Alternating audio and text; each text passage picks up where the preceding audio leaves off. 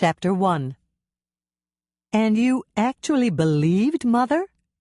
Hannah Swensen stared at her sister in complete amazement. Well, yes. Andrea shifted slightly on her stool at the stainless steel work island in Hannah's industrial kitchen at the cookie jar. Let me get this straight. Hannah's youngest sister, Michelle, looked every bit as astounded as Hannah did.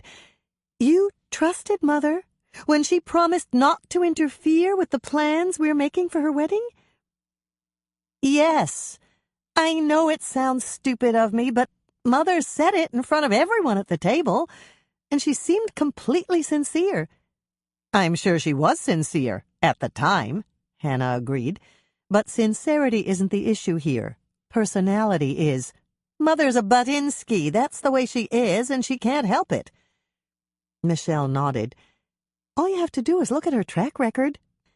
Did you really believe she'd let us arrange everything and just show up for the ceremony?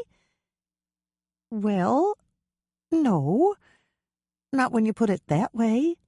But she said she wanted a fall wedding, and I chose fall colors for the flowers. I had beautiful bronze asters and yellow and orange chrysanthemums. Mother loves chrysanthemums.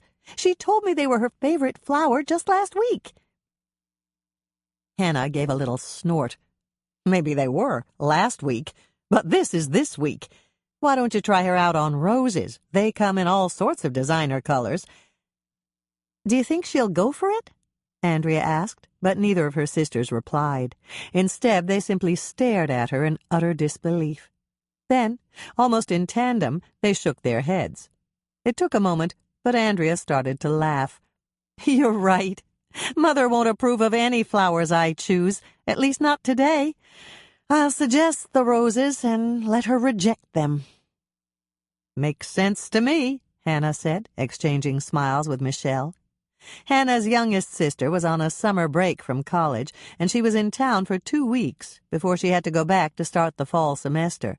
She'd spent the previous night with her friend, Carly Richardson, who was undergoing a big change in her family dynamics. I didn't get a chance to ask you when I came in, Andrea addressed Michelle. How's Jennifer Richardson doing? She's doing a lot better than I expected. She's fitting right in, almost as if she never left. And I could tell that Loretta's really happy she's home. Carly told me she really likes Jennifer, but I know it's a big adjustment for her. For most of her life, Carly was like an only child. How old was Carly when Jennifer ran away? She was 4. There's almost 10 years between them, and Jennifer ran away right after her 14th birthday.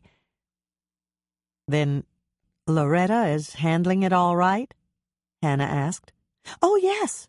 Carly says it was a big shock when her mother got that call from Jennifer, but she always believed that Jennifer would come back home someday. All 3 Swensen daughters were silent for a moment, thinking about the troubles that the Richardson family had endured.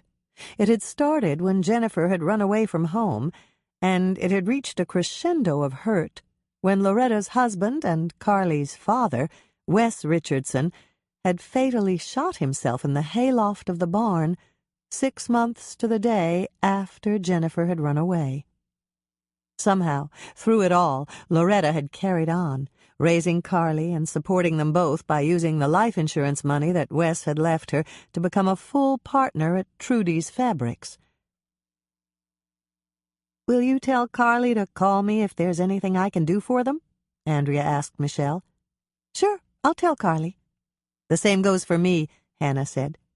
Michelle, Carly, and Tricia Barthel had been fast friends in school, and Hannah had always been fond of Carly. Now, let's get back to the wedding plans before Mother gets here, she said, bringing them back to the subject at hand. How are you coming along with the bridesmaid dresses, Michelle? I'm not. Mother says she wants our dresses to match the flowers, so I have to wait until she makes up her mind about them.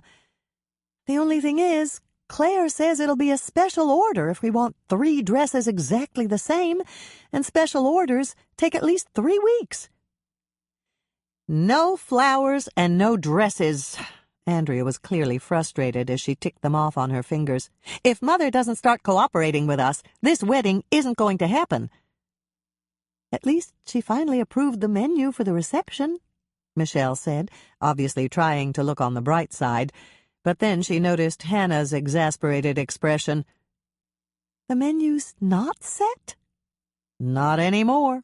Mother called me yesterday and said she didn't want the standing rib roast. So far, she's rejected beef, pork, lamb, and poultry, including Doc's favorite, rock Cornish game hens."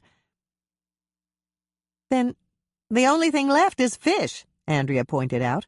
"I know. I'm going to try to talk her into poached salmon with champagne sauce. Sally says she can do that for a large crowd." "I think Mother likes salmon," Michelle said, but she didn't look convinced. "Do you think she'll go for it?" "We'll find out in a couple of min—" Hannah stopped in mid-sentence when there was a sharp knock at the back door. That must be Mother now. "Andrea, will you please get the door? And if you'll pour her coffee, Michelle, I'll dish up some chocolate-covered cherry cookies.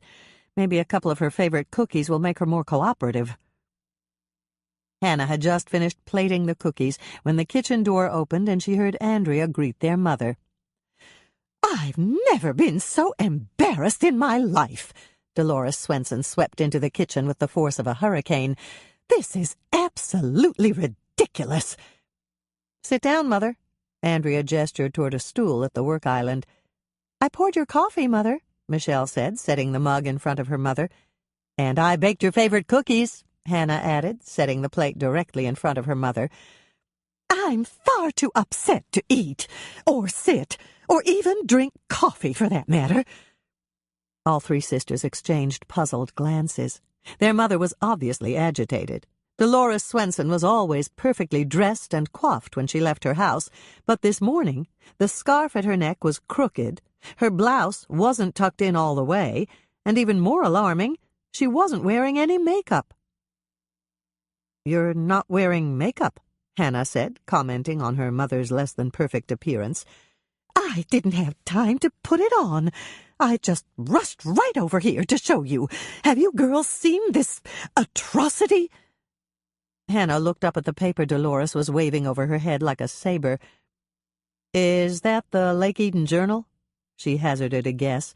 "Yes, and I'm never going to speak to Rod Metcalf again." Dolores named the editor and owner of the town newspaper. "He's nothing but a snake in the grass."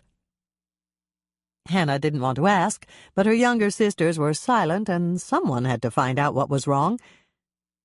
"I'm not sure what you're talking about, Mother. What did Rod do?" "He wrote this." Dolores slammed the paper down on the stainless steel surface in front of Hannah. "Just read it, and you'll see what I mean." Hannah glanced at the headline. "Jordan High Gulls win 3 games in a row?" she asked, reading it aloud. "Not that one."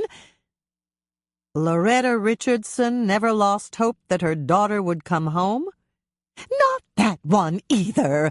Read the article below it. I've never been so mortified in my entire life."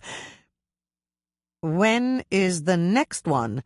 No body knows?" Hannah read the heading on the article halfway down the page. "Yes! That awful man ridiculed us.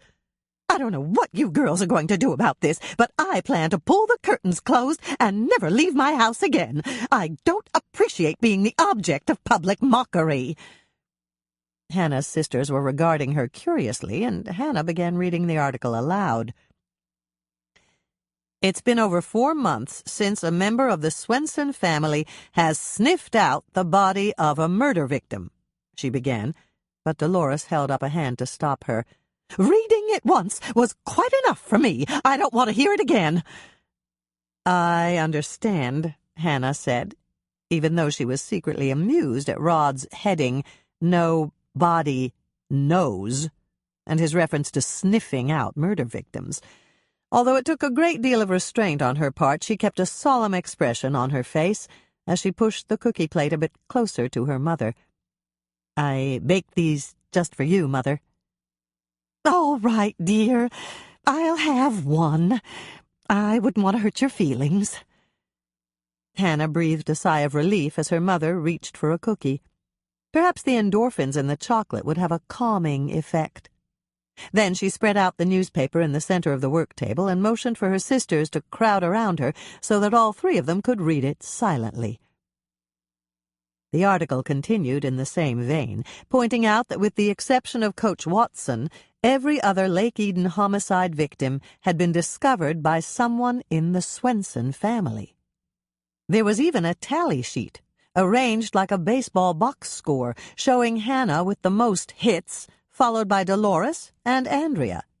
Michelle was in last place with nothing but strikeouts. Under the scorebox was a quote from Andrea's husband, Bill Todd, the Winnetka County Sheriff, who said that the drop in the murder rate had made it possible for his deputies to take care of routine matters like serving warrants for smaller crimes and tracking down citizens who had failed to show up for jury duty. Then, Rod quoted one of Hannah's boyfriends, Deputy Mike Kingston, who said his homicide detectives were almost caught up on paperwork. The article ended with another quote from Mike that had Hannah wincing slightly, because he speculated that perhaps Hannah's uncanny ability to find murder victims, an attribute he called her slaydar, was on the blink. There was an awkward moment of silence as they all finished reading, and then Hannah spoke. "We really shouldn't be that upset over this," she said, attempting to put the best spin on what she'd just read. "Rod didn't have enough real news, so he put this in as one of his little jokes." "It's not funny," Dolores said, and her tone was icy. "It's cruel. And after Doc reads it, he'll be just as embarrassed as I am. I wouldn't blame him a bit if he called off the wedding." "Doc would never do that," Hannah told her. "He loves you. You know that. And Doc knows Rod well enough to realize that this is just another one of his spoofs. Nobody's going to take it seriously, Mother." Hannah turned to her sisters. "Right, girls?" "Right," Michelle agreed quickly. "Everybody in Lake Eden knows that Rod has a strange sense of humor," Andrea said. "Remember when he ran that awful picture of Bill right after he was elected sheriff?" "The one that said law enforcement at its finest?" Hannah asked, unable to keep the grin off her face as she remembered the photo of her brother-in-law dressed in the bank robber outfit he'd worn when he took Tracy and her friends out to trick-or-treat for Halloween. "Yes, Bill knew it was a joke. He even thought it was funny, and so did everybody else at the sheriff's station."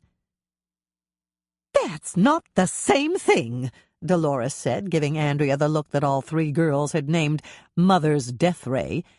"You girls may think this is funny, but I'll never be able to hold my head up in this town again." The sisters exchanged glances, but no one was about to argue the point. Despite the fact that she'd reached for another cookie, their mother was still in a terrible mood. The silence stretched on for several more seconds, and finally Michelle spoke up. "Where's Lisa?" Michelle asked in an obvious attempt to change the subject. "At Cyril's garage," Hannah told her. "Her car was supposed to be ready by 7, and Herb dropped her off there on his way to work." Andrea glanced at the clock on the kitchen wall. "It's 8:30.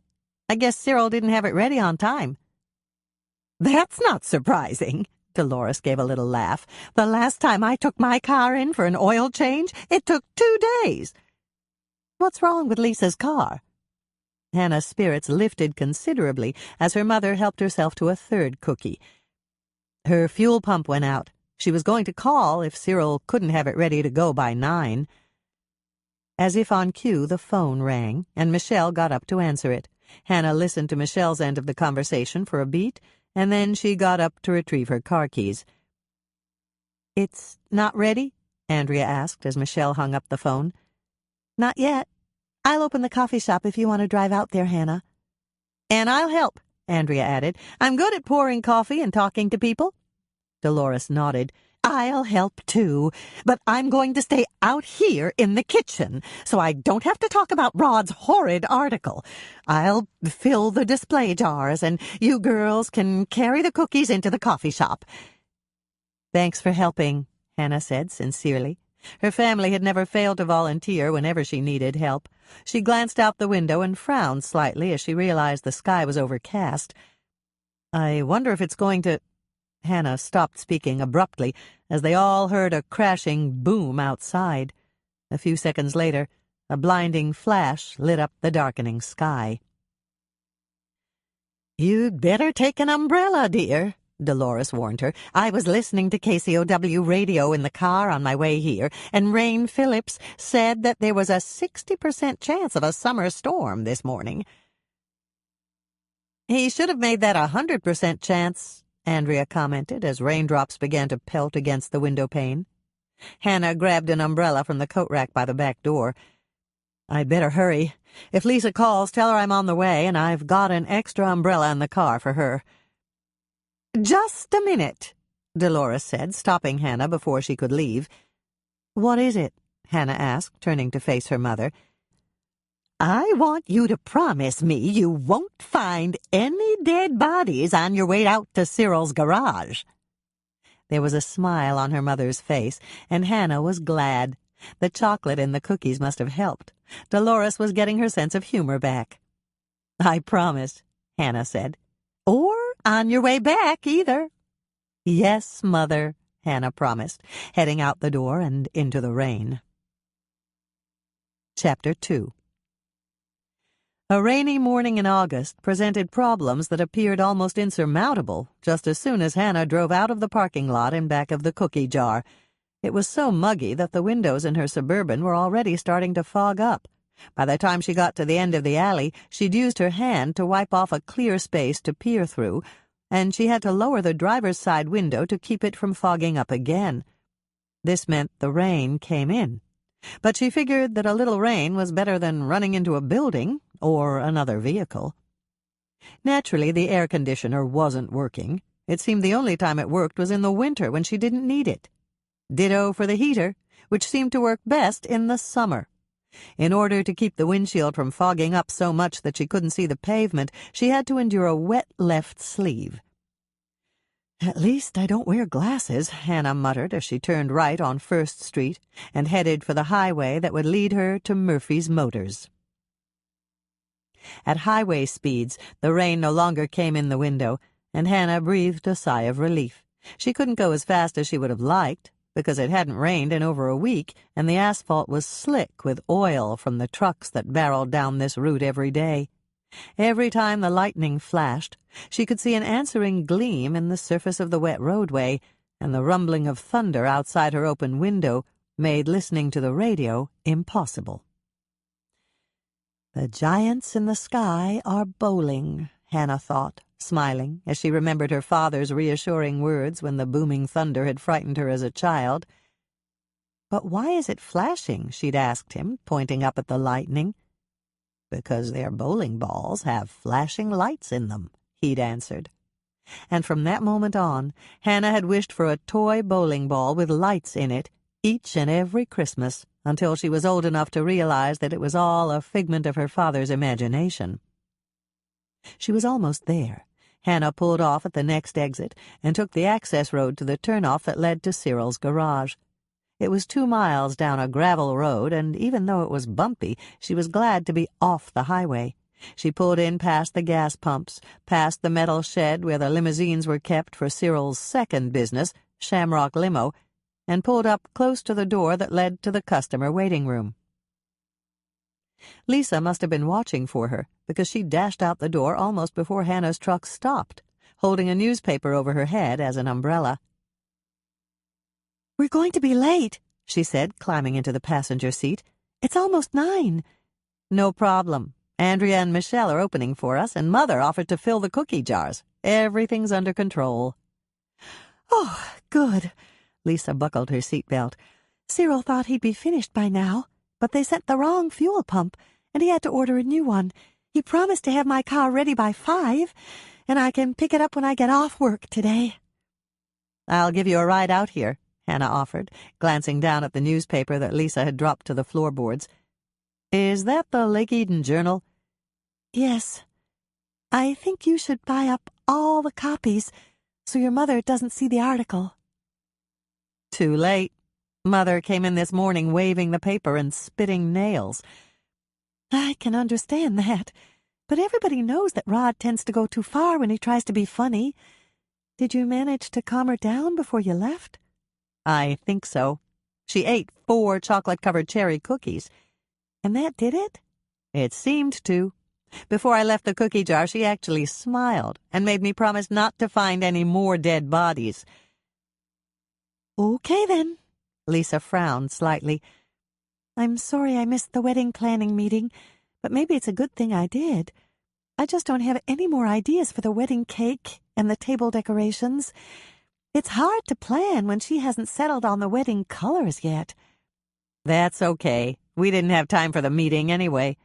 Hannah came to the entrance that led to the highway, but she bypassed it to continue down the gravel road. Aren't we taking the highway? No, my windshield wipers need replacing, and I was practically blinded every time someone passed me.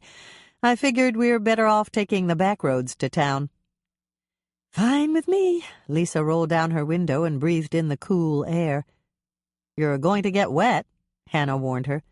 I know, but I've got another blouse at the shop, and it's like a sauna in here. It's too bad you can't get your climate control system fixed.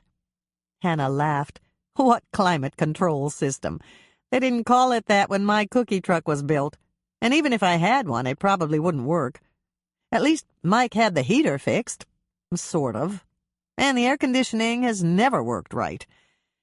Cyril says I need a whole new unit, and it's just not worth sinking the money into something this old.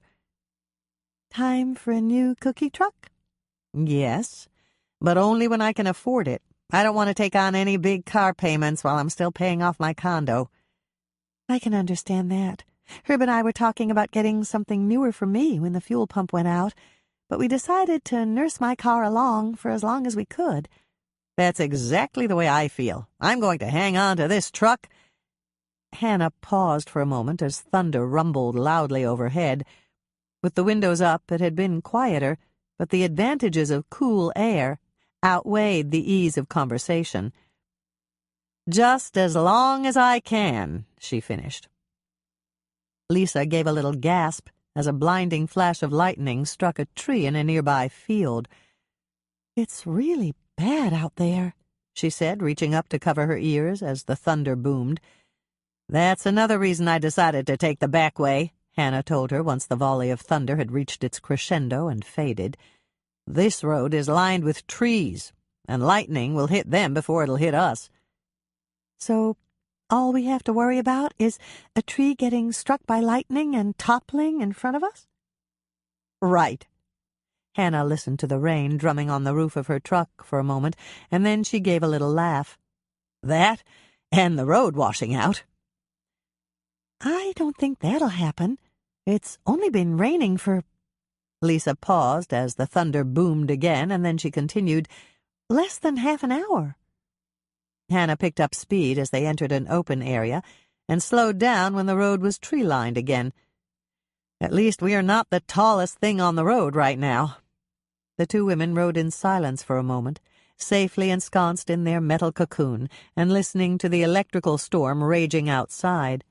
Then Lisa spoke. I wonder if we'll get any customers at all today. My guess is not many. That's exactly what I think. Maybe we'll have time to sit and have a cup of coffee and talk about something besides your mother's wedding. That would be a welcome change. Hannah gripped the wheel tightly as they passed another open area. The blinding lightning flashes and crashing thunder were unnerving. She steered to avoid a puddle that was building up in a low spot on the road, and her truck fishtailed slightly.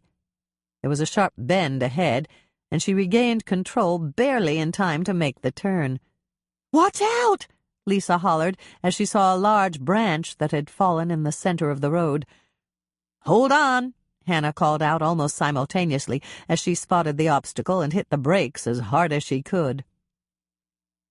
The Suburban fishtailed again on the loose, wet gravel as she swerved to avoid the branch, and then there was a sickening thump as Hannah's front bumper hit something on the shoulder of the road. Hannah uttered a phrase she never would have voiced if her nieces had been within earshot. Sorry, Lisa. Are you okay? I'm fine. You weren't going that fast. And don't worry about what you said. It's exactly what I was thinking. Did you hit that tree branch? I don't think so. I'm almost sure I avoided it. It must have been something else. Hannah leaned forward to wipe fog from the inside of the windshield, and Lisa did the same. Then both of them peered out into the driving rain. Can you see anything? Not much. There's something there, and I think part of it is light-colored, but... Lisa stopped her description as lightning flashed, and then she gave a little cry. Oh, Hannah, I think it's a person. As if of one mind, both women opened their doors and jumped out into the elements. Hannah didn't feel the rain that pelted down with the force of a spewing faucet. She didn't flinch as a second and then a third bolt of lightning arced down only feet from where they were standing. She was concentrating solely on the motionless figure on the gravel. I can't quite tell what... Oh, no! Lisa was clearly badly shaken as she arrived at the front of the truck. It's a man, Hannah, and I think he's dead. Hannah heard the panic in her partner's voice, but she was too busy to deal with it now. She knelt down beside the man on the ground, and with cold and wet fingers she felt for a pulse. For one brief moment she thought she felt a slight sign of life, but that hope quickly faded when she saw that the man's neck was bent at an impossible angle. Is he... Lisa attempted to ask the question again. He's dead, Hannah answered. Lisa swallowed hard, and then she asked another question. Who is it? I don't know. I've never seen him before. A stranger, Lisa said in a shaking voice. Come on, Lisa. Hannah motioned to her partner as she got up and walked back to the truck. We need to call this in to the sheriff's station. A few moments later, the call had been made, and the two partners were silent, sitting in their respective seats, staring out at the rain splattering big, fat drops against the windshield. Tree branches were dipping low with the weight of the rain. Thunder was rumbling like a prehistoric beast, and flashes of lightning caught the scene outside in freeze frame. It was a bad storm, a nasty storm. Inside the truck, they were lucky to be protected from the elements. Where are you going? Lisa asked as Hannah grabbed her umbrella from the back seat and opened the driver's door. Hannah didn't answer. She couldn't find the words. Head bent, her eyes on the ground, she walked around to the front of her truck, opened the umbrella, and propped it up over the dead man's face. No one should have to be outside and unprotected in this storm. It just wasn't right. Tears were running down Lisa's face as Hannah climbed back in the truck. She reached over to pat Hannah's hand, and then she reached in her purse for a tissue. Hannah handed her the box that she always kept on the console. I'm glad you did that, Lisa said, wiping her eyes. I had to, Hannah replied, and then she began to shake, almost uncontrollably. She knew it was a combination of the rain, the cold, and the wet clothing she was wearing. It was also the fact that despite her promise to her mother at the cookie jar, she'd found another dead body. And this time, it was even worse, because she'd killed him herself. Chapter 3. It didn't take long for the ambulance to arrive, since the hospital was only a few miles away. Hannah watched from the driver's seat as Doc Knight, clad in a yellow slicker and hat, checked for vital signs. It took him a while. Doc was nothing if not thorough, but she knew there was no hope because of the grim expression on his face when he came around to her side of the car. He's dead? She asked, fearing the worst. Yes. But before Doc could do more than pat her on the shoulder, Mike Kingston and Lonnie Murphy pulled up. Even though Hannah dated Mike occasionally and usually felt a surge of excitement when she saw him, today it was different.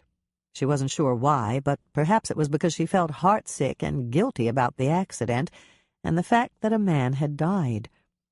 Looking back, she didn't think she could have anticipated and avoided it, but she was utterly miserable all the same. Coupled with the fact that she was shivering almost uncontrollably from shock and thoroughly chilled from wearing wet clothing, there was no joy at seeing one of her boyfriends. "Hannah," Mike said, and there was a warmth in his voice that she would have gloried in under any other circumstances. "What happened, Hannah?" "It was raining really hard, and I wasn't going fast, but my truck skidded when I tried to avoid that tree branch, and—" "Hold it," Mike ordered, reaching out to squeeze her arm as he pulled out his notebook. "Start from the beginning and don't leave anything out. Lisa, Lonnie is going to take your statement in the squad car, so please go with him." As Lisa opened the passenger door to get out of her truck, Hannah had the crazy urge to beg her not to leave. But before she could act on her impulse, Mike patted her shoulder.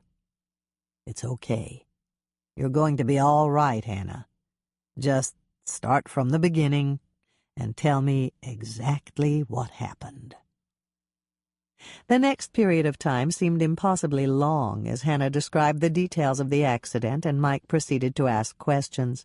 The volleys of questions and answers seemed endless, and Hannah wished she could just go back to her condo, climb into bed, and pull the covers over her head. This wasn't real. It couldn't be. When she got up this morning, the sky was clear, and she'd looked forward to the day.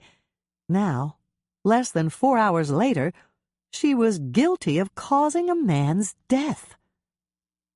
"Okay, Mike, that's enough," Doc Knight called out, walking up to the open window of Hannah's truck. "I need to take Hannah and Lisa back to the cookie jar now." "But I'm not finished taking—" "Yes, you are." Doc glanced at Hannah. "Do you have dry clothes at work?" Hannah nodded. Her teeth were chattering so hard it was difficult to speak. "All right, then. I left the heater on in my car, and Lisa's already inside. Leave your keys for Mike. Hop out and go join her. I'll be there in just a second." He turned to Mike. "You'll make sure that Hannah gets her truck back when you're through with it?" "Yes, but I really need to—" Mike started to object, but Doc shook his head. "Whatever you need to do, you can do it later at the cookie jar, when they're dry and warm. You wouldn't want to be responsible for 2 cases of pneumonia compounded by severe shock, would you?" "Of course not, but—" "Good." Doc opened Hannah's door and helped her out. "Come along, Hannah. You need to leave right now. Doctor's orders." "Oh, Hannah!" Dolores gave a little cry of distress as Doc led Hannah and Lisa into the kitchen. "Here it comes," Hannah thought, taking a deep breath in preparation. Her mother was going to chew her out royally for not only finding another dead body, but actually causing his death. "I'm sorry, Mother," she said. "Sorry for what?" "I promised you I wouldn't find another dead body." "Don't be silly, dear. I was talking about murder victims. I'm just so glad you're both all right." "So am I, but I feel terrible about hitting that man. I was trying to avoid a branch in the road, and I didn't see him." Dolores rushed over to give Hannah a hug in spite of her daughter's drenched clothes and wet hair.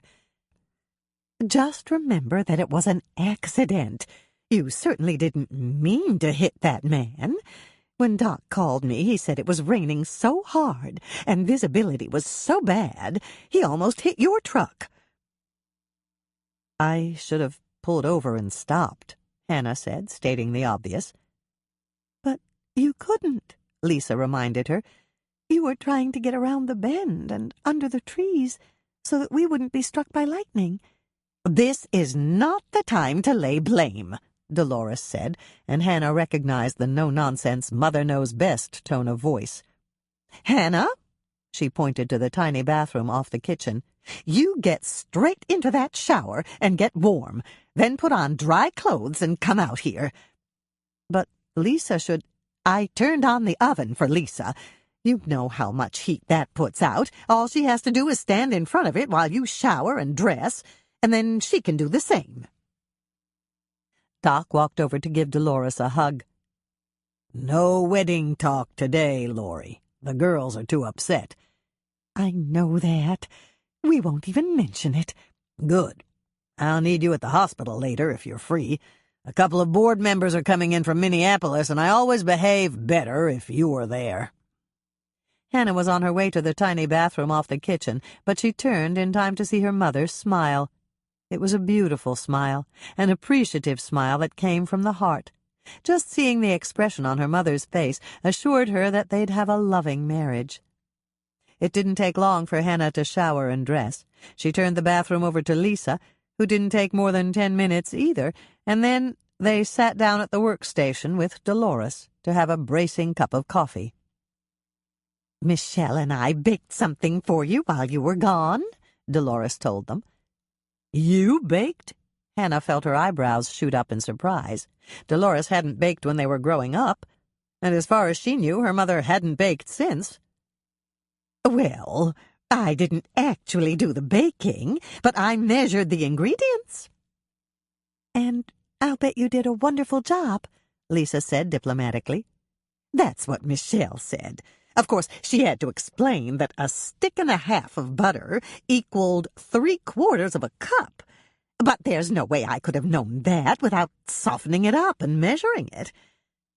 Absolutely right, Hannah told her, feeling absurdly pleased that her mother had measured ingredients to help Michelle bake for them.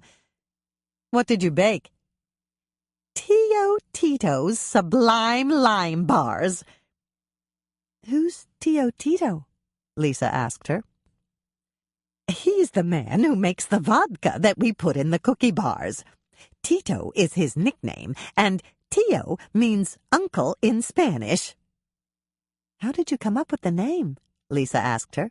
Michelle named them. She took a summer school class in Spanish, and she thought it sounded cute. We can't sell those to minors, Mother, Hannah reminded her. Not with alcohol in them. Oh, they're not for sale. They're for you and Lisa. When Doc called, he told me to run across to the municipal liquor store and buy a bottle of brandy to put in your coffee. But Hank had so many different kinds of brandy, I couldn't decide. Then I noticed that one bottle had a copper top, and it was different from all the rest. So I bought that.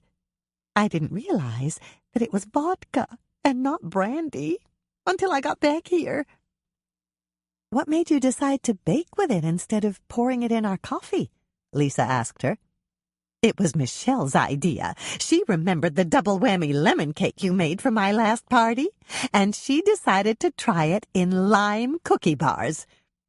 Hannah smiled at her mother to show she was about to tease her. They sound wonderful. Are we going to talk about them? Or do we actually get to taste them? You get to taste them, Dolores laughed as she reached for the foil-covered plate at the end of the workstation. Wait just a second. I'm going to get Michelle. She wanted to be here when you tasted them. The moment the swinging restaurant-style door between the kitchen and the coffee shop had shut, Hannah reached for the foil-covered plate and pulled off the foil.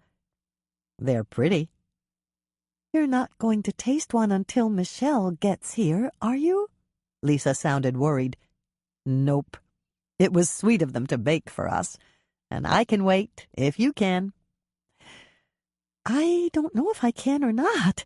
They smell really good. Yes, they do. Maybe we could just take a little bit off the bottom and— Hannah halted in mid-reach as the door swung open and Michelle and Dolores came in. You didn't taste them yet, did you? Dolores asked. Hannah shook her head. No, but it was close. It's a good thing you came in when you did. A moment later, all four of them were munching on Michelle's creation. Hannah popped the rest of her bar cookie in her mouth and gave a happy sigh. Incredibly delicious, she pronounced. Just wonderful, Lisa added. Do you think we could make them without the vodka so we could sell them in the coffee shop? Michelle looked thoughtful for a moment. I don't see why not. There's 1/3 cup of vodka in the whole pan of bars. And we used 1/3 cup of lime juice. I don't see why you couldn't use 1/3 cup of whole milk for the vodka and leave the lime juice as it is. How about increasing the lime juice to 2/3 of a cup? Dolores asked her. I really like lime. So do I, but that might make it too limey. If limey is a word, that is. It is, Hannah told her. It's a term that was used for English sailors back in the early days. They were at sea for months, sometimes years, and they used to carry barrels of limes on a ship for sailors to eat to keep from getting scurvy. I like limes as much as you do, Mother, but I agree with Michelle. It could be a little too limey. That's why I'm just the measurer and not the baker, Dolores said. These are just perfect, Michelle. It's really a delightful recipe, and I know Doc would absolutely love to taste them. Hannah caught her mother's not-so-subtle hint. I get it, Mother. Let's all have one more and save a couple for Lisa to take home to Herb. And then, if you like, you can take the rest out to the hospital for Doc. Not just Doc, Dolores explained. I was thinking about that lunch with the board members. Doc needs their approval on a couple of things, and I don't think a little vodka ever hurts when you're dealing with board members. Tio Tito's Sublime Lime Bar Cookies. Preheat oven to 350 degrees Fahrenheit, rack in the middle position. 1/2 cup finely chopped coconut. Measure after chopping. Pack it down when you measure it. 1 cup cold salted butter. 2 sticks, 8 ounces, 1/2 pound. 1/2 cup powdered confectioner's sugar. No need to sift unless it's got big lumps. 2 cups all-purpose flour. Pack it down when you measure it. 4 beaten eggs, just whip them up with a fork. 2 cups white granulated sugar. 1/3 cup lime juice, freshly squeezed is best. 1/3 cup vodka. I used Tito's handmade vodka. 1/2 teaspoon salt. 1 teaspoon baking powder. 1/2 cup all-purpose flour. Pack it down when you measure it. Powdered confectioner's sugar to sprinkle on top. Coconut crust. To get your 1/2 cup of finely chopped coconut, you will need to put approximately 3/4 of a cup of shredded coconut in the bowl of a food processor. The coconut will pack down more when it's finely chopped, so you'll need more of the stuff out of the package to get the 1/2 cup you need for this recipe. Chop the shredded coconut up finely with the steel blade. Pour it out into a bowl and measure out 1/2 cup, packing it down when you measure it. Return the 1/2 cup of finely chopped coconut to the food processor. You can also do this by spreading out the shredded coconut on a cutting board and chopping it finely by hand. Cut each stick of butter into 8 pieces and arrange them in the bowl of the food processor on top of the chopped coconut. Sprinkle the powdered sugar and the flour on top of that. Zoop it all up with an on and off motion of the steel blade until it resembles coarse cornmeal. Prepare a 9-inch by 13-inch rectangular cake pan by spraying it with Pam or another non-stick cooking spray. Alternatively, for even easier removal, line the cake pan with heavy-duty foil and spray that with Pam. Then all you have to do is lift the bar cookies out when they're cool, peel off the foil, and cut them up into pieces. Sprinkle the crust mixture into the prepared cake pan and spread it out with your fingers. Pat it down with a large spatula or with the palms of your impeccably clean hands. Hannah's first note. If your butter is a bit too soft, you may end up with a mass that balls up and clings to the food processor bowl. That's okay. Just scoop it up and spread it out in the bottom of your prepared pan. You can also do this in a bowl with a fork or a pie crust blender if you prefer. Hannah's second note. Don't wash your food processor quite yet. You'll need it to make the lime layer. The same applies to your bowl and fork if you make the crust by hand. Bake your coconut crust at 350 degrees Fahrenheit for 15 minutes. While your crust is baking, prepare the lime layer. Lime layer. Combine the eggs with the white sugar. You can use your food processor and the steel blade to do this, or you can do it by hand in a bowl. Add the lime juice, vodka, salt, and baking powder. Mix thoroughly. Add the flour and mix until everything is incorporated. This mixture will be runny. It's supposed to be.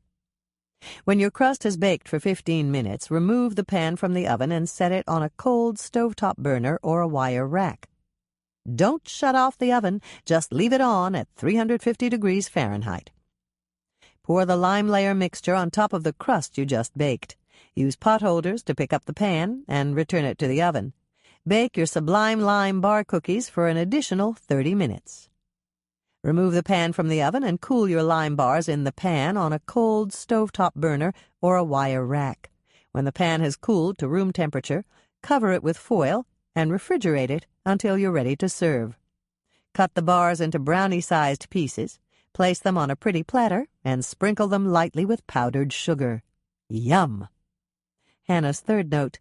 If you would prefer not to use alcohol in these bar cookies, simply substitute whole milk for the vodka. This recipe works both ways, and I can honestly tell you that I've never met anyone who doesn't like my Sublime Lime bar cookies. Chapter 4. There was a knock at the back door, and Hannah glanced at the clock. It was 11 in the morning, and her mother had left 20 minutes ago. Teotito's Sublime Lime bar cookies tucked under her arm for the board member luncheon. It would have taken her at least 10 minutes to drive to the hospital, and if her mother's best friend, Carrie Rhodes, was working with the Rainbow Ladies at the hospital this morning, the news of her accident would be all over town. Bad news travels fast, Hannah repeated one of her great-grandmother's favorite homilies as she headed across the kitchen floor to open the door. Might as well get it over with. She added the phrase she'd been repeating to herself ever since she'd realized that the stranger she'd struck was dead. And then she winced a bit at her grammar. It was probably Bertie Straub from the Cotton Curl at the end of the block. Bertie was on the third tier of the Lake Eden Gossip Hotline, the phone tree Dolores and Carrie had established to disseminate breaking news in Lake Eden, and Bertie would have heard about the accident by now. She was undoubtedly arriving to get the full details from Hannah so that she could repeat them to her morning clients. "Hi, Norman!" Hannah changed names in mid-speech as she saw the other man she dated, Norman Rhodes, standing there. "Come in, Norman." Norman closed his umbrella and stepped inside, placing it on the rug Hannah always kept by the back door when it was raining. "I wasn't sure you'd want to talk to anybody." "You're not just anybody," Hannah told him, stepping into his arms for a most welcome hug. His arms tightened around her, and she realized that this was the first time she'd felt completely safe and thoroughly comforted since Doc had confirmed that the man she'd struck on the road was dead. Norman was her haven, her safe harbor from the calamities of life. Was she a fool for not marrying him and staying secure with him for the rest of her life? Some said yes, and some said no, and Hannah knew that both sides were right. She was a fool. She had everything she needed right here in Norman's arms. And she wasn't a fool, because no woman should marry when she still had strong feelings she couldn't ignore for a different man. She pulled away slightly, as if in reaction to her last thought. And as if Norman somehow sensed her mood, he released her so that she could step back. "So, tell me about it," Norman said, and then he paused for a moment. "But only if you want to, of course." "I want to. Just let me get you a cup of coffee first." Hannah gestured toward the stainless steel workstation. "Have a seat. I'll get you a couple of cookies, too." "Great. I didn't have time for breakfast. Cuddles learned how to chase a ball this morning, and we played longer than we should have." Hannah felt the corners of her mouth turn up in a smile on her way to the kitchen coffee pot. Norman was a great kitty daddy. "I thought Cuddles knew how to chase a ball." "Oh, she did, but she finally figured out that I'd throw it again if she brought it back and dropped it in front of me." As she plucked a chocolate chip crunch cookie, a lovely lemon bar cookie, and a molasses crackle from the baker's rack, Hannah thought about how her cat, Moisha, brought his toy mouse back to her every time she threw it. Do you think she learned it from Moisha? She must have. I didn't try to teach her to do it. I'm almost sure she learned it last night when I brought her over to your place to play. It had been a wonderful night, and for a brief moment Hannah wished she could go back in time to the exact instant that Norman had arrived at her condo and live it all over again. Perhaps things would be different the second time around, and Cyril would have Lisa's car ready. Of course, then Lisa might have hit the stranger on her way back to the cookie jar, and she wouldn't wish the guilt of taking someone's life on anyone else, especially not her good friend and partner. "What is it?" Norman asked her when she set their cups of coffee and the plate of cookies down. "You look very serious." "It was nothing, really. I was just thinking that you can't mess with fate." "What were you doing?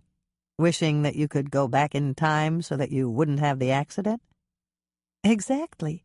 I kept wishing that things were different and wondering what would have happened if I'd left 5 minutes later, or if I'd decided to take the highway to town instead of going the back way. I wonder if anyone else does that." "I do. I scraped my side mirror backing out of the garage right after I moved into our house, and I kept wishing I could go back a couple of seconds in time so that I'd back up straighter and I wouldn't scrape it."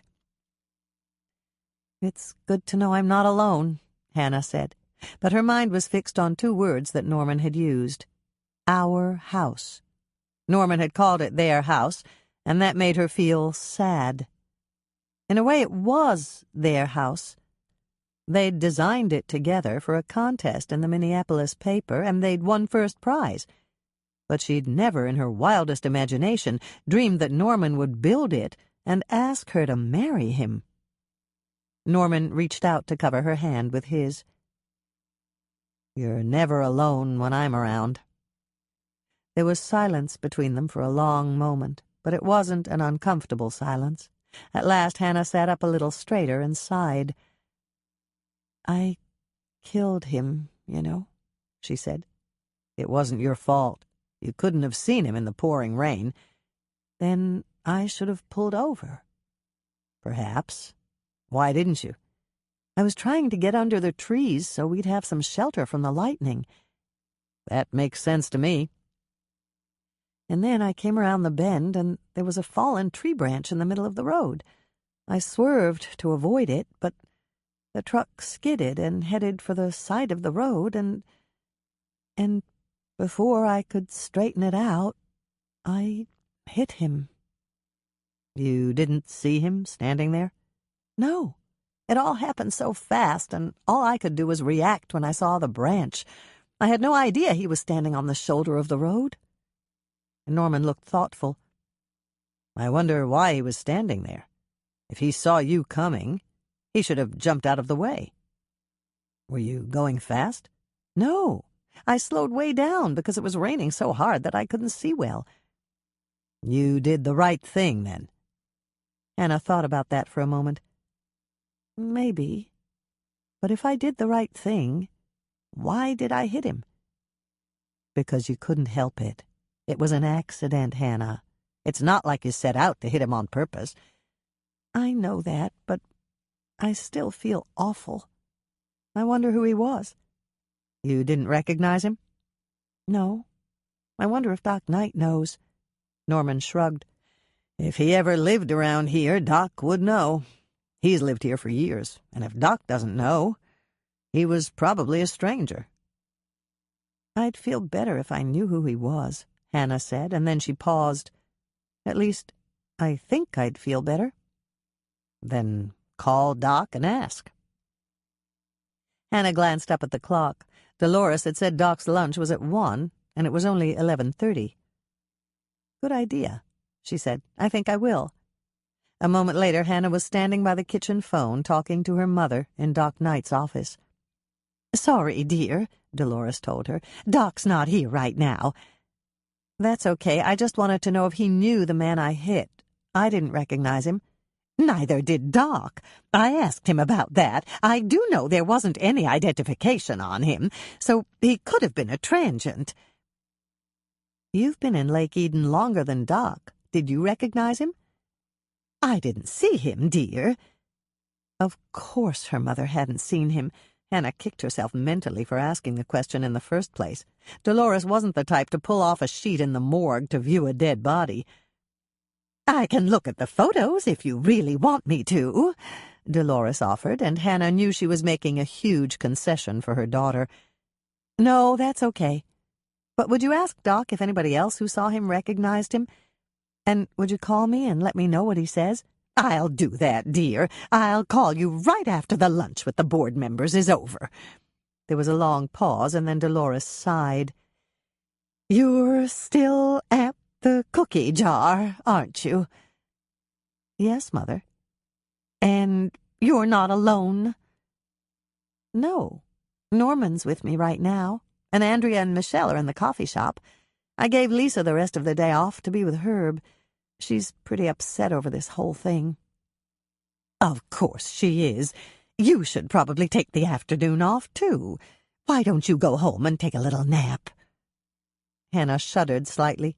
She knew exactly what would happen if she went home and attempted to nap. She'd dream about the stranger she'd hit, and it would be even more frightening than it had been when it actually happened. I think I'll stay here, Mother.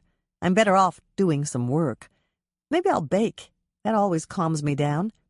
Good idea. Has Michelle told you about Winnie Henderson's party yet? No, but I haven't really seen her. She's been really busy in the coffee shop. I'll tell you then. Winnie called while I was here, and she ordered 6 dozen pirate cookies for her grandson's birthday party. She said they were having a pirate party, and she was hoping you could make something that fit into that theme. Pirate cookies, Hannah repeated, frowning slightly. I've never made a pirate cookie before. I didn't think you had, and that's why I wanted to give you plenty of advance warning. What are you going to do? Put skulls and crossbones on them? Winnie's grandson might like that, but I'm not sure Winnie would. Thanks for telling me about it, Mother. It'll give me something to think about here in the kitchen. And please don't forget to call after the lunch is over. I won't, dear. I doubt lunch will take that long. Doc ordered poached salmon from the hospital kitchen, and you know how I feel about salmon. I'll probably just push it around my plate and eat 2 of the lime bars for dessert. When they'd said their goodbyes and hung up, Hannah headed back to the workstation, and Norman. Mother said Doc doesn't know who the man was. She's going to ask Doc if anybody else recognized him when they brought him into the hospital. She'll call me when Doc gets back to the office after his meeting. What was that about pirates? Norman asked, and then he looked a little sheepish. Sorry, but I couldn't help but hearing your end of the conversation. That's okay.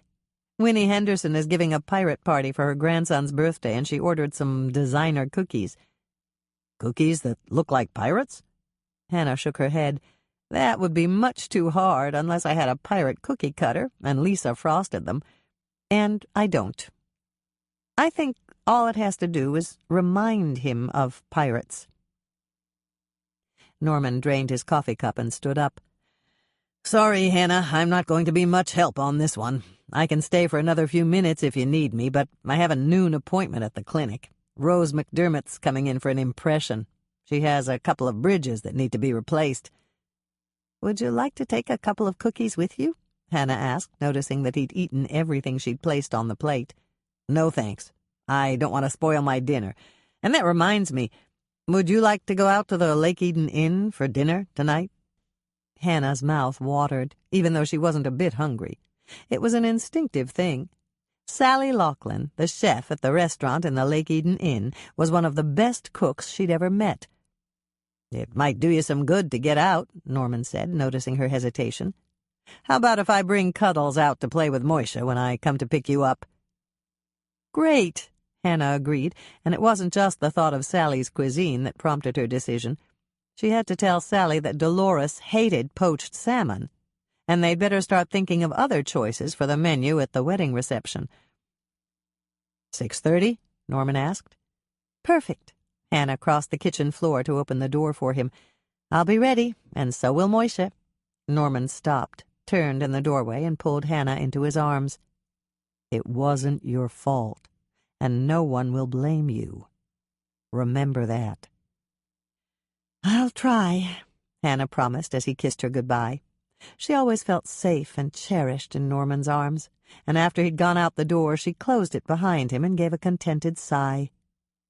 She really ought to marry Norman. He made her feel wonderful, and he was perfect for her.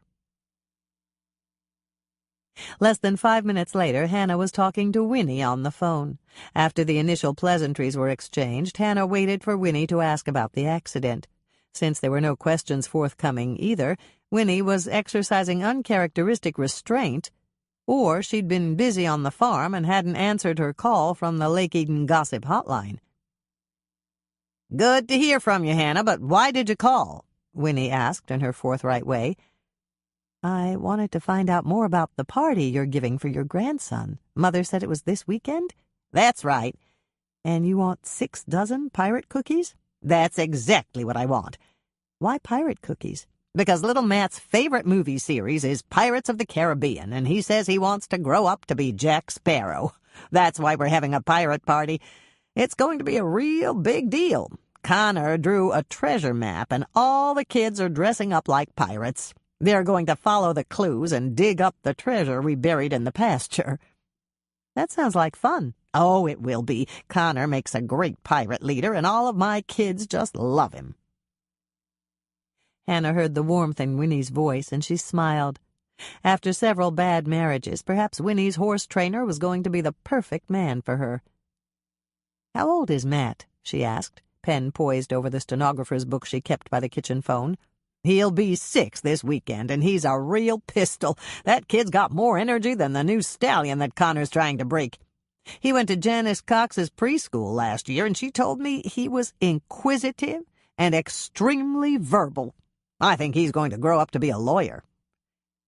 Do you know what else you're going to serve at the party? I sure do. Little Matt told his mother and me exactly what he wanted.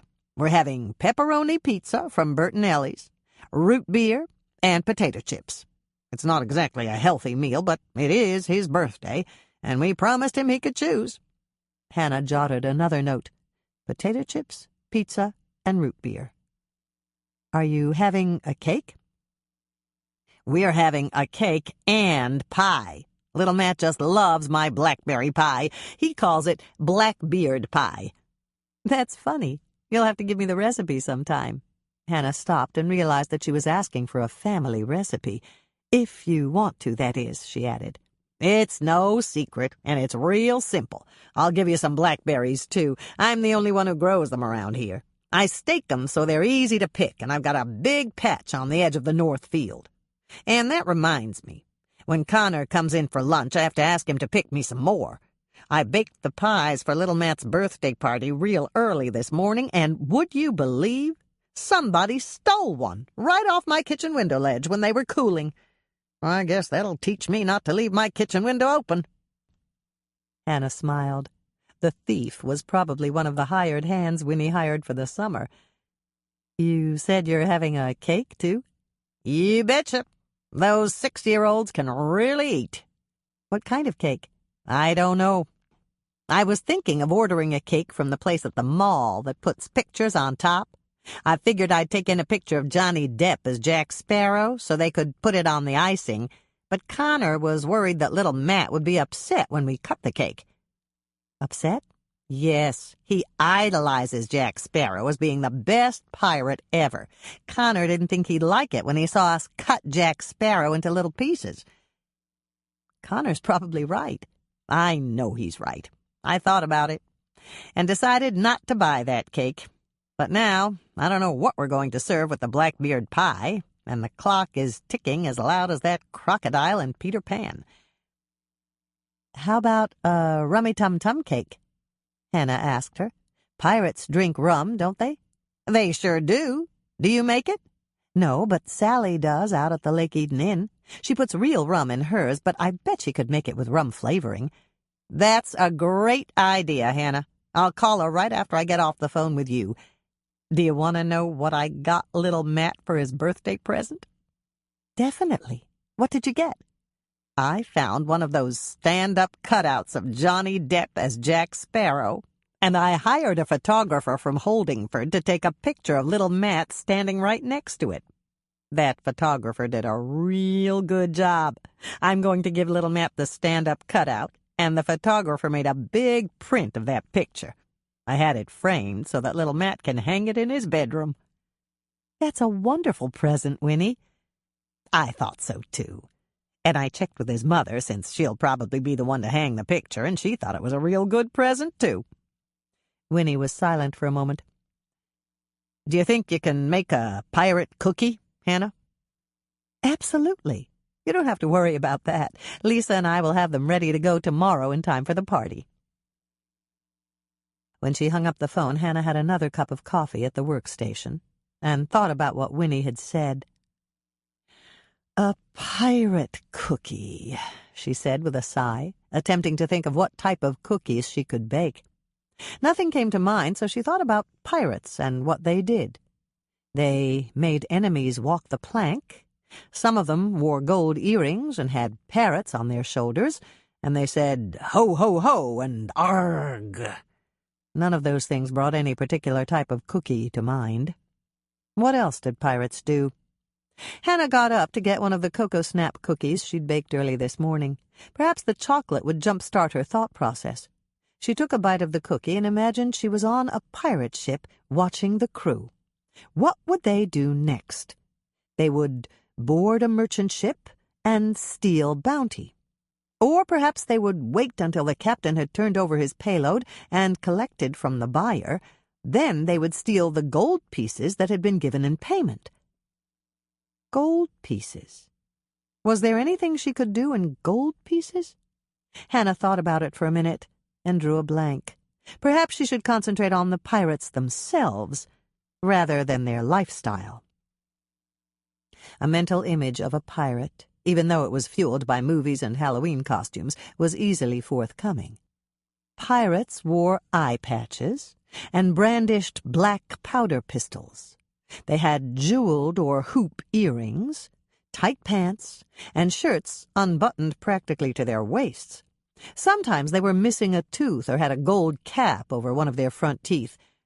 If the pirate was Captain Hook, he had a hook for a hand. "Nothing there," Hannah said aloud, shaking her head. "There aren't any romantic pirates except Jack Sparrow and Lafayette." Perhaps the pantry would give her some ideas. Hannah got up and walked across the kitchen to the pantry. She was surveying the shelves with a frown on her face when she heard someone calling her name. "Hannah?" Hannah recognized the voice immediately. It was Lisa, and she was in the kitchen. But what was Lisa doing here when she had the rest of the day off? "In here," Hannah said, sticking her head out the pantry door. "What are you doing back here? I thought you were going home to relax this afternoon." "I changed my plans. Herb's got a meeting with Mayor Bascom at noon, and he's not sure how long it'll last. He's taking Dylan with him, and Sammy's got a play date with Vespers at the parsonage. I dropped him off at Grandma Knudsen's, and I just couldn't face the idea of going home alone. So I came here." Lisa stopped speaking and gave a little sigh. "Besides, I keep thinking about that man, and wishing I'd seen him there by the side of the road, so I could have warned you." "It was raining too hard to see much of anything, Lisa." "I know that, but I keep wishing anyway. I knew I'd get depressed if I just stayed home, and then I remembered how you bake whenever you're upset. I thought I might as well try that here." "Makes sense to me. You can help me come up with a new cookie." Hannah stepped out of the pantry and reached behind her to turn off the light. "What kind of a cookie?" "A pirate cookie. Winnie Henderson is having a pirate birthday party for her grandson, and we have to come up with a theme cookie." Lisa poured herself a cup of coffee from the kitchen pot, sat down at the workstation, and waited for Hannah to join her. "Can you use your buried treasure bar cookies?" she asked. "That won't work. Winnie wants a cookie, not a bar cookie." Both women sat there thinking for several minutes, and then Lisa began to smile. "What did you just think of?" Hannah asked her. "I thought of our surprise cookies, and then I thought of little snowballs. Why can't we combine the two into one new cookie no one's ever had before?" "You mean little snowballs made bigger with surprises inside of them?" Hannah asked her. "Yes, we could put all sorts of things inside if they were a little bigger. How many do we need?" 6 dozen. "By when?" "By Saturday morning." "Plenty of time." "But that's tomorrow." Lisa didn't look concerned. "Piece of cake," she said. "Or maybe I should say piece of cookie." "Very funny, Lisa." As Hannah watched, Lisa's eyes began to sparkle. "It's going to work, Hannah. We can call them treasure chest cookies, and they'll be perfect for a pirate party. They all have different little gems of sweetness inside." "That sounds perfect to me.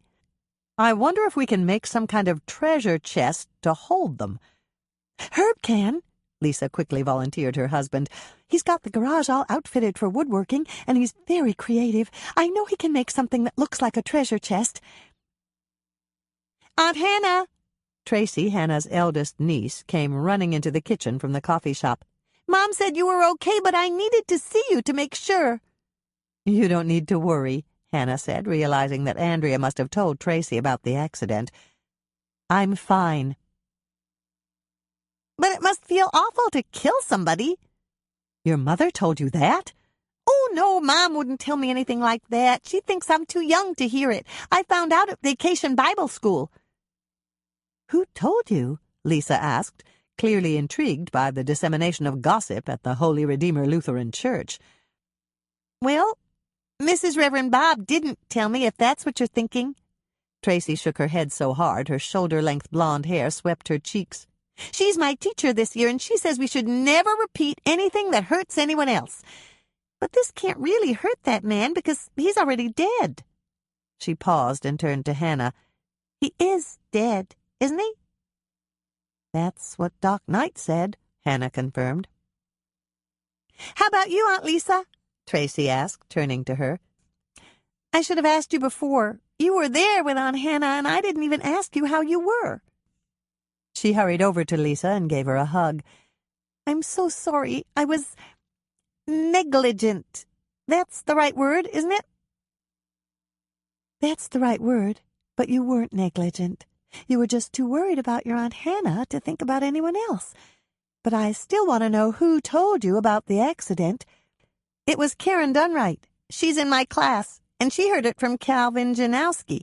We were out for recess this morning, and Calvin's mother called him to tell him she might be late to pick him up because the road was still blocked off for the crime scene investigation. She even sent him a picture of all the police cars parked on the road." "Cell phones strike again," Hannah said in a tone that she thought was under her breath, but Tracy turned to look at her. "Most of the kids have them," she explained. "I have one too, but I can't use it except in emergencies." She stopped speaking and looked worried again. "You weren't talking on your cell phone when you had the accident, were you, Aunt Hannah?" "No." "And you weren't texting either?" "No." "Oh, good. Dad says at least half of the accidents around here are caused by people texting." "You don't have to worry about me texting, Tracy. My cell phone is old, and I don't think it has that capability." "You have a phone that can't text?" Tracy asked, looking shocked. "I think so. And even if it can, I don't know how to do it." "I could teach you. I know how to text." Now it was Hannah's turn to be shocked. "Your parents let you text?" "No, but I know how. I watched some of the older kids, and it's easy. You just have to know all the abbreviations, like LOL and TC. "I know LOL is laughing out loud," Lisa said. "What's TC?" "Teacher coming. That's for if you're texting in class." Tracy stopped and looked a bit apprehensive. "You won't tell Mom I know how to text, will you, Aunt Hannah?" "Not as long as you don't do it when you're not supposed to." "Oh, good. I dodged a bullet that time, huh?" Hannah glanced at Lisa, who was biting her lip to keep from laughing. "I guess you did." Anyway, can I help you and Aunt Lisa bake? Bethy's down for a nap, and Grandma McCann can't come to pick me up for at least a half hour. Of course you can help. You can be our official stirrer. Lisa and I are going to test a recipe for treasure chest cookies. Oh, boy! Tracy said, clearly delighted as she ran to get the extra apron that Hannah kept in a drawer for her. I think today is my lucky day because I've never even heard of a treasure chest cookie before. Treasure chest cookies. Lisa's Aunt Nancy's babysitter's cookies. Preheat oven to 350 degrees Fahrenheit, rack in the middle position. The cookie dough. 1/2 cup, 1 stick, 4 ounces, 1/4 pound, salted butter, room temperature. 3/4 cup powdered sugar, plus 1½ cups more for rolling the cookies in and making the glaze. 1/4 teaspoon salt, 2 tablespoons milk, that's 1/8 cup. 1 teaspoon vanilla extract, 1½ cups all-purpose flour. Pack it down when you measure it. The treasure. Well-drained maraschino cherries, chunks of well-drained canned pineapple, small pieces of chocolate, a walnut or pecan half, 1/4 teaspoon of any fruit jam, or any small, soft candy or treat that will fit inside your cookie dough balls. The topping. 1 cup powdered confectioner's sugar. To make the cookie dough, mix the softened butter and 3/4 cup powdered sugar together in a medium-sized mixing bowl. Beat them until the mixture is light and fluffy. Add the salt and mix it in. Add the milk and the vanilla extract. Beat until they are thoroughly blended. Add the flour in 1/2 cup increments, mixing well after each addition. Divide the dough into 4 equal quarters. You don't have to weigh it or measure it or anything like that. It's not that critical. Roll each quarter into a log shape, and then cut each log into 6 even pieces. The easy way to do this is to cut it in half first and then cut each half into thirds. Roll the pieces into balls about the size of a walnut with its shell on, or a little larger. Flatten each ball with your impeccably clean hands. Wrap the dough around a treasure of your choice. If you use jam, don't use over 1/4 teaspoon as it will leak out if there's too much jam inside the dough ball. Pat the resulting package into a ball shape and place it on an ungreased cookie sheet, 12 balls to a standard size sheet. Push the dough balls down just slightly so they don't roll off on their way to your oven. Hannah's first note. I use baking sheets with sides and line them with parchment paper when I bake these with jam. If part of the jam leaks out, the parchment paper contains it, and I don't have sticky jam on my baking sheets or in the bottom of my oven. Bake the treasure chest cookies at 350 degrees Fahrenheit for approximately 18 minutes, or until the bottom edge is just beginning to brown when you raise it with a spatula. Remove the cookies from the oven and allow them to cool on the sheets for about 5 minutes. Place 1/2 cup of powdered sugar in a small bowl. Place wax paper or parchment paper under the wire racks. Roll the still warm cookies in the powdered sugar. The sugar will stick to the warm cookies. Coat them evenly and then return them to the wire racks to cool completely. You'll notice that the powdered sugar will soak into the warm cookie balls. That's okay. You're going to roll them in powdered sugar again for a final coat when they're cool. When the cookies are completely cool, place another 1/2 cup powdered sugar in your bowl. Roll the cooled cookies in the powdered sugar again. Then transfer them to a cookie jar or another container and store them in a cool, dry place. Hannah's second note. I tried putting a couple of miniature marshmallows, or half of a regular-sized marshmallow, in the center of my cookies for the treasure. It didn't work. The marshmallows in the center completely melted away. Lisa's note. I'm going to try my treasure chest cookies with a roll of Rollos next time I make them. Herb just adores those chocolate-covered soft caramels. He wants me to try the miniature Reese's Pieces, too. Yield 2 dozen delicious cookies that both kids and adults will love to eat. Chapter 5. It seemed like forever, but at last Hannah's day was almost over. As Dolores had promised, she had called after the board member luncheon to say that none of Doc Knight's paramedics or hospital staff had recognized the man that Hannah had hit. She'd also said that, just as Hannah had suspected, the man's neck had been broken. Doc was planning to perform an autopsy later in the afternoon to ascertain the exact cause of death. Everyone else was gone, and the shop was closed. Andrea had left when they locked the front door, and Herb had come to get Lisa. Lisa's car was ready. Herb had checked, and they were picking it up at Murphy's Motors before they went home. Hannah and Michelle had done the prep work for the morning, and except for the two of them, the cookie jar was deserted.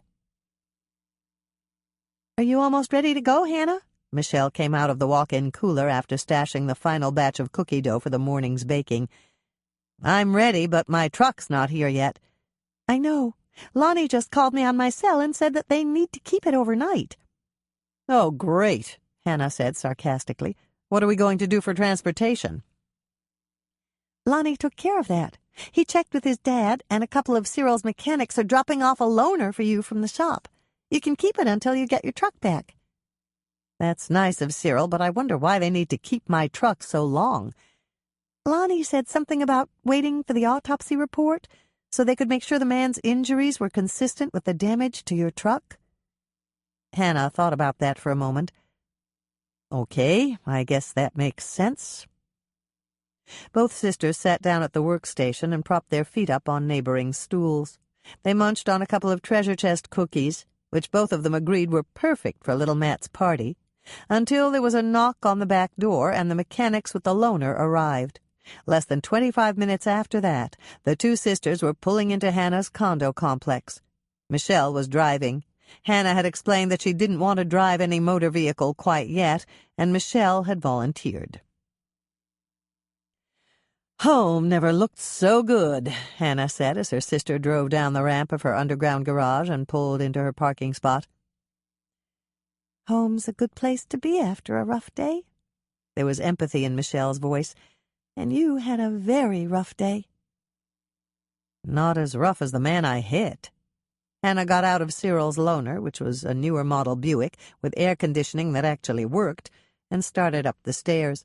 For the first time, she wished her garage didn't have stairs to the street level, and her condo wasn't on the second floor. She felt like a zombie, and she simply had to get back some energy before Norman arrived to take her out to dinner. "Your turn or mine?" Michelle asked when they arrived at Hannah's door. "Yours. I'll unlock and open. You brace yourself." "Ready." Hannah opened the door and quickly stepped to the side. Michelle jumped into position in front of the doorway and braced herself for what was about to happen. Both of them heard the thump as Moishe jumped off the back of the living-room couch and streaked toward the door. A second later, he was airborne until he landed in Michelle's outstretched arms. "That was a good one, Moishe," Michelle said, giving him a scratch under the chin as she carried him inside and placed him in his favorite position on the back of the couch. Then she turned to Hannah. "Is he getting heavier?" "I don't know. He could be. He's been really hungry lately. Maybe I'd better put him on a diet." As if in response to Hannah's comment, Moishe let out a yowl. Then he turned to give Hannah a baleful look. "I think he knows that word," Michelle said. "I think you're right. He just gave me the same death-ray glance Mother used to give us when we did something really bad. I should have said that I might have to change his eating habits." Both sisters turned to look at Moishe, but his expression was perfectly neutral, and he made no sound. "That works," Michelle said. "It works for now, but he'll figure it out. Moishe's a really smart cat. I'll call Dr. Bob and see if I can get an appointment for tomorrow. They can check him out and put him on the scale." Moishe gave another yowl, and the fur on his back began to bristle. "He doesn't like Dr. Bob anymore?" Michelle asked, staring at the cat who had narrowed his eyes and laid back his ears. "He adores Dr. Bob. And Sue, too. That's not it. He just heard me say the word—" Hannah stopped until she thought of another word. "Weighing device. I think he caught that particular phobia from me. I don't like to step on the weighing device, either." Hannah gave Moishe a little pat and headed for the kitchen.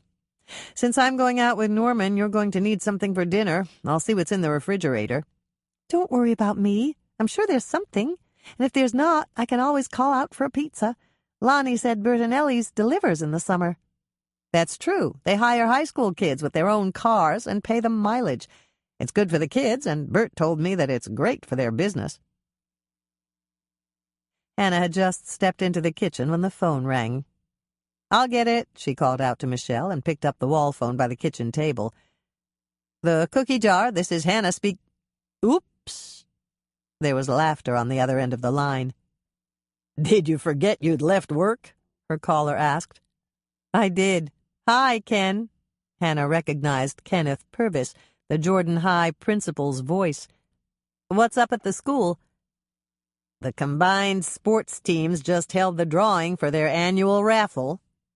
"That's nice," Hannah said, wondering why Ken was calling to tell her about it. "I'm calling to tell you that you won the grand prize, Hannah." Ken answered her unspoken question. "I did?" Hannah was completely astounded. She vaguely remembered buying raffle tickets from several members of the Gulls football team when they came into the cookie jar.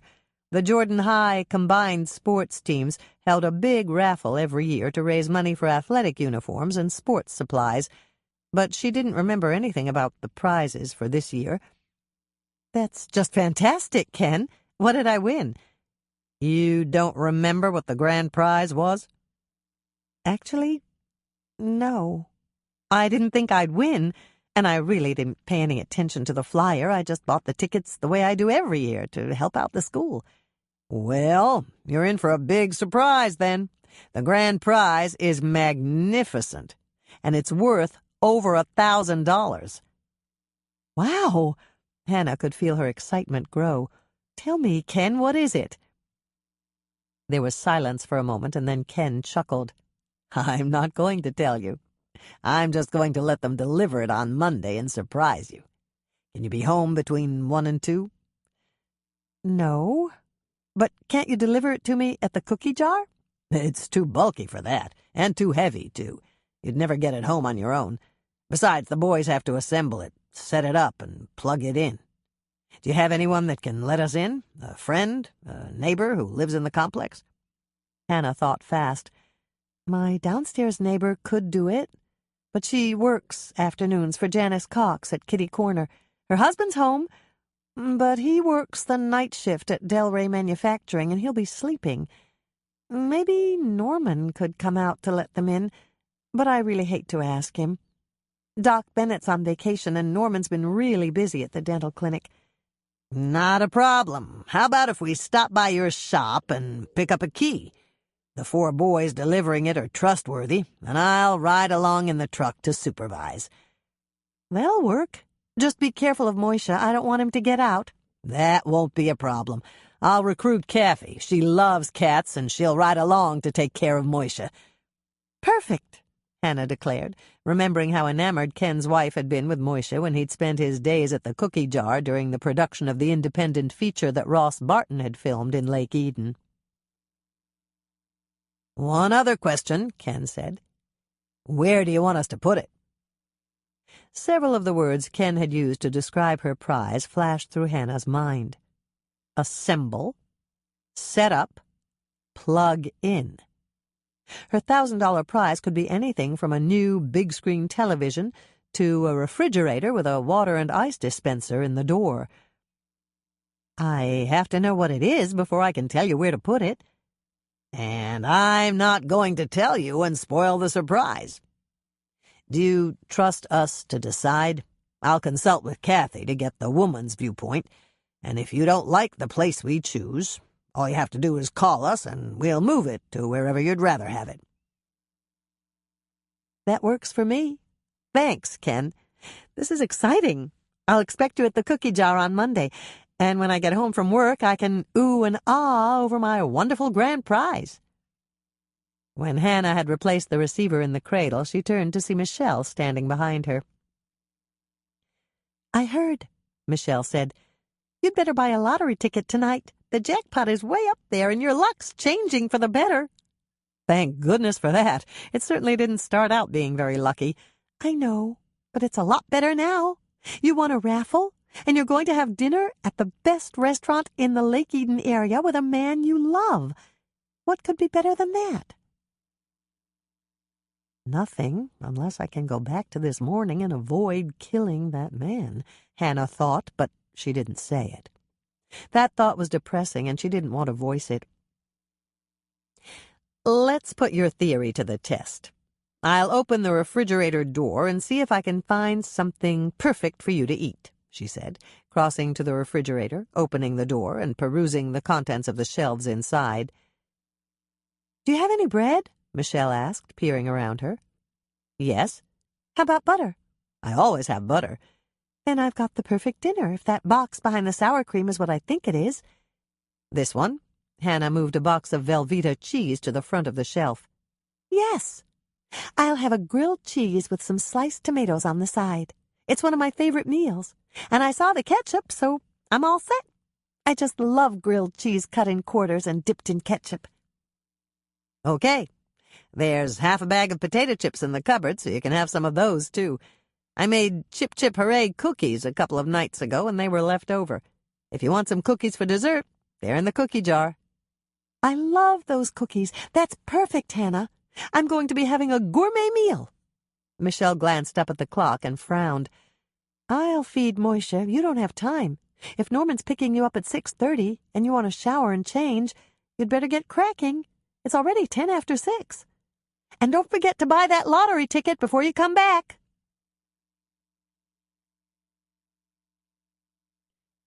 Chip Chip Hooray cookies. Preheat oven to 350 degrees Fahrenheit, rack in the middle position. 1½ cups softened butter, 3 sticks, 3/4 of a pound, 12 ounces. 1¼ cups white granulated sugar, 2 large egg yolks. Save the whites in a small, covered plastic container to make angel kiss cookies or angel pillow cookies. 1/2 teaspoon salt, 2 teaspoons vanilla extract, 2½ cups all-purpose flour. Pack it down in the cup when you measure it. 1½ cups finely crushed plain, regular potato chips. Measure after crushing. I used Lay's, put them in a plastic Ziploc bag, and crushed them with my hands.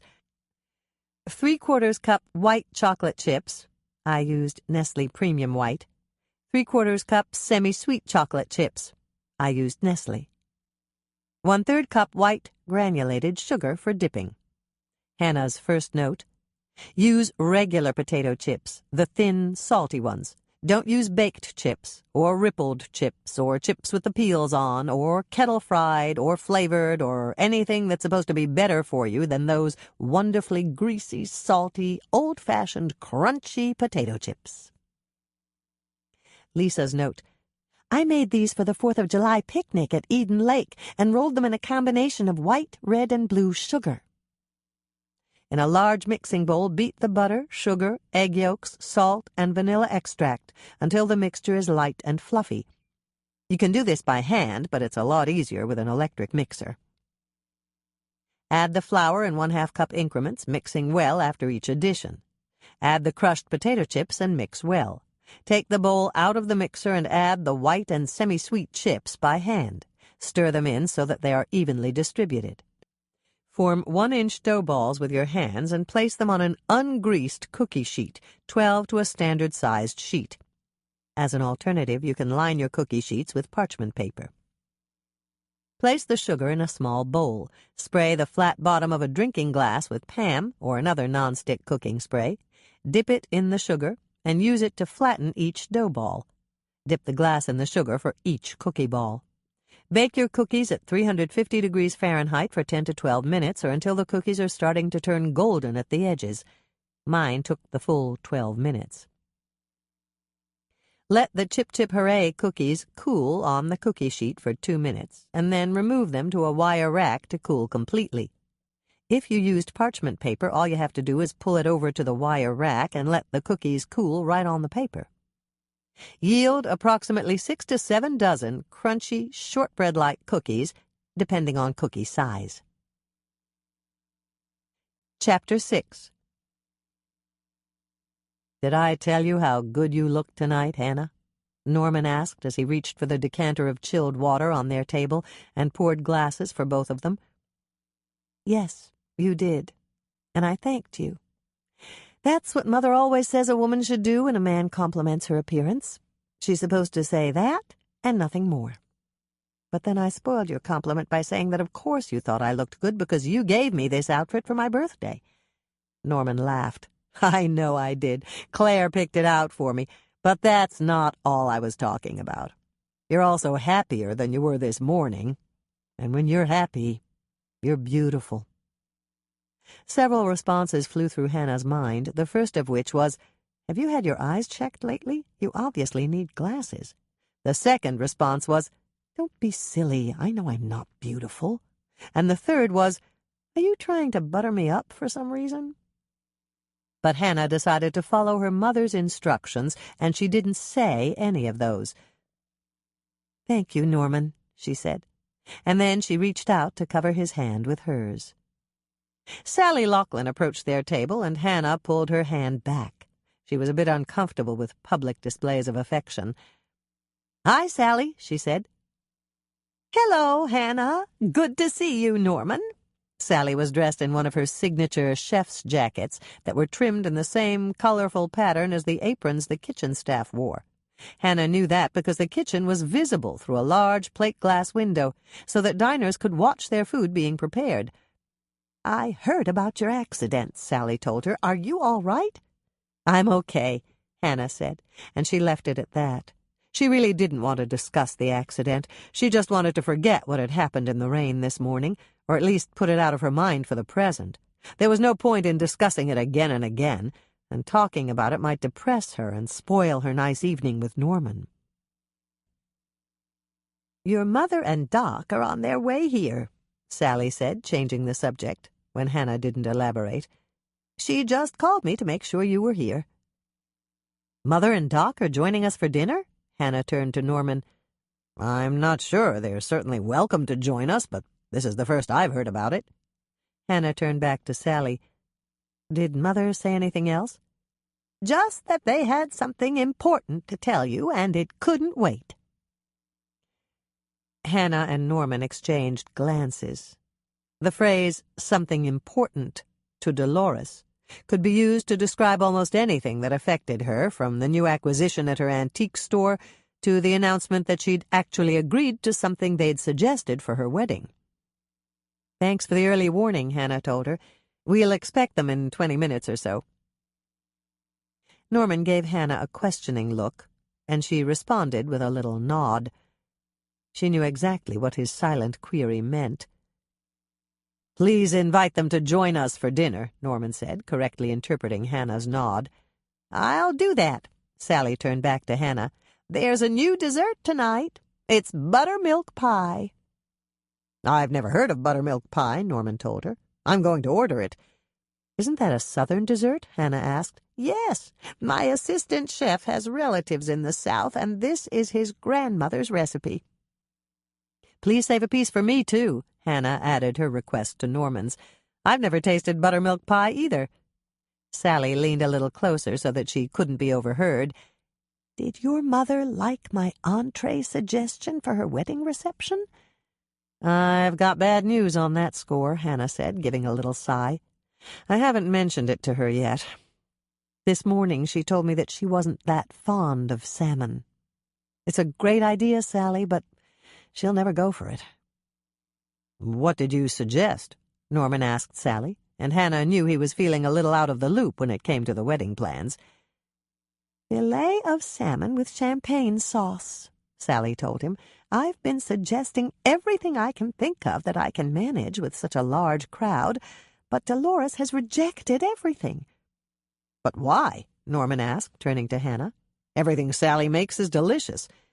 You know that, and I know that. Mother knows it, too, but absolutely nothing we suggest pleases her lately. Maybe it does please her, but the problem is that she doesn't want to relinquish the reins, Norman guessed. That's exactly right. She doesn't want to plan the wedding, but she still wants to run the show. It sounds like you've got a real problem, Sally offered her opinion. I just wish I had that salmon dish on the menu tonight. Then Dolores could have tasted it before you suggested it. Do you think it would have worked? Norman asked. Maybe, especially if I sprinkled a little of her favorite caviar on top of the champagne sauce. That might have been enough to make her suggest it to you instead of the other way around." "That might have worked," Hannah said, but she wasn't convinced. "What's the special tonight, Sally?" "Coq au vin, and I also have a petite filet with wild mushroom sauce." "I'll have the coq au vin," Norman told her. "It's one of my favorites." "Mine too," Hannah said. She debated between the filet and the chicken for a second or two, and then she decided on the chicken. "Make that too, Sally," she said. When Sally left to go back to the kitchen, Dot Larson, Sally's head waitress, appeared at tableside almost miraculously. It was one of Dot's talents. She hovered unobtrusively, and there were times when she seemed to materialize out of thin air. Hannah gave a fleeting thought to how privy she must be to private conversations, and how much value that could be in a murder investigation. Both Hannah and Lisa used that trick at the cookie jar, but it could be valuable here as well. Perhaps they should try to co-opt Dot in the next murder investigation. "Hi, Dot," Hannah greeted her warmly. Dot smiled at both of them. "Hello, Hannah. Hi, Norman. Good to see you here tonight." "How's the baby, Dot?" Norman asked her. "Growing like a weed. My mother has her hands full on the nights I work, I can tell you that." "But she doesn't mind, right?" Hannah asked her. "That's right.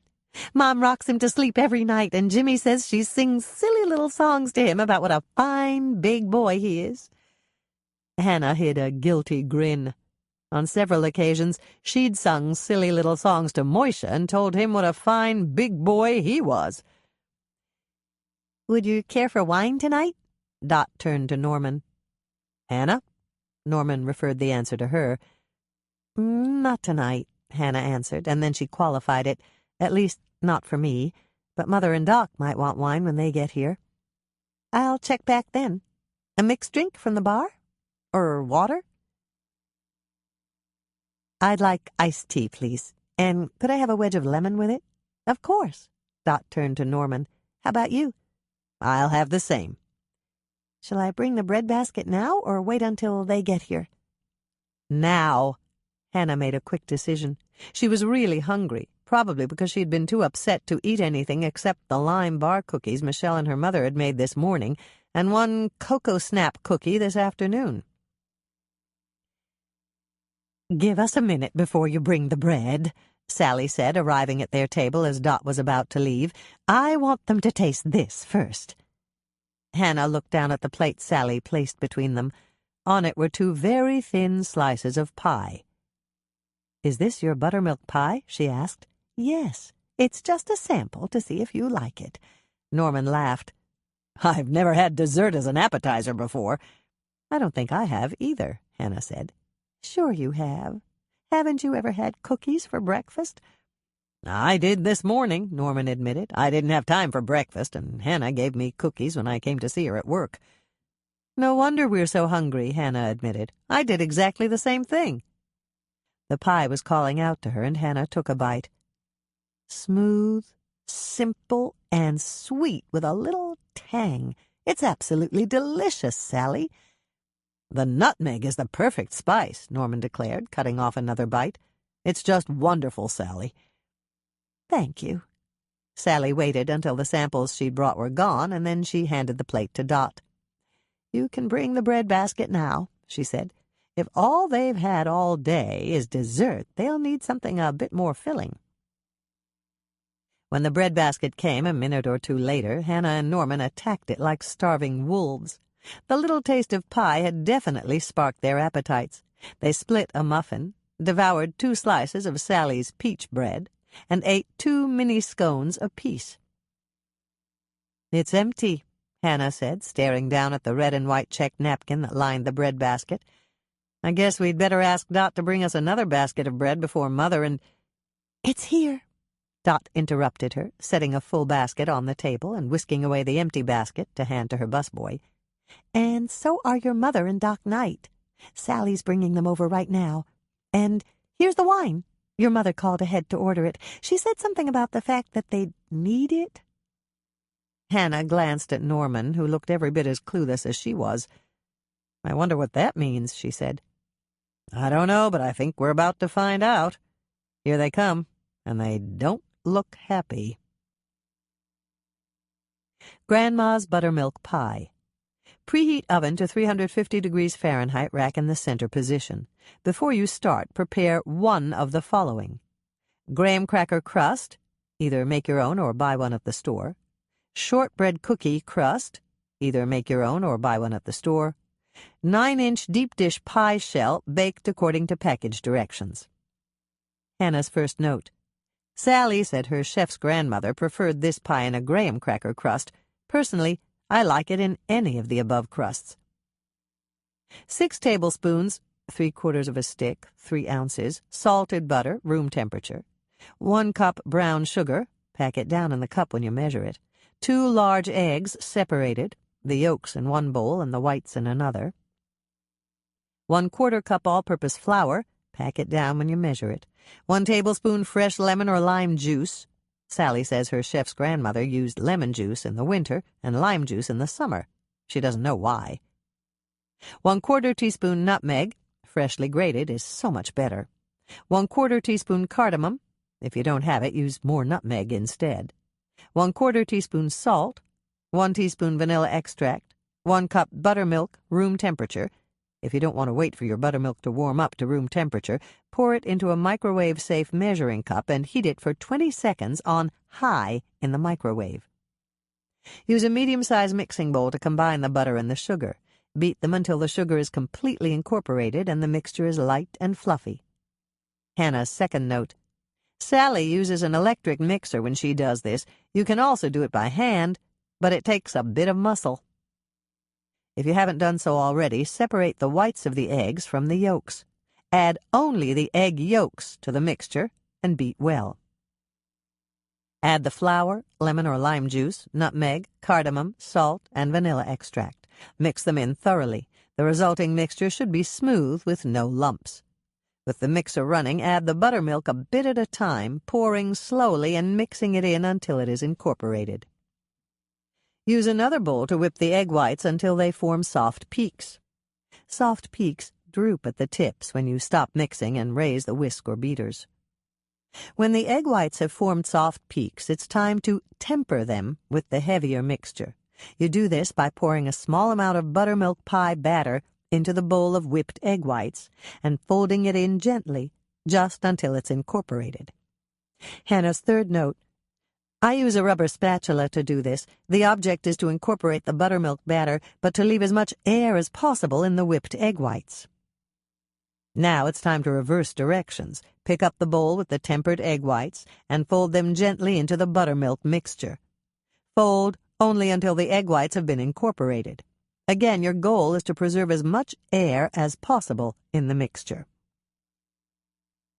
Pour the final mixture into the baked pie shell, smoothing the top if needed. Bake the buttermilk pie at 350 degrees Fahrenheit for 45 to 50 minutes, or until the filling is lightly browned and barely moves when the pie is jiggled, with potholders, of course. Cool your pie on a cold stovetop burner or a wire rack until it reaches room temperature. This pie can be served warm or at room temperature. Refrigerate any leftovers. Hannah's fourth note. When Sally serves this pie at the Lake Eden Inn, she centers the wedges on pie plates and decorates the rim of the pie plate with raspberry sauce and lemon or lime sauce. She also brings a bowl with sweetened whipped cream to the table. When I serve it at home, I don't get that fancy. I simply place a mint leaf on top of each slice, and I double the recipe when I serve it to Mother. Even though it's not chocolate, she's crazy about it. Perhaps it's because she's always wanted to be a Southern belle. And please don't tell her I said that. Chapter 7. When Doc filled a wineglass with her favorite white wine and handed it to Hannah before he served anyone else, Hannah knew that whatever they had to tell her wasn't good. She waited until everyone else had been served, and then she spoke. Something's wrong. What is it? Dolores looked at Doc, and Doc looked at Dolores. For a moment neither of them spoke. Then Dolores gave a slight nod, and Doc cleared his throat. This isn't really appropriate conversation for dinner. We should wait until after we've eaten. No, Hannah said. Whatever it is, I want to know now. It's that man you hit with your truck this morning, Dolores said, and Hannah noticed that her mother wasn't quite able to meet her eyes. Doc just finished the autopsy, and... Dolores stopped speaking, clearly unable to go on, and Hannah knew that whatever it was deadly serious. "What?" she asked, turning to Doc. With the exception of a cracked cheekbone, the rest of his injuries were consistent with the damage to the front of your truck, Doc said. Did the cracked cheekbone cause his death? Norman asked the question that Hannah was afraid to ask. No. He died almost instantly from massive trauma and an obstructed airway. So, when I hit him, I broke his neck, Hannah said. Yes. I'm sorry, Hannah. I was hoping that there was some other explanation, but there isn't. When you hit him with your truck, you broke his neck and killed him. Hannah swallowed hard and put down her wineglass without taking a sip. Even though she'd known that it was a long shot, she'd been hoping that Doc's autopsy would reveal that the man had died of something else. Of course, it hadn't. She had killed him, and now that Doc had performed the autopsy, it was official. "It was an accident, dear." Dolores reached across the table to pat Hannah's hand. "Nobody blames you." "That's right," Norman said, reaching out to cover her other hand with his. "It was a terrible storm. You couldn't see him. And then there was the tree branch in the road when you came around the bend. You certainly didn't mean to hit him. Everyone knows that." "There's more, Hannah," Doc said, looking sad. "There are times when I hate some aspects of my job, and this is one of them. I have a responsibility as the Winnetka County coroner. I'm sorry, but I had to report it to the authorities." "To the authorities," Hannah repeated, still not understanding exactly what Doc was trying to tell her. "Which authorities?" "I had to file a report with the Winnetka County Sheriff's Department." "But why, Doc? It was an accident." "No one doubts that, Hannah. We know that you didn't intend to hit him, but you did hit him, and he died as a result. Unfortunately, in this case, whenever that happens, there are consequences." What do you mean?" Hannah forced out the words. "Excuse my language, but I'm very much afraid all hell is going to break loose." Hannah reached for her water glass, but her hands began to shake. She was afraid she'd spill it if she picked it up, so she didn't even try. Her mouth felt as if it were filled with sawdust, and her throat was parched when she attempted to swallow.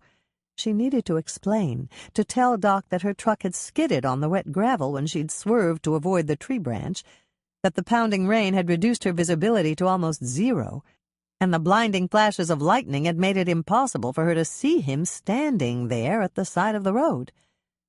She opened her mouth to tell him all that, but before she could even try to utter a word, she saw Mike rushing toward her across the dining-room floor. "I got here as soon as I could," he said, pulling Hannah to her feet and hugging her. "I'm so sorry, Hannah." He was holding her so tightly she could barely move, but she managed to gasp out a question. "Sorry? I'll try to delay them. Just go out through the kitchen and we'll figure out what to do later. Go now, Hannah. I called Michelle. She's coming to get you." "But why should I—" Hannah started to ask, but then she spotted Andrea running through the dining room, dodging waitresses and busboys as if the meanest bull in Winnetka County were after her. "Hannah!" Andrea gasped, jerking Hannah away from Mike and turning on him with fire in her eyes. "Get your hands off my sister! I'll never let you take her!" Mike stared at her in surprise. "But I wasn't going to." Andrea made a sound that sounded a bit like a growl to Hannah's ears.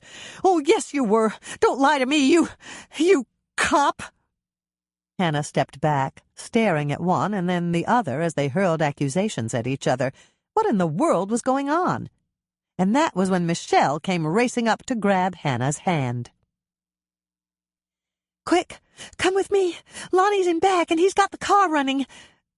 "But what in the world is—" "No time," Michelle interrupted her. "I'll explain later. He'll be here any minute and then— Oh no, it's too late." Hannah glanced over Michelle's shoulder to see Bill striding toward their table, looking grim.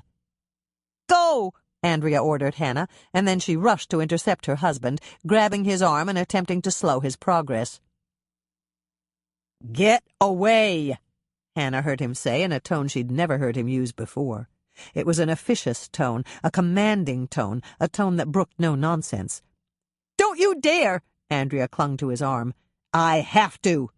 It's my job. Get away, or you'll go too." Andrea just hung on harder. "I'm warning you, Bill. If you do this, if you even try to do this, I'll never speak to you again."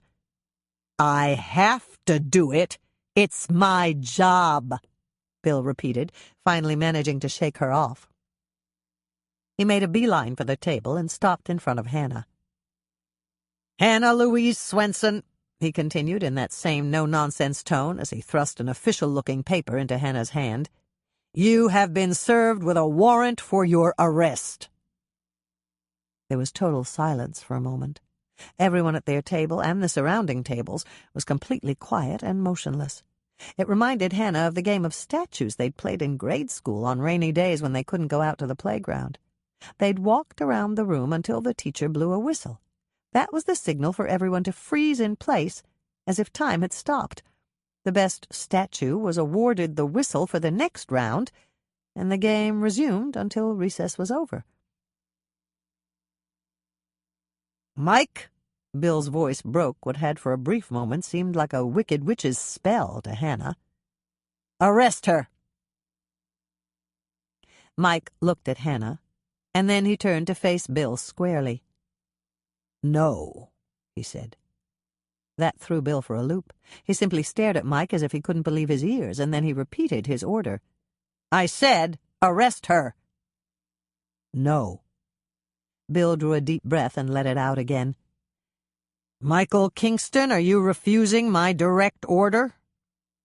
"Yes, I refuse to arrest her." Hannah stared at Mike in shock. He was a by-the-book cop. Everyone in town knew that. Mike understood his duty, and he did it regardless of his personal feelings. If his superior told him to jump, Mike asked, how high? Hannah was almost positive that Mike had never refused a direct order in his whole career in law enforcement. Up to this point, she'd been convinced that if there was a warrant for Mike's mother's arrest, he'd drive to the Kingston family home and fulfill his duty. And yet, here Mike was, refusing to arrest her. "If you refuse my direct order again, I am going to suspend you without pay. Do you understand?" Mike nodded. "I understand." "I'm ordering you to arrest Hannah Louise Swensen." Mike looked Bill straight in the eye and shook his head. "No, I refuse to arrest her." Bill uttered an oath under his breath that Hannah had never heard before. "Then I'll do it," Bill said, turning toward Hannah. "Arrest me, Mike," Hannah said before Bill could utter the words. "Go ahead. The end result is going to be the same. There's no sense in losing your job when Bill's going to arrest me anyway." "No, I won't be a part of it, Hannah. It's just not right. There are some things I'll do and some things I won't. And this is something I won't. There's no way I'm going to be the one to arrest you on this trumped-up charge." "Trumped-up charge?" Hannah asked, even though Bill was right behind her. "It's all politics, Hannah. These ridiculous charges won't stick. Ask Howie when he comes in to see you tonight. I called him, and he knows all about it." "You called Howie?" Hannah was doubly amazed. What happened to the one phone call people who were arrested were allowed to make? cops weren't supposed to jump the gun and do it for them. At that exact moment, Hannah realized that it was deathly quiet in the dining room of the Lake Eden Inn. There was no murmuring from the surrounding tables, no clink of silverware as diners enjoyed their food, not even a whisper or a rustle of clothing as people shifted in their chairs. Everyone around them was silent and still, staring in shock at the spectacle that was taking place right before their very eyes. "Oh, boy," Hannah thought. "If Mother thinks today's article was mortifying, just wait until she sees tomorrow's Lake Eden Journal.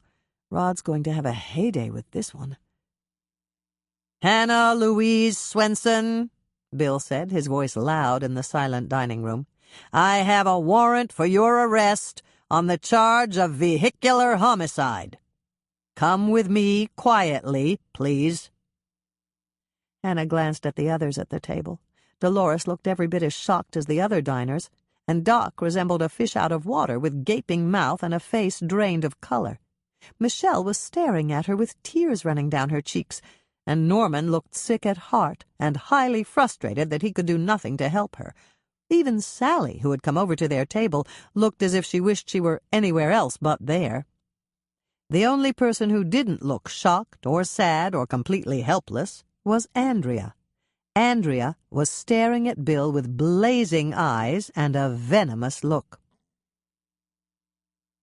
"Better hide your service handgun tonight," Hannah thought, as Bill marched her through the quiet dining room, across the lobby, and out the front door.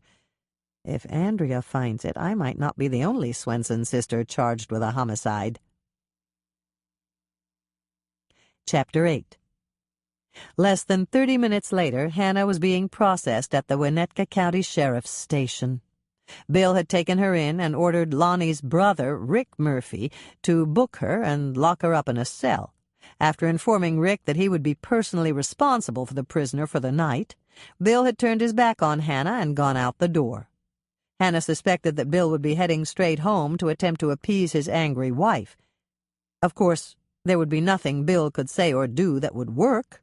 At least, not tonight. Hannah had grown up with Andrea, and she had never seen her sister this angry before. There was no way Andrea would forgive Bill right away. "I'm so sorry, Hannah," Rick said as he finished the paperwork and took her to the holding cell. "I really don't want to do this, you know." "I know you don't. It's okay, Rick. You have to do your duty." "But that doesn't mean I have to like it." Rick walked her past the small cells they kept for prisoners who were serving short sentences or waiting for the next morning's arraignment in court. "At least the holding cell is empty tonight. It's a whole lot bigger than these cells, and you'll have room to walk around. Not only that, you can see the desk from there, and that's where I'll be. You can just call out to me if you need anything." A few minutes later, Hannah was incarcerated in the holding cell. Rick had apologized again for having to lock Hannah up, and Hannah knew he felt awful about it.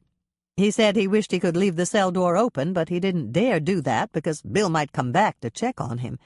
Rick had clanged the cell door shut behind her, told her that he was going to make some phone calls to see if he could learn more about her situation, and left her alone in the holding cell with nothing but bars and concrete walls to look at.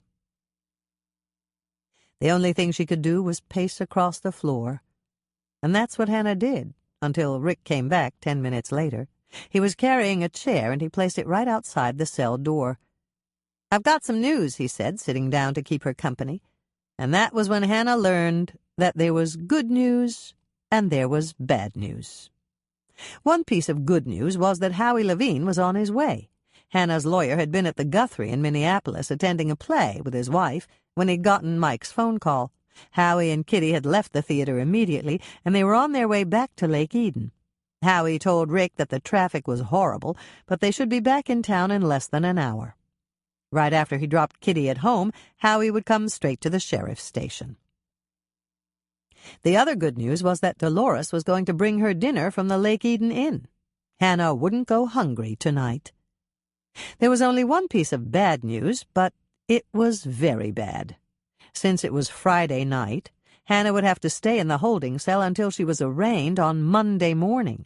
That meant she would spend 3 nights in jail. And even though the holding cell was large and there was room to move around, just knowing that she was locked in and couldn't get out left her feeling claustrophobic. Hannah glanced at the clock on the wall outside her cell and sighed deeply. She'd only been in jail for 15 minutes, and time was passing much too slowly to suit her. She wished she were home on her couch in the living room, watching a vintage movie on television, munching buttered popcorn with Moisha purring beside her. She wished she were in her condo kitchen with Michelle, baking treats and laughing.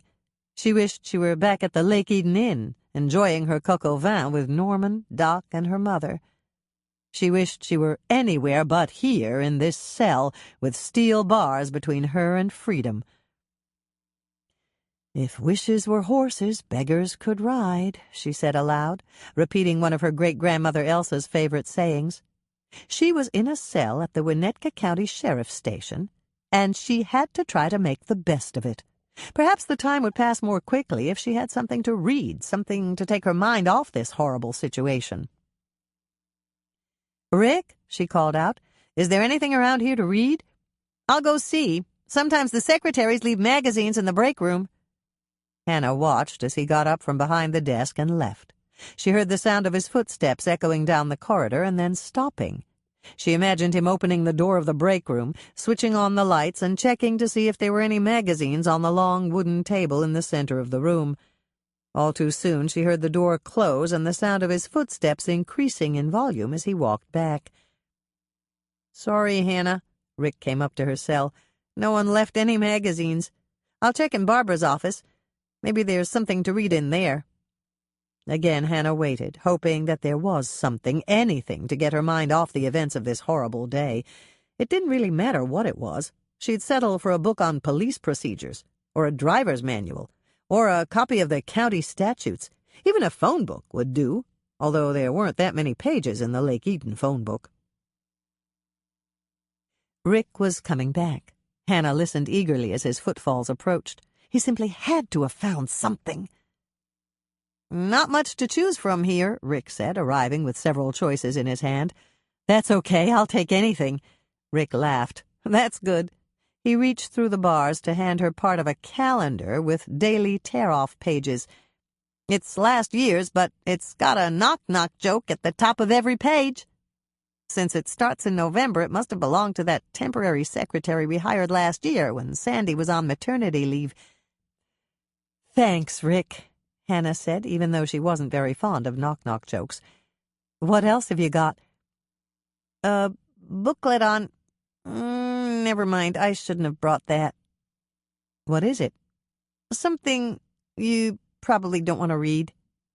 Now Hannah's curiosity was aroused. "Come on, Rick, hand it over. I'll decide if I want to read it or not." "Okay, but don't say I didn't warn you."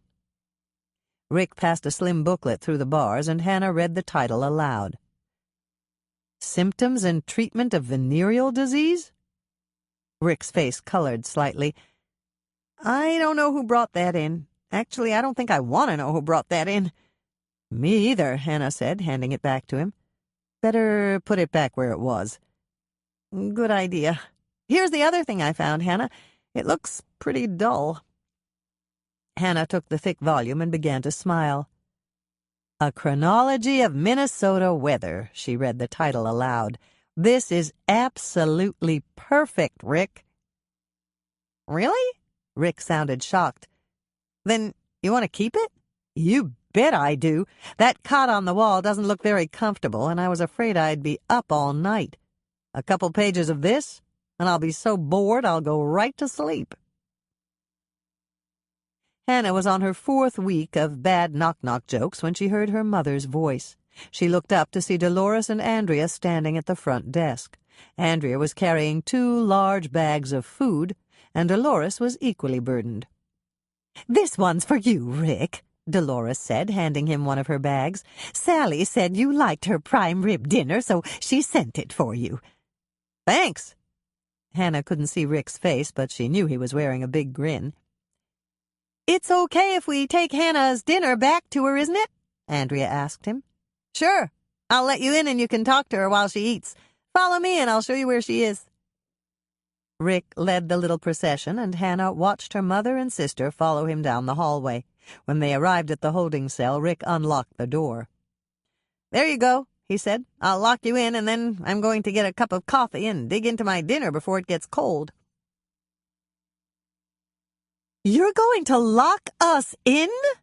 Andrea turned to glare at him. "Well, yeah, Mrs. Todd, I have to. Hannah's a prisoner, and I can't leave the cell door open." "But I'm the wife of your boss. Bill's not going to be happy with you if you lock my mother and me in a cell with my sister." Hannah watched as a myriad of expressions crossed Rick's face. First, he looked as if he were about to object, and then he looked as if he'd thought better of it. He vacillated between the two extremes, and Hannah knew exactly what was running through his mind. "It's true, she's Bill's wife, and I don't want to make her mad, but that doesn't mean she can waltz in here and tell me what to do. My boss is the only one who can tell me what to do. But will he be mad at me if I don't follow procedure? Should I play it by the rules and tell her that I can't do that? She's got me between a rock and a hard place, and I don't know what I should do. Bill suspended Mike without pay for not doing his duty, and I sure don't want to end up like that. Jessica will kill me if I come home suspended without pay." "I've got an idea," Hannah said, feeling sorry for Rick and his obvious dilemma. "Why don't you bring me the food, lock me up again, and get a couple of chairs so Mother and Andrea can sit right outside in the hall and visit with me while I eat?" "Yeah, that'll work." Rick looked very relieved as he took the food from Dolores and Andrea and carried it inside the cell. "Hold on, ladies, I'll get chairs for you." Rick got the chairs in short order and rushed off to enjoy his dinner. Andrea didn't look happy at this turn of events, but she sat down right outside the holding cell with Dolores. "Oh, Hannah," Dolores sighed deeply. "I just knew something bad would happen today. And it did. I still can't believe that a daughter of mine is in jail. And my husband locked you up." One look at Andrea's face, and Hannah knew her brother-in-law wouldn't be forgiven soon. "I am not going to read the paper tomorrow," Dolores declared. "That snake in the grass was there, and he heard the whole thing." "Rod Metcalf?" Hannah asked, unable to think of anyone else her mother might call a snake in the grass. "That's right. And I think he took a picture of you with his cell phone as Bill led you out of the dining room." "It'll probably be on the front page," Andrea said, frowning deeply. "I wish there was something we could do to kill that story, but I don't think asking Rod to do it will work." There was a moment of silence, and Hannah knew her mother and Andrea were thinking thoughts of public scandal and how they could possibly avert it. It was time to change the subject before all three of them got depressed. "So, what did Sally send for my dinner?" Hannah asked. "There's a new appetizer she made for you," Andrea replied quickly, and Hannah knew she also wanted to change the subject. After all, her husband would be in the infamous article, too. "Open the bags and take a look." Hannah opened the 2 bags of food and looked around for something to use as a table. There was nothing even remotely resembling a table in the cell.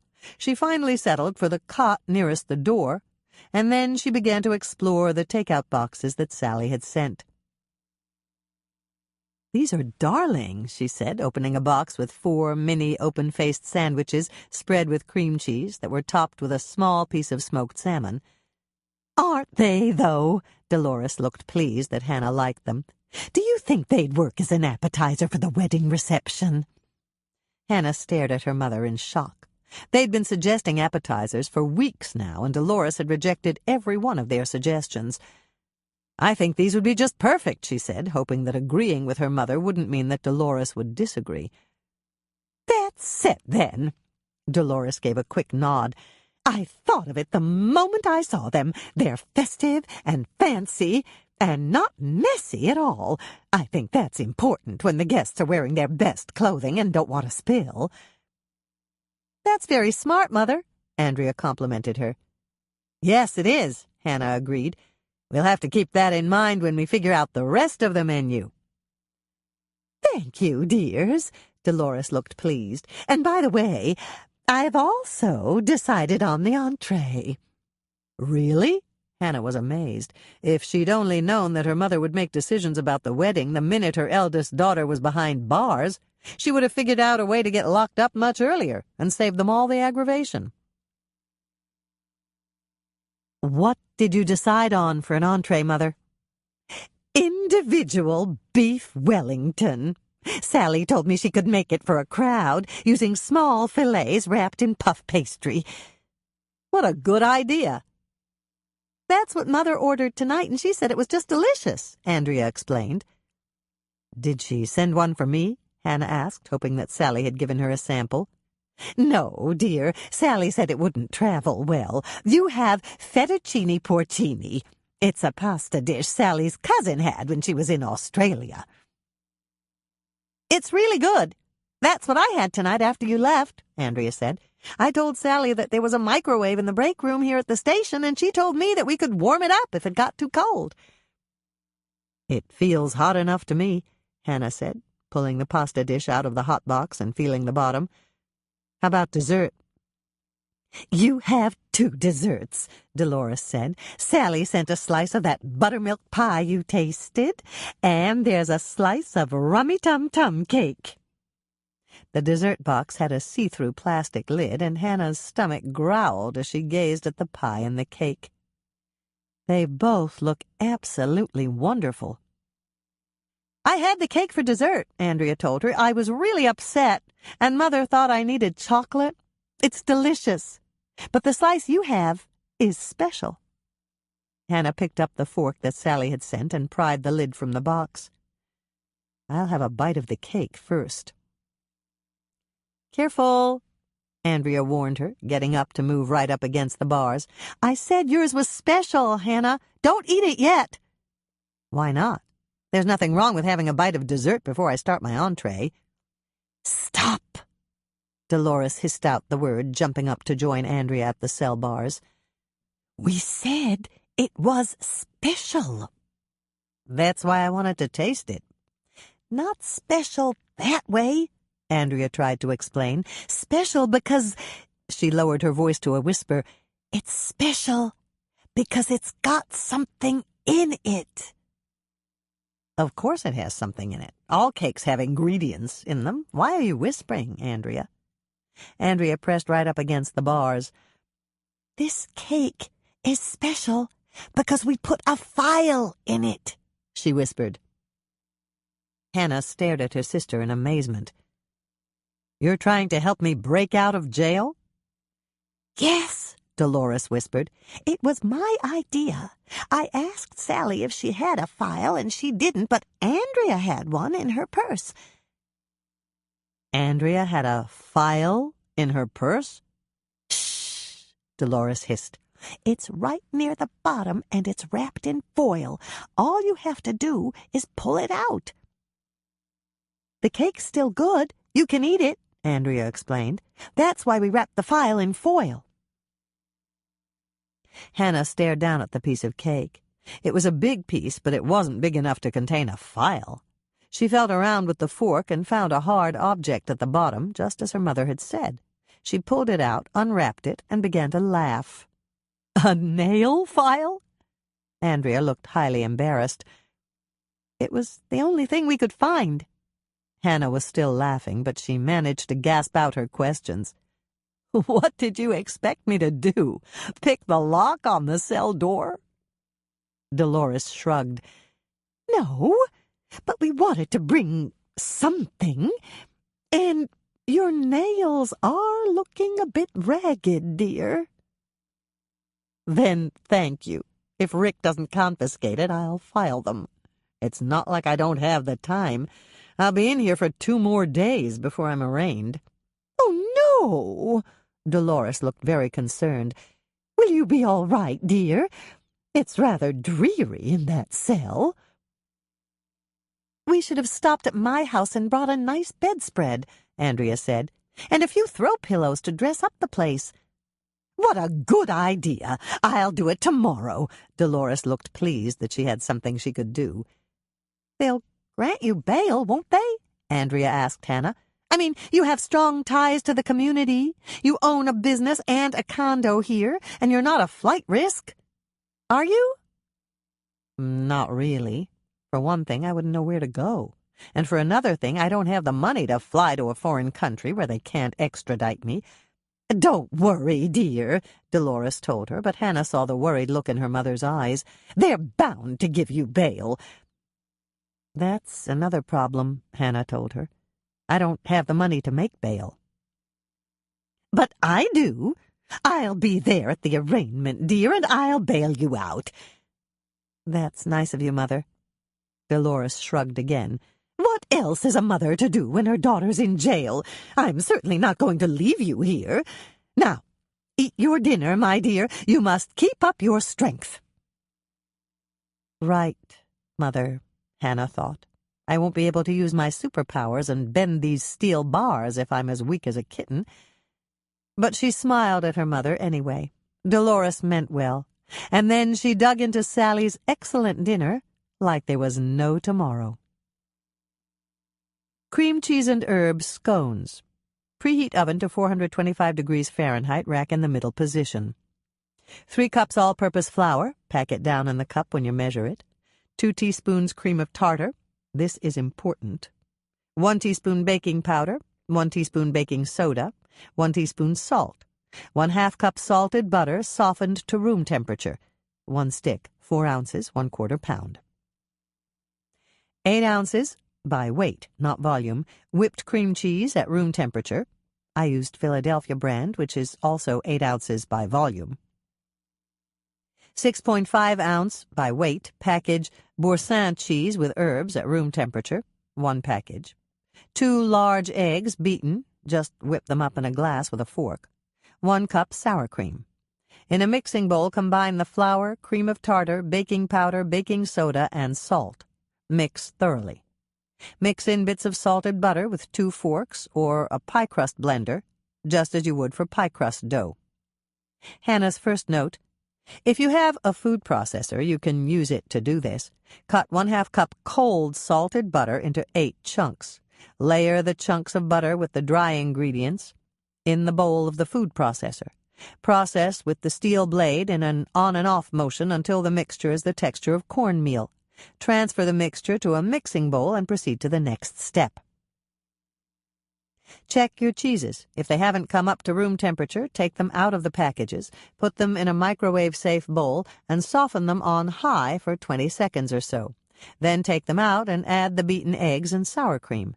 Mix everything together thoroughly. Add the cheese, egg, and sour cream mixture to the dry ingredients. Stir the dough with a fork until everything is thoroughly combined. The resulting mixture should be roughly the consistency of cottage cheese. Use a large spoon to drop the biscuits onto an ungreased baking sheet. You can make 12 very large scones, 24 medium-sized scones, or 4 to 5 dozen mini scones. You can bake 1 sheet at a time with this dough. It'll be fine in the bowl for a half hour or so while you wait for the first batch to bake.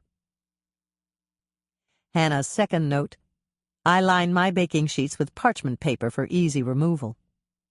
If your scones look a little ragged around the edges, wet your fingers and shape them into rounds.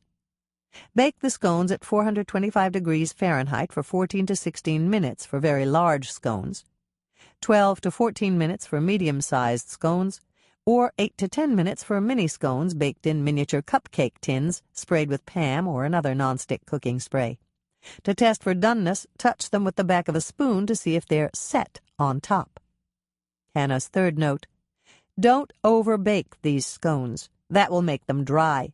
My very large scones took a total of 15 minutes. The medium-sized scones took 14 minutes, and the mini scones and the miniature cupcake tins took 9 minutes. The rule of thumb here is that if they look done, they are done. Cool the scones for at least 5 minutes on the cookie sheets and then remove them with a spatula. If you used parchment paper, all you have to do is pull the paper off the baking sheet and peel off the scones.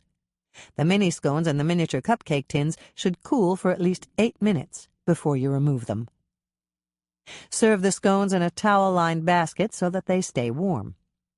Yield makes 12 very large scones, 24 medium-sized scones, or 4 to 5 dozen mini scones. These scones are simply delicious, served with extra cream cheese, capers, and smoked salmon. Hannah's fourth note. To serve mini scones as appetizers, simply cool them and cut them in half horizontally. Top them with more cream cheese, press on a few capers, and place a small slice of smoked salmon on top. You can either serve them that way, or spread a little more cream cheese on the top half and use it to make a mini sandwich, the way Sally does. Fettuccine porcini, Australian fettuccine. Trudy's first note. We just returned from a trip to Australia. This is my version of a recipe we experienced in Sydney. It's easy to make and a wonderful flavor. For the pasta, prepare a package of your favorite brand fettuccine pasta as instructed on the package. Use the size that serves 4.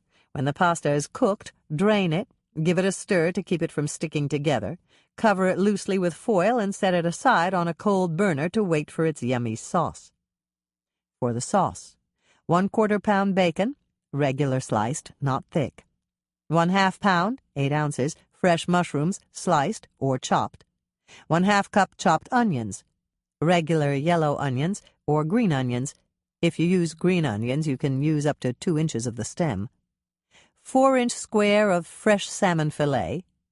15-ounce, approximate, if it's a bit more that's okay, jar of prepared Alfredo sauce. Pan-fry the bacon until it's crispy and lift it out of the fat with a slotted spoon to drain it on paper towels. Use the remaining bacon fat in the pan to fry the mushrooms until they are very well done. Add the onions to the pan and continue to fry until the onions are translucent and fully cooked. Cut the raw salmon into cubes and add it to the pan. Fry it until the salmon is fully cooked. Add the drained bacon pieces to the pan and add the Alfredo sauce. Stir everything together until it's well combined and heated through. Arrange the pasta you've cooked on 4 plates. Ladle the delicious mixture in the frying pan over the pasta and serve to rave reviews. Trudy's second note. The porcini is in quotes because I'm sure the restaurant used them, but regular mushrooms work just as well and are easier on the budget. Fresh salmon works great, but since it sort of falls apart in the cooking anyway, you probably could use canned or packaged salmon and get the same results. If you prefer, you could also use packaged Alfredo sauce mix and prepare it yourself. Rummy Tum Tum cake. Preheat oven to 350 degrees Fahrenheit, rack in the middle position. 1 box chocolate cake mix, the size that makes a 9-inch by 13-inch cake. Do not use cake mix with pudding in it because your cake will stick to the pan. I used Devil's Food cake mix when I tested this. 1 box chocolate instant pudding mix, not sugar-free, the size that makes 4 half-cup servings. 1/2 cup vegetable oil, 1 cup sour cream, 1/3 cup rum. I used Appleton's rum. 2 teaspoons rum extract. If your store doesn't have this, you can use vanilla extract instead. 4 large eggs. 6-ounce package semi-sweet chocolate chips, approximately 1 cup. Spray a bundt pan with Pam or another non-stick cooking spray. Make sure to spray the little tube in the middle so the cake won't stick to that. Place the dry chocolate cake mix and the dry chocolate pudding mix in the bowl of an electric mixer. Beat them together on low speed until they're combined. Add the vegetable oil, sour cream, rum, and rum extract. Beat on low speed until thoroughly mixed. Mix in the eggs one at a time on medium speed, beating after each addition. When you're through, this batter should be nice and fluffy. If it's not, turn the mixer up to high and beat for 2 additional minutes. Take the bowl out of the mixer and add the chocolate chips by hand. Don't over-stir. You want to keep as much air as possible in the batter. Spoon the batter into the prepared bundt pan. Smooth the top with a rubber spatula. Bake the cake at 350 degrees Fahrenheit for 50 minutes or until a cake tester or a thin wooden skewer inserted in the center of the ring comes out clean. Mine took 53 minutes. Cool the Rummy Tum Tum cake for 20 minutes on a cold stovetop burner or a wire rack. After 20 minutes, loosen the edges of the cake with a knife. Don't forget to run the knife around the tube in the center of the bundt pan to loosen that as well. Invert a cake plate on top of the bundt pan, flip the bundt pan and the cake plate over, and unmold the cake. Let it cool completely on the plate before frosting it with Rummy Tum Tum chocolate frosting. Hannah's note: if you would prefer not to use alcohol in this cake, simply substitute 1/3 cup light cream for the rum. It's yummy that way, too. Rummy Tum Tum chocolate frosting. 1/2 cup, 1 stick, 1/4 pound, 4 ounces, salted butter. 1 cup white granulated sugar. 1/3 cup rum, I used Appleton's rum. 1/2 cup chocolate chips. 1 teaspoon rum extract, or vanilla extract if you can't find rum extract. 1/2 to 1 cup powdered confectioner's sugar. I used a total of 3/4 of a cup. Place the butter, sugar, and rum into a medium-sized saucepan. Bring the mixture to a boil, stirring constantly. Turn down the heat to medium and cook for 2 minutes. Add the 1/2 cup chocolate chips, stir them in, and remove the saucepan from the heat. Stir in the rum extract. Let the frosting cool to room temperature. If it hasn't thickened enough, add enough powdered sugar to bring it to spreading consistency. I started with 1/2 cup powdered sugar, but had to add another 1/4 cup to make my frosting the right consistency. Frost the cake and don't forget the inside of the little crater in the middle. That's an added bonus for frosting lovers. Put the whole cake into the refrigerator so that the frosting hardens completely. Cover it loosely with foil if you intend to refrigerate it for more than 2 hours. Hannah's note: if you would prefer not to use alcohol in this frosting, simply substitute 1/3 cup light cream for the rum. Chapter 9. Howie was as good as his promise. He was at the sheriff's station within the hour. Dolores and Andrea said their goodbyes so that Hannah could have privacy with her lawyer, but not before they'd promised to come back the next day. Rick let Howie inside the cell. Howie didn't seem to mind when Rick explained that he'd have to lock him inside the holding cell with Hannah, and Hannah surmised that this sort of thing had happened to Howie before. "This is ridiculous, Hannah," Howie said, sitting down on the cot beside her. "Then why did Judge Fleming issue a warrant for my arrest?" "Judge Fleming didn't issue a warrant for your arrest. He's on vacation, and Judge Colfax from Stearns County is filling in for him. He's the one who issued the warrant." Hannah began to frown. "I don't know Judge Colfax." "Believe me, you don't want to know him. Cross your fingers that this is the one and only time you ever have to appear before him." "What's wrong with Judge Colfax?" Howie gave a little laugh. "Let me see. Where do I start? Number 1, he's hard of hearing, and he won't wear his hearing aids. Number 2, he's old. And just between you and me, he wasn't that good when he was younger. Number 3, rumor has it that he pulled some strings and got drug charges against a state senator dismissed. And that's why he got his judgeship in the first place." "He sounds awful." "That's putting it mildly. But for some strange reason, he likes me. And that worked to our advantage. I called him right before I came over here, and I managed to convince him to arraign you early on Monday morning. That should be really good for us." "Early is fine with me. The sooner I can get out of this cell, the better it'll be for me. But why would a later arraignment be bad?" "Because Judge Colfax sleeps through most of the cases he hears in the afternoon, and he gets testy when the bailiff wakes him. He's better in the mornings, especially if I make sure he's got a big cup of mocha java in his chambers." "He'll give me bail, won't he?" Hannah voiced her biggest fear. "I'm almost sure he will. The only reason he signed the warrant for your arrest in the first place is that Chad Norton is his nephew." "And Chad Norton is the assistant district attorney?" "That's right. You ran into a string of bad luck, Hannah. This never would have happened with Judge Fleming on the bench. But he's gone, and if Chad Norton's boss wasn't in Atlanta for his daughter's wedding, it wouldn't have happened either.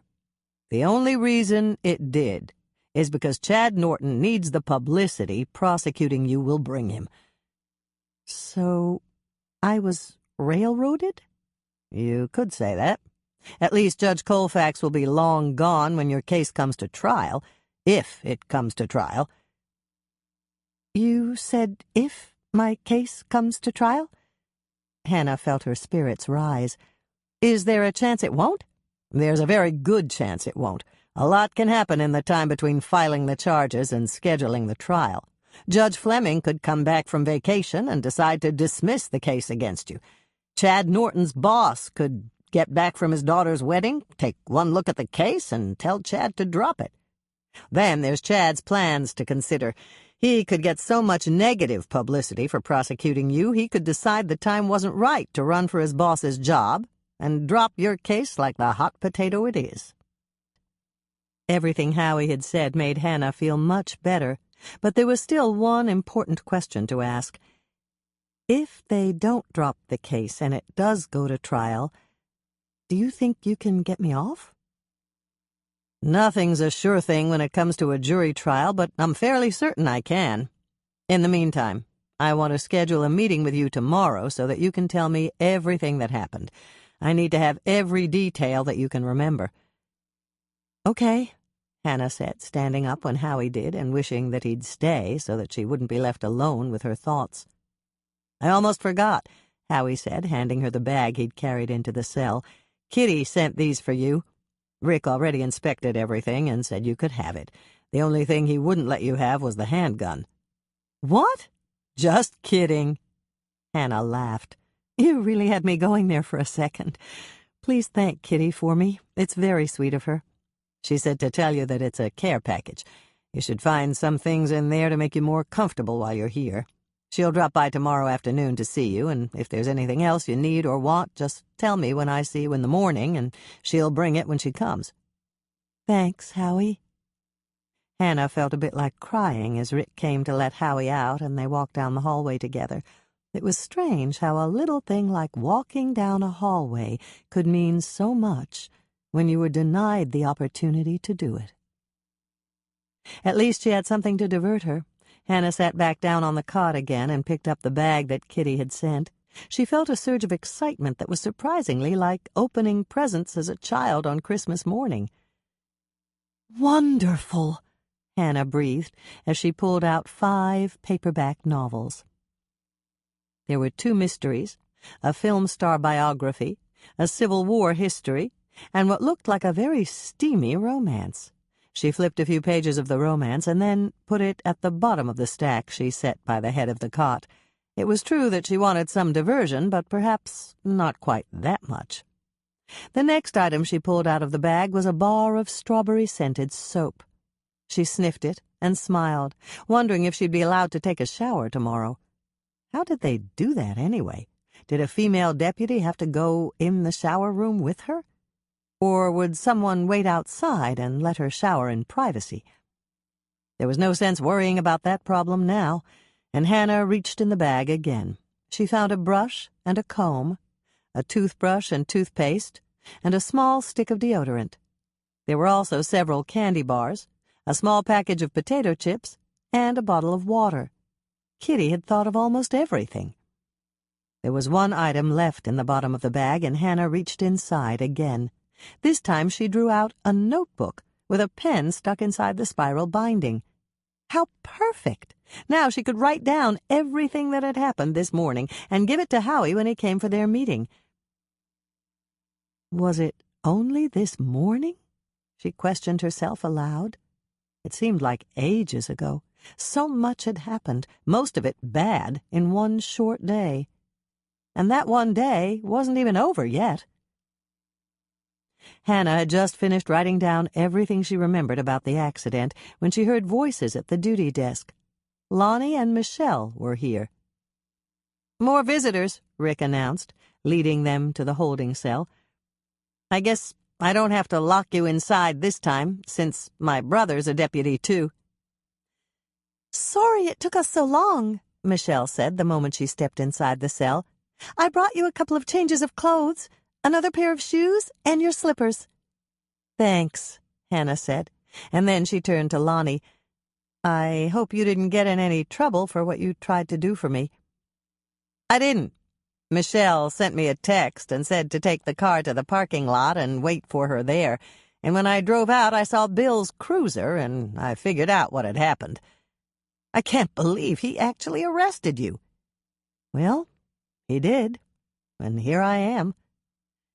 Maybe I can get Rick to let you into the break room. We could all have coffee and talk. Hannah considered it for a moment. It would be a real treat to walk down the hall to the break room. She was about to say yes when she considered the possible ramifications. "I'd better stay here," she said. "But don't you want to get out of here?" Michelle asked her. "Of course I do. But I don't want to get Rick or Lonnie in any trouble. Mike's already suspended, and Andrea and Bill aren't speaking to each other. How am I going to get any inside police information if Rick and Lonnie are gone?" Michelle gave her a questioning look. "What inside police information do you need?" "I need to know who that man was and what he was doing here in Lake Eden. Doc Knight didn't know him, and he's lived here for years, and neither did anybody who saw him when they brought him into the hospital." "It's strange that Doc didn't know him, but maybe he was just passing through." "Maybe. I just need to know more about him." "So, you want to investigate him?" Lonnie asked. "No, not really, but I do want to know more. Maybe he has relatives somewhere we ought to notify." "I understand," Michelle said. "You need to know for your own peace of mind." "Yes, that's part of it. I also need to know because he's a mystery. I didn't know him, Lisa didn't know him, Doc didn't know him, and nobody at the hospital knew him." "How about Mother?" "I didn't ask her to look. You know how squeamish she is. There's no way I'd ask her to go down to the morgue and look at him." "You're right," Michelle said. "She'd do it for you, but you'd hear about the huge favor she did for you for the rest of your life." "Maybe the guy was a transient," Lonnie suggested. "He could have been some street person who hitchhiked here." "I don't think so. He was dressed too well to be homeless." "He was?" Michelle sounded surprised. "You didn't mention that before." "That's because I didn't think of it before. I just wrote it all down for Howie. He told me he wanted every detail I could remember, and I described what the man was wearing." "What was he wearing?" Lonnie asked. "Jeans and a white shirt. The jeans were expensive. I'm pretty sure I recognized the logo on the pocket." "Do you think he could have gotten them from some charity that gives clothes to the needy?" Hannah shook her head. "I don't think so. They fit too well for that. The shirt looked expensive, too. The only thing wrong with it were the stains on the front." Michelle shivered. "Bloodstains?" "No. The stains were reddish-purple, but I'm almost certain they weren't from blood. It was thinner, a little like juice. And his shoes were expensive. I know that because I've seen them advertised, and they're almost $200 a pair. I don't remember the brand, but I do remember the price." "Anything else?" Lonnie asked, and Hannah could tell he was going into detective mode. "He had a ring. I didn't get close enough to really see it, but it looked like a high school ring with a school seal on the front. Doc Knight probably still has it with his personal effects at the hospital. Either that, or Bill sent someone from the department to collect it." Michelle and Lonnie exchanged glances. Then he turned to Hannah. "I'll check with Rick. If they're here in the evidence room, he'll know. And if they aren't, we'll run out to the hospital to look at them before we go back to your condo." "There's one other thing. He had a diamond." "In the high school ring?" Michelle asked. "No, in his left front tooth. It was one of those embedded jewels like the fake ones Norman made for you." "We should check with Norman to see which dentists do work like that," Michelle said. "And I'll call Doc and ask him if the hospital lab can figure out what that stain on his shirt is." She turned to Lonnie again. "Do you think the department is going to investigate?" Lonnie shook his head. "Why should they? They know how he died. As far as the department is concerned, there's nothing to investigate." "Then we'll investigate by ourselves," Michelle said, looking determined. "We'll find out who he was." She turned to Hannah. "You noticed a lot about him, Hannah." "Not enough to figure out who he was," Hannah said, feeling very tired. It had been a long day. "Maybe not, but you gave us plenty to go on," Lonnie pointed out. "I think Doc will let us take the guy's things. We can always return them if the guy's relatives show up. At least we can give it a try." "But what if Doc can't release them to us?" Michelle asked. "Then I'll take pictures of them with my cell phone. But I think he'll let me have them. It's not like they're evidence in a murder." There was silence for a long moment while all three of them thought about that. It was true that the man's death wasn't a traditional murder, but Hannah was charged with vehicular homicide. Hannah attempted to put all thoughts of homicides and trials out of her mind as she turned to Michelle. "If you can't get his actual belongings, please write down the brands on those clothes. I could be wrong about them being expensive." "Okay, I can ask Andrea about the brands. She knows all the designers, and she's going to stop by the condo when we get back there tonight." Hannah put two and two together. "Andrea doesn't want to go home while Bill's still awake?" "She didn't say anything like that, but that's the impression I got. I know she was with Mother and Doc at the hospital. She called me from there to see where I was. I'm supposed to call her on her cell phone when we're on our way back to your place." "Thanks," Hannah said. "You two are a big help. You're making me feel much better." Surprisingly, it was true. Even though she was still locked in a cell and facing criminal charges, Hannah was feeling much better. By attempting to learn the man's identity, she was taking an active part in something that was taking place outside of her jail cell. Learning the man's identity wouldn't bring him back or change the fact she'd killed him, but Hannah didn't like unanswered questions, and there were several surrounding the man she'd killed. Who was he? Why had he come to Lake Eden in the first place? And why had he been standing at the side of the road, nowhere near a farmhouse, in the pouring rain? "We'll find out who he was," Michelle addressed Hannah's unspoken questions. "And when you get out on bail, you can help us do it. Actually, you're helping us now. I wouldn't have known where to start. I just know if all three of us work together, we can do it." "That's right," Lonnie said, and then he turned to Michelle, who was wearing shorts, with a grin. "You've got the legs, I've got the badge, and Hannah's got the brains. With the three of us working together, we're bound to figure everything out." Hannah was halfway through the first chapter of a mystery that Kitty had sent her when Rick came down the hall again. "You've got another visitor, Hannah. It's Norman. Should I tell him you want to see him?" "Oh, yes," Hannah said, and then she hoped she hadn't sounded too eager. Rick and Lonnie's mother, Bridget Murphy, was a member of the Lake Eden Gossip Hotline. "I'd like to see him, Rick. Thank you very much." Hannah just had time to run the hairbrush Kitty had sent through her hair and put a smile on her face before Rick arrived with Norman. "Here he is," Rick said, and then he turned back to Norman. "Sorry, Norman, but I'll have to lock you in with Hannah." "That's okay. I don't mind being locked in with Hannah. Anyone else, maybe, but with Hannah, it's just fine." "Oh, boy," Hannah thought. "This'll get on the gossip hotline in no time flat." But did she really care if it did?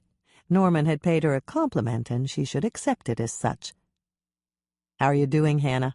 Norman asked, sitting down on the cot next to her, slipping his arm around her to pull her close, and not even glancing at Rick as he locked the door and left.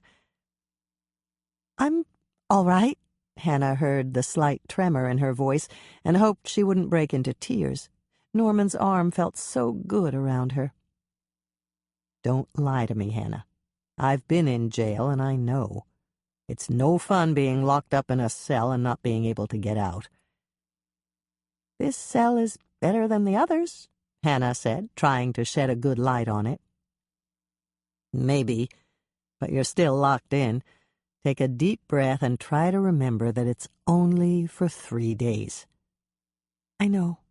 And now it's not even 3 days anymore. It's only 2 days and 3 nights. And when you wake up, it'll be only 2 days and 2 nights. Then you'll be out and back where you belong. Do you want to come and stay with me when you get out on bail? I've got the cats at our house, and it would be a transition." Our house.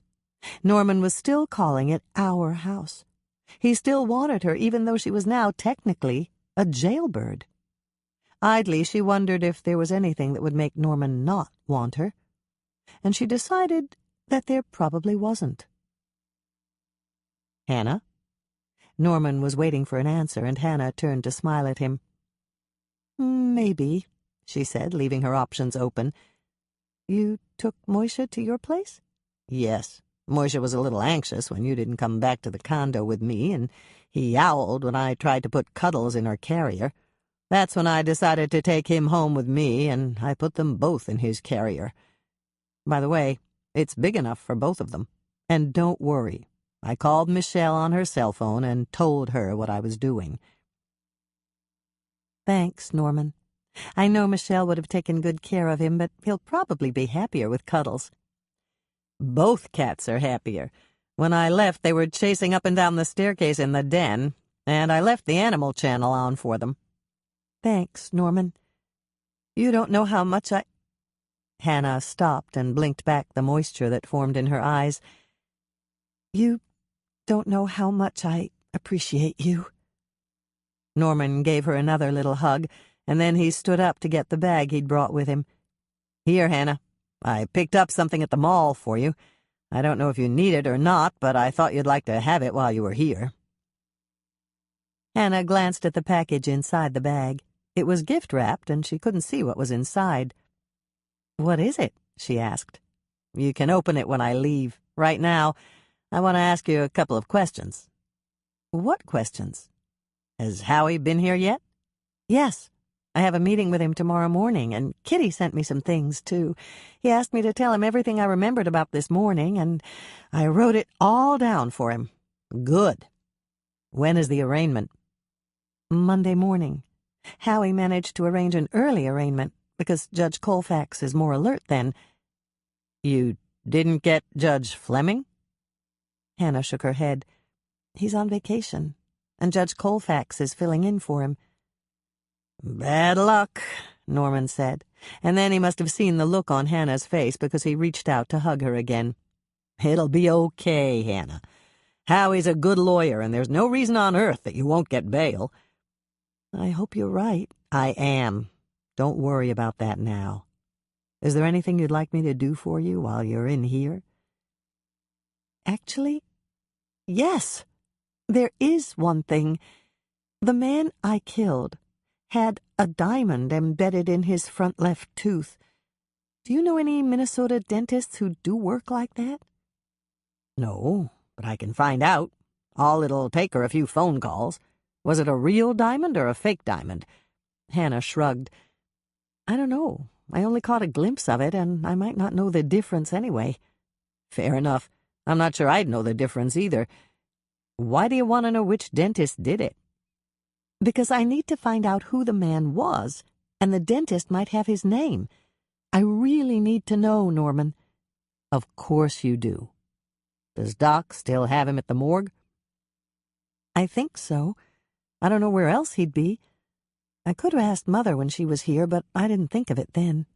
"I'll give Doc a ring, and if he says it's okay, I'll run out there and take a look. I know quite a few dentists in Minnesota, and I might recognize the work." "Thanks, Norman.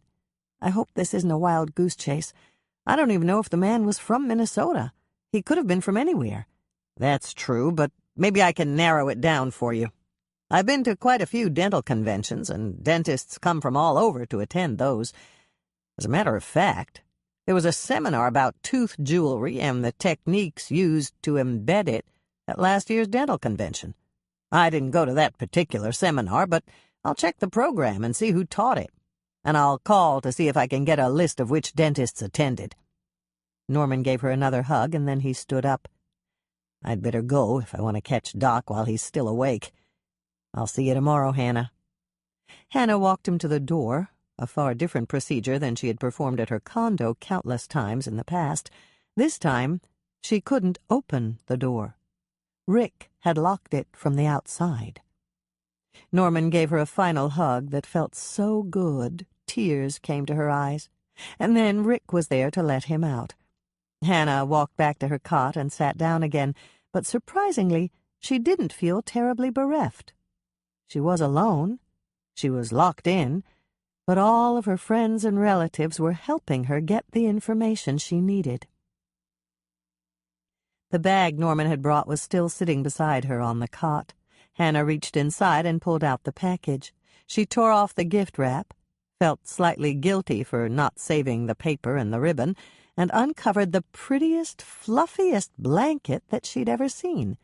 It was patterned with cats, darling little cats, so many different breeds of cats that she couldn't name them all. They were romping and playing all over the surface of the blanket, and every single cat was as cute as it could be. They were all in different poses, chasing butterflies and balls and each other, and just looking at them made Hannah smile in delight.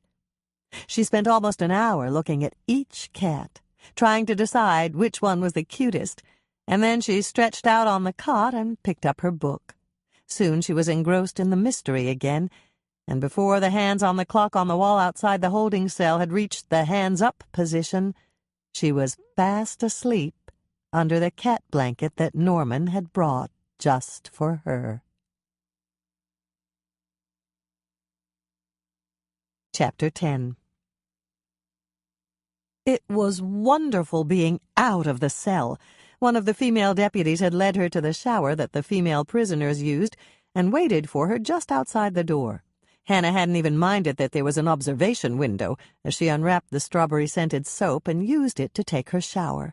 Then she'd rinsed off, dried off on the not-so-soft towels the deputy had given her, and dressed in clean clothing. Now she was sitting across from Howie Levine in the small room reserved for lawyers and their incarcerated clients. "I've got to tell you, Hannah," Howie said, "I did some research last night, and it doesn't look good." Howie was frowning deeply, and Hannah's heartbeat accelerated rapidly. "What do you mean?" she asked. "I mean that you are clearly at fault." Hannah couldn't help it. Her mouth dropped open in surprise. "But it was an accident. I couldn't help hitting that man. I wrote it all out for you to explain it." "And I read it. I understand exactly what happened, Hannah, but I'm still telling you that you were clearly at fault when you killed that man." "How can that be? I couldn't avoid him. There was no way. Are you saying that I should have run into that branch in the road?" "No, I'm not telling you that at all." "Then how can it be my fault that I hit that man and he's dead?" Howie snapped open his briefcase and brought out a pamphlet. He flipped through the pages, stopped at one, and said, "This is the Minnesota Driver's Manual. I'm going to read the pertinent section." He cleared his throat and began to read aloud. "Your headlights, by law, must be used at times when you cannot see more than 500 feet ahead, and when it is raining, snowing, sleeting, or hailing." "Did you turn on your headlights, Hannah?" "No, but it was morning."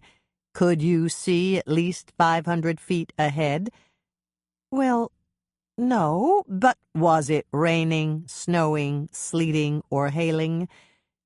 "Yes, I told you it was raining." "Let me reiterate. It was raining, and you could not see 500 feet ahead. Is that correct?" Hannah didn't want to answer, but Howie was her lawyer, and she had to be truthful. "Yes." "And yet you neglected to turn on your headlights?" Hannah took a deep breath and nodded. "It wouldn't have helped if I'd turned them on, but yes, I neglected to turn on my headlights." "Thank you. Now, on to the second part of the paragraph.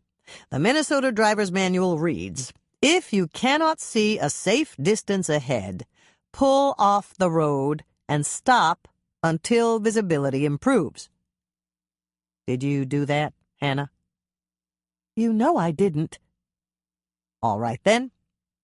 Do you see why Chad Norton had reason to file charges against you? I admit he had a right to file charges, but give me a break, Howie. There were extenuating circumstances. What were those extenuating circumstances?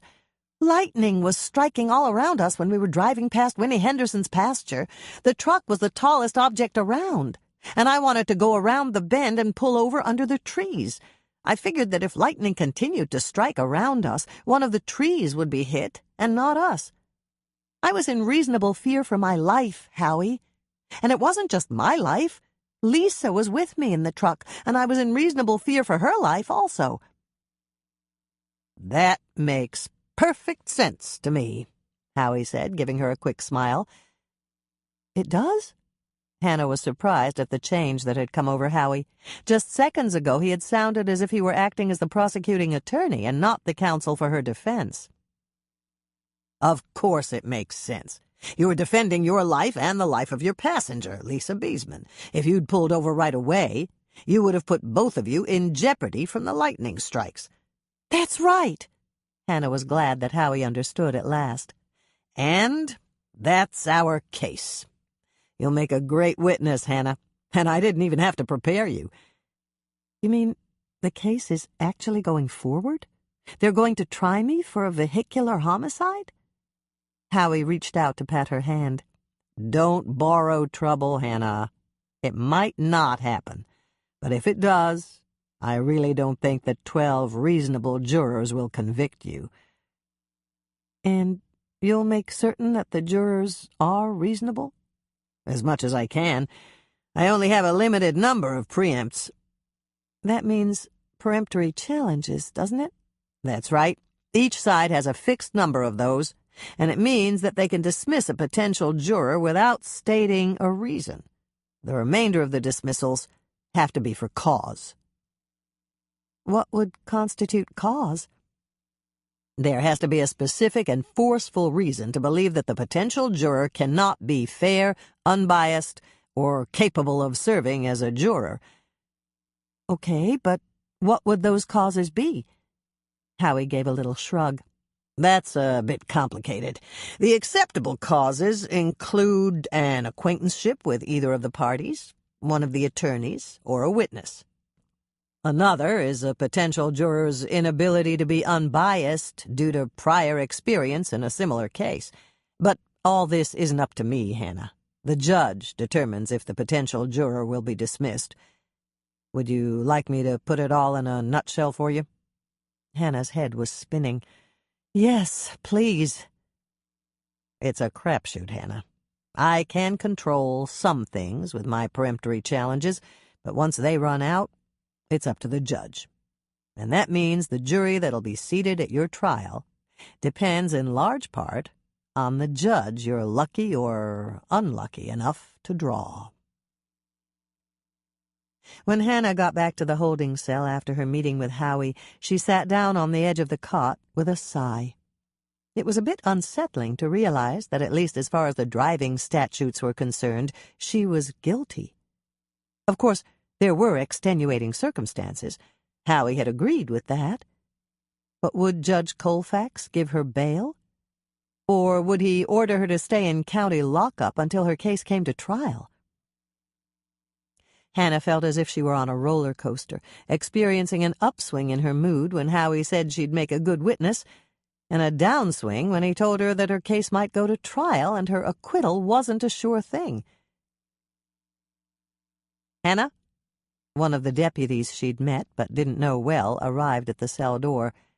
You've got visitors. Shall I bring them down here to you? Yes, please, Hannah said politely, and the deputy went off to get her visitors. A minute or two later, Dolores and Doc arrived at her cell, along with the deputy who was carrying 2 chairs. "Hello, dear," Dolores greeted her. "How was your meeting with Howie?" "Fine," Hannah said, not wanting to worry her mother by confiding that the outcome of her case was uncertain.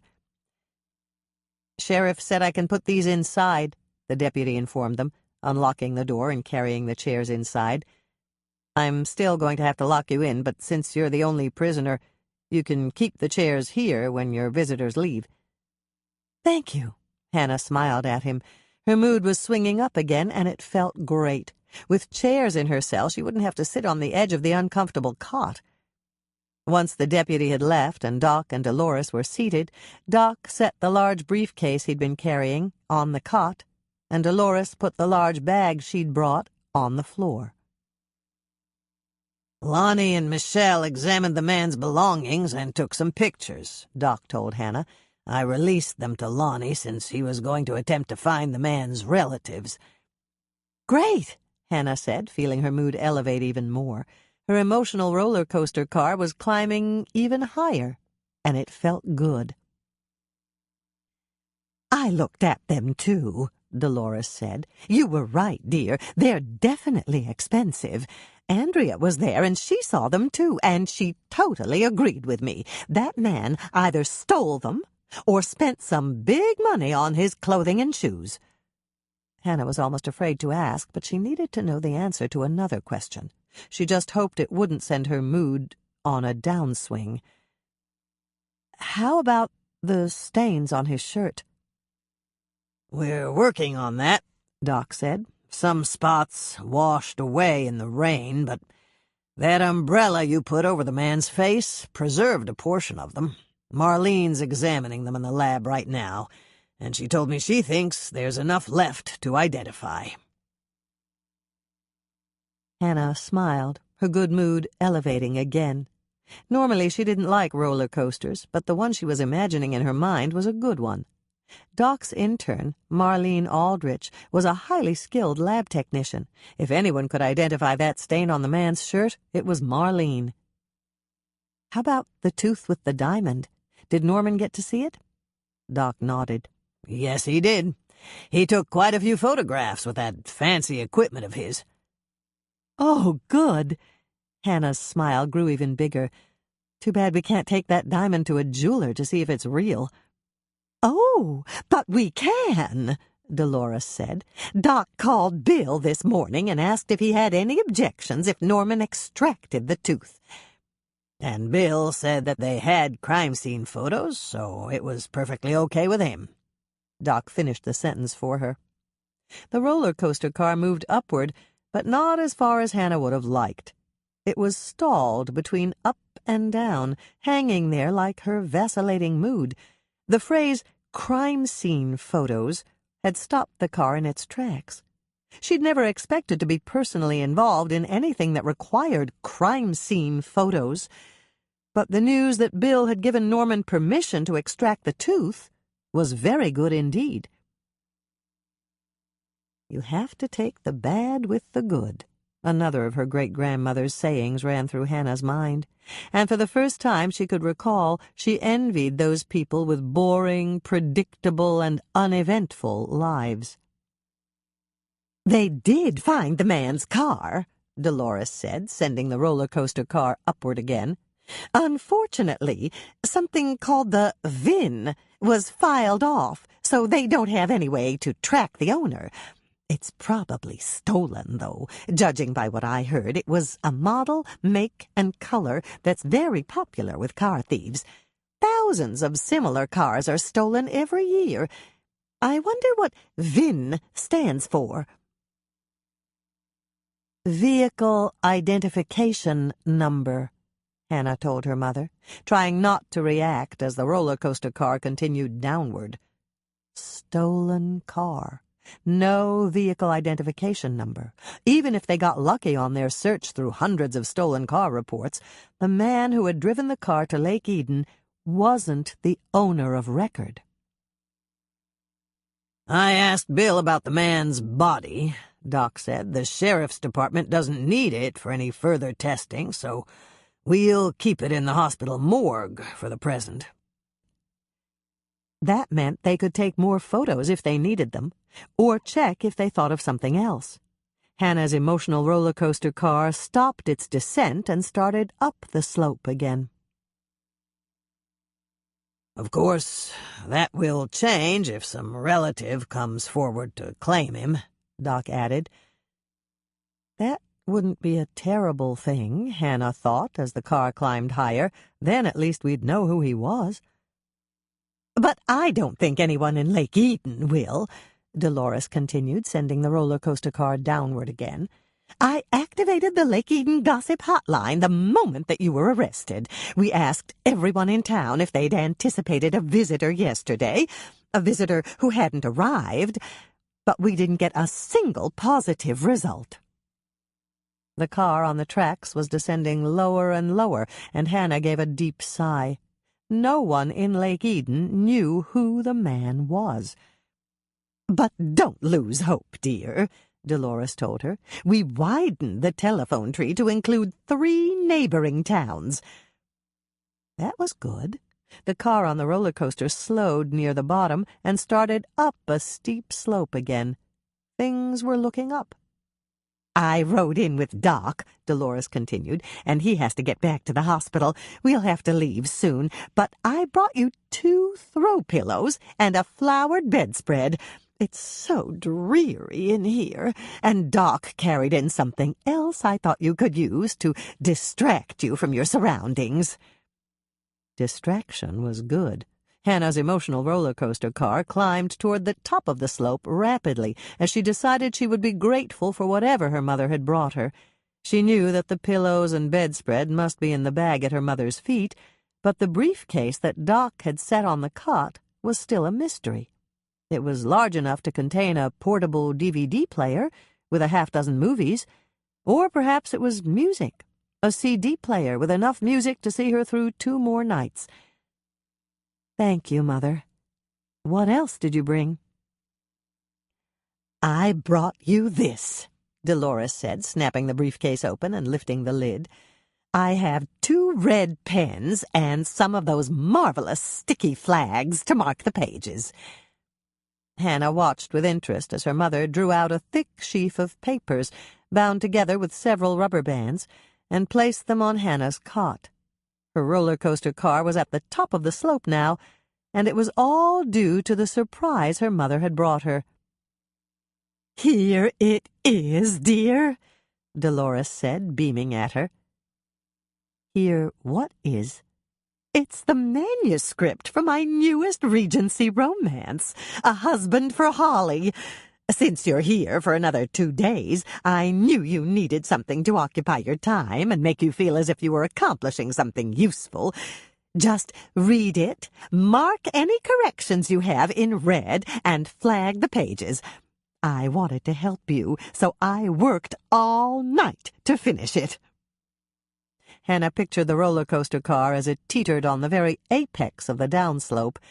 There was a moment when time stood still, at least in her mind, and then the car roared downward with full force, lurching, swaying, and descending so rapidly that Hannah felt her stomach drop down to her toes.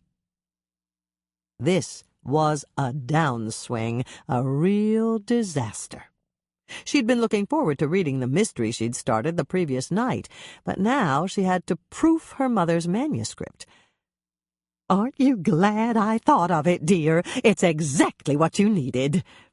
Hannah stared at her mother. Dolores looked so pleased with herself that she didn't have the heart to disappoint her. It's exactly what I needed, Hannah repeated, hoping she sounded sincere. Midway through the 3rd chapter, Hannah's roller coaster car was on its way up the track again. Her mother's newest romance was good, very good, and it was definitely well written. Despite her earlier fit of pique, Hannah stopped in mid-thought and laughed out loud. Fit of pique? She was obviously enjoying her mother's book if she was spouting Regency phrases. A few pages later, Hannah was actually disappointed at the interruption when the deputy came to tell her she had another visitor. She marked her place with a sticky red flag and gazed down the hallway to see who would appear. Hi, Hannah, Lisa called out, hurrying toward the cell. Hello, Lisa. Hannah waited until the deputy had opened the cell. Lisa had entered, and they were both locked in. Have a chair. Thanks. I've been on my feet all morning. Marge and Dad are helping Michelle in the coffee shop, so I decided to take my lunch now. You came here for lunch? Yes, and I brought some for you, too. I stopped at Hal and Rose's cafe right after I delivered the cookies to Winnie. You ought to see her dining room, Hannah. She's got those chocolates that look like gold coins scattered all over the tablecloth and placemats that look like pirate flags. And I saw the life-size standing cutout of Jack Sparrow. It looks just fantastic. I'll bet it does. Hannah eyed the bag that Lisa was carrying. What did you bring for lunch? Egg salad sandwiches and a big bag of Rose's French fries. She sent along mustard for me and a container of blue cheese dressing for you. Perfect, Hannah declared. She was hungry even though she'd eaten breakfast less than 4 hours ago. I almost forgot. Lisa stopped in the act of laying out their lunch on the seat of the empty chair she'd pulled up to the side of the cot and reached into the bag again. Winnie sent 2 copies of her fresh blackberry pie recipe. Here's yours. It's really simple, Hannah. She gave me some blackberries, too. I'm going to go home tonight and make a pie so I can bring you a piece tomorrow. That would be nice, Hannah said, reading through the recipe quickly. You're right, Lisa. It's a simple recipe, but I'll bet it's good. I know it's good. She let me taste a piece in the kitchen. Lisa sat down and took a bite of her sandwich. Hannah did the same, and they chewed in silence for several moments. Oops, Lisa exclaimed, reaching in the bag again. I almost forgot our milkshakes. They're chocolate. I figured you could use some chocolate about now. You figured right. Hannah picked up her straw, poked it through the slit on the lid, and took a big swallow. I didn't realize how much I missed chocolate until right now. The 2 partners ate for several minutes without speaking, and then Lisa said, I've got an idea about that man we hit. Hannah heard the plural Lisa had used and shook her head. Lisa was sharing the blame, and that wasn't fair. I hit the man, not you. I was the one behind the wheel. Yes, but I was riding shotgun. I should have seen him and warned you. Impossible. You couldn't see any more than I could. It was raining too hard. Okay, but I still wish I'd seen him. So do I, Hannah said, but we didn't. There's no sense in wishing if there's nothing you can do about it. I guess. Lisa took a swallow of her milkshake and sighed. I want to help you find out who he was, Hannah. It's the least I can do. Okay, Hannah said, agreeing quickly with Lisa's offer since it might make her partner feel better. Good. What can I do? Hannah thought fast. What could Lisa do? And that was when a radical idea occurred to Hannah. Tell the story of how I hit him. What? Tell it. The more people who hear it, the more buzz there'll be about it. You saw the man. Describe him. Describe his clothing. And once you see the photo Norman took of the ring and the diamond in his tooth, describe those too. Make it exciting and scary, and we're bound to get a crowd. If it's really exciting, everyone will repeat it. But are you sure you want me to talk about killing him? Yes. I'm already in trouble, and we might as well take advantage of it. People will talk. They always do. And there's bound to be someone who knows who he is. We just don't know who that someone is yet. If the word gets around, whoever it is may come forward. Okay. If you're sure. I'm sure. All right, then. I'd better get back and start baking cookies. I'll rehearse tonight and begin telling the story tomorrow. Tomorrow's Sunday, Lisa. I know, but we can still open the shop. I'll ask your mother to activate the gossip hotline, and we'll do a special cookie sale, maybe a twofer on fresh blackberry cookies. That'll draw customers in. Fresh blackberry cookies? We don't make those, do we? We do now. Winnie gave me the recipe. That's how she uses up the extra blackberries she doesn't bake in her pies. She told me they freeze really well, and everybody loves them. If they're as good as she says they are, they're going to go like hotcakes. By the time you get out of here on Monday morning, almost everybody in town will know what happened. Maybe we'll even know who the man was by then. I hope so, Hannah said. But the car on her emotional roller coaster was starting down the slope again. What if no one knew? Would they ever know what her victim had been doing by the side of the road, and why he'd come to Lake Eden? Winnie's Fresh Blackberry Pie. Blackbeard Pie. Preheat oven to 350 degrees Fahrenheit, rack in the middle position. Hannah's first note: Winnie told me to decide which top I wanted to have on my fresh blackberry pie before I started. There are 3 ways to top your pie. The latticework crust on top takes the most time and is the most difficult to do. Written instructions are confusing. There is a lattice cutter that you can order from cooking catalogs. That looks nice, but it's not woven. You can also use my friend Trudy's shortcut. She cuts little leaves out of pie crust and arranges them in lines that crisscross on top of her pies. If you choose to do a lattice top, you will need 2 rounds of pie crust to make this pie. The French crumble is easy, and you need only 1 round of pie crust if you decide to use it. The crust with the slits cut in it is the easiest and fastest, as long as you buy ready-made frozen pie crusts. You will need 2 rounds of pie crust for this top. A package of 2 frozen 8-inch deep dish pie crusts, or make your own from your favorite recipe. 3 heaping cups whole blackberries, approximately 3 grocery square berry boxes. 3/4 of a cup white granulated sugar. 1/4 cup all-purpose flour. Pack it down in the cup when you measure it. 1/4 teaspoon ground nutmeg. Freshly ground is best, of course. 1/2 teaspoon ground cinnamon. If it's been sitting in your cupboard for years, buy fresh. Cinnamon loses its flavor when it's old.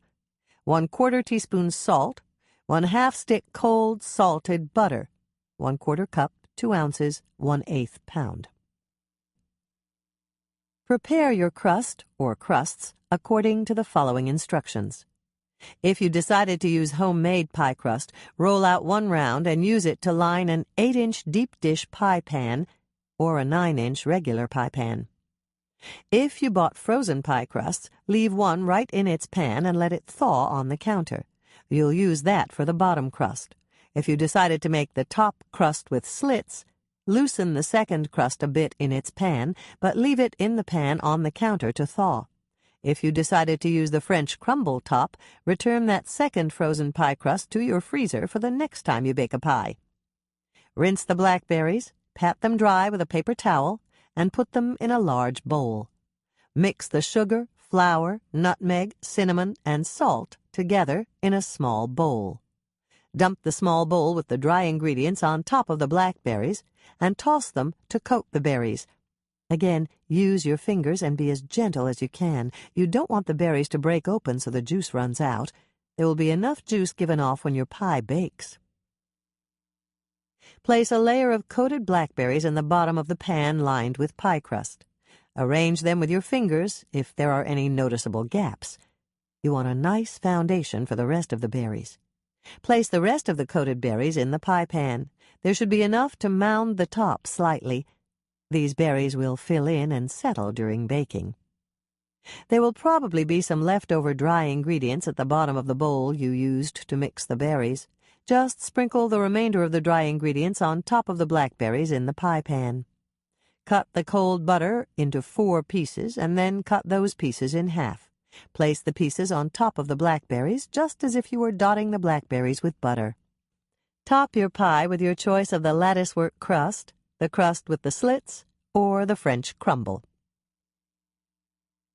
The latticework crust. You're on your own with this one. The crust with slits. If you used a frozen pie crust, simply tip the pan it came in upside down over the berries in the bottom crust. Smooth it out with your impeccably clean fingers. Squeeze the edges from the top crust and the edges from the bottom crust together. Use a little water for glue if the crust just won't cooperate.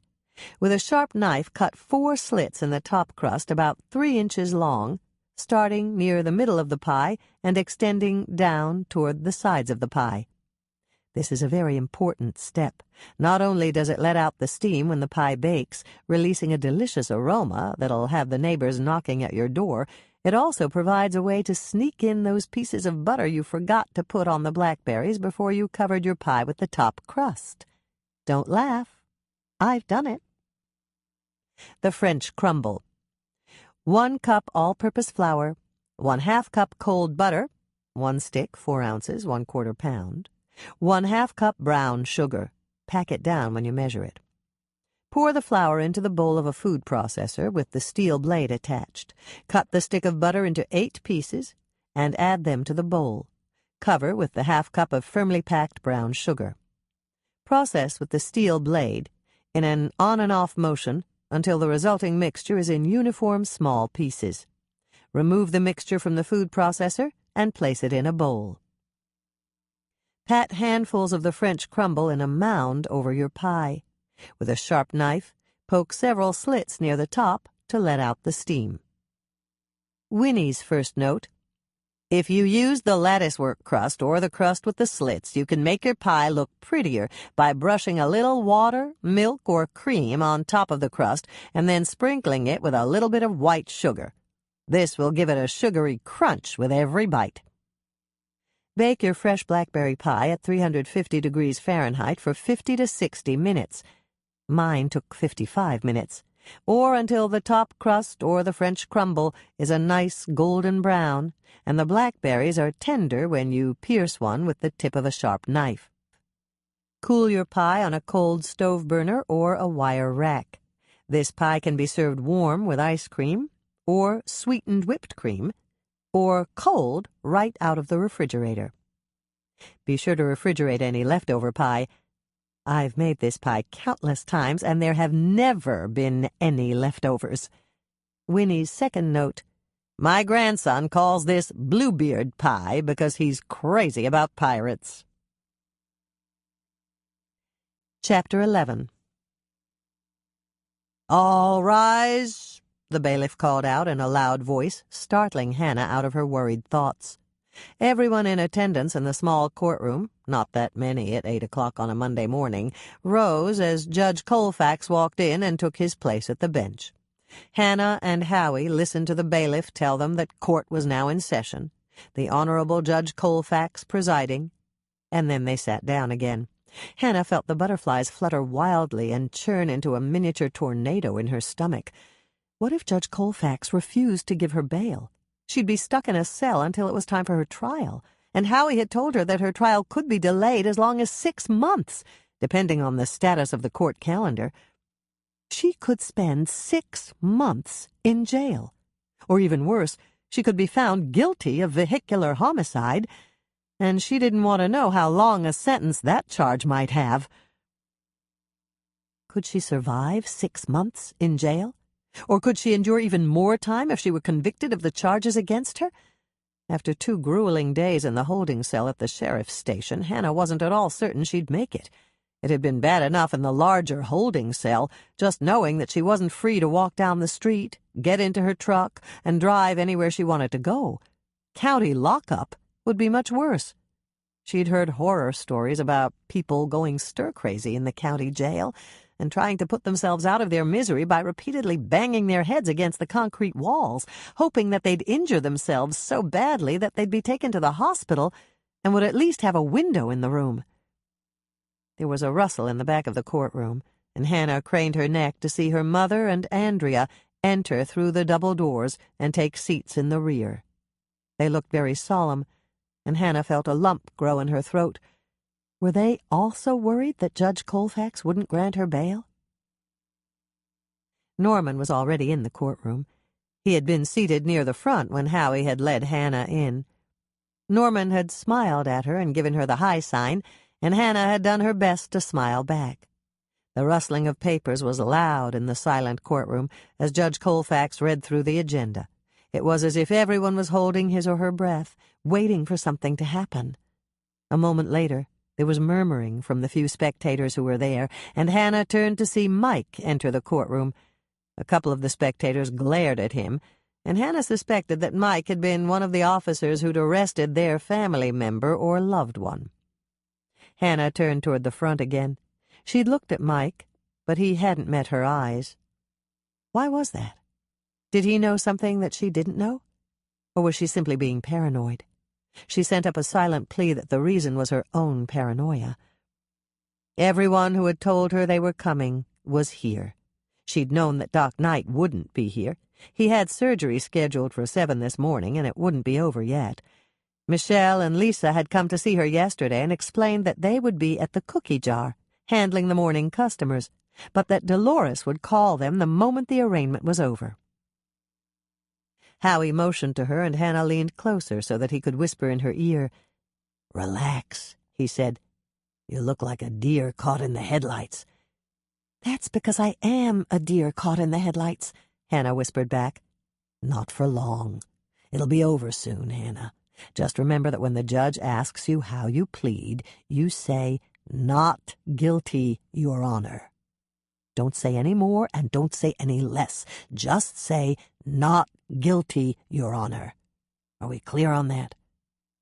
"Yes," Hannah said, and then she added, "Did you bring Judge Colfax his coffee this morning?" "I did, and it was an extra-large mocha, exactly what he likes. Stop worrying, Hannah. We should be just fine." Hannah thought about saying, "That's easy for you to say. Even if things weren't fine, Howie wouldn't be the one who was locked up in jail. That would be her, and she had a perfect right to be worried. And then the bailiff was calling her name, and Howie was motioning for her to stand up and face Judge Colfax on legs that were suddenly trembling like leaves in a windstorm. The bailiff read the charges, and Hannah did her best not to listen. There were more than she'd thought there would be, ranging from misdemeanors to a final charge of vehicular homicide. And then Howie was prodding her. The judge must have asked her how she pled. And Hannah said, "Not guilty, Your Honor," and clamped her lips shut. Her words hung in the silent air, and the room began to revolve slowly around her. Hannah knew she was close to fainting as Howie asked for bail.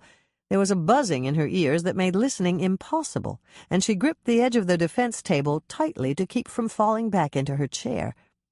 The judge wouldn't like that.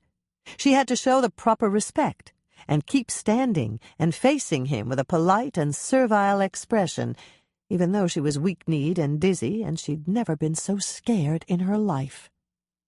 The moment seemed to go on forever, as if the clock on the wall had stopped and everyone was frozen in place.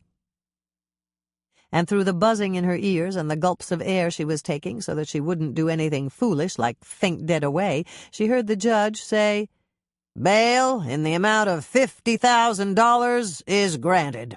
See the clerk." His gavel banged loudly against the wooden surface, and then Howie turned to take her arm. "It's over, Hannah. I told you it would be all right. An officer of the court will escort you to the clerk's office and stay with you there while your mother makes bail.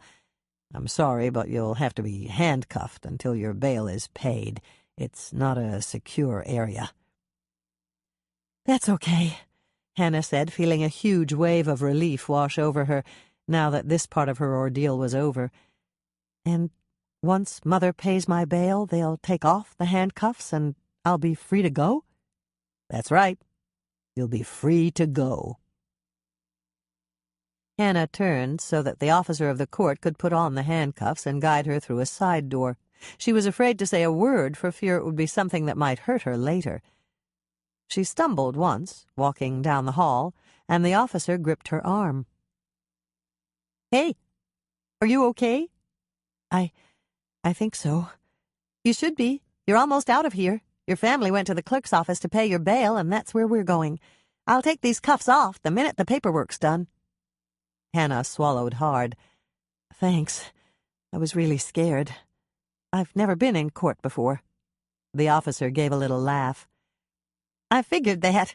I saw your legs shaking when you stood up, and I was all ready to catch you if you passed out." Hannah turned to look at the female officer, who couldn't have weighed over 100 pounds. "Thanks, but I probably would have taken you down with me." "Not me," the officer said. "I've caught bigger ones than you and eased them down to the floor so they didn't hurt themselves." They walked down the hallway in tandem for a few steps, and then the officer spoke again. "You lucked out, that's for sure. I've never seen Judge Colfax give bail that light before." "Really?" Hannah turned to her in shock. "I thought 50,000 was a lot." Oh, no. Don't forget, you only have to put up 10% and sign a note for the rest. That's only $5,000. All the other homicide cases I've heard have been over $100,000 and more. Hannah knew enough not to comment. To her, $5,000 seemed like a huge amount. Here we are, the officer said, opening the door and ushering Hannah in. We stay in here, but the door is open to the clerk's office and you can hear what's going on. Sorry, but I have to stay with you. That's okay, Hannah said quickly. I'm glad you're here. I've been all alone in a cell and I appreciate the company. The officer turned to look at her in shock. Nobody's ever told me that before. I can't do anything for you, you know. If your family doesn't make bail, I can't intercede. Oh, no, I wasn't thinking that at all. I'm just glad I have somebody to talk to. Hannah watched as a smile played over the officer's lips. And then she asked a question. You don't have to answer this if you don't want to, but do you like your job? I'm just curious, that's all. I like it. It pays well, and I'm a county employee. I get good bennies. That means a lot, because my husband is out of work now. Oh, I'm sorry, Hannah said, feeling immediately sympathetic. What kind of work does he do? He's an auto mechanic. Hannah thought fast. Lisa had mentioned that one of Cyril's mechanics had quit, and he was looking for a replacement. I don't know where you live, but is Lake Eden too far for him to drive? No, the officer gave a little laugh. We live out in the country, and Lake Eden's only about 10 miles. My husband's been applying for jobs all over the state. He even put out feelers in the cities. He's got a sister down there, and he figured he could stay with her during the week and come back home on weekends. Do you have a pen? Hannah asked. I think I have a lead for your husband. The officer drew a pen from the pocket of her uniform and reached into her other pocket for a small notebook. That would be great. What is it? Murphy's Motors in Lake Eden. They just lost one of their mechanics, and my partner said they were looking for someone to replace him. If your husband calls Cyril Murphy, tell him to say that Hannah Swensen recommended him for the job. I'll tell him to do that. The officer looked excited at the prospect of work for her husband so close to their home. Thanks a lot, Miss Swensen. I appreciate it. Hannah sat down in the chair the officer indicated and turned toward the open door to the clerk's office. Her mother was standing at the counter with her checkbook in her hand. What do you mean you won't take a check? Dolores said, sounding irate. I have 10 times that in my account. Just call the bank and see. I'm sorry, ma'am, but we can't take checks. We're not allowed. It's cash, money order, or cashier's check only. The clerk pointed to a sign on the desk that listed the approved ways to pay bail. Hannah could read the sign from her chair in the waiting room. No personal checks. Cash, cashier's checks, or money orders only. No exceptions. That's ridiculous. I'm the mother-in-law of the Winnetka County Sheriff. Do you really think I'd give you a bad check? I'm sorry, ma'am. The clerk stood firm. We're not allowed to take personal checks. Andrea stepped up to the counter. My mother's upset, she said. Surely you can understand that. This is the first time anyone in our family has ever been in court, and we didn't know about the rules for paying my sister's bail. I understand, the clerk said, and I wish I could help you, but I can't take a personal check. It's not allowed. But I'm Andrea Todd, and I'm the wife of the Winnetka County Sheriff, Bill Todd. I'll personally guarantee that my mother's check is good. The clerk looked as if she wished she were anywhere but standing behind the counter, but she shook her head. I'm sure it's good, but I'm not allowed to accept it. Your sister will have to stay here in jail until you can produce cash, a money order, or a cashier's check for the entire amount. It's the rule, and I'm not allowed to make any exceptions. Dolores pursed her lips, and Hannah knew her mother's expression well. She was about to give the clerk a piece of her mind. Andrea stood by seemingly a helpless witness to what was about to happen, and Hannah sent up a silent prayer that her mother would calm down. If Dolores insulted the clerk or caused a scene, she might be the next person who had to go in front of Judge Colfax. And that was when the White Knight arrived, striding into the clerk's office. "Let me," Norman said, silencing Dolores with a glance and taking her arm. "I've got this handled." Hannah watched in amazement as he turned to the clerk and gave her a smile. "Sorry for the trouble. They didn't realize how the system works, but I'm here to make Miss Swensen's bail." "Thank you, sir." The clerk sounded very relieved. 10% of the bail for Miss Swensen is $5,000. You'll have to put up collateral for the rest.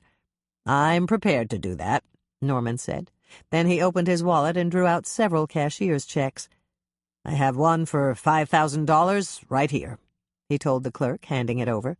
"And if you give me the papers, I'll sign over my house for collateral." The clerk examined the check and quickly wrote out a receipt. Then she handed Norman some papers, which he signed. "You're all set, sir. Miss Swensen may leave the courthouse." "My hero," Hannah thought, remembering the caption from a silent movie they'd seen only a few nights ago. The handsome hero had rescued the beautiful young woman that the villain had tied to the railroad tracks. She'd called him her hero as he'd untied her and lifted her into his arms. While it was true that she wasn't a beautiful young woman and Norman wasn't a handsome young man, he was still her hero. The clerk stamped the papers, and then she nodded at the officer in the other room. "Miss Swensen's bail has been met. Once you read her the restrictions and she collects her personal items, she is free to go." "I'll meet you out front," Norman said, coming up to pat her shoulder. "Do you need help with your things?" "I can manage. Just keep the motor running for a quick getaway before the judge changes his mind," Hannah thought, but she didn't say it.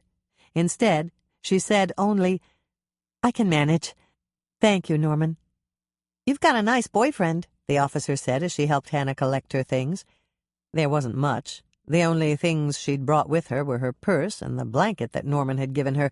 Everything else was still at the sheriff's station, and Lonnie had promised to take it to Michelle and Lisa at the cookie jar. It took only a minute or two to hear the restrictions of her bail, and then she was walking out the front door of the courthouse, free at last, and Howie was there to meet her. "Lisa sent these for you," he said, handing her one of the distinctive bags they used for take-out cookies at the shop. "She told me to tell you they were fresh Blackberry cookies." "Thanks," Hannah said. "Did you turn over your passport?" Howie asked. "I don't have a passport. Should I have a passport?" "Not now. You couldn't get one now, but don't worry about it. You weren't going anywhere anyway, were you?" "No." "Then it doesn't affect you one way or the other. They'll notify me when they set a court date, but it won't be for a while. You're free, Hannah." "Free," Hannah repeated, smiling widely. Freedom was something you really didn't think about unless you lost it. And then it was the only thing that mattered. She caught sight of Norman's car and came close to running down the courthouse steps so that she could climb in beside him, but she wasn't entirely sure that her legs would hold her. Instead, she walked quickly down the steps and made her way to the curb.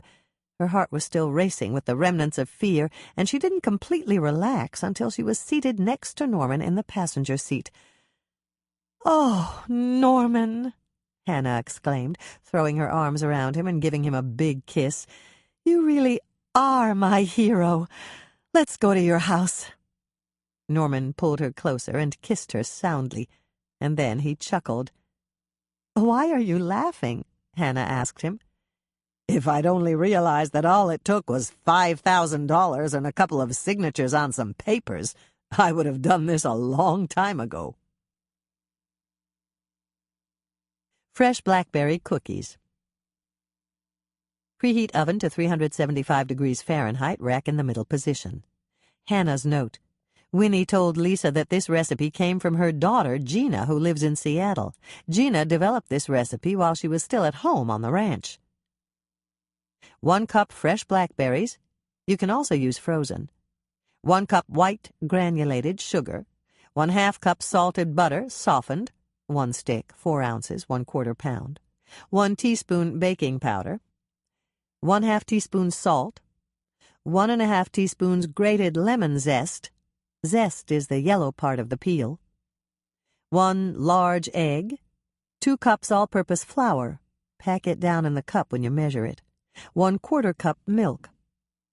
Rinse and thoroughly dry the blackberries. You can do this in a strainer and let them dry while you mix up the cookie dough. If you're using frozen blackberries, you don't have to rinse them. Just put them in a strainer and let them thaw. Prepare your baking sheets by lining them with parchment paper and then spraying the paper with Pam or another nonstick cooking spray. Place the white sugar and the softened salted butter in the bowl of an electric mixer. Beat them together until they are light and fluffy. Add the baking powder, salt, and grated lemon zest. Mix them in thoroughly. Add the egg and mix until it is completely incorporated. Add 1 cup of flour to your bowl. Mix it in. Add the milk to your bowl. Mix that in. Add the rest of the flour and mix until all the ingredients except the blackberries are combined. Turn off the mixer, take out the bowl, and set it on the counter. Pat the strained blackberries with a paper towel until they are thoroughly dry.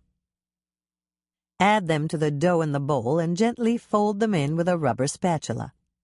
The goal here is to keep as many whole, uncrushed berries as possible. Some will crush and juice. It's inevitable. Don't despair, because that is what will give your cookies streaks of lovely purple color. Drop the cookies by teaspoonful onto the parchment-covered cookie sheet, 12 cookies to a standard-size sheet. Lisa and I use a 2-teaspoon cookie scoop to make these down at the cookie jar. Bake the fresh blackberry cookies at 375 degrees Fahrenheit for 12 to 15 minutes or until they are a light golden brown color. Yield 4 to 5 dozen, depending on cookie size. Chapter 12. It was 1 o'clock in the afternoon, and Hannah was back at the cookie jar, mixing up cookie dough in the kitchen and trying not to listen as Lisa told the story of how Hannah had hit the stranger who'd been standing at the side of the road and killed him. He had on an expensive white shirt, designer jeans, and running shoes that sell for almost $200 a pair, Hannah heard Lisa say as she added ground oatmeal to her bowl and mixed it in. "He must have had money, that's for sure." It was Bertie Straub's voice, and Hannah smiled. Bertie had probably left her clients under the dryers and dashed down the street to listen to Lisa's story so that she could go back and repeat it to them when she combed them out. "Dark brown hair, hazel eyes, and not an ounce of fat on him. I saw him, and he looked like he worked out almost every day." Lisa continued her description. "How about jewelry?" It was John Walker from Lake Eden Neighborhood Pharmacy, just down the street. John must have walked up on his lunch break to hear Lisa's story. "The man had a high school ring, and we're working on identifying the school it came from," Lisa told them. "I have a photo right here if you want to see it. Why don't you pass it around? Maybe someone here will recognize the seal." "Smart thinking," Hannah said under her breath. Lake Eden had quite a few residents who'd come from other towns and cities, and perhaps one of them would recognize the seal on the ring. As she zested an orange and added the zest to her bowl, Hannah listened for any response from Lisa's audience. All was silent for a minute or two, and then Lisa went on with her story. "He had a diamond embedded in his left front tooth." "Ew!" Hannah heard a woman say, but she didn't recognize the voice from such a short exclamation. "Do you think he was a gang member?" This time Hannah did recognize the speaker. It was her business neighbor, owner of Beaumont Fashions next door, Claire Rogers Knudsen. "Sounds more like a pimp to me, especially if it's a real diamond. Gang members don't usually have that kind of cash unless they deal drugs." Hannah recognized the voice, and she started to laugh. She couldn't help it. She laughed so hard she had to clamp her hand over her mouth so that she wouldn't be heard by the customers in the coffee shop. The speaker had been Grandma Knudsen, grandmother of Claire's husband, Reverend Bob Knudsen, pastor of the Lake Eden Holy Redeemer Lutheran Church.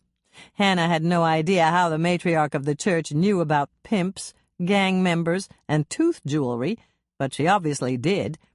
There were times when Grandma Knudsen surprised them all. "Can someone get the diamond out to find out if it's real?" It was Bertie Straub's voice again. "Norman Rhodes removed it on Saturday, and he's taking it out to the jewelry stores at the mall to have it appraised."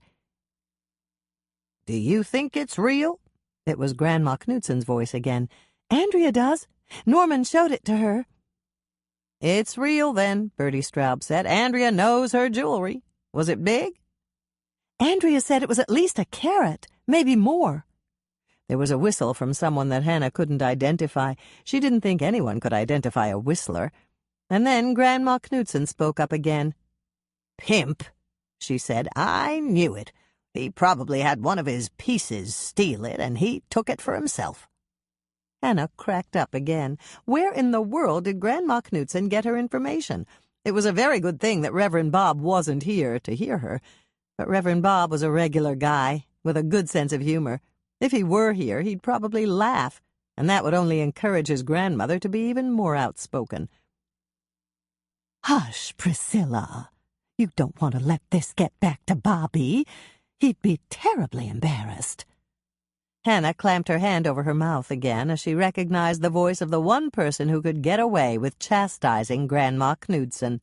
It was Nola Koenig, who was visiting from Long Prairie, and the two women had been friends for more years than Hannah had been alive.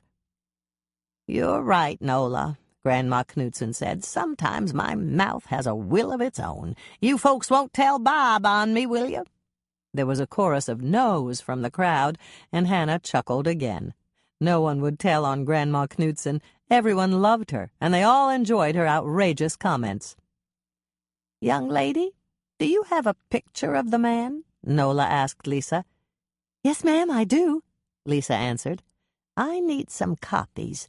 Bobby's driving me back to Long Prairie tomorrow, and I'll have my grandsons put them up all over town.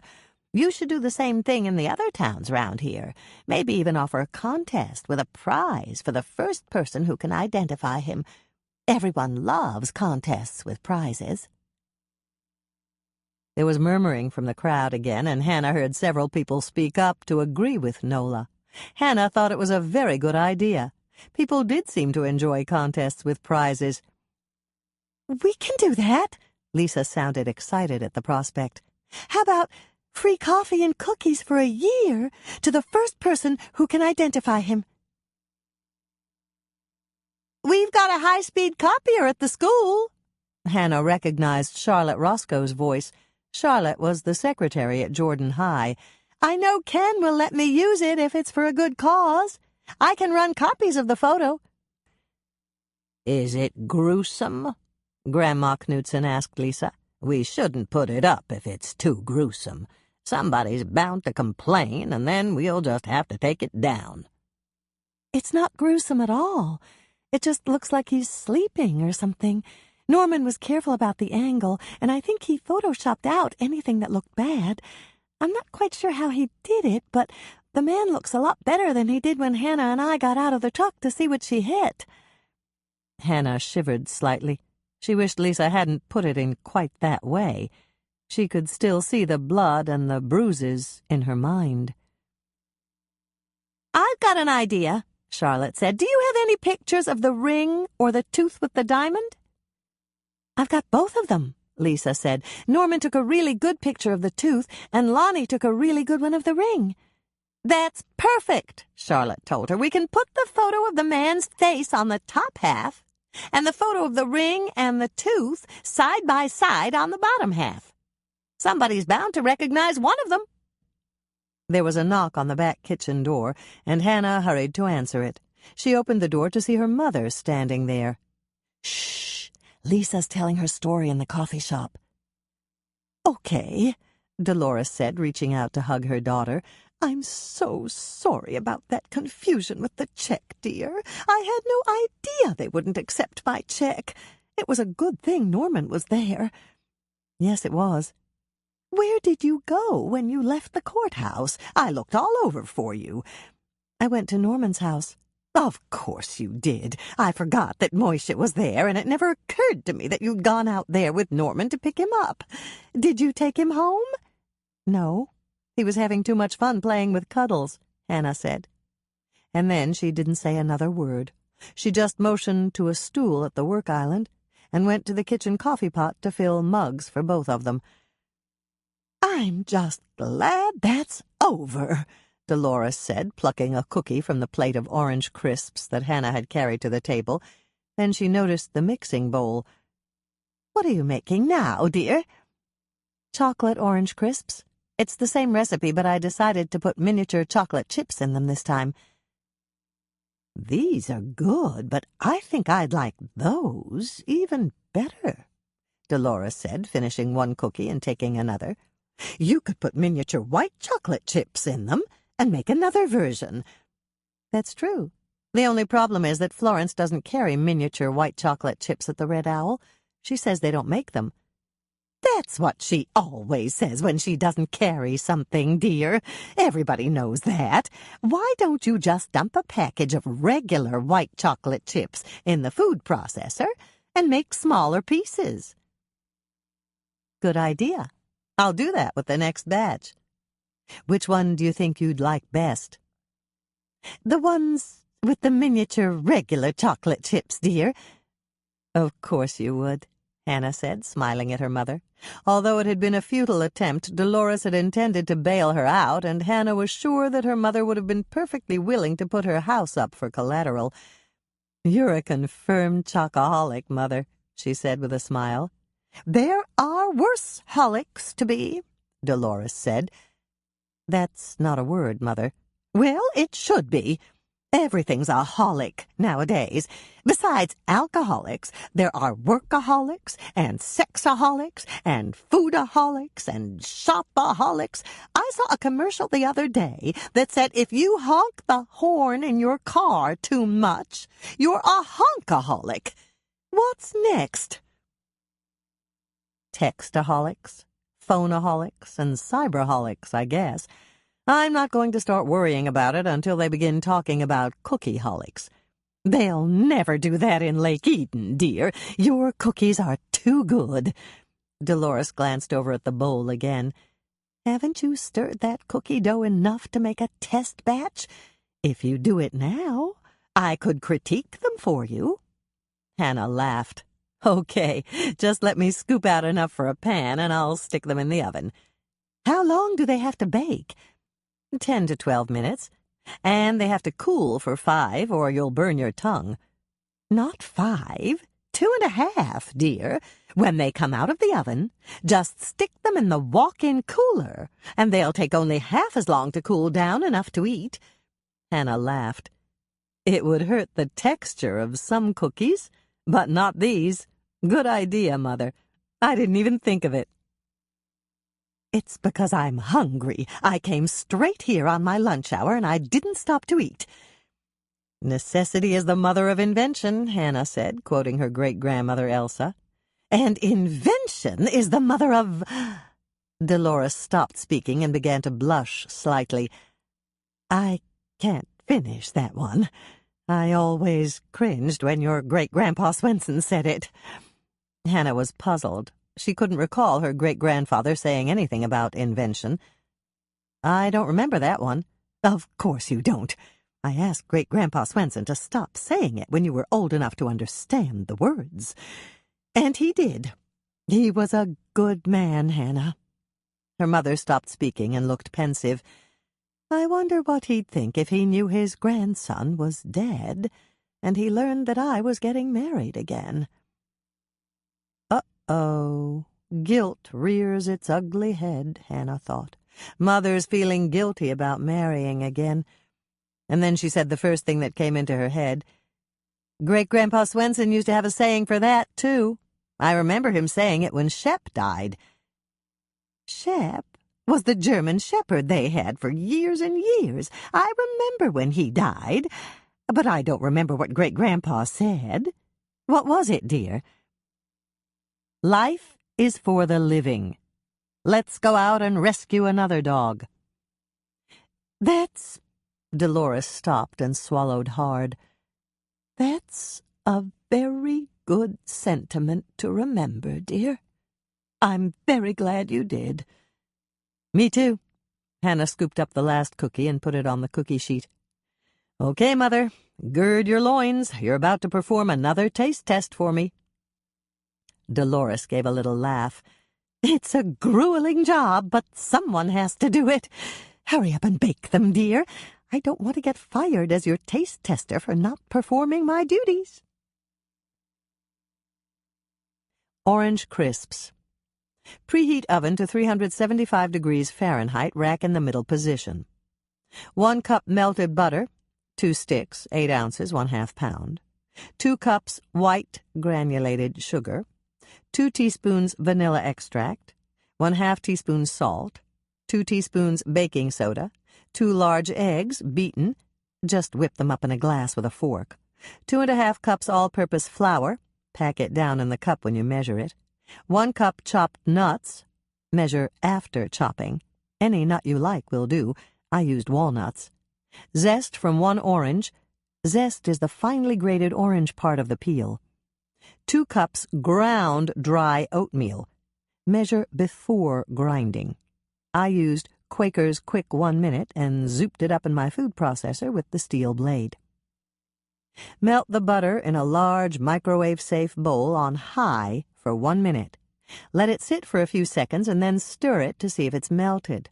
If the butter has not melted, heat it again in increments of 20 seconds until it's melted.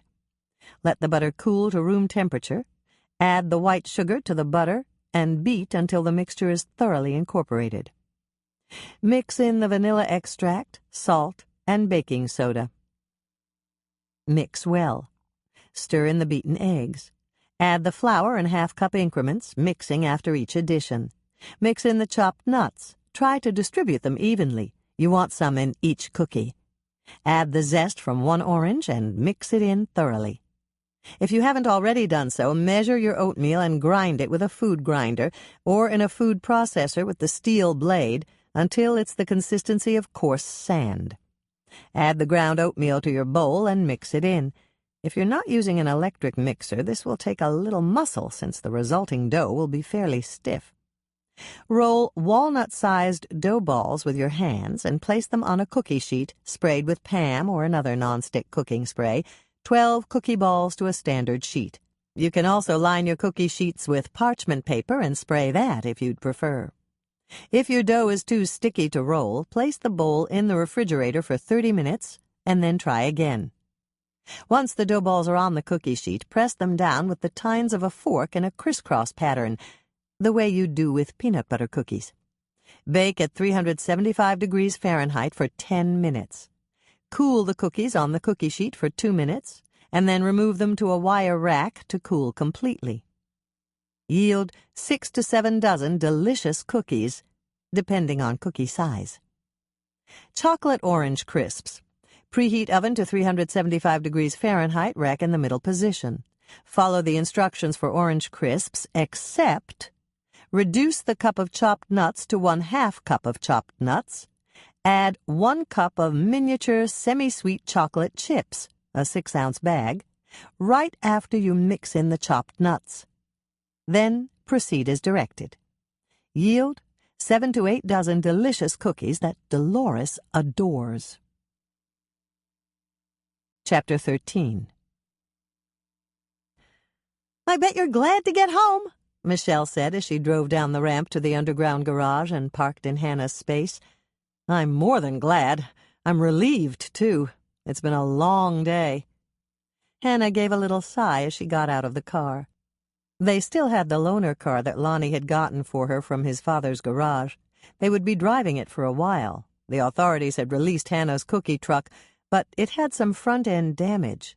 Mike had surprised her by picking it up on Saturday afternoon and taking it in to Murphy's Motors to be repaired. Michelle led the way up the outside staircase with Hannah following behind her. When they reached the landing, she stopped and turned to face Hannah. "You're excited, aren't you?" "About coming home, you mean?" "No, about the grand prize. Mr. and Mrs. Purvis and the boys delivered it this afternoon. I handed them my key, and Mrs. Purvis came into the coffee shop to bring it back. I gave her some cookies as a thank you. I hope that's all right." "It's fine," Hannah smiled slightly. "The grand prize," she repeated, her smile growing a bit wider. "So much has happened in the past 3 days, I forgot all about it. I wonder what it is." "You'll find out in a minute. Do you want to catch, or shall I?" "There's nothing to catch. Norman's bringing Moisha back around 7 tonight. I told him I'd fix him dinner." "I'll help," Michelle said, unlocking the door and stepping inside. "Come on, Hannah. Let's go see your prize." The first place Hannah went was the kitchen. Nothing new there. Her old refrigerator was still in place, and so was the stove and the dishwasher. The grand prize wasn't a fancy new kitchen appliance. "I don't see anything in here," Michelle said, gazing around the living room. "You're right," Hannah said, realizing that her old television set and stereo were still in place. "Maybe we're just not seeing it," Michelle suggested. "It could be something small." Hannah shook her head. "It's not small. They told me it would take at least 3 Jordan High football players to carry it in and set it up. And he said it had to be plugged in." "Well, where is it?" "Let's check the guest room. Maybe it's a new bedroom suite with a nightlight built into the headboard or something like that." Hannah opened the door to the room Michelle used when she visited. "It's not that," she said, stepping into the room and gesturing toward the bed and dresser. "You're right. Same old," Michelle said. And then, when she realized what she'd said, she added, "Not that I don't like the furniture in here. The mirror's nice and big, and the bed is very comfortable." Hannah chuckled slightly. Her baby sister was nothing if not considerate. "It's Mother's old bedroom set, and you know it." "I know. But what I said is true. The bed is comfortable, and the mirror's big. Do you think they could have put whatever it is in the guest bathroom?" "It's a tiny bathroom. It wouldn't take 3 football players to carry in anything that could have fit in there. They couldn't even get in there, at least not all 3 at once." "A new toilet?" Michelle suggested. "They're really heavy, and a new toilet has to be set up and hooked to the plumbing. Maybe that's what Ken meant when he said it had to be plugged in." Hannah shook her head. "No way. They couldn't put in a new toilet without getting permission from the homeowners committee. I'm on the homeowners committee, and no one has asked permission for at least 2 months. "You need permission just to put in a new toilet?" "Yes, for a brand new one. You don't need permission if you're just doing repairs on the old one. Our handyman does that free of charge to the homeowner. The problem is that the condo association is responsible for the plumbing and the electrical in all of the condos. If something goes wrong, our handyman fixes it. If the job is too big for him, we pay a plumber or an electrician to come in." "That's nice, but I still don't understand why you need permission to put in a new toilet." "It's simple. People buy all sorts of fancy things with hookups in different spots, like a bidet or whatever. The plumbing might need to be changed for those, and we want to check it out first to make sure that our handyman can do it. Changes to the plumbing are our responsibility, and we don't want to pay for replumbing a whole bathroom to accommodate a fancy toilet." "But what if you want a fancy toilet?" "Then you have to pay for the plumbing, and we have to authorize the permanent changes and inspect it when it's completed. We've done it in the past for several units, but you have to come to a meeting with the plans and get our approval before you can start." Michelle thought about that for several moments. "I'm not sure I want to buy a condo," she said. "I wasn't sure either, but that's what was available in my price range, and it's a lot easier now that I'm on the board." Hannah stopped speaking and sighed deeply. "Actually, I'm not sure it's easier. It's easier for changes that I'd like to make, but I don't really want any changes. And the board meets twice a month with meetings that last a couple of hours. Now that I think about it, I really don't know if it's worth it." "Would you rather have a house?" "Maybe, but then all the headaches would be mine, and all the expenses, too. This way, it's a shared responsibility. I'm just not sure which I'd prefer. But this is what I have, and I'm happy with it." She stopped and motioned to Michelle. "Come on, my grand prize has to be here somewhere. We need to find it." They looked in the guest bathroom, but there was nothing there. It was exactly as Hannah had said. The room was too small for anything that needed 3 football players to carry it. "The only place left is your bedroom," Michelle said, opening the door to Hannah's room. "Since we've eliminated all the other possibilities, it's got to be in here." Both women started to enter Hannah's bedroom, but the moment they cleared the doorway, they both stopped dead in their tracks. "Whoa," Hannah said, taking a step backward. "Whoa is right," Michelle breathed, and then they both simply stared at the huge apparition taking up the space near the foot of Hannah's bed. "Is that what I think it is?" Hannah asked, turning to face her sister. "I think so. It looks like one of those all-in-one trainers. The ones that take the place of stationary bicycles, rowing machines, cross-country ski simulators, and treadmills." "I was afraid of that," Hannah said, frowning deeply. Then she pointed to the front of the machine. "Is that what I think it is between the handlebars?" "If you're thinking television set, you're right. And I think there's a—" Michelle stopped speaking and walked forward to approach the front of the machine. A moment later she said, "I'm right. It's a television set with a built-in DVD player, so you can play exercise videos or watch regular television while you use the treadmill. It's an expensive piece of equipment, Hannah. You want an all-in-one fancy exercise machine that would make every member of a fitness center drool." Hannah let out a groan and sat down on the edge of her bed. "Just what I needed. Oh, boy." "You're being sarcastic, aren't you?" "And how? I don't need an exercise machine. The last time I used one was at Heavenly Bodies Spa in the mall. And you know what happened when I did that." "You discovered a dead body." Michelle gave a little chuckle. "I wouldn't worry about that. There's no jacuzzi here, and it's certainly not a reason to avoid this machine. You won't find a dead body here in your bedroom, unless someone breaks in and exercises himself to death." "That could happen. If I start using this machine, the victim could be me." "You're going to use it?" Michelle asked, sounding surprised. "Maybe. My jeans are getting a little tight around the hips. And it does have a DVD player. I don't necessarily have to watch an exercise tape. I could amble on the treadmill and watch one of my favorite movies." Michelle looked down at the machine. "Sorry, Hannah. There's no setting for amble.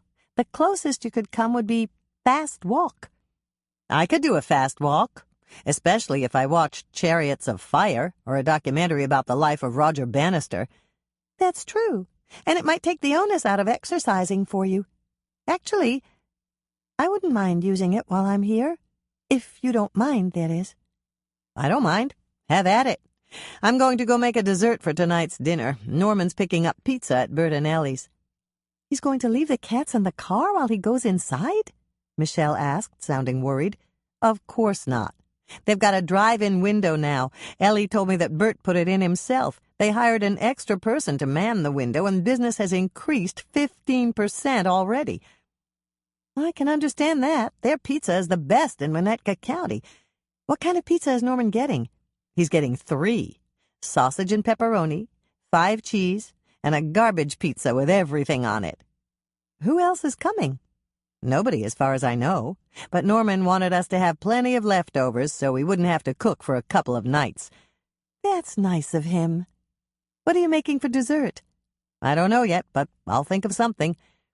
"Okay," Michelle said, paging through the manual that had come with the machine. "It says that this machine can take the place of almost every machine in a well-equipped gym." "That's interesting," Hannah said, for lack of something better to say. "I'll be there to help you in a couple of minutes. I just want to try this thing out and see if it does what they say it can do." "No hurry," Hannah told her, turning to leave. "Knock yourself out, but not literally, of course." Hannah was frowning slightly as she walked down the hallway to the kitchen. She wasn't head over heels delighted about her grand prize, but she had to admit it was impressive. Unfortunately, they'd given it to the wrong person.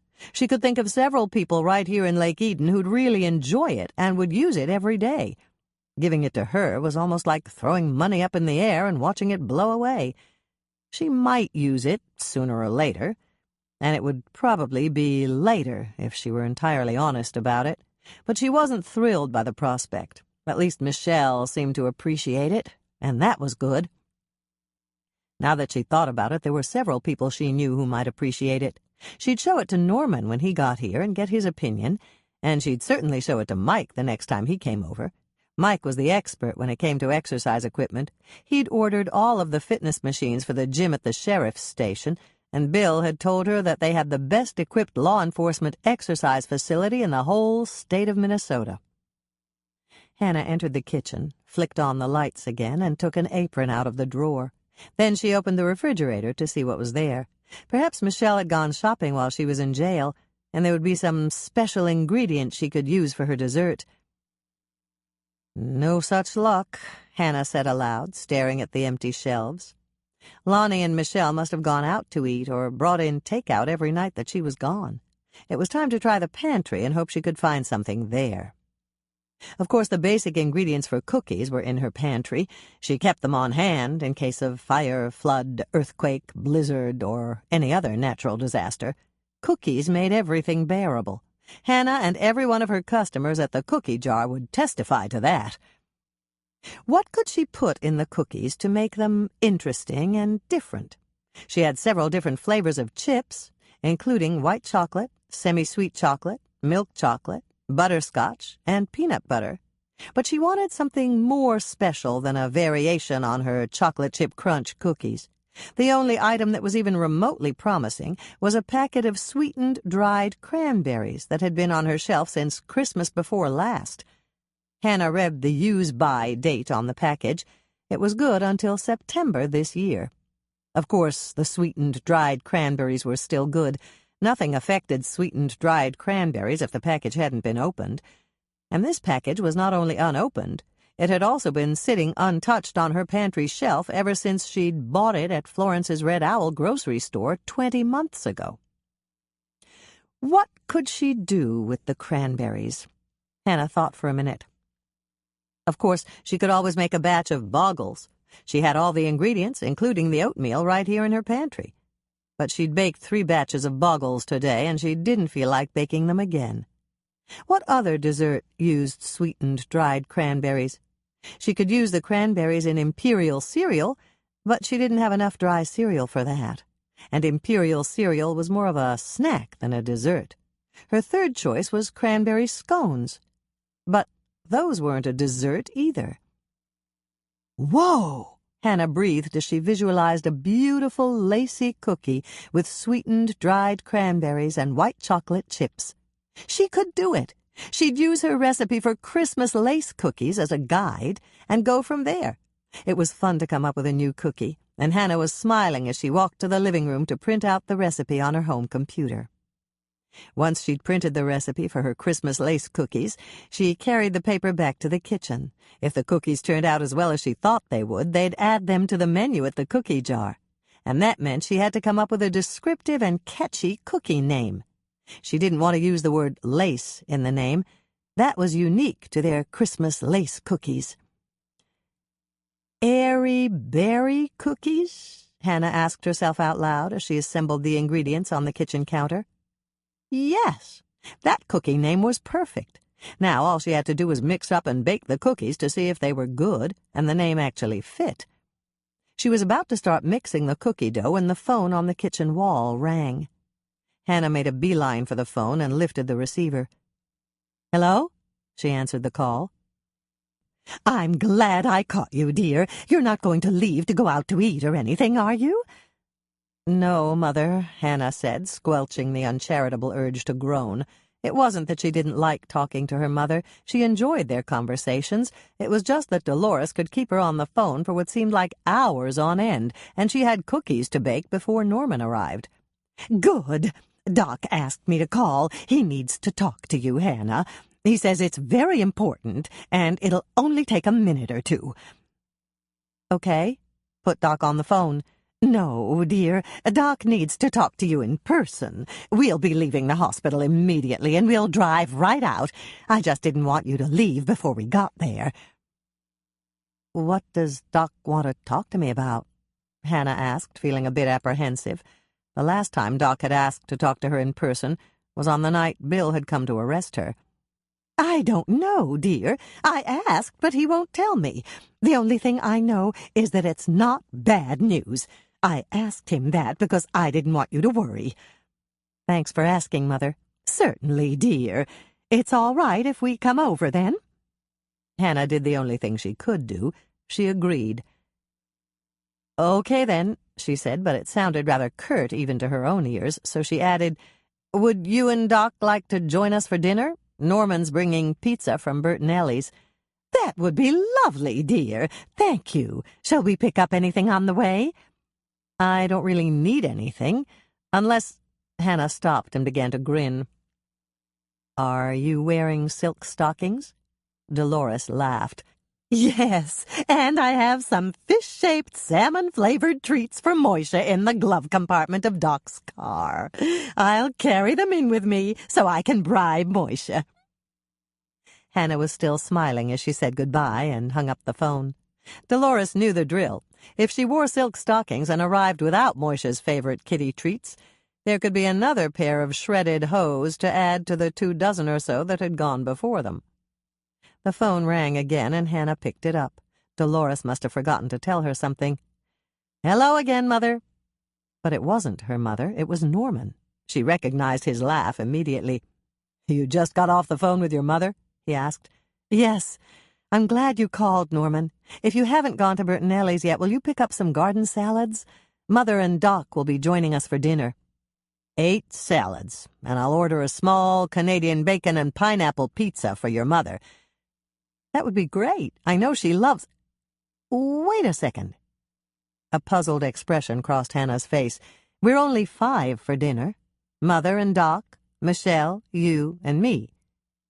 5 so far, Norman said. What do you mean? Dinner at your place always grows by the time I get there. I'll play it safe and get 8 salads, and I'd better get a couple orders of meatballs, too. Do you know something I don't know? A lot of things. I know how to do a root canal, and you don't. And I can extract a tooth painlessly, which I'm willing to bet you can't do. Hannah laughed. Not dental things. I admit I don't know much about those. I meant, do you know anyone else who's going to come here for dinner? Not for sure, but I figure there's a 50-50 chance that Lonnie and Mike will drop by. Hannah thought about that for a moment. You're probably right. Lonnie will want to see Michelle, and Mike was at the courthouse this morning. He'll probably drop by to see how you're doing. You could be right. But that's only 7 people. Who's the 8th? Andrea, if she's still mad at Bill. Do you know if she is? She's still mad. I talked to her on the phone earlier. Then she might drop by your place so she doesn't have to talk to Bill. Hannah thought about that for a moment. That's possible, she said. I hope you don't mind picking up more food. When you get here, I'll pay you back. Don't be silly. They're my friends, too. And I need to talk to Doc anyway. About the tooth? The tooth and other things. And before you ask, I didn't find out anything definitive about the tooth except that the diamond is real.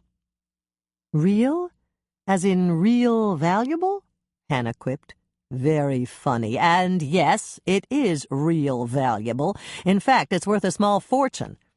I'll tell you all about it when I get there. Right now, I have to call in another couple of pizzas and order the green salads, put the cats in the carry crate, and get on the road. I'll see you in a while, Hannah. I love you. I love you, too, Hannah said, hanging up the phone and heading back to the kitchen counter again. She did love Norman. Perhaps she didn't love him enough to marry him, or perhaps she did. She'd have to think about that when she had more time. Right now she had cookies to bake before Norman and everyone else came through the door. Airy Berry Cookies. Preheat oven to 350 degrees Fahrenheit, rack in the middle position. 1½ cups rolled oats, uncooked dry oatmeal. Use the old-fashioned kind that takes 5 minutes to cook, not the quick 1-minute variety. 1/2 cup salted butter, 1 stick, 4 ounces, 1/4 pound. 3/4 of a cup white granulated sugar, 1 teaspoon baking powder, 1 teaspoon flour. That's not a misprint, it's only 1 teaspoon. 1/2 teaspoon salt, 1 teaspoon vanilla extract, 1 large egg beaten, just whip it up in a glass with a fork, 1/2 cup sweetened dried cranberries, I used craisins, 1/2 cup white chocolate chips, I used Ghirardelli's. Measure the oatmeal and place it in a medium-sized bowl. Melt the butter and pour it over the oatmeal. Stir until it's thoroughly mixed. In a small bowl, combine the white sugar, baking powder, flour, and salt. Mix well. Add the sugar mixture to the oatmeal mixture and blend them together thoroughly. Mix in the vanilla extract. Add the beaten egg and stir until everything is combined. Mix in the 1/2 cup of sweetened dried cranberries. Then add the white chocolate chips and stir them in thoroughly. Hannah's first note. I once used cherry-flavored craisins in these cookies. That means I had to rename them Airy Cherry Berry Cookies. Line cookie sheets with foil, shiny side up. Spray the foil lightly with Pam or another nonstick cooking spray. Drop the cookie dough by rounded teaspoonful onto the foil, leaving space for spreading. Don't crowd these cookies together. Place no more than 6 or 8 cookies on each cookie sheet. Hannah's second note. Lisa and I use a 2-teaspoon cookie scoop to form these cookies down at the cookie jar. It's the perfect size. Bake your Airy Berry cookies at 350 degrees Fahrenheit for 12 minutes. Remove them from the oven and cool them on the cookie sheet for 5 minutes. Pull the foil off the cookie sheet and onto a wire rack. Let the cookies cool completely on the sheet of foil before you try to remove them. When the cookies are completely cool, peel them carefully from the foil and store them in a cool, dry place. Your refrigerator is not a dry place. If you want to dress up these cookies for special company, wait until they're cool and then drizzle them with melted chocolate chips mixed with juice, milk, or a berry or coffee liqueur. The recipe is below. Chocolate drizzle. 1/2 cup semi-sweet chocolate chips, or milk chocolate chips, or white chocolate chips, it's your choice. 6 tablespoons juice, milk, or liqueur. Before you start, lay out sheets of wax paper and place the completely cooled cookies close together on the wax paper. Place the chips and the liquid you chose in a microwave-safe bowl and heat them on high for 30 seconds. Let the bowl sit for at least 15 seconds, and then stir it smooth with a spoon or a heat-resistant spatula. If you can't stir it smooth and the chips are still lumpy, microwave the mixture in 20-second intervals until you can stir it smooth. Check the consistency of your mixture. If it's too thick to drizzle, add additional liquid until it's the proper drizzling consistency. If it's too thin, add a few more chips and microwave again until those are melted and can be stirred into the drizzling mixture. Place the bowl right next to the wax paper with the cookies and use a big spoon to drizzle the cookies with lines of chocolate sweetness. You can go all one way to make parallel lines, or you can drizzle lines that crisscross each other. The design is up to you. Let the chocolate drizzle harden on top of the cookies and then store them between sheets of wax paper in a cool, dry place. Yield: 1 batch of Airy Berry cookies makes about 2½ dozen cookies. Chapter 14. Ooh, pretty! Michelle said, coming into the kitchen just as Hannah was taking the last pan of cookies out of the oven. What are those? Airy Berry cookies. We're having them for dessert with ice cream. Do you think there's enough for one more? Let me guess. Lonnie's coming? Yes. He just sent me a text message. And you told him yes? No. I said I'd find out and let him know. Then text him back and tell him to come. Norman's bringing enough pizza and salad for 8. 8? Who else is coming? Mother and Doc. Mother called to ask if they could come, and Norman thinks Mike will show up and possibly Andrea if she wants to avoid Bill when he gets home. Michelle laughed. Norman's probably right. Mike always seems to come over when we're eating, and Andrea's still mad at Bill. Hannah put the last pan of cookies on a wire rack to cool and turned to look at her sister. "You'd better text Lonnie and then grab a quick shower before he gets here. You're all sweaty." "That's because I had a great workout. I tried out everything the manual said your machine could do." "Did it live up to its claims?" "Yes, it's really an amazing all-in-one gym, Hannah. Wait until Lonnie sees it. He's going to be really envious." "Does Lonnie know a lot about exercise machines?" "Not as much as Mike knows, but Lonnie knows enough to appreciate this one. I wonder what Norman will think of it." "We'll find out when he gets here." "I think you should have Doc take a look at it, too. It's got all sorts of medical monitors like heart rate and things like that." "Do you think I should ask Mother, too?" "Why bother?" Michelle gave a little laugh. "Mother doesn't know anything about exercise machines. She never uses them, and she doesn't need them. She just naturally has a perfect figure." "I know. If she weren't my mother, I'd hate her." "Me too. Don't ask her about the machine, though. I think it would be a mistake." "Why?" "Because she's bound to have an opinion," Michelle said with a grin. "She'll tell you that the color on the handlebars clashes with your bedspread." Hannah laughed. "You're probably right, but I'll show her anyway. I don't want her to feel left out." She glanced up at the kitchen clock and gave Michelle a little push toward the living room. "You'd better get a move on if you want to text Lonnie and take your shower before Norman gets here with the food." When Michelle left, Hannah cleaned up the kitchen. There wasn't much mess. She usually rinsed off things after she'd used them, so it was simply a matter of placing utensils in the dishwasher and wiping down the counters. She was just thinking about pouring herself something to drink when she heard Michelle coming down the hallway. "What can I do to help?" Michelle asked as she entered the kitchen. Hannah took one look at her youngest sister and blinked in surprise. Michelle was wearing snug white jeans and the tightest pink lace tank top that Hannah had ever seen. "You can go get a sweater to throw over that tank top." "But this outfit won't look good with a sweater." "Do it anyway. Mother's coming." "But what's wrong with this outfit? This top is Lonnie's favorite. I think it's the color." Hannah just stared at her sister for a long moment, and then she sighed deeply. "You think it's the color of the tank top?" "I know it's the color. Lonnie just loves me in pink." "I see," Hannah said, sighing again. "Go put on something else, Michelle. If you think the color is the only thing Lonnie loves about that tight pink tank top, it's because it's cutting off the circulation to your brain." As usual, the pizza was great.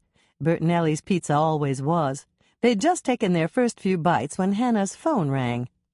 "It's got to be Mike," Norman said, and then he turned to Hannah. "Do you want me to get it?" Hannah nodded. It was all she could do. She was still chewing her bite of pizza, and her mouth was filled with sausage and pepperoni. "Hi, Mike," Norman said once he'd picked up the receiver. There was a pause, and then he laughed. "Just a lucky guess. We're all here eating pizza, and there's plenty for you. Where are you?" There was another pause. Mike was obviously answering Norman's question, and then Norman spoke again. "Sure. Just come on up, and we'll set another plate." Once Mike had joined the group, they all ate in silence for several minutes. Then Dolores turned to Hannah. "Doc has something to tell you, dear." "Not now, Laurie," Doc said. "We're eating." Dolores looked puzzled. "Is it something we can't discuss while we're eating?" "Yes." "Then it has something to do with that man Hannah hit?" Doc looked around the table apologetically. "Sorry," he told them, and then he reached out to take Dolores's hand. "This isn't 20 questions, Laurie. and it's not appropriate conversation for the dinner table. We'll discuss all this after dessert." Hannah turned to smile at him. "How do you know there'll be dessert?" "There has to be dessert. You always make dessert. And I'll bet it's something you want us to test. Am I right?" "You're right," Hannah said. "It's vanilla ice cream with a new cookie I just made." She stopped speaking as she heard a familiar sound. It was a loud thump, followed by a quieter thump as the cats jumped from her bed to the floor of her bedroom. "Uh-oh," she said, reaching for the basket of garlic bread and closing the lid on the closest pizza box. "Feet up, everybody. They're coming fast." Everyone knew the essentials when there was a call for feet up. Norman finished closing the pizza boxes. Michelle steadied the salad bowl. Lonnie put the cover on the containers with the extra meatballs and the freshly grated mozzarella. Doc picked up the extra pitcher of iced tea that sat on the table, and everyone grabbed for their drinking glasses or coffee cups. Almost in unison, and just in time, they tucked up their feet as the cats came racing into the room with Moisha in the lead and Cuddles chasing him. There was another thump as Moisha lost purchase with his claws on the carpet and skidded into the table leg. Whether it was a planned ploy or a simple accident didn't matter. Hannah had given them enough warning to secure everything so that none of their dinner fell to the floor. "No steak this time, Moisha," Lonnie said, remembering the time his steak had fallen to the floor at Norman's house and the cats had made off with it. Both cats paused for a moment to stare up at the tabletop, and then they raced off again. Hannah heard them go into the laundry room, and she turned in her chair to watch as they came out and barreled back down the hallway to her bedroom. "Is that it?" Dolores asked when there were 2 thumps from the bedroom as the cats jumped back on Hannah's bed. "Once more," Norman said, still holding the pizza boxes. "I was watching Cuddles, and I saw that crazed look in her eyes. She's not ready to give up the chase quite yet." "And I noticed Moisha's tail," Hannah added. "It was flicking at the very tip, and that always means at least one more circuit around the food table." "You're both right," Dolores said, tucking her feet up again. "I just heard 2 thumps from Hannah's bedroom." When the cats barreled into the living room the second time, Cuddles was in the lead, and Moisha was chasing her. They raced around the table, barely missing the legs of Hannah's standing salad bowl, and then they exited the room. "Are we done now?" Dolores asked. "As far as Moisha is concerned, we are," Hannah replied. "His tail stopped flicking." "And Cuddles looked tired instead of crazed," Norman added. "I think we can eat the rest of our meal in peace." Dolores looked over at Doc and gave the little giggle that Hannah found both surprising and endearing. It was the joyful laugh of a woman in love, and she was glad that her mother had found someone who could make her so happy. "This may sound crazy," she told Doc, "but every time we go out to the Lake Eden Inn for dinner, I miss the cat races." Hannah laughed. "Sorry, Mother. The Feline Speedway is only open at Norman's house and my place." "She actually tucked her feet up the last time we had dinner out there," Doc told them. "Simple reflex," Dolores explained. "One of the cooks dropped something in the kitchen, and I heard it." "Back to the pizza," Norman said, opening the boxes and placing them in the center of the table again. "I think I've had enough," Dolores announced, turning to Doc. "You're almost ready for dessert, aren't you?" "Not yet. I haven't had a piece of the Hawaiian pizza yet. I wouldn't want to eat a whole pizza like that, but it's nice for a change." "Oh, I just thought we were all through and we could have dessert. Or maybe we could talk before dessert, while our dinner settles." "The rest of us are still eating, Mother," Hannah said, knowing precisely what was on her mother's mind. Her great-grandmother had always said that curiosity killed the cat, but in this case, it was almost killing the mother. Dolores looked as if she really wanted to ask them to hurry and finish so that she could hear Doc's news for Hannah. She even opened her mouth to start talking, but before she could reopen the subject, Doc popped a cherry tomato from his salad into her mouth. "We'll talk about it later, Laurie." Everyone laughed, and so did Dolores, but only after she'd eaten the tomato. "Thank you, dear," she said to Doc. "That was much more delicious than a sock stuffed in my mouth, and it had exactly the same effect."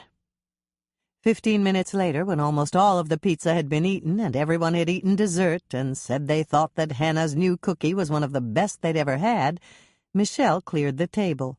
Hannah made a fresh pot of coffee, and they carried it to the table. "We're through with dessert," Dolores said as soon as Michelle had refilled their coffee cups. "Tell us, Doc." Doc turned to Hannah. "The first part is interesting, Hannah. Marlene managed to isolate that stain on the man's shirt. It's blackberries." "Really?" Hannah exclaimed. "I didn't expect that. I wonder where he got a stain like that." As everyone began to speculate, she listened with one ear as her mind raced through the possibilities.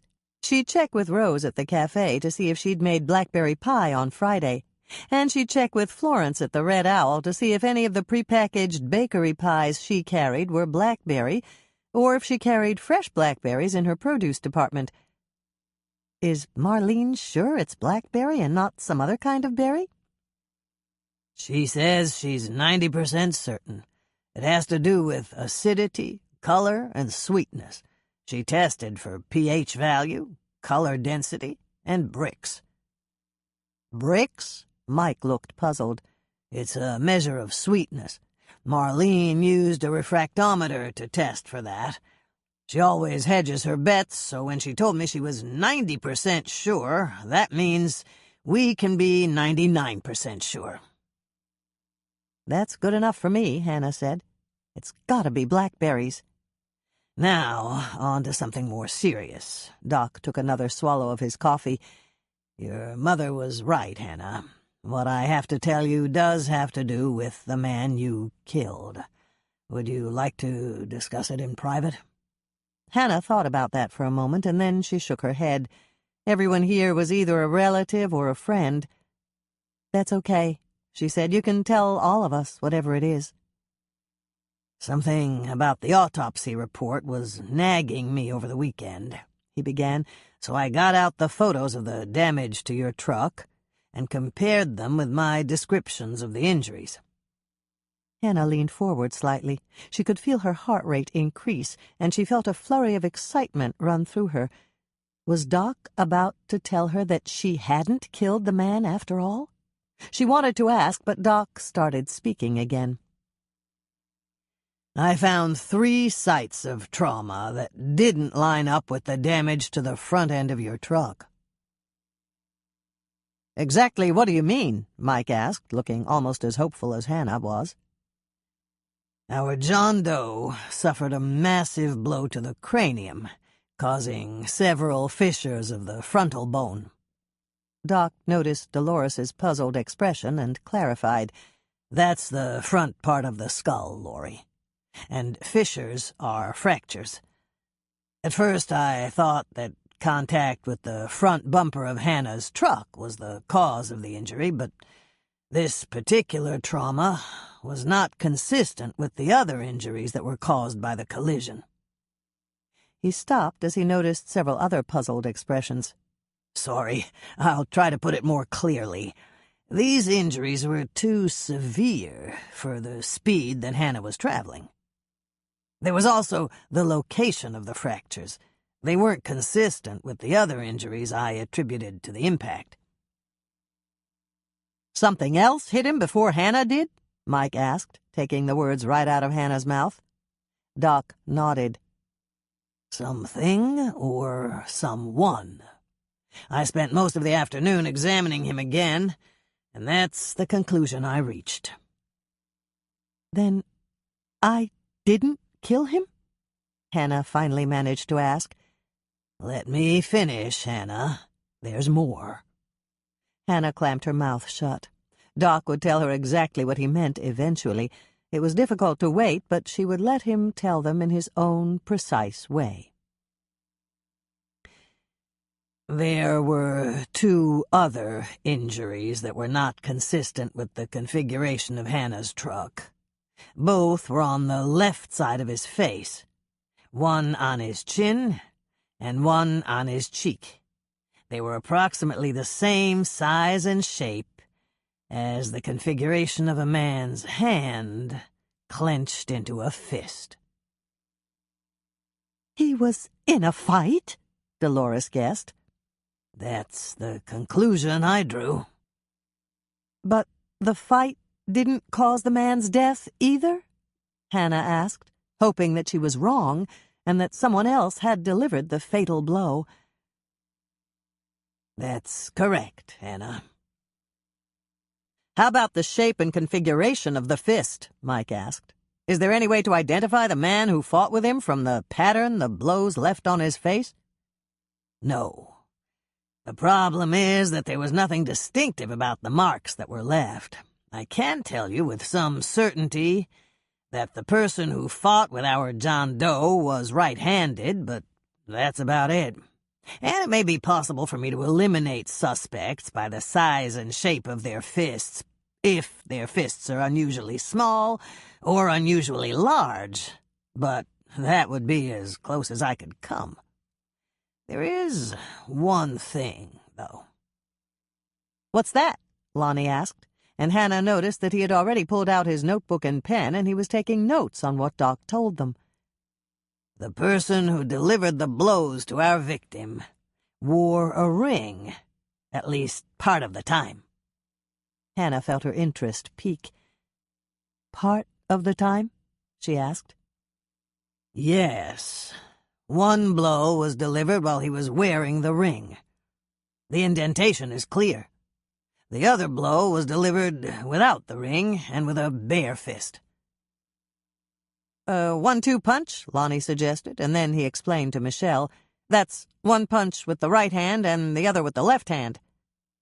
No, Doc said, and he sounded very certain. Both blows were delivered with the same fist, the right one. My guess is that the ring slipped off with the first blow, but the man didn't stop fighting to pick it up. He delivered a second blow that was even harder than the first blow. It did some very serious damage. "How serious?" This time Dolores was curious. "You told Hannah that the fight didn't kill him." It didn't, but it did cause the intercranial hemorrhaging to intensify. Hannah sat up a little straighter. This was new. "What intercranial hemorrhaging?" she asked him. "You didn't mention that before." Sorry, I got a little ahead of myself. It's been a very long day. Doc took a sip of his coffee and smiled at Hannah. There was already some hemorrhaging from the massive blow to the frontal bone. The combination of the 2 new blows caused him to hemorrhage more rapidly. Hannah thought she knew exactly what Doc was saying, but she still felt the need to clarify. "And all this was done before I hit him with my truck?" That's right. It was prior to the impact.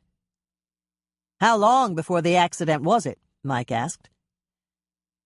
It's difficult to tell, but my guess would be shortly before Hannah hit him. "Can you put a time limit on it?" Lonnie asked, his pen poised to write it down.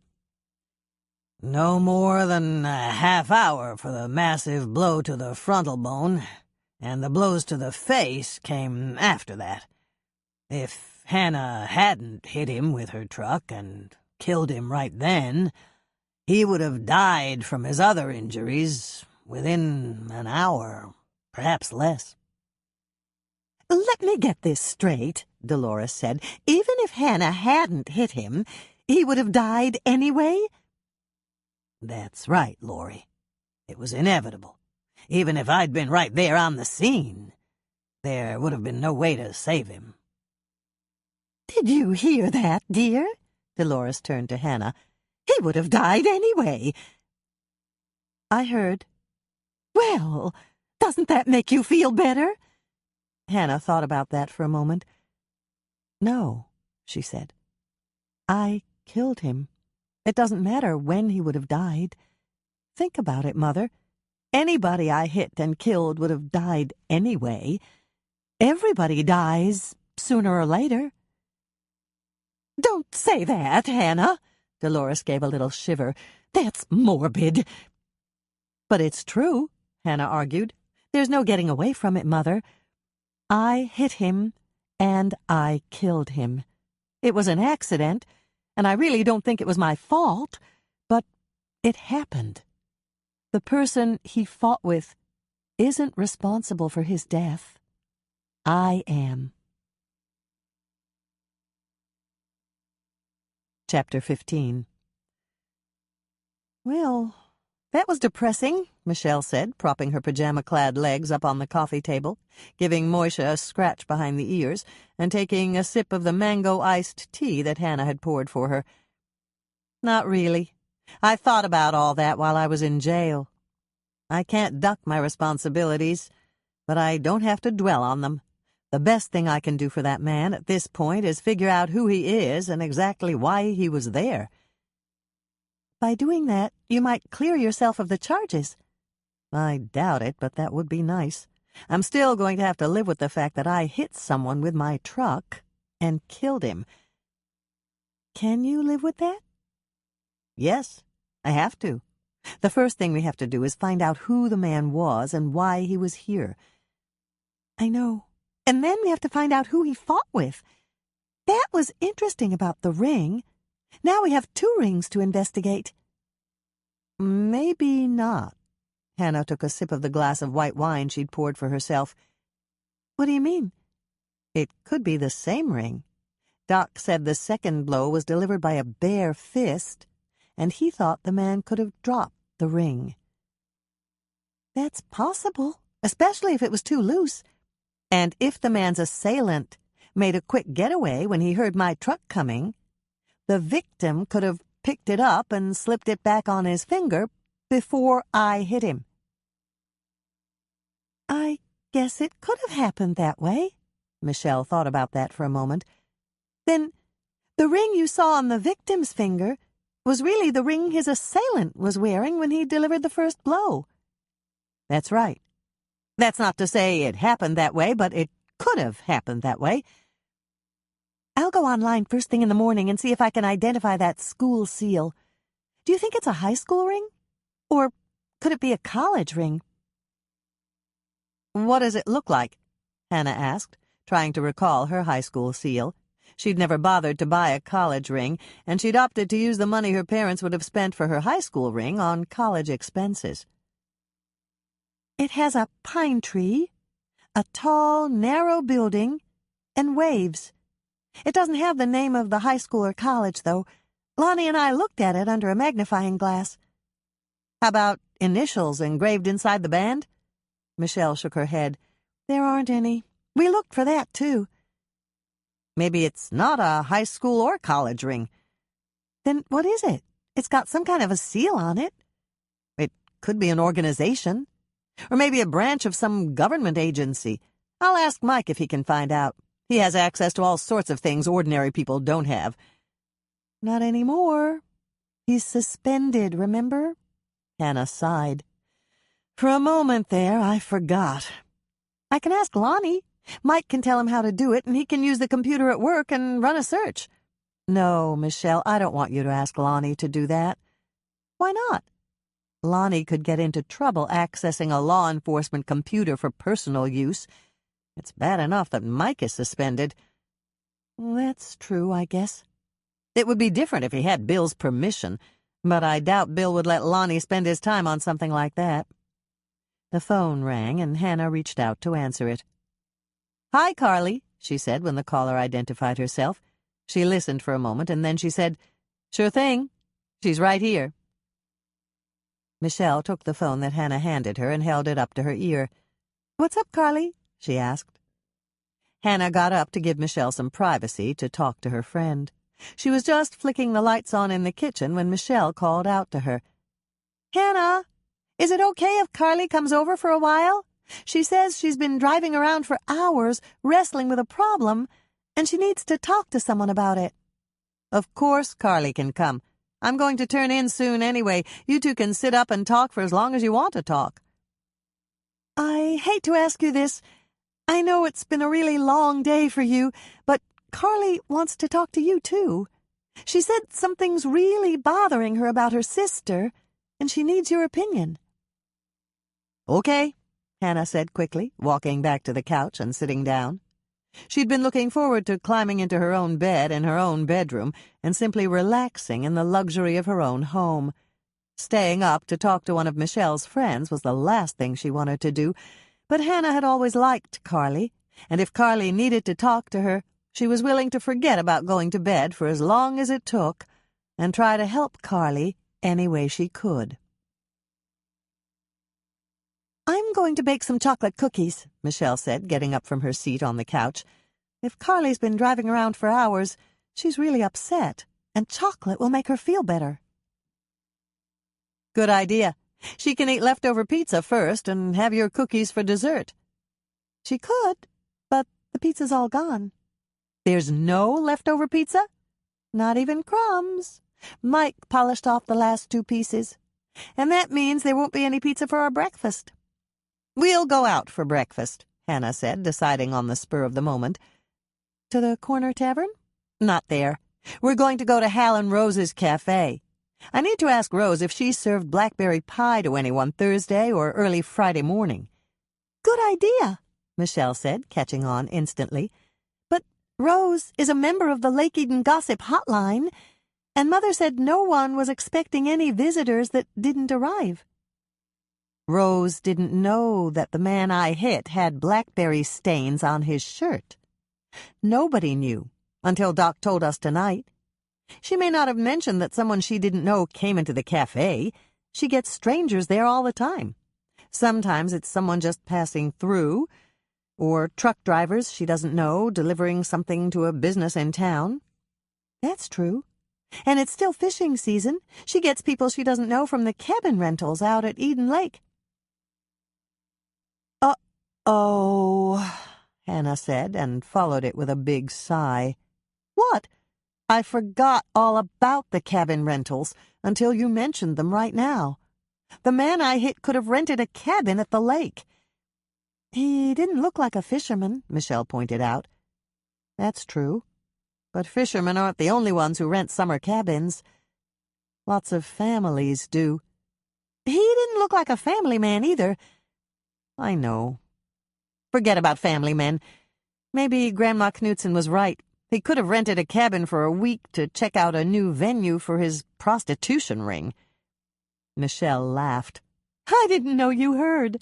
I thought I'd just about die when Grandma Knudsen said that. I was carrying a tray of coffee cups, and I almost dropped them." "And I was laughing so hard I had to put my hand over my mouth so I wouldn't be heard in the coffee shop. We'll have to check out the cabins anyway, if only to eliminate that possibility." "Okay.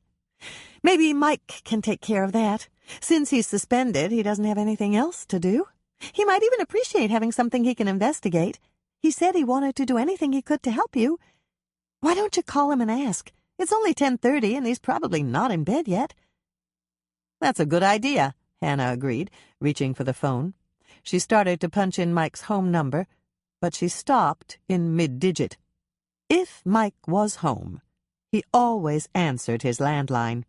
Did she really want to know if Mike was home in his own apartment?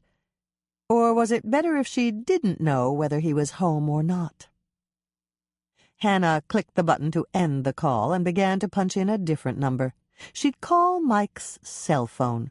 If he was sleeping, he wouldn't answer his cell phone, and if he was otherwise engaged, he wouldn't answer it either. The first option was fine. If Mike was sleeping, she wouldn't want to disturb him. The second option was more problematic. If Mike was otherwise engaged, she didn't want to know what he was doing and whether anyone else was involved in whatever it was. Calling his cell phone would tell her nothing about what Mike had decided to do when he'd left her condo. and since she wouldn't know why he hadn't answered his cell phone, it would preserve her own peace of mind. This is probably silly of me, but I have this feeling I just can't shake, Carly said as Michelle handed her a glass of iced tea. Before you start to tell us, would you like a chocolate hazelnut crisp cookie? Michelle asked her. I'd love one, but you didn't have to bake just for me. They're not just for you, Michelle told her with a grin. I'm going to have one too. And so is Hannah. Right, Hannah? Right. It's a new cookie of yours, isn't it, Michelle? Yes. I made it with Nutella. I read the ingredients and it's made from hazelnuts and cocoa. I love Nutella, Carly said. When Florence first started carrying it at the Red Owl, Mom and I used to spread it on toast instead of butter and eat it for breakfast, if we were in a hurry. I think cookies made out of Nutella would be really good. You're about to find out, Michelle said, getting up and heading for the kitchen to get a plate of warm cookies. She was back in record time to set them on the coffee table. You might have to wait a minute or two. They just came out of the oven when you were walking up the stairs. Perfect timing, Hannah complimented her youngest sister. Is this one of your original recipes? Yes. I made them for a girl in my psychology class who has a peanut allergy. But she's okay with hazelnuts? Hannah asked. Yes. In her case, it's just peanuts, and anything made with peanut products, like peanut oil. In the space of a minute or two, 3 cookies had disappeared. All 3 of them reached for a second cookie, and Carly began to smile. These are great, she told Michelle. Will you give me the recipe? Sure. They're simple, too. They're just as easy as peanut butter cookies. And they taste a lot better because they have chocolate, Hannah added. When the first plate of cookies was gone, Michelle brought more from the kitchen. Hannah refilled their iced tea glasses and poured one for herself, and they settled down to talk. Thank you both, Carly said. I was so upset I forgot to eat all day today. I can believe that, Michelle said. I think you've lost some weight since the last time I saw you. Hannah could believe it, too. Carly had always been a petite blonde, even in high school, but now she looked almost gaunt. Didn't you see Carly just a couple of days ago? Hannah asked her sister. 4 days ago, Michelle answered, and then she turned to her friend. Something's really bothering you, Carly. What's going on? It's Jennifer. Or maybe it's not. That's the problem. What do you mean? Hannah asked her. I mean, I could be cracking up here, but please don't think I'm crazy if I tell you, okay? You're not crazy, Hannah reassured her. Tell us. Both Michelle and I are here to help any way we can. Thanks. Carly drew a deep breath, and then she blurted it out. I don't think Jennifer is my sister. You mean you don't think Jennifer ever was your sister? Michelle asked. Or you don't think the woman who calls herself Jennifer is really Jennifer? Carly looked confused for a moment, and then the puzzled expression left her face. Oh, I see. It's no to the first question. I don't have any reason to believe that the Jennifer I knew when I was almost 4 years old wasn't my sister. But there's some question in your mind that the Jennifer who came back after running away isn't the sister you knew in the past? Hannah asked, seeking to clarify it for all 3 of them. That's exactly right. Carly sighed deeply and took a sip of her iced tea. I don't think she's really Jennifer. I think she's just pretending to be my sister Jennifer. What makes you think that? Hannah asked the most important question. Little things, just little things, like she didn't remember what I gave her for her birthday right before she ran away. How many years ago was that? Hannah asked, even though she knew the answer to her own question because Michelle and Carly had been in the same high school class and their birthdays were 10 months apart. 16 years ago. Do you remember what Jennifer gave you for your birthday that year? Michelle asked her. Yes, it was a doll with blonde hair and blue eyes. She told me it looked just like me." Carly stopped and swallowed hard. "I just loved that doll. I still have it. And Jennifer was the one who planned my party. She even baked me a cake with a big number 4 on it." "What did you give Jennifer for her birthday?" Hannah asked. "Bath beads. They were really pretty, and they were in a round see-through plastic case. They came in all sorts of colors, and they looked like jewels." "What did Jennifer say when you asked her if she remembered?" Michelle leaned forward, waiting for the answer. "She said, 'I'm so sorry, Carly. I don't remember. I really don't remember very much about that last year at home. I hope you're not hurt, but I don't want to lie to you and say I remember when I don't.'" Michelle nodded. "That was a good answer, Carly. Maybe she really doesn't remember. Or maybe she's not really Jennifer, and she never knew," Carly said, looking a bit sick at the prospect. "I realize that doesn't prove anything, but it's just one of several things."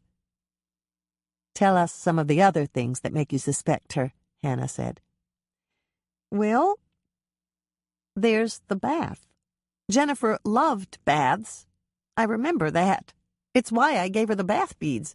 They melted when you put them in the bottom of the tub and ran bath water in, and they smelled so good." Carly turned to Hannah. "I'm not sure they even sell them anymore, but you know what I'm talking about, don't you?" "I know," Hannah told her. "Jennifer didn't sleep well the night before last, so before I went to bed last night, I asked her if she wanted me to run her a nice, relaxing bath. She used to love taking long baths right before bed.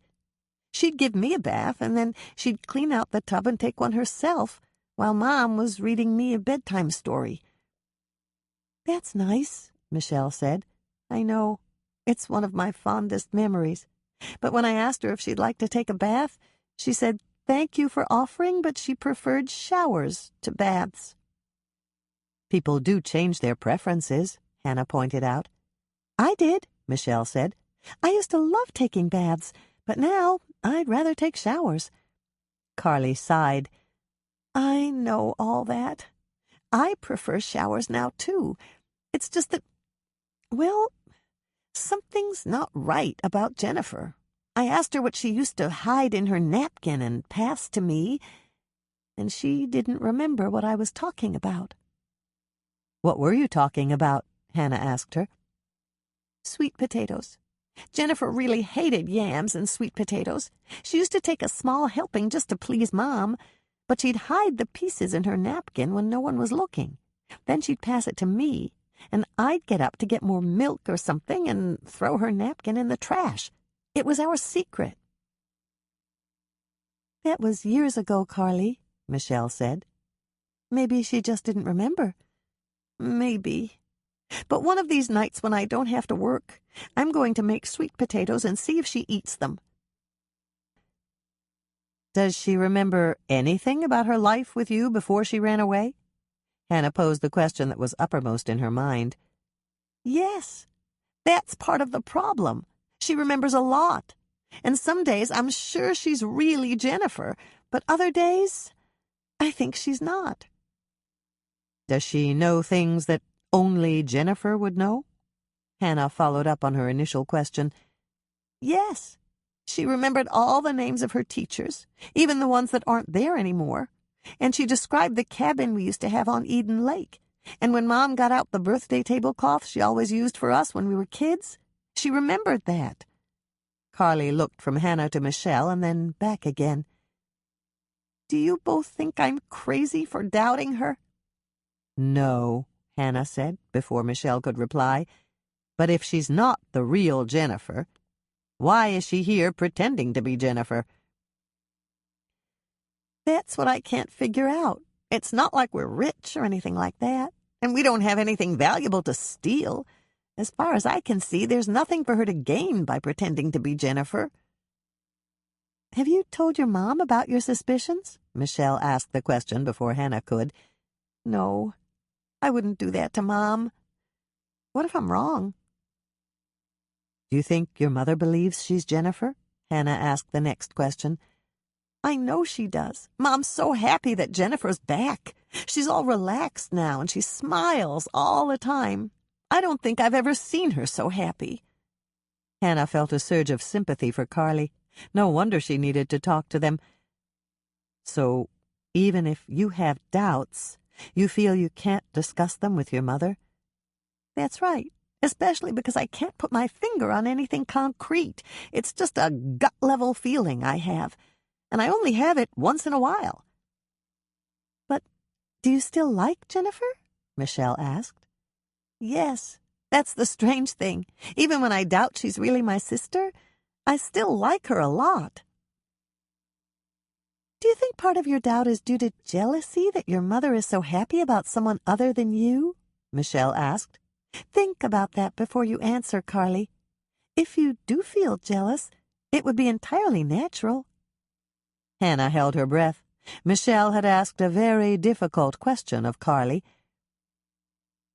I've thought about that, Carly answered, and I don't think it's due to jealousy on my part.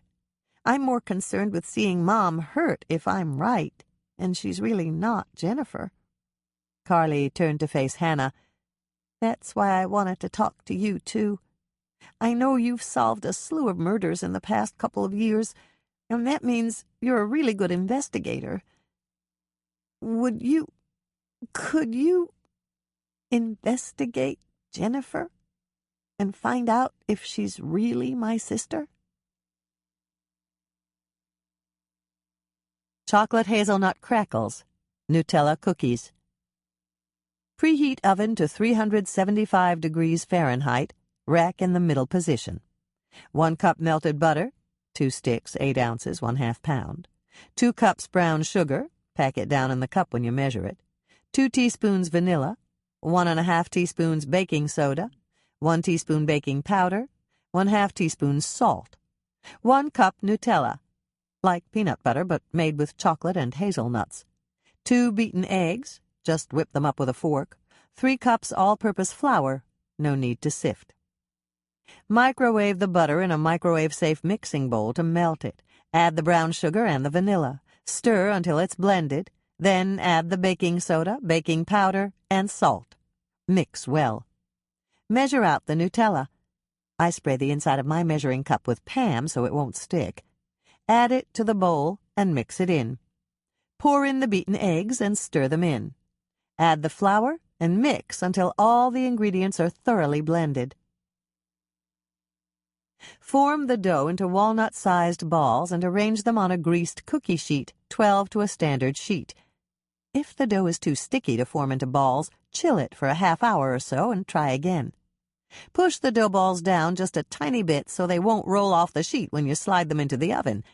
Yes, that's happened to me. It's a horrible mess, even with a self-cleaning oven. Bake at 375 degrees Fahrenheit for 8 to 10 minutes. The balls will flatten out all by themselves.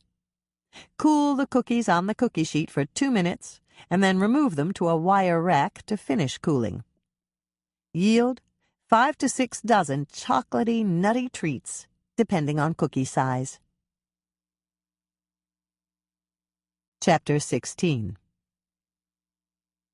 It was the best night's sleep she'd had in 4 days. Hannah woke up at 4:30 and sat up in bed. Moishe was purring beside her, curled up on his own pillow for a change, and he opened one eye, his good one, to stare at her in surprise. "Who did you expect, Norman?" she asked, smiling at her furry friend. "You're home, and so am I. And doesn't it feel absolutely wonderful?" Moishe didn't comment. She didn't expect him to. He just rolled over so that she could rub his back and scratch the base of his tail. Hannah chuckled softly under her breath. She talked to Moishe frequently, just as if he could understand her, and answer her questions when she asked them. She was thinking about what she'd do if he opened his mouth and answered her in a tiny cat voice. She'd be so shocked that she'd probably have a heart attack on the spot, and that would put an end to her silly questions. "Daylight in the swamp," she uttered her usual morning greeting to him. "Let's go out to the kitchen and see if the cat fairies left you something good to eat." Almost as if he were responding to her words, Moishe got to his feet, gave a little shake, and dropped down again in a belly stretch, with his front legs extended as far as they could reach toward the foot of the bed, and his back legs stretched out behind him so that they touched the edge of his pillow. Stretched out like that, Hannah noticed that he covered well over half the length of the bed. "You're a really long kitty," she told him. "No wonder you're always trying to take over my half of the bed. And this is a king-size bed. They don't come any bigger than king-size." "Meow," Moishe responded, just as if he were answering her. "Okay, let's go." Hannah sat up on the edge of the bed and reached for her slippers. She pulled them on, shrugged into her robe, and padded down the hall with Moishe playing tag with the belt of her robe. The kitchen light was on, and fresh coffee was in the pot. Hannah poured herself a cup, fed Moishe, and was just sitting down at the kitchen table to drink her coffee when Michelle came out of her bedroom. "Morning, Hannah," Michelle greeted her. "Good morning, Michelle." "Are you going to take your shower right away, or can I use your exercise machine for a quick 5-minute workout?" "You can use it. My eyes aren't fully open yet. The last time I wasn't fully awake for my shower, I slumped to the floor, fell asleep on my back with my mouth open, and almost drowned." "Really?" Michelle looked shocked. "No, I'm just kidding. But it'll be at least 20 minutes before I'm ready to take a shower. Go work out and have fun, if that's possible." "It's possible," Michelle said with a smile. "I love to work out first thing in the morning. It's so invigorating." Then she turned on her heel and headed back the way she'd come. "She loves to work out first thing in the morning," Hannah repeated to Moishe. "At times like this, I feel like Carly. You heard what she said about Jennifer last night? If Michelle likes to work out first thing in the morning, she can't possibly be my sister." They were standing outside Hal and Rose's cafe when Rose McDermott flicked on the lights, turned the sign that hung on the door from closed to open, and unlocked it to let them in. Hannah and Michelle trooped in and sat at the first booth so that Rose wouldn't have to walk far. "What'll it be?"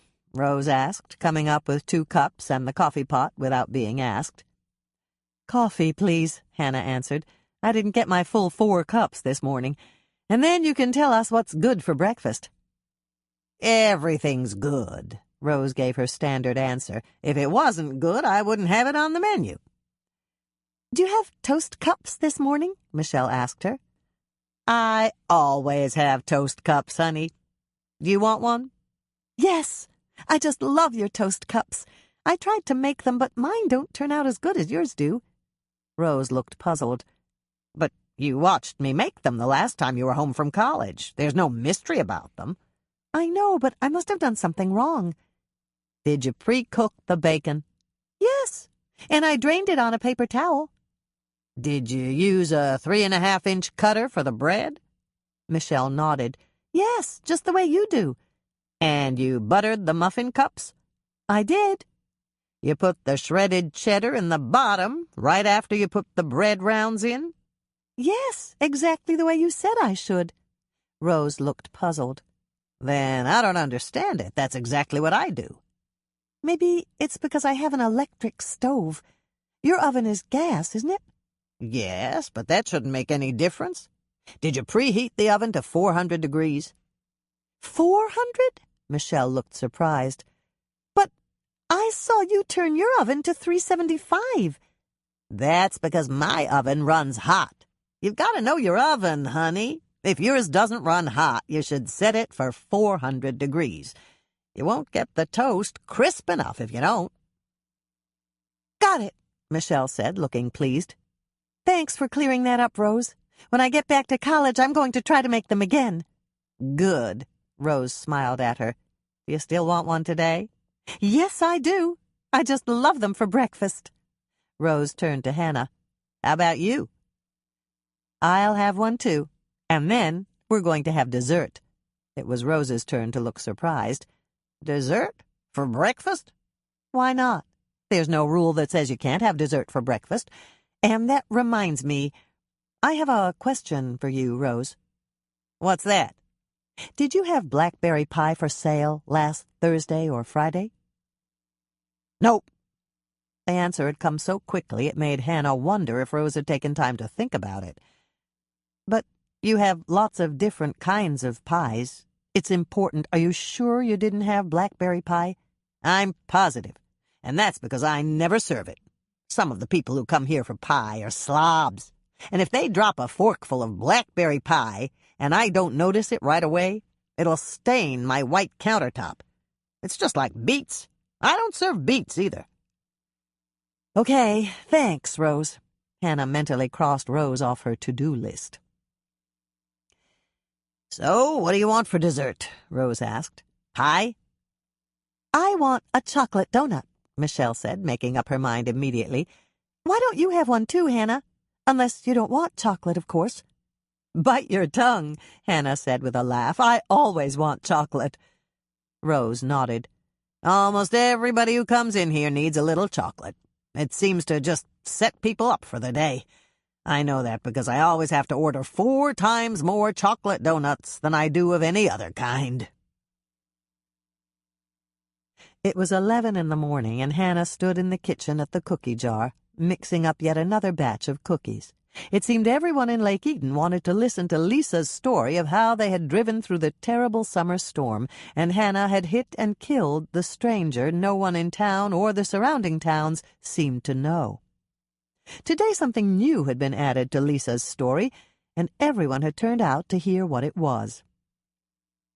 Hannah had listened to Lisa talk about the injuries Doc Knight had described from the fight the man had been in with an unknown assailant, and how the assailant's ring had slipped off and could be the very same high school or college ring the stranger had been wearing. Lisa was just coming to the part about the blackberry stain on the stranger's white shirt when Hannah popped more pans of cookies in the oven. She set the timer, poured herself another cup of coffee, and tried not to listen. Unfortunately, trying not to listen was a bit like trying not to jiggle a sore tooth. The more the tooth loosened, the more you jiggled. Hannah found herself listening with rapt attention as Lisa described the blackberry stain on the man's expensive white shirt. Blackberries?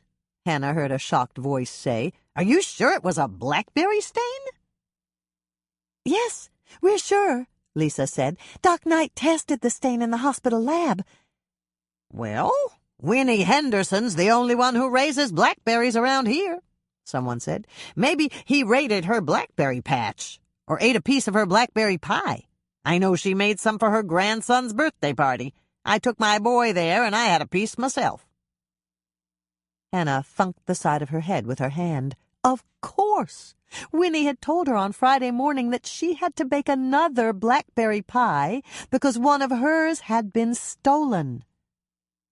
The stove timer dinged, and Hannah went to take the cookies out of the oven. She just placed the last sheet of cookies on the baker's rack when there was a knock at the back door. Hannah hurried to open the door. Perhaps it was Norman on break from the dental clinic. But when she pulled open the door, she saw her mother standing there. "Hello, Mother," Hannah said, trying not to sound disappointed. "Hello, dear. I just popped in for coffee." "You're in luck, then. I made a fresh pot no more than 5 minutes ago, and I've got fresh cookies that just came out of the oven." "Perfect timing, then," Dolores said, taking a seat at the stainless steel work counter. "I'm considering butterscotch tarts for dessert at the wedding reception, dear." "Butterscotch tarts?" There was a question in Hannah's voice when she repeated her mother's choice. "Do you think they'll be festive enough for a fancy dinner?" "I don't know. That's one of the reasons I came over here. I was thinking that perhaps we could decorate them in some way." "I'll have to think about that. But I thought you wanted something chocolate." "I did. I still do. But it's not just from me, dear. Doc is Scottish, and I thought we should have something to reflect his heritage." "There's your main course, Mother. You could have haggis. What's that, dear? I don't think I've ever tasted it. It's the chopped organs of a sheep mixed with oatmeal and stuffed in a sheep's stomach. Ooh, Dolores gave a delicate shiver. that sounds simply dreadful. I understand it is, but I've never eaten it either. Forget Doc's Scottish heritage for a moment. I'd much rather have a half-Cornish game hen with apricot glaze. But I thought you'd decided on individual beef Wellington. That did sound marvelous, but I've reconsidered, and I've decided on the colors for the bridesmaid dresses. I want something in lavender lace. It was Hannah's turn to shudder. Lavender was a shade of purple, and she'd never been able to wear any shade of purple. Of course, there was no sense in getting upset about it. Her mother was bound to change her mind at least a dozen more times before the wedding. "Would you like to have a cookie, Mother?" Hannah asked, hoping to change the subject. Wedding planning with Dolores was always frustrating, and the last thing she needed today was more frustration. Cookies would be lovely, dear. I'm not sure I'll have time for lunch. I have to run out to the hospital this afternoon. Doc has some filing for me to do. It was love, pure and simple, Hannah decided on her way to the baker's rack to get cookies for her mother. Dolores hated filing. She hated office work of any type. She'd never done any office work at Hannah's father's hardware store. But here she was, manning Doc's office, in addition to heading the Rainbow Ladies, the hospital volunteer group. Yes, it had to be love. There was no other explanation for it. Hannah thought about this while her mother munched a molasses crackle. Like her mother, Hannah wasn't fond of office work. She knew how to file and write a business letter, but would she do it for either of the men she dated and loved? Norman didn't need her to do his office work. He had a part-time helper from the Jordan High business class for that. And Mike didn't need her either because he used the secretarial pool at the Winnetka County Sheriff's Station. "Why so thoughtful, dear?" Dolores asked, finishing the last of her coffee. "Oh, I don't know. Maybe it has something to do with spending 3 days and nights in jail." "Why would that make you thoughtful?" "Because there was nothing else to do while I was there. When the lights went off at 10 o'clock, I couldn't read any longer, and no visitors were allowed after 10 at night, so the only things I had for entertainment were my own thoughts." Dolores looked pensive. "That must have been boring, dear," she said. "Not at all. I carried on imaginary conversations with people. I speculated on quite a few what-ifs, and I tried to imagine what my life would be like 10 years from now." 10 years from now? When Hannah nodded, Dolores began to smile. "I would hope you'd be married with at least 2 children, and still in love with your husband." "I knew you'd say that, Mother," Hannah said, her mind busily searching for a way to change the subject. There was no way she'd tell her mother about her daydream of being a contestant in a Food Channel contest, winning the competition, and becoming a famous dessert chef. She'd mentioned her flight of fancy to Michelle, but she certainly didn't want to discuss it with her mother. "How about you, Mother?" she asked, turning the tables so quickly her mother actually looked a bit off balance. "Me?" Dolores stalled for time. "Yes, you. Where do you think you'll be in 10 years? "I should hope I'd be right here in Lake Eaton, happily married to Doc, and doing almost the same things I'm doing right now." There was a slight narrowing of Dolores's brown eyes. "And I would hope that all my grandchildren would be right here around me, and Doc and I would all be enjoying time with them." "That's assuming you'll be marrying Doc." "Of course it is. I'm certainly not going to be marrying anyone else except Doc." "But you might not be marrying him." "What do you mean by that?" Hannah took a deep breath and repeated her great-grandmother's saying in her mind. "In for a penny, in for a pound." She'd opened the subject, and now it was time to tell her mother that her continual wavering about the wedding plans had gone on long enough. It wouldn't be nice, and it wouldn't be pretty, but Hannah was about to put an end to it. "You've changed your mind about everything else that concerns the wedding. For all we know, you might change your mind about marrying Doc, too." "I'd never do that." "Okay, that's written in stone, then. But think about this, Mother. You might not be marrying at all, since you can't make up your mind about your dress, the bridesmaid dresses, the flowers, and the menu and decorations for the reception. I don't even think you've chosen a wedding invitation yet. Have you?" "Well, no. No, I haven't. But I've narrowed it down to 4. And there's still time, as long as I don't have the invitations hand-addressed by a calligrapher." "Yes, you probably missed the ticket on that one." Hannah prodded a little harder. "I hope you get them in the mail in time for the postal service to deliver them. You know, Mother, I'm really beginning to wonder if you want to get married at all. You're certainly dragging your feet when it comes to making wedding decisions." But, Dolores sputtered, and then she took a deep, shaking breath. "Just because I've changed my mind a few times doesn't mean I don't want to marry Doc. I just want everything perfect, that's all. It's very important to me." "It's important to us, too.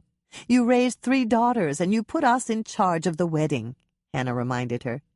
"And you know full well that perfection isn't our long suit. We're trying, but you're knocking down every one of our ideas. And and it's a big when, you finally agree on something, you change your mind again within a week. You said you didn't care, that we should do it, and you'd go along with anything we planned."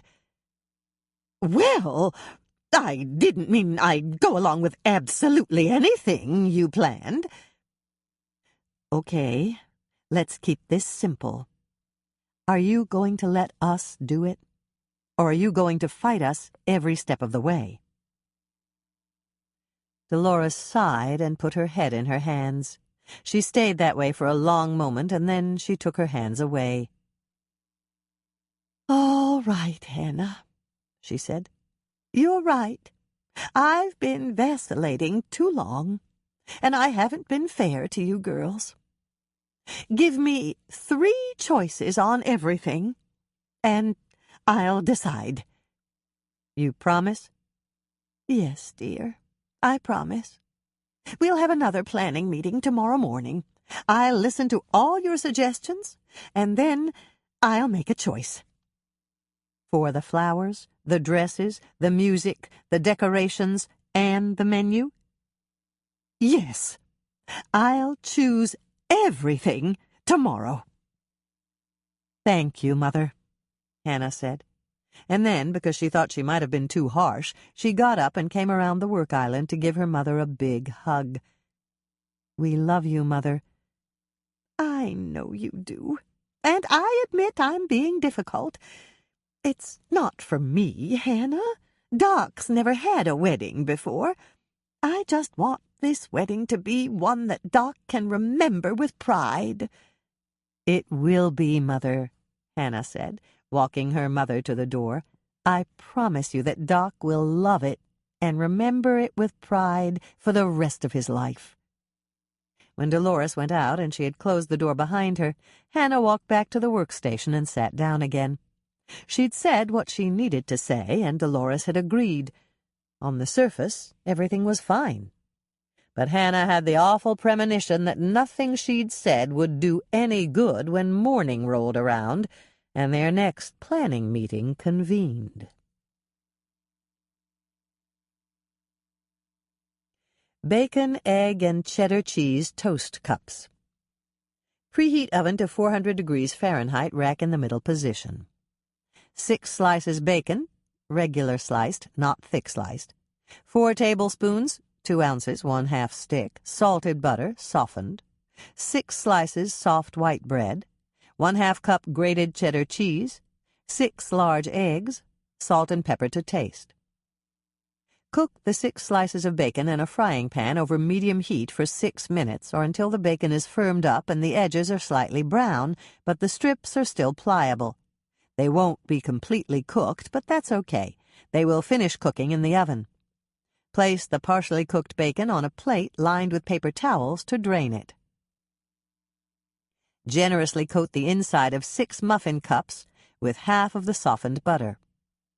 Butter one side of the bread with the rest of the butter, but stop slightly short of the crusts. Lay the bread out on a sheet of wax paper or a breadboard butter side up. Hannah's first note. You will be wasting a bit of butter here, but it's easier than cutting rounds of bread first and trying to butter them after they're cut. Using a round cookie cutter that's 3½ inches in diameter, cut circles out of each slice of bread. Hannah's second note. If you don't have a 3½ inch cookie cutter, you can use the top rim of a standard-sized drinking glass to do this. Place the bread rounds butter side down inside the muffin pans, pressing them down gently, being careful not to tear them as they settle into the bottom of the cup. If one does tear, cut a patch from the buttered bread that is left and place it buttered side down over the tear. Curl a piece of bacon around the top of each piece of bread, positioning it between the bread and the muffin tin. This will help to keep the bacon in a ring shape. Sprinkle shredded cheese in the bottom of each muffin cup, dividing the cheese as equally as you can between the 6 muffin cups. Crack an egg into a small measuring cup. I use a ½ cup measure, with a spout, making sure to keep the yolk intact. Hannah's third note. If you break a yolk, don't throw the whole egg away. Just slip it in a small covered container which you will refrigerate and use for scrambled eggs the next morning, or for that batch of cookies you'll make in the next day or 2. Pour the egg carefully into the bottom of one of the muffin cups. Repeat this procedure for all the eggs, cracking them one at a time and pouring them into the remaining muffin cups. When every muffin cup has bread, bacon, cheese, and egg, season with a little salt and pepper. Bake the filled toast cups for 6 to 10 minutes, depending on how firm you want the yolks. Naturally, a longer baking time yields a harder yolk. Run the blade of a knife around the edge of each muffin cup, remove the bacon, egg, and cheddar cheese toast cups, and serve immediately. Hannah's fourth note. These are a bit tricky the first time you make them. That's just beginner nerves. Once you've made them successfully, they're really quite easy to do and extremely impressive to serve for a brunch. Yield 6 servings, or 3 servings if you're fixing them for Mike and Norman. Chapter 17. Hannah was just wondering which cookie recipe she should bake next when she remembered what she'd been discussing with Michelle and Rose at breakfast this morning. They'd all agreed that everybody needed a little chocolate, and there were no chocolate cookies on the baker's rack. Perhaps she'd try a new cookie, a chocolate cookie. Michelle had given her a new chocolate cookie recipe. It was from her friend, Julia Meister, a dance major she'd worked with in several theater productions. Michelle said she'd baked the cookies that Julia called triple chocolate cookies, and they were the deepest, darkest, fudgiest cookies she'd ever tasted. If they were as good as Michelle said they were bound to be a hit in the coffee shop. Hannah was just taking pans of cookies from the oven when there was a knock at the back door. I hope it's not Mother coming to tell me she changed her mind about the wedding plans again, she thought as she crossed the kitchen floor and opened the back door. Mike, she said, giving him a big smile. I'm really glad to see you. Thanks, Hannah, Mike said, looking pleased. That's the warmest greeting I've gotten all day. I ran into Bill at the corner tavern, and he wouldn't even look at me. He was sitting all by himself, and he sure didn't look happy. Hannah snapped her mouth closed and went to get him a cup of coffee. She'd been about to tell him that she'd expected her mother and had been relieved to see him instead, but that might make him feel bad. Thanks, Mike said, accepting the cup of coffee she handed him and reaching for a cookie from the plate she'd set on the work counter. Do you know if Bill's made up with Andrea yet? Not that I know of. I do know that she was still mad at him yesterday. It might be a while before she forgives him for arresting me. I know from experience that Andrea can hold a grudge for a long time. What experience was that? Just something that happened when we were kids. I got a red bicycle for Christmas, and she got a gold one. She wanted the red. Why didn't you switch? Because I'm just as stubborn as she is. Red was my favorite color, even back then. I wasn't about to give up a red bicycle. Besides, there was another consideration. What was that? Andrea's younger, and she was a lot smaller than I was. Maybe she could have reached the pedals on mine. But if I'd tried to ride her little bike, I would have banged my knees on the handlebars. That sounds like a valid reason to go with what you were given, Mike said, and then he handed her the bag he'd carried in with him. Here, he said. I found this at the the scene of the accident. Hannah opened the bag and peered in. There was a metal pan inside. What is it? Looks like one of those pans you bake pies in to me. I thought you'd know what it was. Can I take it out of the bag? Sure, but you'd better use a napkin or something. To preserve any fingerprints? Mike shook his head. It was out in the rain. If there were any fingerprints, there won't be any left now. I just didn't want you to get your hands dirty, that's all. Hannah grabbed a napkin and lifted the pan out of the bag. You're right, she told him. It's a pie tin.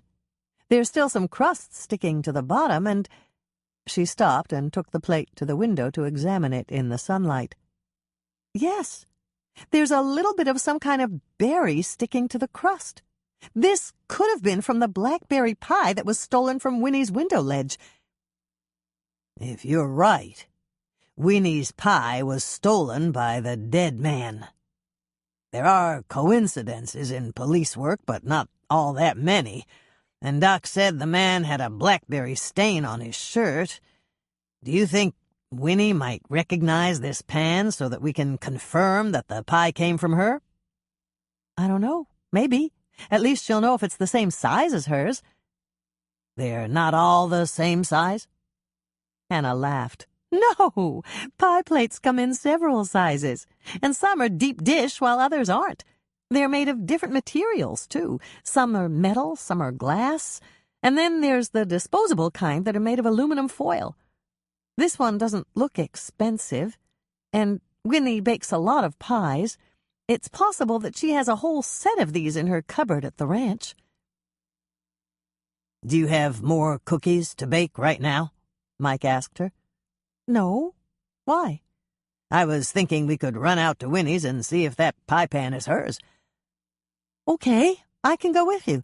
Hannah was pleased. Mike could have gone by himself, but he'd asked her to come along. Do you have to tell anyone where you're going? Hannah listened. Lisa was still talking to the audience, and she didn't want to disturb her. Not really. I'll just leave a note so Michelle and Lisa will know where I've gone.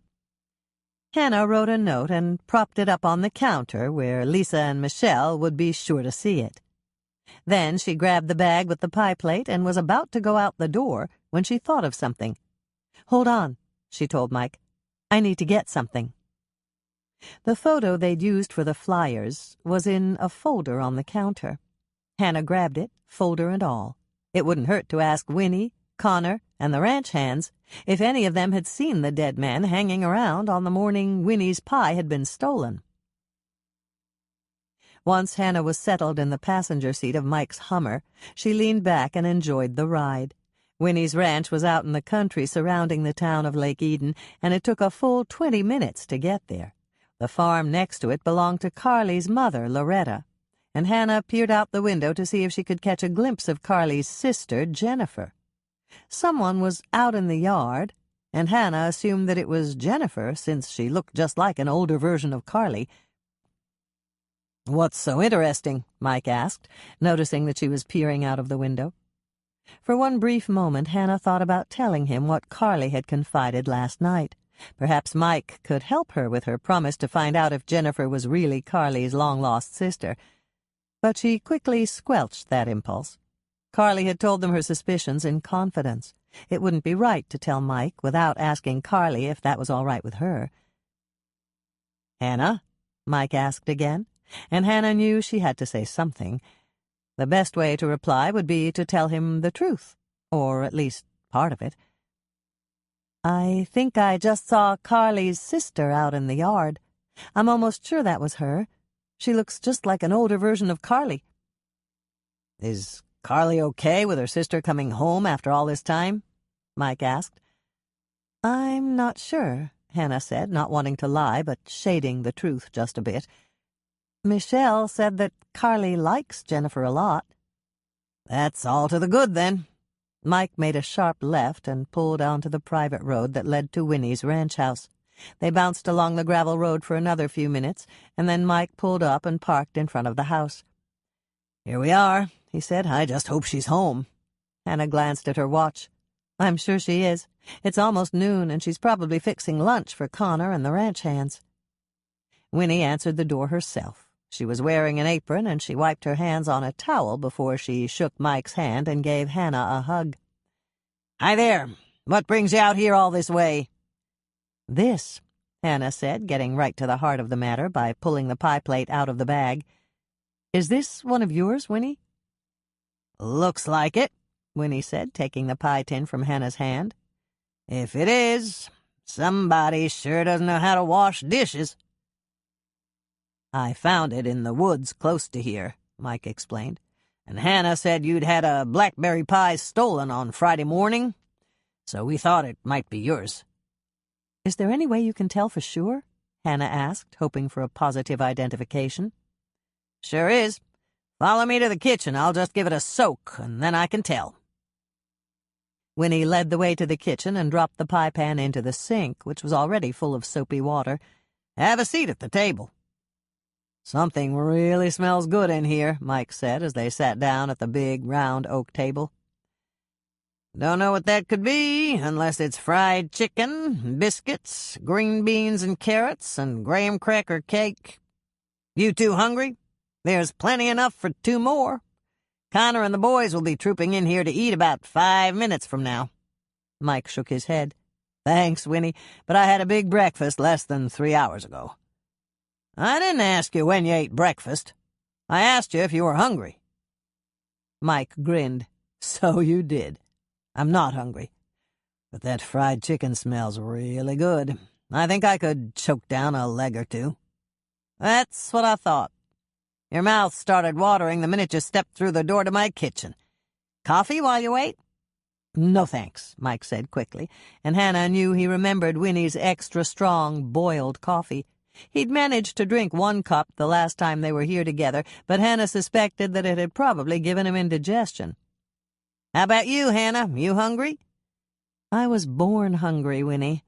I can't eat too much, though. I'll have 1 piece of chicken, 1 of your biscuits, and a piece of that graham cracker cake. I've never had graham cracker cake before." "You'll like it, and you'll like it even better when I write out the recipe for you. It's so easy that making it's like falling off a log." Winnie walked over to the sink and pulled the pie pan out of the dishwater. "That's better. Just let me rinse it off, and I can tell you if it's mine or not." Mike and Hannah watched while Winnie rinsed the pan and dried it on a dish towel.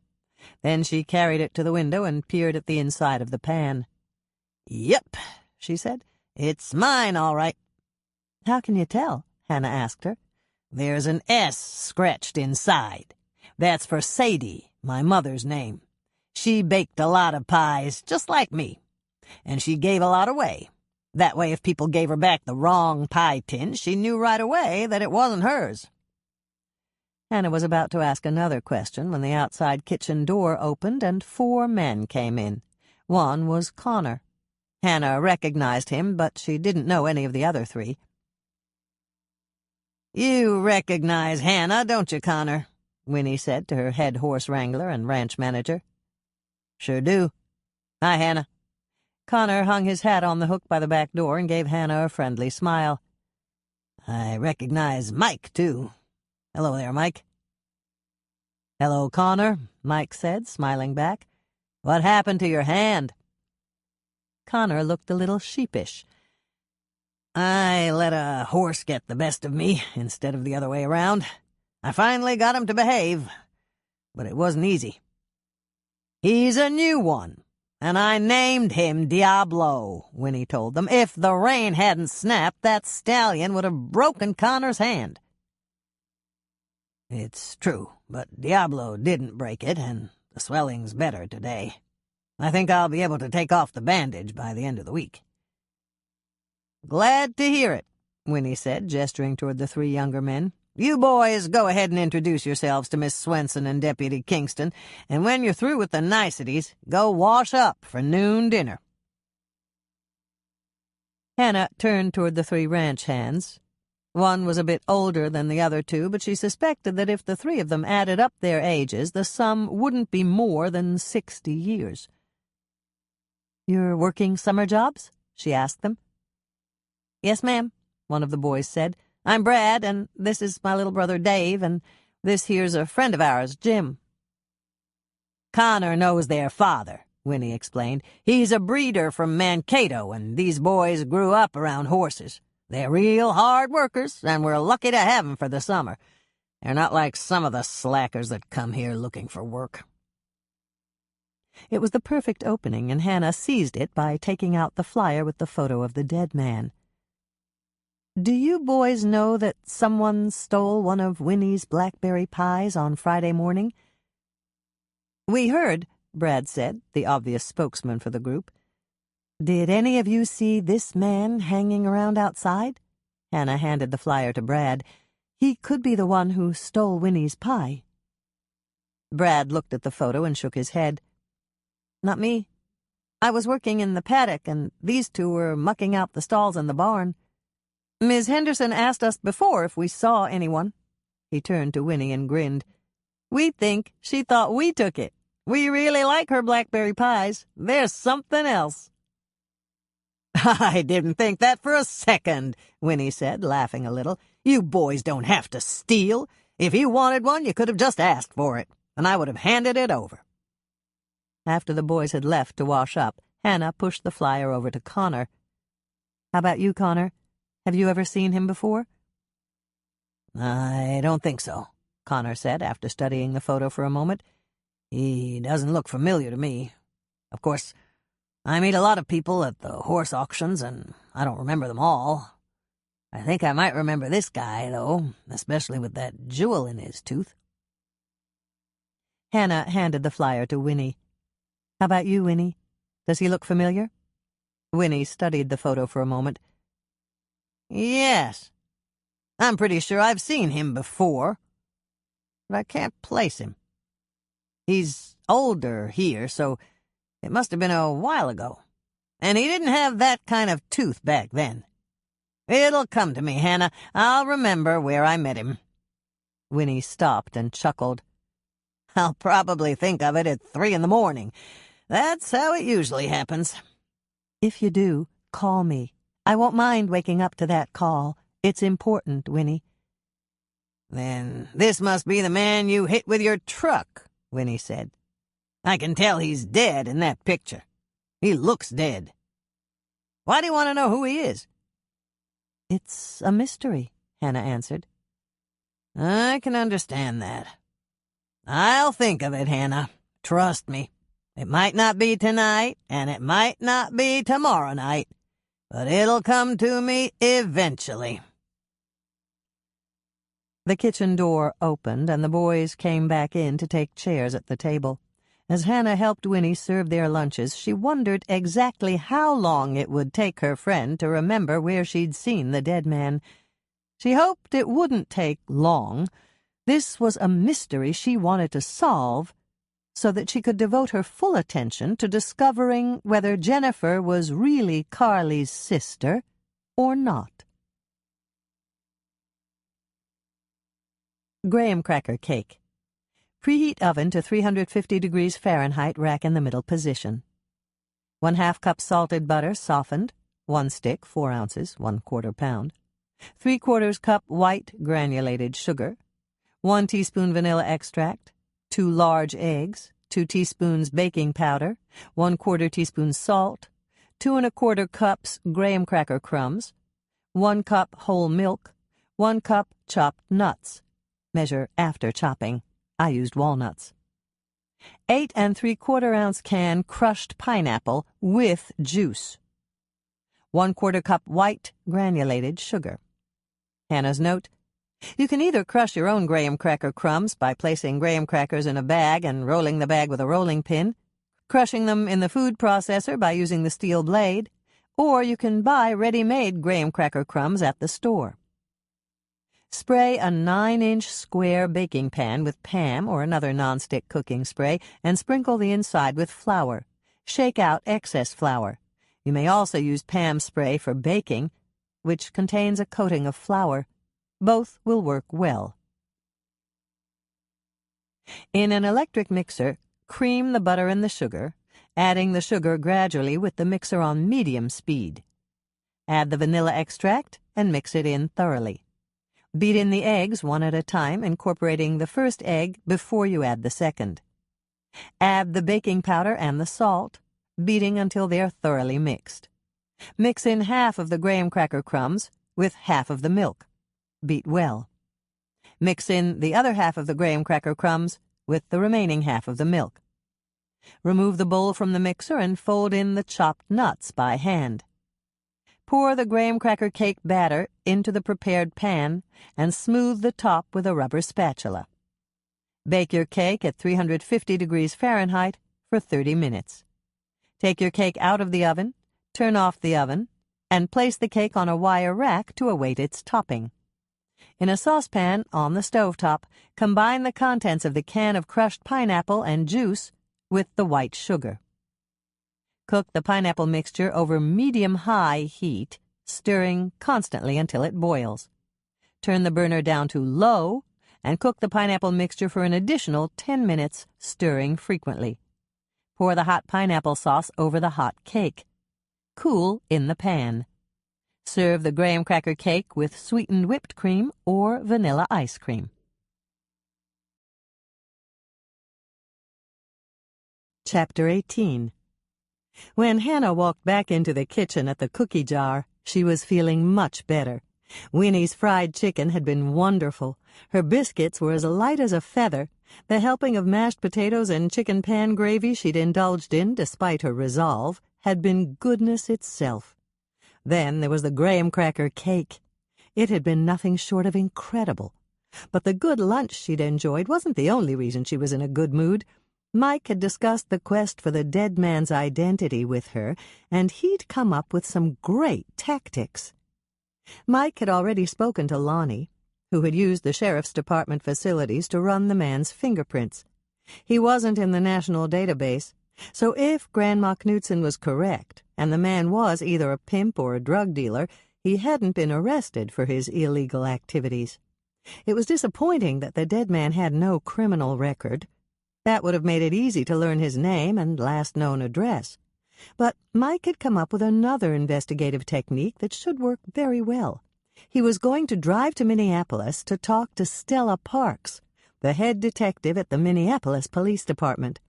He'd show her the flyer, see if she personally recognized the dead man, and leave some flyers with her so that she could ask officers in other departments. Since Stella was a friend of Mike's and she'd met Hannah before, Mike would tell her the whole story of how Hannah had hit the stranger and killed him. Stella liked her, and Hannah was almost certain that Stella would find out who the man was if he came from the Minneapolis area. Lisa was telling the story again. Hannah could hear crowd noises through the swinging door that led to the coffee shop. She glanced at the baker's rack and blinked several times in surprise. Lisa was really attracting an audience today. The rack had been loaded with cookies when Hannah had left with Mike, and now it was at least half empty. It was lucky she'd stashed the triple chocolate cookies in the walk-in cooler to try out on anyone who dropped by her condo tonight, or they'd probably be gone too. Hannah had just taken her last pan of bar cookies out of the oven and poured herself another cup of coffee when there was a knock at the back door. She went to answer it and smiled as she saw Norman standing there. "Hi, Norman," she greeted him. "Come in." "I brought you some lunch," Norman said, heading for his usual stool at the workstation. Thanks, Norman, Hannah said, hating to disappoint him by telling him that she'd already eaten lunch at Winnie's ranch with Mike. At least she'd had a fairly light lunch, if you didn't count the graham cracker cake and the biscuit with honey and butter. She went to fetch coffee for both of them, and then she sat down across from him at the workstation. "I got a little news today, Hannah," Norman said, opening the conversation. Hannah was almost afraid she'd jinx it by asking, but she did. "About the dead man's tooth?" "That's right. I emailed a copy of the photos and a detailed description of what I'd noticed when I examined the tooth to the dental professor who gave the symposium on tooth jewelry and embellishments." "He got back to you?" Hannah asked, hoping she was right and Norman had learned something that would help them. "Within the hour. He didn't know whose work it was, but he had a roster of names from the symposium. There's one dentist he remembered in particular who was very interested in providing that service for his patients. His name is Leland Jones, and he has a practice on Munsington Street in Minneapolis." "That's a great lead, Norman," Hannah beamed at him. "As a matter of fact, Mike is driving to Minneapolis right now to show the photo of the dead man to Stella Parks." "I remember her. She was a nice lady." "And a really good detective," Hannah added. "We already know the dead man doesn't have a rap sheet. Mike had Lonnie run his fingerprints on the department computer. But if the dead man's from Minneapolis, someone in their department might have had a run-in with him. Why don't you call Mike and tell him what you learned about that dentist? Maybe he'll have time to check out his office." "It's worth a try," Norman said, pulling out his cell phone. "Shall I have him meet us for dinner if he gets back in time?" "Sure.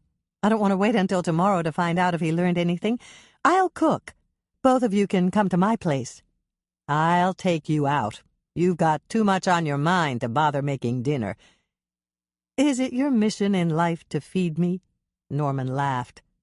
"Just because I brought you takeout last night and lunch today, and I'm taking you out to eat tonight?" "Yes. What did you bring today?" "Chinese. I've got pork chow mein, kung pao chicken, wonton soup, and brown rice." "Sounds like a feast," Hannah told him, wondering if she could swallow more than a couple of bites. Luckily, everyone said that Chinese food was mostly vegetables, and an hour after you ate, you were hungry again. Too bad Winnie hadn't served Chinese food. Then she would have been hungry by now. "What's the matter? Aren't you hungry?" There was nothing to do but tell Norman the truth. Hannah sighed deeply and plunged into deep waters. "I ate lunch out at Winnie's ranch at noon." "You left out the part about Mike," her conscience prodded her. "I know I did," her rational mind answered. "There's no sense in telling Norman all that. He'd only be hurt because he brought me lunch, and I had lunch with someone else first." Her conscience took umbrage at this excuse. "Mike is his arch-rival," it reminded her. "He's more than just someone else." "Hannah?" Norman asked, and Hannah realized that he was looking at her questioningly. "Sorry, I was just thinking about something. I'd love some pork chow mein, Norman. It's my favorite. I'll get us some plates and silverware while you call Mike and tell him what you know." 15 minutes later, Hannah was stuffed beyond belief. "I'm sorry, Norman. I can't eat any more," she said, looking down at her half-finished plate. "It's really delicious, and I want to eat more, but I think I'm going to burst if I do." "We don't want that," Norman said, chuckling. "Just sit here and keep me company, Hannah. You don't have to eat. If I know Winnie, she fed you half to death." "I think the graham cracker cake finished me off." "I've had that." "You have? Winnie gave us lunch when Doc Hageman and I went out to take care of Tina's tooth." "Tina?" Hannah was confused. As far as she knew, Winnie didn't have any grandchildren named Tina. And even if she did, why would he go out to the ranch with Norman? "Tina is Winnie's prize milk cow. Dr. Bob tranquilized her, and I pulled her tooth. It was an interesting experience. I'd never worked on a cow before." Hannah laughed. "That's Lake Eden for you. So far you've treated Mr. Whiskers, the guinea pig at Kitty Corners, and Tina, Winnie's milk cow. What's next? False teeth for sharks? I wonder if that's possible, Norman said, and Hannah began to laugh. Norman joined in until they heard someone come through the swinging door from the coffee shop. What's so funny? Lisa asked, smiling at them. False teeth for sharks, Hannah answered, and the perplexed expression on Lisa's face sent them both into another paroxysm of laughter. It's not false teeth. It's dentures, or appliances, Norman corrected Hannah. You have to learn to use the correct dental term. Appliances? Lisa looked thoroughly puzzled. You mean like refrigerators and washers? No, like false teeth or bridges. Norman could barely speak, he was laughing so hard. That's what dentists call them. I know it sounds a little weird when you put it that way, but that's what we call them. Okay, Hannah said. It's a different terminology. What do you call that little rubber sheet you put over the tooth in a patient's mouth when you work on it? It's a dam. It's a damn nuisance, Lisa said. I hate those little rubber sheets. And then all three of them cracked up again. Triple chocolate cookies. Preheat oven to 325 degrees Fahrenheit, rack in the middle position. Hannah's first note: this cookie recipe is from Michelle's friend Julia Meister. It won grand prize at a fair, and if you bake it, you'll know why. 1 cup all-purpose flour, pack it down in the cup when you measure it. 1/4 cup Dutch processed cocoa powder. If your store doesn't carry it, use the same dark cocoa powder you use for the following ingredient. 1/4 cup dark cocoa powder, such as Hershey's Special Dark. 1/2 teaspoon baking soda. 1/4 teaspoon salt. 1/2 cup salted butter. 1 stick, 4 ounces, 1/4 pound. 4 ounces bittersweet chocolate. I used Baker's Bittersweet, 4 squares. 1 teaspoon vanilla extract. 2 large eggs, beaten. Just whip them up in a glass with a fork. 1 1/4 cups white granulated sugar. 1 1/2 cups bittersweet chocolate chips. I used Ghirardelli 60% cacao chips. Hannah's second note: Florence doesn't carry Dutch processed cocoa powder or dark chocolate cocoa powder down at the Red Owl. Not only that, she doesn't carry any bittersweet chocolate, either in 1-ounce squares or in chips. I wanted to make these right away, so I used Hershey's regular cocoa powder in place of the 2 cocoa powders, regular semi-sweet baking chocolate to melt with the butter, and regular chocolate chips. Despite all these substitutions, the cookies were still incredibly superior chocolate cookies. I made them again once I'd managed to find the Dutch processed cocoa powder, the Hershey's dark cocoa powder, the bittersweet baking chocolate, and the bittersweet chocolate chips. The resulting flavor was deeper, darker, and absolutely marvelous. My point here is that even if you can't find some of the ingredients at your store, this is still a superb chocolate cookie recipe. Hannah's third note: bittersweet chocolate is any chocolate with 60% cacao. Line your cookie sheets with parchment paper or baking paper. I also took the precaution of spraying my parchment paper with Pam. With all the substitutions I made in the original recipe, I was afraid the cookies might stick. Mix the flour, cocoa powders, baking soda, and salt together in a small bowl with a whisk. Whisk until they are evenly combined. Place the stick of salted butter in a microwave-safe bowl. Roughly chop the bittersweet chocolate and add it to the bowl with the butter. Melt in the microwave for 1 minute at full power. Let the butter and chocolate mixture sit in the microwave for another minute, and then attempt to stir it smooth. If it's not yet melted enough to do this, heat it in the microwave in additional 20-second increments until you can stir it smooth. You can also do this on the stovetop over low heat, but make sure to stir it constantly. Stir the vanilla into the melted butter and chocolate mixture. Let it cool on the counter. Use an electric mixer to beat the eggs and sugar together at medium speed until the mixture is light yellow in color and fluffy. This takes 3 to 4 minutes. You can also do this by hand, but it takes some muscle. Turn the mixer down to low speed and slowly pour the chocolate and butter mixture into the mixer bowl. Mix this until it's well combined. Leave the mixer on low speed and sprinkle in the flour mixture. Mix until it is combined, but do not overmix. This is like brownie batter. Mix it too much and it will lose its fluffiness. Take the bowl out of the mixer and fold in the chocolate chips by hand. Scoop out rounded tablespoons of dough and drop them on the cookie sheets. Lisa and I use a 2-tablespoon cookie scoop to do this down at the cookie jar. The cookies should be at least 2 inches apart, no more than 12 cookies to a regular-size cookie sheet. Bake the cookies at 325 degrees Fahrenheit for 12 to 13 minutes, or until the outside of the cookies are set, but the insides are still soft and slightly underbaked, just like brownies. Remove the cookies from the oven and transfer the cookie sheets to a wire rack. Cool the cookies on the cookie sheets for 4 minutes.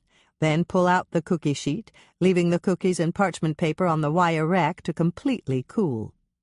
Store these cookies in an airtight container at room temperature. Julia says they are best enjoyed within a week, but I'm almost certain they won't last even half that long. Yield 2½ to 3 dozen incredible chocolate cookies, depending on cookie size. Chapter 19.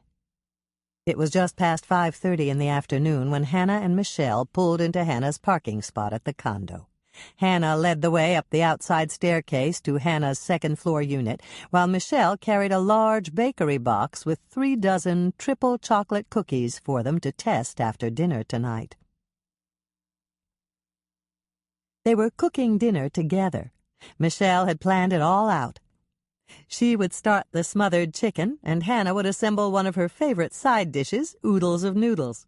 Once the chicken was in the pan and the heat had been turned down to low, Michelle would do her evening workout on Hannah's new exercise machine, while Hannah put a green salad together and got the coffee ready to go. Then Michelle would take her shower, and Hannah would relax on the couch with a glass of something cold and wet. "I'll catch him this time," Hannah said, setting her grocery bags on the landing and inserting her key in the lock. "You've got your hands full with those." "What is it?" Michelle asked when Hannah stopped speaking abruptly and stepped back without turning the key or opening the door. "I don't know," Hannah said in a low voice. "I thought I heard something inside." "Moishe? No, it sounded like a humming." "Humming as in music?" "No, humming as in noise. It sounded like something was running. A mixer or a blender or something like that." "Did you leave the television on for Moishe?" "Yes, I always do." "Then maybe it's a cooking show and it actually is a blender or a mixer. Let's go in and check it out." Hannah hesitated for a moment. There were no signs of forced entry. The door was still locked, the living room window was open a bit, but she'd left it that way this morning. It was still broad daylight and would be until at least 8 o'clock tonight, and she lived in a secure condo complex with a guard at the gate. It was extremely unlikely that a burglar had broken into her home and was blending drinks or mixing up a cake in her kitchen. "Okay," she said, turning her key in the lock and opening the door. The cat who hurtled out to meet her almost knocked her off her feet. Somehow Hannah managed to catch him and carry him back inside. Whatever she'd heard was no longer audible. Perhaps the humming noise hadn't been coming from her unit at all. Since it was summer, most of her neighbors kept their windows open during the day, and it was possible that Sue Plotnick, her downstairs neighbor, had been using her mixer or her blender. "I don't hear anything," Michelle said, stepping in behind Hannah. "Neither do I, now. Maybe it was coming from somewhere else. Sometimes the acoustics are strange in this building. Sound bounces off these walls because the units are so close together." "Let's check out the other rooms just to make sure," Michelle said, grabbing the baseball bat that Hannah kept leaning in a corner next to the door. They checked the rooms, one by one, even peering under the beds and inside the closets. Everything was just as they'd left it this morning. "There's nothing here," Hannah said, heading down the hall toward the kitchen. We'd better get started on dinner. I told everyone to come at 7. Hands washed and aprons on, the two sisters started their preparations. Hannah reached into the grocery bags and took what she needed for the noodle casserole. "Here's the chicken," she said, handing the white butcher paper package to Michelle. "Why so many chicken breasts?" Michelle asked after she'd opened the package. "Because extra people are bound to show up. It always happens when we make dinner." "But what if we're only 5 tonight?" "Then we'll have leftovers of smothered chicken for dinner tomorrow night." "On leftover noodles from tonight?" "If there are any leftover noodles. And if there aren't, we can have the chicken and sauce over biscuits or rice." "True," Michelle agreed, opening the drawer under the lower oven and getting out Hannah's biggest frying pan. She put in a combination of butter and olive oil and prepared to brown the chicken. While the chicken was browning, Hannah assembled the noodle casserole and slipped it into the top oven. "I'm all ready," she said to Michelle. "So am I." Michelle sprinkled the rest of the herb and flour mixture on top of her chicken and put the lid on the frying pan. She turned the heat down to simmer and went to wash her hands again. "Do you want me to set the table, or should I do my workout now?" "I'll set the table while you work out," Hannah said. "Go ahead, Michelle." "Okay." Michelle turned to look at Moishe, whose head was buried in the food bowl Hannah had just filled. "Are you going to come and watch me work out, Moishe?" Moishe lifted his head to look up at Michelle, and then he followed her out of the kitchen. Hannah was amazed. Food had always been Moishe's #1 priority, but it seemed that watching Michelle on the exercise machine was even more interesting than eating. After she'd set the table and checked the progress of the chicken, Hannah settled down on the couch with a tall glass of iced tea. She was just about to turn on the television to watch the evening news when she heard Michelle calling her from the bedroom. "I'm here," she called back. "What is it?" "Come here, Hannah. You've got to see this to believe it." Hannah got up and walked down the hallway. Michelle must have discovered something new that the fancy exercise machine could do. She took one step inside her bedroom and stopped to stare in utter disbelief. Michelle was walking on the treadmill, but she wasn't the only one. Moishe was walking right in front of her, keeping pace with the speed of the machine. "See what I mean?" Michelle asked, grinning at Hannah. "He just watched me this morning, but the minute I turned on the treadmill part of the machine and started to walk, he hopped right up here in front of me, and he's been here ever since." "This is just amazing." Hannah knew the word she'd used to describe this feline feat was too tame, but she was at a loss for words. She had a cat who liked to pace on the treadmill. She'd never seen anything like it before. "Do any other cats do this?" she asked Michelle. "I don't know, but he really seems to like it. I wonder what'll happen if I speed up the machine a little." Michelle reached forward to the console and turned a switch. The treadmill began to go faster. Hannah could tell because Michelle had to jog to keep up. So did Moishe. But he stuck with it, running along and wearing what Hannah thought of as his kitty grin. "I think he likes it faster," Hannah said. "Maybe he does, but I'm not ready to jog that fast. I'm going to slow it down all the way, and then I'll shut it off." Michelle turned the machine to a slower speed for a few seconds. When she lowered the speed even more, Moishe turned around to glare at her. He gave a yowl that would have curdled milk and jumped off in a huff to stalk past Hannah and down the hall. "I don't think he liked that," Michelle said, quite unnecessarily. "I don't think so either. I've got to check with Doc Hageman and Sue. I've never heard of a cat exercising on a treadmill before." "Maybe you won't have to put him on a diet," Michelle said, stepping off the machine and wiping her face on a towel. "If he exercises every time I do, he'll lose weight on his own." Hannah was thoughtful as she walked back to the living room and her iced tea. Perhaps Michelle was right, and Moishe would lose weight without dieting. And if Michelle was right about Moishe, perhaps she should try the fancy exercise machine to see if she could lose weight without dieting.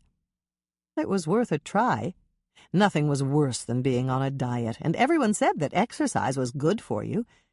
She'd asked Michelle to show her just how the exercise machine worked and give it a try. 5 minutes later, Hannah was using the treadmill, with Moishe walking in front of her. His tail was swishing back and forth, and Hannah could tell he was having a wonderful time. On the other hand, she was getting tired, even though she'd only been walking for a minute or two. That meant that she was really out of shape, and she simply had to find time to use her grand prize every day. "That's enough, Moishe," Hannah said, lowering the speed until the machine stopped. "Wow!" Hannah glanced at her feline roommate. There was no doubt in her mind that Moishe was protesting her action. "We'll do it again tomorrow," she told him. "I promise. And Michelle will, too. And don't forget that Michelle works out twice a day. As long as she's visiting us, you'll have at least 3 opportunities to ride on the treadmill every day. And Norman's bringing Cuddles over for dinner tonight. If you didn't get enough exercise walking the treadmill, I'm sure you can talk her into playing chase." That information seemed to appease Moishe, at least temporarily, and Hannah went off to take her shower. 10 minutes later she was dressed in clean jeans and a summer top, and sitting in her favorite spot on the couch, drinking the small glass of wine that Michelle had poured for her. "So, how do you like your new exercise machine?" Michelle asked her. "I like it, at least the treadmill part. It's the only thing I've tried so far, and Moishe obviously loves it." Moishe, who was sitting on top of his kitty condo, turned around to regard her solemnly. He was perched on the top tier so that he could peer out the picture window that overlooked the outside staircase, and he was obviously waiting for Norman to arrive with Cuddles. "Who would have guessed that any cat of mine would turn out to be an exercise buff?" Hannah commented to Michelle. "It's certainly not behavior that he learned from me." Michelle laughed. "Maybe it's behavior that you'll learn from him. Exercise makes you feel good, Hannah. It's fun if you don't overdo it. You have to set realistic goals that aren't out of your reach." 4 times a week on the treadmill, Hannah said. "That's how often I'll do it. There are some days that I just want to come home and collapse after work. That's why I won't say I'll exercise every day." "Exactly right," Michelle said, smiling at her. And that was when they both heard an excited yowl from Moishe. "Norman must be here." Michelle got up to look out the window. "I don't see him yet." "Moishe must have heard Norman's car pull into the garage. He always gives me an early cat warning." Hannah got up from her spot on the couch. "I'll pour some iced tea for him." "Better wait. It might be somebody else's car." "It's not. Moishe hasn't ever been wrong. He loves Norman, and now that Norman has Cuddles, he positively adores Norman." There was another yowl from the top tier of the kitty condo, and then Moishe began to purr. His purr turned into a loud rumble, and he jumped down to stand by the door. "Shall I catch him so he doesn't get out?" Michelle asked. "No need. He'll follow the cat carrier when Norman comes in the door. There's no way Moishe is going to run out and miss an evening of playing with Cuddles." Once Norman arrived and let Cuddles out of her carrier, the 2 cats ran off to get into whatever mischief their combined kitty brains could cook up. Hannah poured a glass of iced tea for Norman, checked the progress of their dinner, and went to sit on the couch with him. "Do you think Mike will have any news?" Norman asked her. "I don't know. I haven't talked to him since I called to tell him to come here for dinner. And that was when he was parking in the lot at Minneapolis Police Headquarters." "Do you think he would have called if he learned anything important?" Michelle asked. Hannah shrugged. "I don't know. Either he didn't learn anything useful, or he's waiting to tell us in person." Just then there was a knock at the door, and Michelle got up to answer it. "That must be Mike now." "Or Lonnie," Hannah reminded her. Actually, it sounded more like Mother. "You invited Mother?" "I didn't invite her, but she feels she can drop by without notice. If Doc's busy doing something else, it could be her." "Or Andrea, if she's still mad at Bill," Michelle said, considering the possibilities. "Open the door," Norman said, chuckling at the 2 of them. "The suspense is killing me." Michelle laughed and opened the door. "Mother," she said. "I know I wasn't invited, dears, but Doc had late rounds, and the telephone tree came up with something that may or may not be useful to you. May I come in?" "Of course," Hannah called out. "Join us for dinner, Mother. There's plenty." "Plenty for 2 more?" Hannah glanced at the doorway, but there was no one standing behind her mother. "Is there someone with you?" "No, but Andrea was parking in the guest lot when I came up the stairs, and naturally I assumed she was coming here." "I imagine she is," Hannah said, and called out to Michelle, who had gone into the kitchen to get their mother a glass of iced tea. "Will you set 2 more places, Michelle? Andrea will be here in a minute or 2. Michelle delivered the iced tea along with the can of cat treats. "Here, Mother." "But I'm wearing slacks." "I know, but those are linen, aren't they?" Michelle waited until Dolores nodded. "It's the same problem, Mother. If Moishe catches a thread in those slacks, he'll damage them." Dolores glanced down at her slacks. "Oh, dear. If I'd thought of that, I would have come prepared." She turned to Hannah. "Do you have a bath sheet I can use for my lap, dear?" "Of course." Hannah got up to find the beautiful new bath sheet her mother had given her after a trip to the mall. Since she hadn't used it yet, she pulled off the tag on her way back to the living room and stuffed the evidence of non-use into her pocket. "Here you go, Mother," she said when she re-entered the living room. "Thank you, dear." Dolores took the towel and spread it out so that it draped over her legs. "What a pretty towel. Where did you get it?" "From you," Hannah couldn't resist saying. "From me?" "Yes, you picked it out for me at the mall the last time you were there. I think it's beautiful, too." "It's lovely," Norman said. "I should have you choose my towels, Dolores. They're getting old, and I'm not sure which color to buy." "Of course I will, dear," Dolores said, causing Hannah and Michelle to exchange glances. They'd thought that dear was reserved for them, but now it evidently included Norman. The doorbell rang, and Hannah tabled any questions she might have about her mother's terms of endearment. She got up to answer it and ushered Andrea in. "I hope you don't mind," Andrea said, pulling Hannah aside. "I just don't feel like talking to Bill yet, and he's mad at me, too, and, well, it's not very comfortable at home." "I'm glad to see you, Andrea," Hannah reassured her. "Come in, and I'll get you something to drink. Then you can join us for dinner. There's plenty." "Who else is coming?" Andrea asked, stepping into the living room and giving a little wave to the group that was assembled there. "We're waiting for Lonnie and Mike, and then we'll eat. Have a seat, and I'll get you a glass of white wine." "That would be wonderful," Andrea said, sounding very relieved. As Hannah went off to the kitchen to pour Andrea's wine, she wondered what her sister would have said if she hadn't invited her to dinner. She didn't think Andrea would have gone back home and ended her stalemate with Bill. That just wasn't in the cards quite yet. Would she have gone somewhere else? Perhaps out to her high school friend Lucy Dunright's place in the country? Or would she have parked in the garage and stayed in her car until she was sure that Bill was in bed? It must be terrible to fight with the man you loved, and it must be doubly difficult if you were Andrea. Andrea was as stubborn as they came, and she wouldn't back down easily. And, unfortunately, although Hannah knew that Bill loved Andrea to distraction, he was just as stubborn as Andrea was, and he wouldn't be the first to back down. This could go on for weeks, with neither of them giving an inch. Hannah knew that she would have to do something to get them back together soon, before the wall of contention between them became a permanent barrier. "Here you go," Hannah said, handing the glass of Costmart's cheapest jug wine to her sister.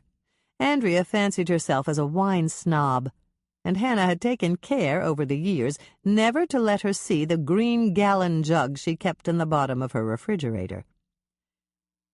"Oh, thank you, Hannah," Andrea said after she'd taken her first sip. "I just love this wine. It has such depth and complexity." "Glad you like it," Hannah said, and left it at that. She knew that if she ever told Andrea that the wine she privately called Chateau Screwtop had cost less than $10 a jug, Andrea would never drink it again.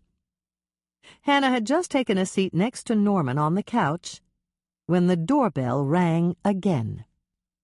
"I'll get it," Michelle said, rushing to the door. When she came back to usher in 2 more dinner guests, Michelle was beaming, and Hannah knew that was because one of the guests was Lonnie. "Hi, Lonnie," Hannah greeted him, and then she turned to Mike.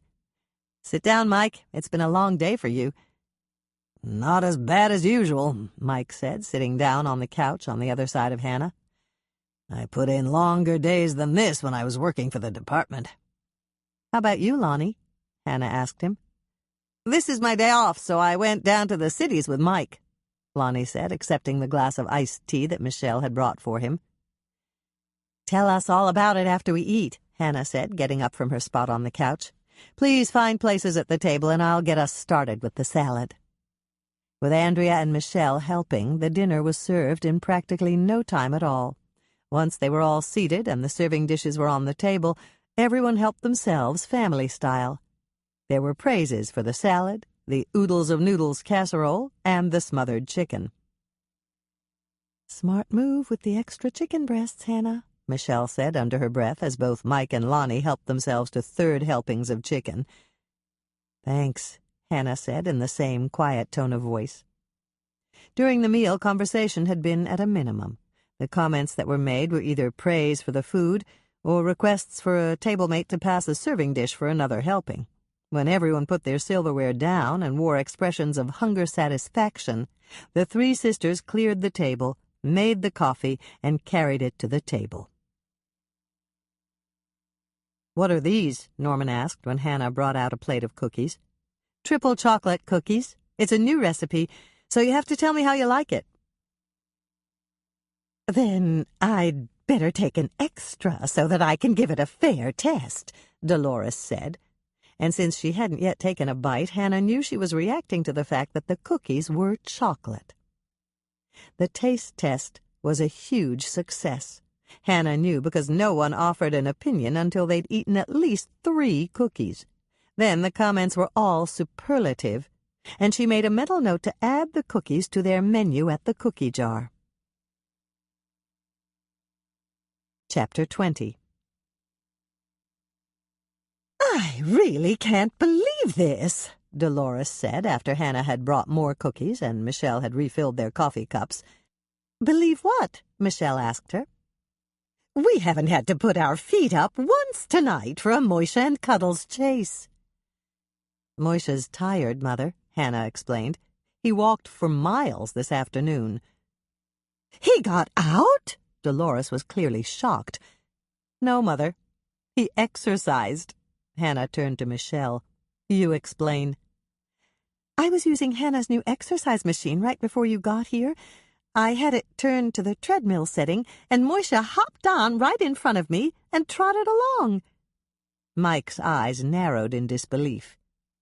"You're joking, right?" "No, he really did it. I called Hannah, and she came in to watch.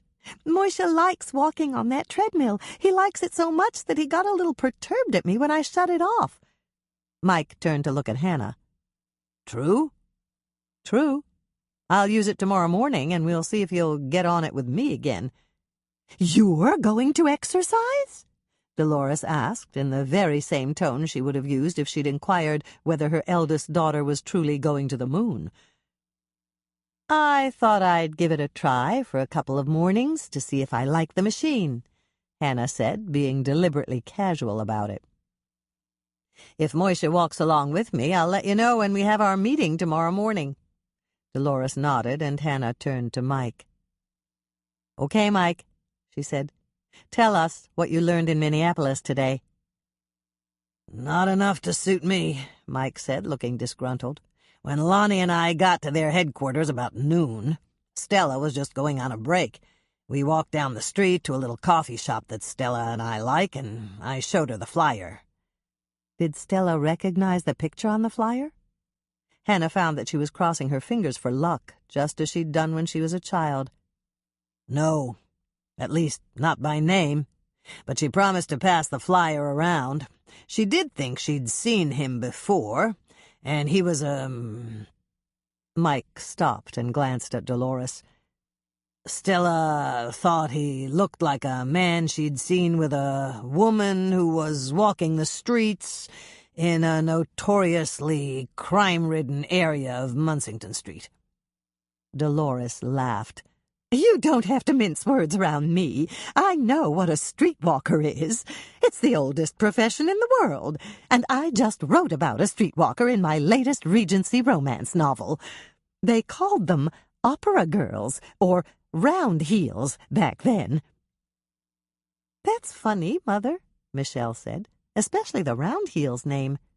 "It wasn't funny if you were one. Prostitutes in Regency England didn't have the benefit of modern medicine or antibiotics. Disease was prevalent, and most opera girls lived a very short life." "Did Stella say the man was soliciting the woman?" Hannah asked Mike. "Stella was pretty sure he wasn't. She'd seen him before with a couple of other girls she'd identified as known prostitutes.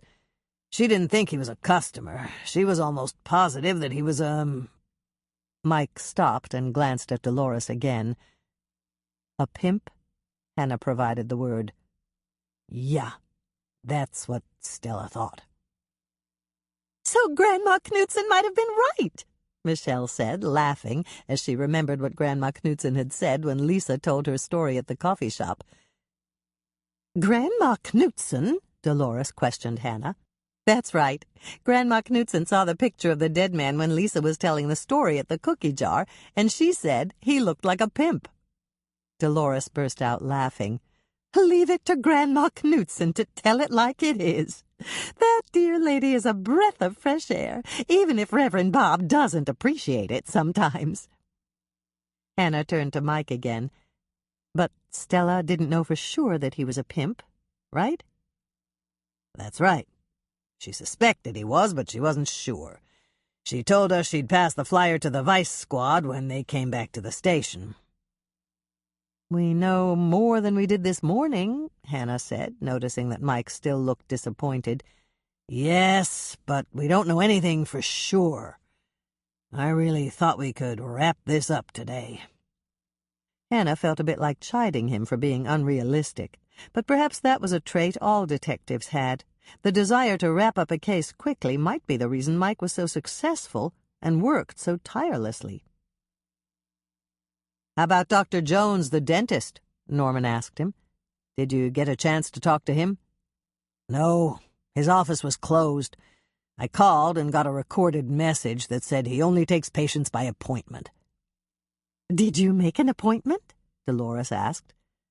"I left my name and cell phone number. If he calls back, I'll make an appointment." "So you don't really know much about him?" Hannah asked. "Not really. I'm waiting for his call to find out more." "I know something about him from that phone message," Norman said. "If Dr. Jones only takes patients by appointment, he's either independently wealthy or he's receiving money from a secondary source. A dentist can't support a practice if he's only open by appointment. If your office is a storefront, you have to take walk-ins." "Did you meet Dr. Jones at the dental conference last year?" Dolores asked Norman. "Not that I can remember. All I know about him is that he took a seminar in tooth embellishment." Mike turned to Norman. "And you didn't take that seminar?" "No.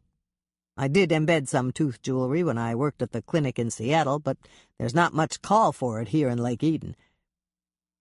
"Unless some college student asks you to play a joke on her older sister," Michelle said, and Hannah knew she was reminding him of the removable caps with rhinestones he'd made for her. "True," Norman said, smiling at Hannah and then turning back to Mike. "I might have run into him at the conference. There were over 1,800 dentists there. But if I did, he must not have made a lasting impression on me." "We drove past his office," Lonnie said. "It was really small, just a storefront." "That's right." Mike took up the story. "The plate glass window in front has heavy curtains, and we couldn't see inside. It's in a high-crime area, very close to the area where Stella thinks she saw the man on the flyer. It all fits together, especially if Jones is the dentist who put that diamond in the tooth." Mike turned to Norman again. "You said you took the diamond to a jeweler to have it appraised?" "Yes. And it's worth over $20,000, according to the jewelers at the mall. I took it to 3 places to make sure, and the lowest appraisal they gave me was $20,000. Could a pimp afford something like that? Dolores asked Mike. Depending on how many girls he has in his stable, sure he could afford it. But he probably didn't buy it from a jeweler, and he probably paid a lot less than $20,000 for it. Chances are it's stolen property, and he bought it from a fence. Is there any way you can tell if it's stolen? Michelle asked. Norman shook his head. Not according to the jewelers at the mall. I asked about that. Sometimes you can identify stones by the type of setting they're in, and this one is simply embedded in the tooth, and that means there's no way to identify it from the setting. The only other way anyone can trace the background of a gem is if it has some distinguishing characteristic, like an unusual color or cut. All 3 jewelers agreed that this diamond doesn't have any distinguishing characteristics. I think he probably stole it, Dolores said. Either that, or one of the girls in his... What did you call it, Mike? Stable. Yes, stable. That's really a denigrating term, isn't it? Hannah nodded. Yes, it is, Mother. I don't think pimps really care if their girls have low self-esteem. It probably works in their favor, Michelle said. Otherwise, the girls might decide they could do something better with their lives and leave. Hannah happened to be watching Mike when Michelle made her comment. The corners of his mouth twitched in laughter, but he didn't comment. They can't leave, dear, Dolores said, addressing Michelle. These girls depend on their pimps for their very survival. Michelle frowned. Then what happens when their pimp dies? If we're right, and the dead man was a pimp, what happens to the girls in his stable? They're up for grabs, Mike answered. There's always another pimp in the wings who'll take them on. But can't they run away before that happens? They could if they had somewhere to run, and the money or the means to get there. But most of them don't have that desire. They stay where they are and do what they've been doing all along. Most of them are so beaten down by their circumstances that they don't even think of trying to get out. That's just sad, Michelle said. Mike nodded. You're right. It is sad. Life on the street is never easy. They were all silent for a moment, and then Dolores posed another question. Is it possible that one of the girls in the dead man's stable stole that diamond from a client? Happens all the time, Mike said. The pimps encourage it as long as the girls turn over the money or the jewelry or whatever to them.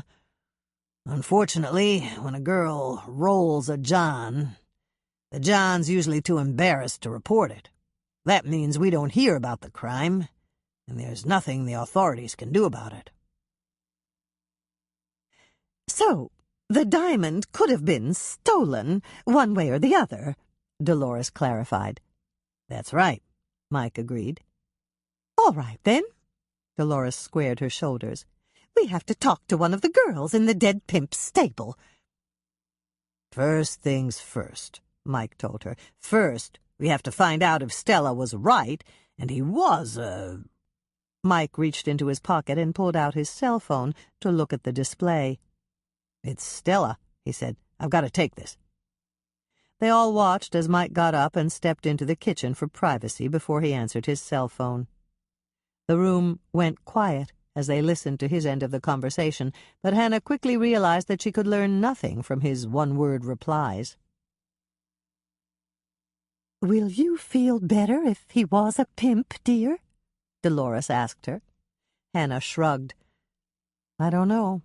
I shouldn't, but maybe I will. She looked at their puzzled faces and hurried to explain. I know I shouldn't feel better. Morally, that is. A man is dead because of me, and his character or lack of it shouldn't change that fact. But you might feel better? Dolores followed up on her earlier question. Maybe I would. And if I did, then that would be a fault in my character. Just then Mike came back into the living room, effectively taking Hannah off the hook. She didn't want to answer any more questions from her mother about the dead man. "He's a pimp," Mike confirmed it. "Stella showed the photo to Vice, and a couple of them knew the dead man. They hadn't seen him in the last couple of days, and they were wondering what happened to him." "Do they know his name?" Hannah asked. "Keith Branson. At least, that's what it said on his driver's license when they pulled him over for running a red light." "But you have to show your birth certificate to get a driver's license, don't you?"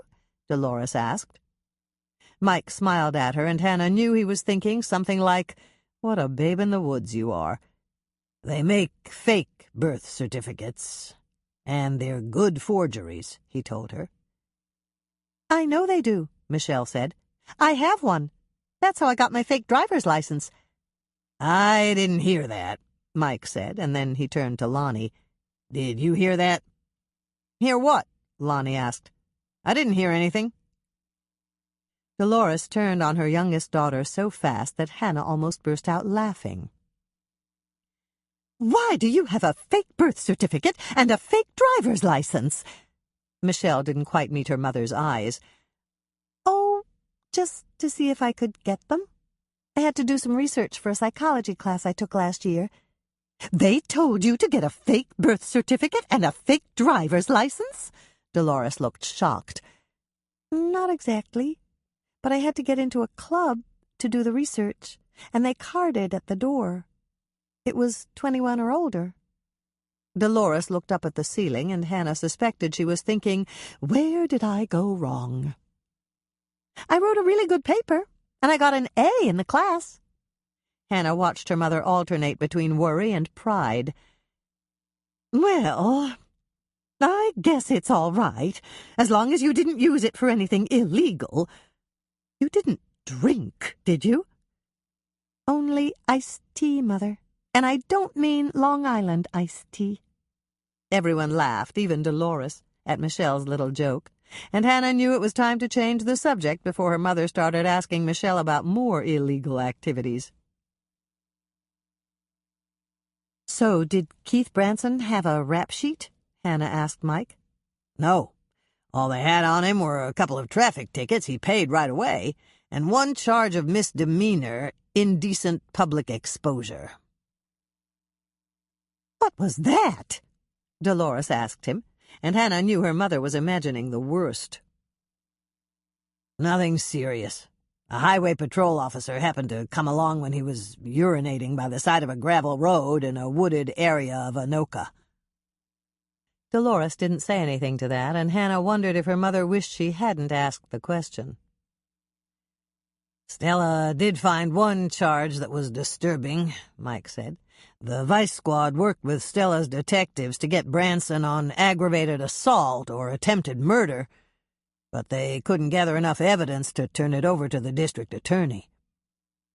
Hannah noticed that Lonnie didn't look surprised. "Was it that prostitute Stella told us about?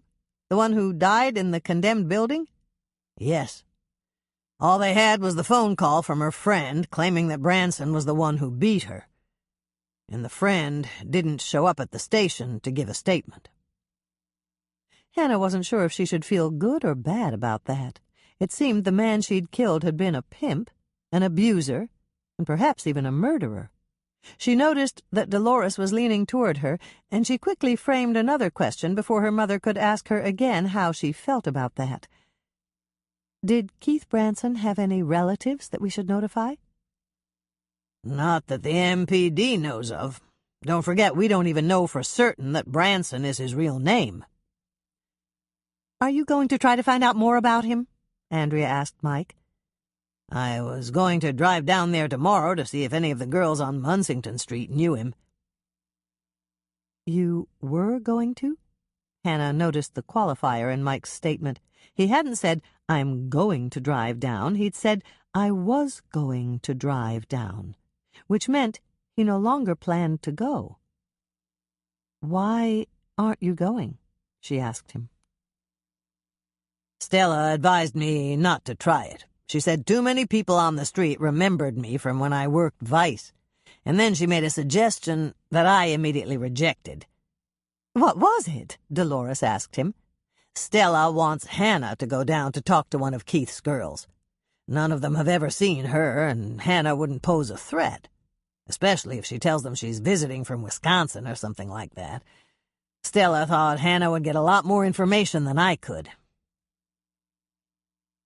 Stella's probably right, Dolores said, but I can get even more information than either one of you. Hannah just stared at her mother. You want to go with me? Yes, I'm very good at talking to people. Mother? Andrea looked properly shocked. You want to go along to talk to a bunch of prostitutes? Not a bunch, dear. Just one. It would be interesting. Andrea still looked astounded. But, Mother, what about Doc? Oh, Doc can't go, dear. He's far too busy at the hospital. And even if he wasn't busy and could go, the girl might think he was a customer, and I wouldn't like that at all. Andrea gave an exasperated sigh. That's not what I meant, and you know it. If you're going along with Hannah, I can't stop you. But I'm going along, too. Someone has to keep you two from getting into trouble. The child becomes the mother, Hannah quipped, winking at Dolores. How about you, Michelle? Do you want to join the family party? No, thanks. I've driven past that area, and it's not exactly a scenic delight. I'd much rather stay here and help Lisa in the coffee shop. That's fine, dear, Dolores said, smiling at Michelle. Michelle looked as if she were uncertain about saying something, because she took a deep breath before she said, Just for your information, when you drive through that area, you'd better keep the windows rolled up and the doors locked. It's that bad? Dolores asked her. Not during the daytime. Then it's just this run-down, dilapidated, and filthy area with graffiti sprayed on every building left standing, but I wouldn't want to walk there alone at night. The creatures of the night come out when it gets dark, and I'm not talking about werewolves and vampires. Are we going to be there at night? Dolores asked Mike, and Hannah could tell that she was worried. No, you'll be out of there long before nightfall. Stella wants you to come to her office at 3. I'll give you directions. She's going to send an undercover vice unit with you, but they'll lay low and stay in their car. They'll just be there if you need them. She said the girls go out about 4 o'clock, so that they can meet up with the guys who get off work at the insecticide factory a couple of blocks down the street. Lovely, Dolores said. Is there a restaurant around there? Or shouldn't I ask? You'll have to ask Stella when you see her. That area changes frequently. There's a soup kitchen, or there used to be one, and every other month or so some local church group opens a storefront coffee shop that makes it for a few weeks and then goes under for lack of funds. There's a bar, of course. There's always a bar close to a factory. Little Dingo's has been there forever. And in this neighborhood, 2 years counts as forever. Hannah glanced at Andrea, who was staring at Mike open-mouthed. It was the only time in Hannah's life when she hadn't seen her middle sister confident that she could handle everything and still look like she stepped off the cover of a fashion magazine. Andrea? Hannah reached out to touch her arm. Yes? Andrea's voice was a bit shaky, even uttering that one-syllable word. You're out, Andrea, Hannah said, hoping she sounded both firm and loving. But why? I'm perfectly willing to go with you. Hannah thought fast. It's your sheriff's wife persona. You've been paired with Bill in the press one too many times. If only one of these girls reads the papers, or if anyone working the same area has seen your photo with Bill's in the paper, word will get out, and they'll know you're the wife of the Winnetka County Sheriff. Oh, Andrea said. I didn't even think about that. Hannah sat back and hoped that someone else would pick up on her cue. She'd laid the groundwork, and that was all she could do. "Hannah's right, dear," Dolores chimed in so quickly that Hannah was amazed. "If you were with us, you could blow our cover. And then, not only would we fail to get the information we needed, we might be in danger." "Oh, dear." Andrea looked horrified. "I never thought of that. But I don't think Bill and I were ever photographed together in any of the—" "Yes, you were," Hannah interrupted her. "How about that election night photo?" Andrea sighed. "You're right, Hannah. I even have the clipping. Our photo was in the St. Paul Pioneer, and one of my high school friends sent it to me." Andrea turned to Dolores. "I'm sorry, Mother. I never thought of that when I offered to go along. I was only trying to help." "I know you were, dear. Is there anything else I can do?" "I'm sure there is," Hannah replied quickly as her mind raced to find something else, anything else, that Andrea could do to feel helpful. "I know," she said, giving her mother a warning glance. "If you have time, you could pack us some sandwiches." "You want me to pack sandwiches?" Andrea asked, looking delighted at the prospect. "Yes, dear," Dolores said, interpreting Hannah's warning glance correctly. "Both Hannah and I will be working tomorrow, and I doubt we'll have time for lunch." "That's right," Hannah agreed. "If you could pack some sandwiches for us to take with us, we won't have to stop on the way for food." "I can do that. How about some peanut butter and jelly sandwiches? Bill says I make the best peanut butter and jelly sandwiches in the world." "That would be great," Hannah said, maintaining her pleasant expression by deliberately putting all thoughts of her sister's peanut butter and jelly sandwiches out of her mind. She'd eaten Andrea's sandwiches before, and while there was nothing really wrong with them nutritionally, Andrea's special combination of peanut butter and mint jelly on cinnamon raisin bread was one culinary experience she didn't really care to repeat. "How about after you make the sandwiches? Are you free then?" Michelle asked Andrea. "Yes, I'm free. Tracy's in vacation Bible school, and Bethy's going shopping with Grandma McCann right after she wakes up from her nap." "Good. Do you think you could help me out at the coffee shop?" "I could do that. Do you want me to wait tables?" "Yes, until we close. And after that, if you want, you can help us bake." "You want me to help you bake?" "Yes. We need to make some more whippersnapper cookies. Lisa and I were talking about that yesterday after we locked up at the shop. People have been asking for them."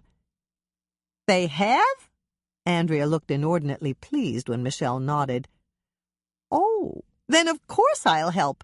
Maybe I can even think up a new whippersnapper cookie when I get back home tonight." Chapter 21. "You're right, dear," Dolores said, closing the bag with their lunch tightly and reaching back to drop it on the back seat. "It's mint jelly." "You're sure?" "Yes, I'm sure. I don't think I've ever seen any other jelly that's bright green." "Neither have I. It's got to be mint. Was it on cinnamon raisin bread?" "Yes." "Shall I throw the sack out the window?" "No." "You mean you're actually going to eat the sandwiches?" "No, but I don't want to get pulled over for littering. We can always pass out the sandwiches to any homeless people we meet." "But, dear, they're already homeless. Would it be fair to make them eat Andrea's sandwiches, too?" Hannah laughed, but she kept her hands on the wheel and her eyes on the road. This was the first time she'd driven since the accident that had killed Keith Branson, and she was being extra careful. "You're right, Mother. We'll just drop them in the first trash can we come to." "Do you think we should write a warning on the sack?" "No, Mother. They're not poison or anything like that, and they're not unhealthy. They're just unpalatable." "That's a very nice way to put it, dear. And they were beautifully wrapped. Andrea used the prettiest foil with little pine trees all over it. She must have picked it up at Christmas. I don't think they make printed foil any other time of the year. What do you have in the little bakery boxes?" Butterscotch brickle bar cookies. One box is for the 2 officers we're going to meet, and the other box is for the woman you're going to interview." Dolores looked slightly dubious. "I can understand bringing the officers something, but why are you going to give bar cookies to a streetwalker?" "Because everybody likes cookies, and it might make her trust us a bit more." Oh, I guess that makes sense, especially since I doubt that any of the men she meets bring her anything. It's certainly a nice gesture, dear." They rode in silence for a few minutes, and Hannah thought about what a good morning she'd had. It had started out beautifully when she'd walked down the hall to the kitchen at 4:45 and found the coffee ready, and Michelle just removing the piping hot bacon, egg, and cheddar toast cups from the oven.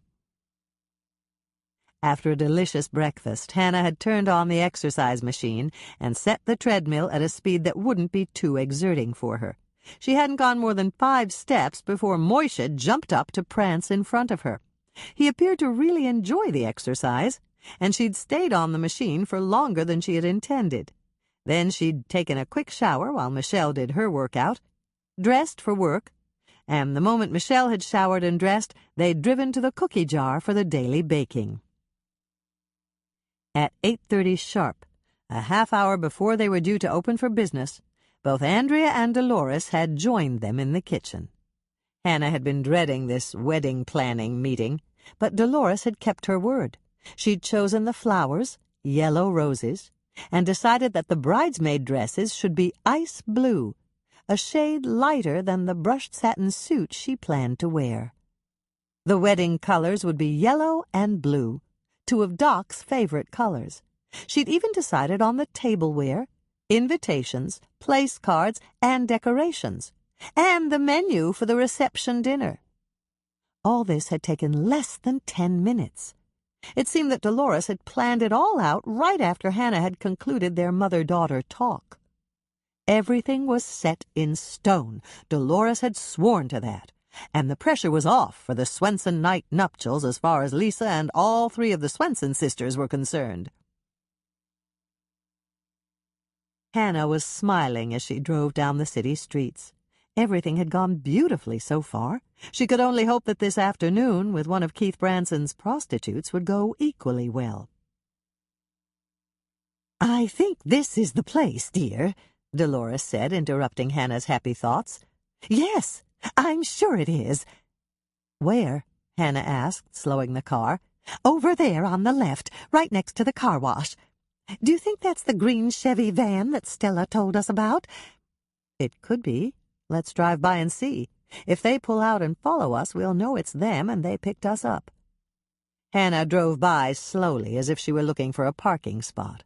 They hadn't gone more than a few yards before the green van backed out of its spot and began to follow them. "It's them," she said to Dolores, slowing so that the van could pass them. "How do you know?" "They're too polite. Any other driver would have honked at me for going so slow." Hannah followed the van for about a mile before they pulled over and stopped. Stella had told them to drive forward half a block and park. Then they were supposed to wait while the 2 officers drove past the block where Keith Branson's girls worked and came back to reconnoiter with them. "I don't look too prim and proper, do I, dear?" Dolores asked, flipping down the mirror on the visor and glancing at her reflection. Prim and proper? Hannah turned to look. Dolores was wearing a pair of designer jeans and a silk blouse. "No, Mother, you don't look prim and proper at all, but you may look a little too—" She paused to think of exactly the right word. "Too what, dear?" "Too fashionable." "But I deliberately dressed down." Hannah laughed. "Yes, but your idea of dressing down is most people's idea of dressing up." "Oh." Dolores was silent for a moment. "Would it help if I changed shoes?" Hannah glanced at her mother's shoes. They were perfectly plain, but quite obviously expensive black flats. "No, but I would lose the watch and the bracelet." "But What shall I do with them? Put them in your purse. We're not going to take our purses anyway. We'll give them to the officers in the van to watch. But what if I need my credit card? You can't use it anyway. We're going by fake names, remember? Of course. You're right, dear. But what shall we do for money? I've got cash in my pocket. Dolores considered that for a moment. That's probably wisest, considering the neighborhood. It's certainly not very genteel. Hannah was about to laugh at what she thought was an attempt at humor on her mother's part, but then she noticed that Dolores was shivering slightly. The temperature inside the car was on the warm side, since the air conditioning wasn't all that efficient. Why was Dolores shivering if she wasn't cold? Reality dawned for Hannah, and she came very close to gasping in surprise. Coming here was completely out of her mother's sphere. Dolores had lived in Lake Eden all her life, and she'd always been surrounded by family and friends. She knew about the homeless and drug dealers and gangs. You couldn't live in the world of today without hearing about the underbelly of society, but experiencing it firsthand was another matter entirely. "Why don't you stay with the officers, Mother?" Hannah said, doing her best to sound convincing. "I can take care of this interview myself." Dolores squared her shoulders. "No, dear, I'm going with you. It's just as I told you last night. I can help, and I want to do it." "But you won't be much help if you're scared to death," Hannah said. The words hung in the air just long enough to make Hannah wish she'd phrased her comment more tactfully. "What I mean is—" she started to say, but her mother interrupted her. "I know what you mean," Dolores said, reaching out to pat Hannah's arm. "You think that I'll be more of a liability than an asset. But that won't happen, Hannah. You'll see. I have a plan, and I'm determined to go with you. I refuse to argue about it.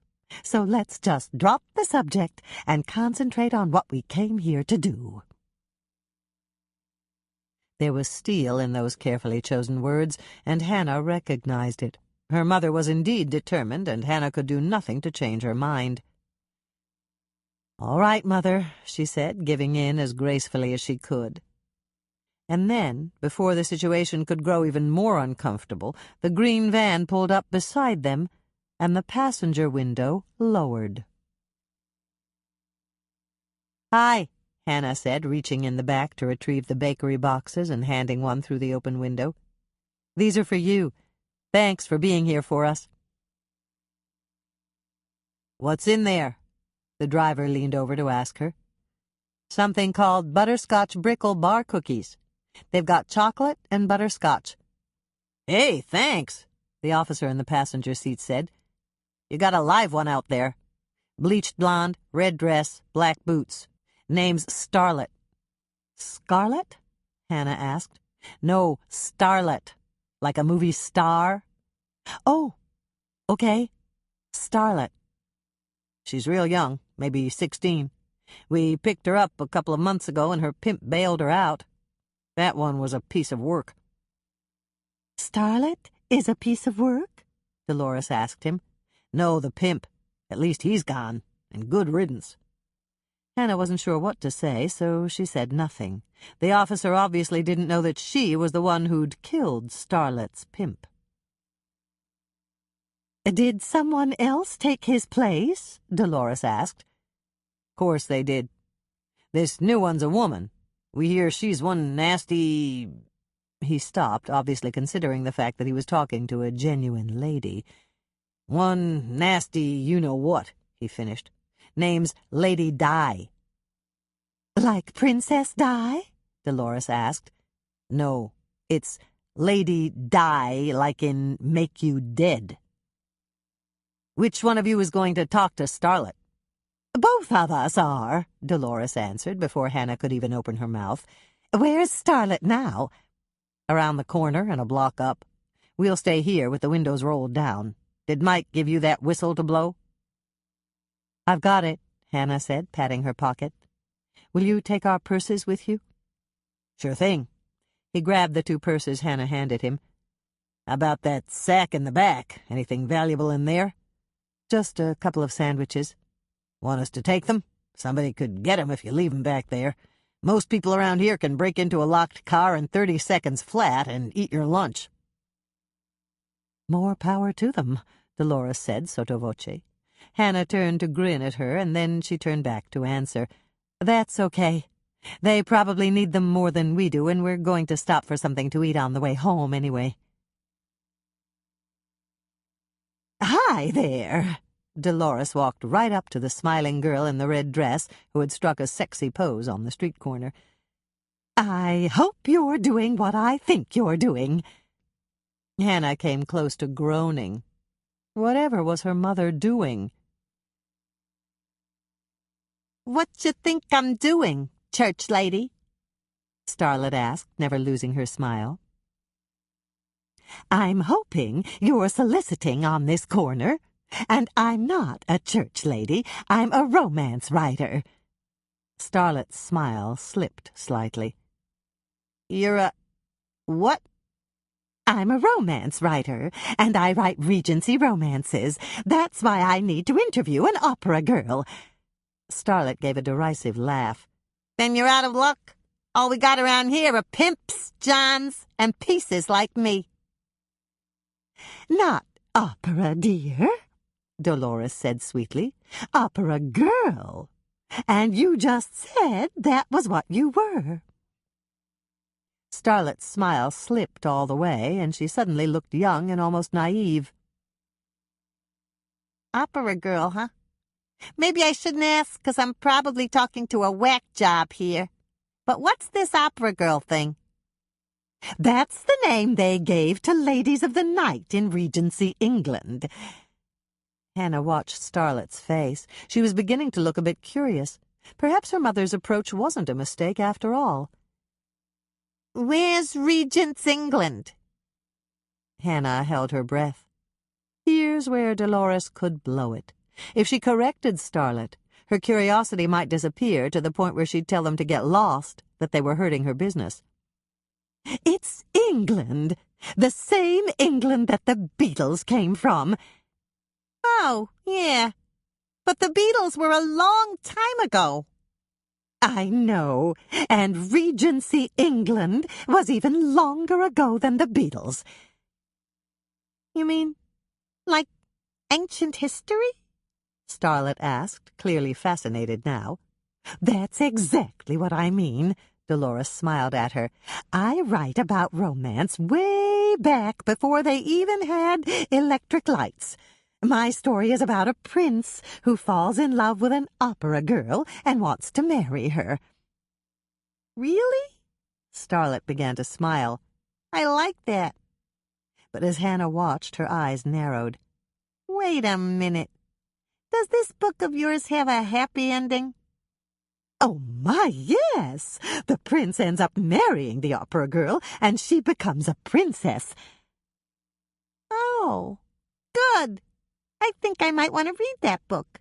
I don't get time to read much, but that one sounds good. I hope it will be, and that's why I need your help. I need to know what life is like out here on the street, so I can write my opera girl's thoughts before she meets and marries the prince. Yeah, but I don't know what it was like on the street way back then. All I know is what it's like now. That's good enough for me.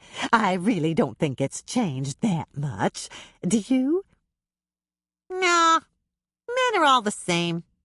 Starlet fluffed her hair and put on her concept of an enticing smile at the sole male occupant of a car as he drove slowly past. So, ask me a question, church lady, but make it fast. I'm working this corner, and things are going to start to pick up soon. I know. I'd like to interview you, and I know I'm cutting into your working day. That's the reason I want to pay you for your time. You want to pay me? Suddenly, Starlet was interested. How much? $50 an hour. And if it doesn't take an hour, you can keep the whole 50. I really need your advice for my story. Oh. Well, that's just fine with me. Go ahead. Ask me questions. Not here, Dolores said. It's much too noisy. I was thinking of somewhere quieter. Hannah held her breath. This was a mistake on her mother's part. Now Starlet might become suspicious. After all, there were 2 of them and only 1 of her. Starlet's eyes narrowed. You mean quiet, like in a hotel room? No, dear. I was talking about a coffee shop where we can get something to eat, or even a bar if it's quiet this time of day. Do you know any place like that? Starlet smiled as she nodded, and this time the smile was genuine. Sure I do. And that's okay then. Starlet turned to give Hannah an assessing look. Who's the other one? Is she coming too? And what's in that box? Butterscotch brickle bar cookies, Hannah answered, flipping the top on the box to show her. Have one. They're really good. Starlet looked suspicious again. Only if you have one too. She turned to Dolores. And you too. I don't blame you for being cautious, Hannah said, taking a bar cookie from the box and biting into it. These are my absolute favorites. I baked them this morning. She held out the box to Dolores. Mother? Mother? Starlet asked, grabbing a bar cookie the moment Dolores had taken a bite of hers. Oh, I'm sorry, dear, Dolores said. I forgot to introduce you. My name is Catherine, and this is my daughter, Anne. And what shall Anne and I call you? This interview is completely confidential, so we don't need to know your real name if you don't want to tell us. Okay. Just call me Starlet. That's what they all call me. But it's not my real name. That's fine with us. Starlet turned to Hannah. You made these, Anne? They're as good as a candy bar. Thanks, Hannah said, smiling at her. Where shall we go, Starlet? Dolores asked, getting back to business. Little Dingo's is just down the block. He'll give us a booth in the back and make sure nobody bothers us. Let me stash those candy bars here, though. The other girls know better than to touch my stuff, and Little Dingo won't let you bring in food. I'll give them back to you later. Hannah shook her head. They're yours. I brought them for you. Whoa! Thanks, Anne! Starlet left her corner and raced off to what looked like a vacant building. She opened the door, ducked in, and came right back out again. There was a huge smile on her face, and it was clear that she could scarcely believe her good fortune. That made Hannah wonder if this was the first time anyone had ever given her anything without expecting something in return. Is Little Dingo's okay with you, Anne? Starlet asked her. It's fine with me. I'm just along to take notes and check off that list of questions Mother gave me to make sure she doesn't forget to ask something. I'm acting as Mother's secretary. But you're getting paid. I'm not. Starlet laughed. That's the breaks, she said, and led them down the street. Less than 5 minutes later, they were settled in the back circular booth of the grungiest bar Hannah had ever seen in her life. The floor was wavy with the residue of spilled drinks and other fluids of unknown origin that had probably never been mopped up, and the tabletop was sticky with dried substances that Hannah didn't want to try to identify. The walls were dingy and reeked with an odor that combined cigarette smoke and urine in unequal proportions, and the lighting was almost non-existent. It's very dark in here, Dolores said, and Hannah noticed that her mother was deliberately not touching the tabletop. Hannah wasn't touching it either. She was too busy wondering whether the whistle Mike had given her would work in here to summon the officers who were waiting for them. Yeah, it's dark, Starlet said. Dingo wants it that way. Some of the guys that come here don't want to be seen, if you know what I mean. I know exactly what you mean, Dolores said. Do they serve food here, Starlet? Yeah, but I wouldn't eat it. I know a guy that used to cook here, and he told me there were rat traps all over the kitchen. And I know for a fact that the new cook bangs on a pan when he opens the door to scare all the roaches back into hiding. If you want something to eat, you should stick with things in bags, like chips or pretzels. And don't get anything to drink in a glass. Dingo's got beer and wine in bottles, and that's okay if you drink it right out of the bottle. Thanks for the advice, Hannah said. What do you want to drink, Starlet? Oh, I don't drink when I'm working. I gotta be on my toes, you know. You gotta order something, though, Starlet informed them. Dingo put us in this special booth and he'll expect some kind of payment for it. It's not like he's renting space here, you know. But I bet he could, Hannah thought, and maybe he does. And that could be why this is called the special booth. Of course we'll order something, Dolores said, even though they were the only customers in the bar and it wasn't like there was a waiting line for the special booth. Does he have water in bottles? Starlet shook her head. He doesn't carry anything fancy like that. It's just beer and wine in the bottles. He waters the hard stuff, so don't ask for that. Besides, then you gotta drink it out of one of his glasses. And you don't want to do that. How about Coke? Hannah asked her. Coke? Starlet repeated, and her eyes narrowed again. Coke, like regular Coke or Diet Coke? Does he have that in plastic bottles or cans? Starlet looked relieved at the answer, and she smiled. Sure he does. And it comes in cans. He doesn't have Diet Coke, though. People around here don't get enough to eat anyway, so they don't have to go on diets. No offense, okay, Anne? Hannah bristled slightly, but she took care not to let Starlet see that her comment had hit home. No offense taken, she said, and handed Starlet 2 $20 bills. How about if you go up to the bar and get all 3 of us something safe to drink? Spend it all, and that should make Dingo happy. Oh, it will. I'll be back with the stuff. Don't start without me, okay? Hannah waited until Starlet was well out of earshot, and then she leaned close to Dolores. I bet she says that to all her customers, she quipped. And then she wished she hadn't said anything. Dolores might not appreciate her slightly off-color comment at this juncture. But Dolores laughed. I think you're probably right. I'll have to remember to tell Doc what you said. He'll get a real kick out of it. Hannah was gratified. Even though her mother was still visibly nervous, Dolores hadn't lost her sense of humor. She was doing a really good job with Starlet so far.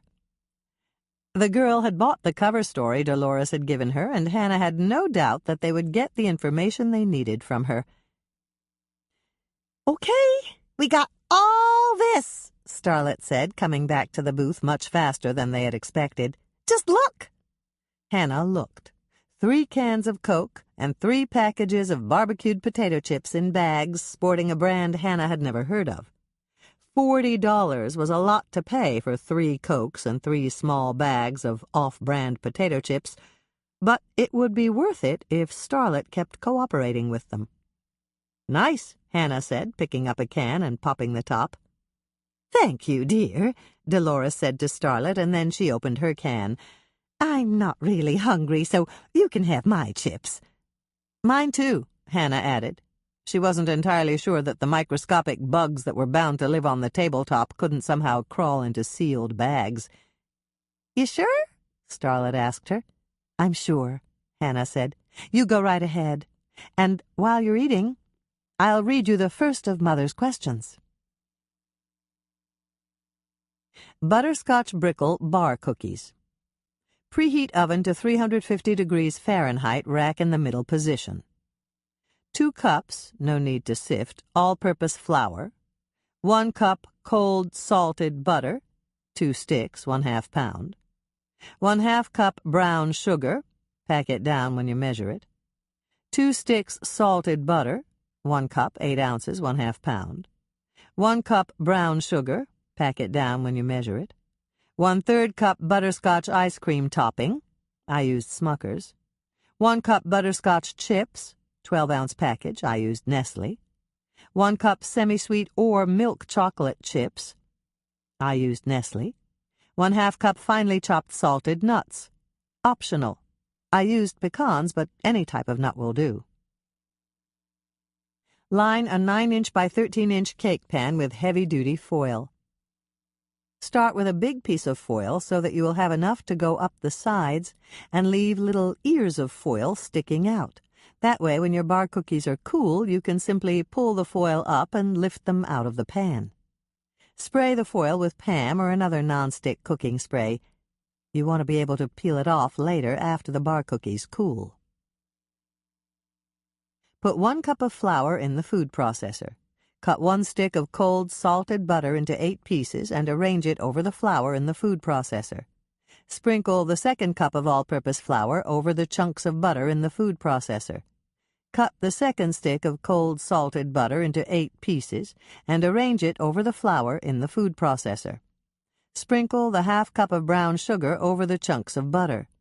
Process with the steel blade in an on and off motion until the resulting mixture looks like coarse cornmeal. Pour the mixture into the prepared cake pan and press it down with your impeccably clean palms or with the back of a metal spatula. Bake at 350 degrees Fahrenheit for 15 minutes. Then remove from the oven and set the cake pan on a wire rack to cool, but don't shut off the oven. Spray the inside of a 1/3 cup measuring cup with Pam or another nonstick cooking spray. This will make for quick and easy removal when you pour in the butterscotch ice cream topping. Pour or spoon the butterscotch ice cream topping into the measuring cup and have it ready at the side of the stovetop. Combine the butter with the brown sugar in a saucepan.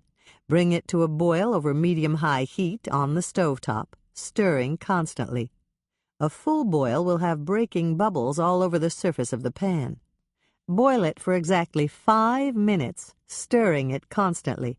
If it sputters too much, you can reduce the heat.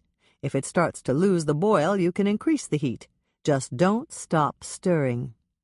When the time is up, pull the saucepan off the heat and onto a cold burner. Add the butterscotch sauce quickly and stir it in quickly. Pour this mixture over the baked crust as evenly as you can. Hannah's note. When I do this, I pour about 4 lines of hot brickle that run the length of the pan, and then turn the pan to pour about 4 lines of hot brickle that run the width of the pan. If your lines of brickle don't completely cover the crust, spread them out a bit with a heat-resistant rubber spatula. Work quickly before they harden too much. Don't worry if there are some gaps. They will spread out a little when you bake them in the oven. Slide the pan into the oven and bake the bar cookies at 350 degrees Fahrenheit for another 10 minutes. While the pan of butterscotch brickle is baking, put the butterscotch chips and the chocolate chips in a bowl. Mix them together with your impeccably clean fingers. When the time is up, remove the pan from the oven and sprinkle the butterscotch and chocolate chip mixture over the top. Give the chips a minute or 2 to melt, and then spread them out as evenly as you can with a heat-resistant rubber spatula, a wooden paddle, or a frosting knife. If you decided to use chopped nuts, sprinkle them on now while the chips are still soft. Slip the pan into the refrigerator and chill it thoroughly. When the pan has chilled, peel the foil from the cookies and break them into random-sized pieces. Yield a whole cake pan full of yummy treats that are a cross between a cookie and a candy. Michelle says that when I make these, it always reminds her of Christmas. Chapter 22. "Good job, Mother," Hannah said, glancing at her watch as she parked in front of her mother's house. It was 6:30 at night, and that was less than an hour later than she usually got home from the cookie jar. Thank you, dear. I must say I had a good time today. I can hardly wait to tell Doc all about it. As Hannah watched, the front door of her mother's house opened, and Doc stood there waiting for Dolores. "Doc's at your house?" Hannah asked, realizing that her mother must have given him a key. Yes, dear. It's Wednesday, and we always stay here on Wednesday nights. It's my place Monday, Wednesday, and Friday, and his place Tuesday, Thursday, and the weekends. TMI, Mother. What's T.M. whatever those initials were that you just rattled off. TMI. It stands for too much information. I don't need to know where you are every night of the week, and I certainly don't need to know that you're spending nights with Doc. Dolores gave an exasperated sigh. Doc's right. I raised a prude. What? Both Doc and I agree that you'd be much happier if you had a fulfilling love life. Hannah's mouth dropped open, and she closed it again with a snap. She took a deep breath and swallowed hard. Mother! Don't mother me. It's true. Maybe it is, but you shouldn't be telling me that. What are you encouraging? Promiscuity? Of course not. I just want you to settle down with a man who loves you, and I want you to be as happy as I am. Hannah thought about that for a moment. Actually, she wanted the same thing for herself. The problem was that she seemed incapable of choosing which man it would be. But there was no way she wanted to get into that now, at 6:30 at night, after a long day with her mother. It was best to either ignore it or make a joke of it. Am I correct in assuming that you're saying this because you love me and want me to be happy? You certainly are. And am I correct to think that Doc also loves me and wants me to be happy? Of course he does. Then you're right, Mother, Hannah said. I am? Dolores was clearly surprised at the admission. She seemed pleased for a moment, but then, as she thought about it, she looked a bit dubious, as if she were waiting for the other shoe to drop. Yes. You're right, Hannah said, getting ready to fling the other shoe at the floor. I want to settle down with a man who loves me and wants me to be happy. And you said Doc loves me and wants me to be happy. Unfortunately, Doc's already taken. Hannah pulled into her garage at 7 o'clock on the dot. She'd shared a good laugh with her mother and Doc, and her long day was almost over. Michelle was here, and Lonnie's car was parked in her second space. Obviously, Lonnie had brought Michelle home from the cookie jar, and they were both waiting for her upstairs.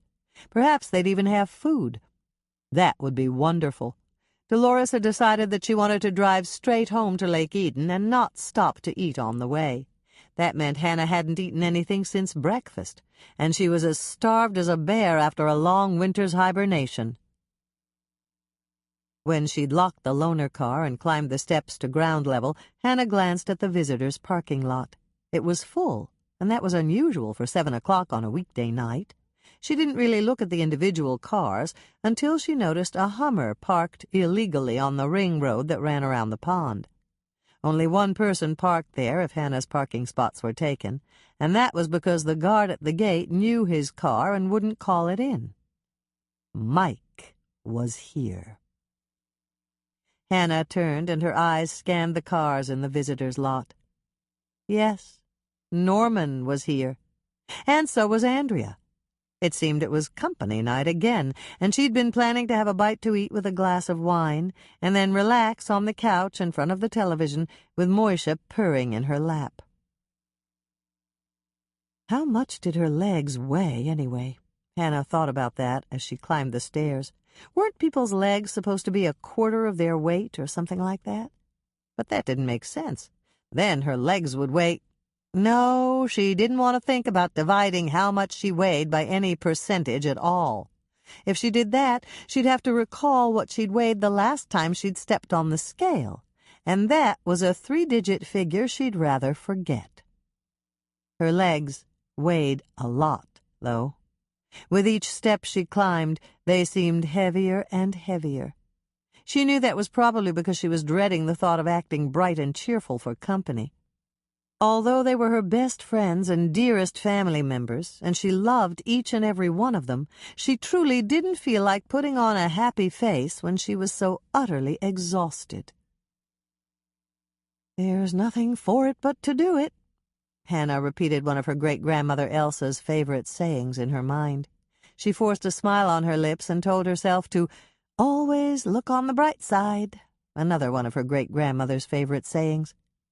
They would have eaten already and saved her some leftovers, and Andrea certainly couldn't finish a whole jug of wine by herself. Or could she? As she neared the door of her condo, Hannah could hear voices and laughter coming from inside. She stopped at the door and raised her hand to knock.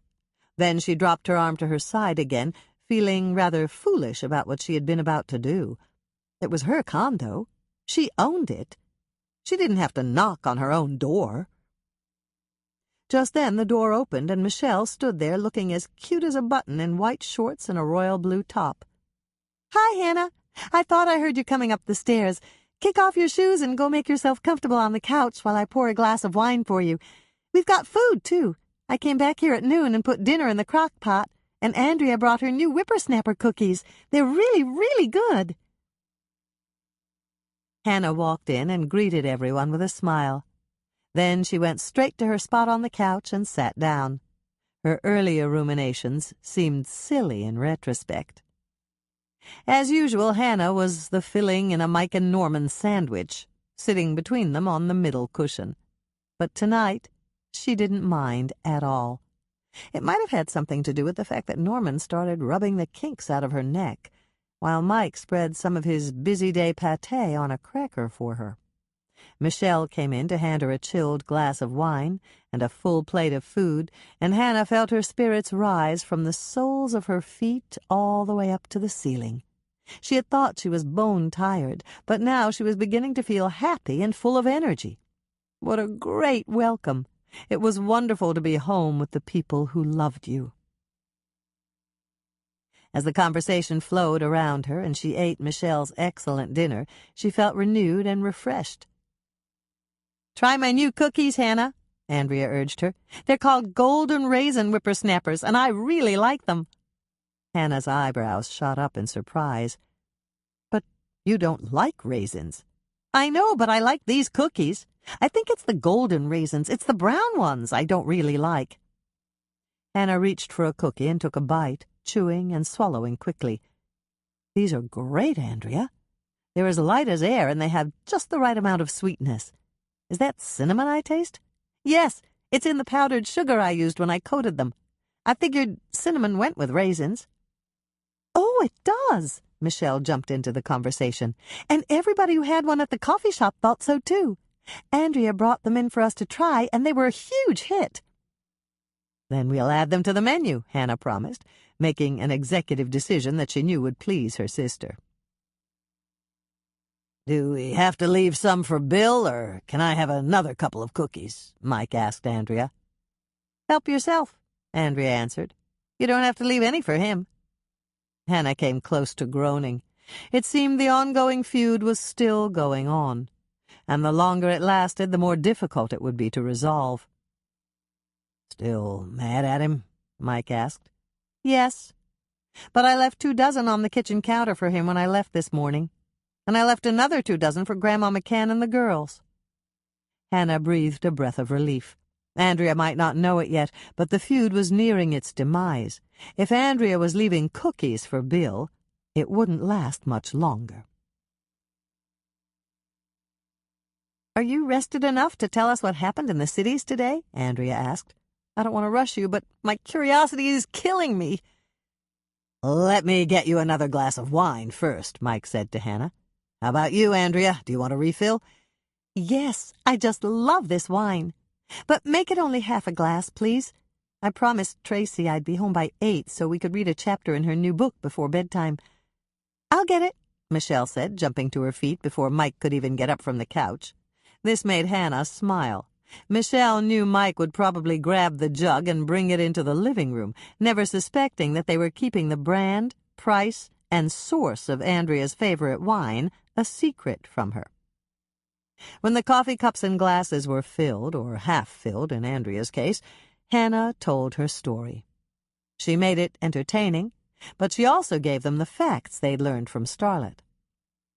So the upshot was, she concluded, Starlet confirmed the rumor that one of Keith Branson's girls died from a beating. The girl's name was Sugar, but that was her street name, and Starlet didn't know her real name. She also said that she'd heard that Keith was dead, and at first she was glad about that. But then Keith's girlfriend, Lady Di, had taken over, and she was even worse than Keith had been. Andrea looked shocked at this information. "I didn't know that they had women pimps." "Oh, yeah," Mike said. "Sometimes the women are even tougher on the girls than the men." Starlet said the word on the street was that Lady Di was in the hotel room with Keith when he beat up on Sugar. Starlet said she heard that Lady Di was the one who beat her so badly she died. Norman just sighed and shook his head. "It's a terrible life for these girls, and most of them get into it young, before they know what's really going on. They don't learn the truth until it's too late for them to get out." Hannah reached out to squeeze his hand. Norman looked very sad, and she knew he was remembering the volunteer work he'd done at the Seattle dental clinic for the unfortunate people who lived on the street. "There was only one more thing that Starlet told us, and it's important," Hannah went on. "She said Keith left last week for some little town because he was chasing a girl who ran away so he could take her back." "Who?" Mike asked. "Someone she knew as Honey, but I'm afraid that doesn't help us much. We don't even know if Honey passed through Lake Eden. Keith may have just stopped here on his way to somewhere else." "How about the diamond in the tooth?" Norman asked her. "Did Starlet know anything about that?" "No. Starlet was relatively new to the street. She said she'd been working for less than a year, and Keith had the diamond in his tooth when she met him." "Where did she meet him?" Mike asked. "In her hometown in Wisconsin. She didn't mention the name of the town, and we didn't want to press her." "Okay," Mike said. "How about the ring?" "She knew nothing about that. She said she didn't think that Keith ever wore a ring. I think Doc's theory is right, and that Keith picked it up after the man who fought with him lost it." "Did she say any more about Lady Di?" Lonnie asked. "Not really, just that she was really nasty and mean." "I'll call Stella and give her Lady Di's name," Mike said. "Or better yet, I'll talk to some of the guys I know in Vice." "If you talk to Stella, thank her for me," Hannah told him. "And ask her if there's any way she can arrest Starlet for something so that they can bring her into the station. Lady Di sounds dangerous, and if she finds out that Starlet talked to us, Starlet could be in big trouble." Mike shook his head. "It's not going to work, Hannah. Stella's got enough juice to do it, but she can't keep Starlet there indefinitely." "I know, but maybe Starlet will tell Stella where she's from, and she can get out of Minneapolis and go back there." "I'll mention it, but it's probably not going to happen," Mike said, and he sounded sad and very weary. "You can't rescue somebody who doesn't want to be rescued. And it doesn't sound to me like Starlet wants to go back home quite yet." Hannah thought that over for a moment. Perhaps Mike was right. Starlet had expressed no desire to go back home, and she had seemed content to stay on her corner. "You did a good job, Hannah," Norman said, "and so did your mother." "That's right," Mike agreed, and Hannah knew he was making a deliberate effort to be upbeat for her benefit. "You can't save them all, Hannah." "I know. It's just a shame, that's all." Mike gave a humorous chuckle. "Why do you think I got out of Vice and became a homicide detective? Murderers are a lot more fun than pimps and prostitutes." They all stared at Mike for a moment, and then Hannah burst into laughter. That broke the ice, and everyone laughed. "I've got to go," Mike said when they'd quieted down. "Hannah's tired, and I've got an early day tomorrow." "You're back at the department?" Andrea asked him, and Hannah noticed that she sounded hopeful. "Nope. Your husband's as stubborn as a mule, but he'll come around eventually. I've just got some loose ends to tie up, that's all." "And I have to read a whole chapter to Tracy." Andrea stood up and turned to Mike. "Walk me down to my car?" "Sure thing." "Both of us will," Norman said, rising to his feet. "I've got an early day, too." Lonnie glanced at his watch. "So do I, and it starts at midnight. They've got me on swing shift tonight." Once goodbyes were said, the living room emptied out quickly. In the space of a couple of minutes, Michelle and Hannah were the only two left. "It's bedtime for me," Michelle said, yawning widely. "How about you, Hannah?" It had to be true that yawns were contagious because Hannah yawned, too. "I'll turn in now." She looked down at the cat who was curled up in her lap. "And I think Moisha has already turned in." There was a sleepy yowl from Moisha as she stood up to follow Michelle down the hall. "Come on, then," Hannah told him.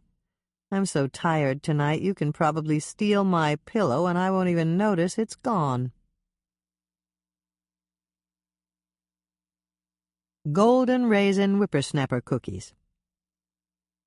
Preheat oven to 350 degrees Fahrenheit, rack in the middle position. For the cookies, 1/2 cup boiling water, 1 teaspoon brandy extract, 1/2 cup golden raisins. Andrea uses golden raisins, but you could use regular raisins if you prefer. 1 large egg, 2 cups thawed, not frozen, Cool Whip. Measure this. Andrea said her tub of Cool Whip contained a little over 3 cups. 1 package, approximately 18 ounces, spice cake mix. Andrea used Duncan Hines. For rolling cookie balls, 1/2 cup powdered confectioner's sugar, 1/2 teaspoon ground cinnamon. Either boil the 1/2 cup of water on the stove and then pour it into a microwave-safe bowl, or heat the 1/2 cup of water in a microwave-safe bowl. Andrea used a 1 cup Pyrex measuring cup for 60 seconds on high. This might not be boiling, but it will be hot enough for your purposes. Add the brandy extract to your hot water. Sprinkle in the raisins and set the bowl on the counter while you prepare the cookie sheets. Chill 2 teaspoons from your silverware drawer by sticking them in the freezer. You want them really icy cold. This will make it a lot easier to form the cookies after the dough is mixed. Prepare your cookie sheets by spraying them with Pam or another nonstick cooking spray, or lining them with parchment paper, which you will then spray with Pam or another nonstick cooking spray.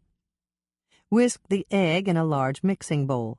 Measure out 2 cups of Cool Whip and stir them into the egg. Check your raisins to see if they've plumped up. If they have, drain them and then pat them dry with a paper towel. If they haven't plumped, give them a little more time before you drain them and dry them off. When your raisins are plumped and drained, add them to the mixing bowl and stir them in by hand. Mix very gently and don't over-stir. You don't want to stir all the air out of the Cool Whip. Sprinkle the cake mix over the top of your mixing bowl. Fold it in very gently, mixing only until everything is combined. The object here is to keep as much air in the cookie batter as possible. Place the 1/2 cup of powdered sugar in a separate small bowl. You don't have to sift it unless it's got big lumps. Add the cinnamon to the bowl and stir it all up with a fork. Mix until the cinnamon is thoroughly combined with the sugar. Take your teaspoons out of the freezer and drop the cookie dough by chilled and rounded teaspoonfuls into the bowl of powdered sugar and cinnamon. Roll the cookie dough ball around in the bowl with your fingers to coat it on all sides. Hannah's first note. Roll only 1 cookie dough ball at a time. If you roll too many at once, they'll stick together, and you'll have a real mess. This dough is very sticky, so you must keep your fingers coated with the sugar-cinnamon mixture. Hannah's second note.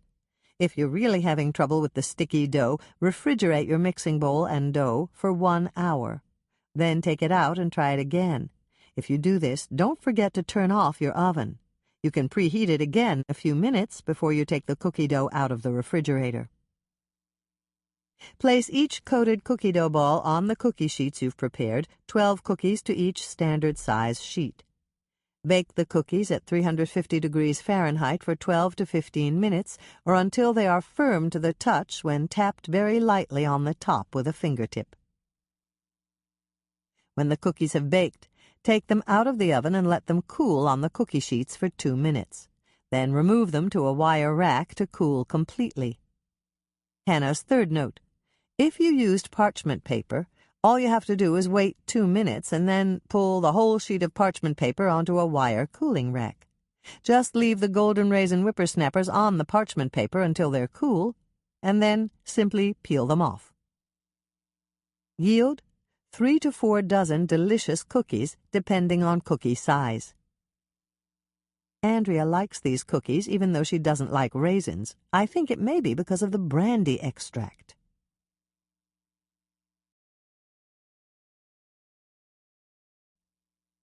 Chapter 23. Someone was shining a light in her eyes, and she could hear trucks in the distance. Were the police interrogating her right next to a freeway?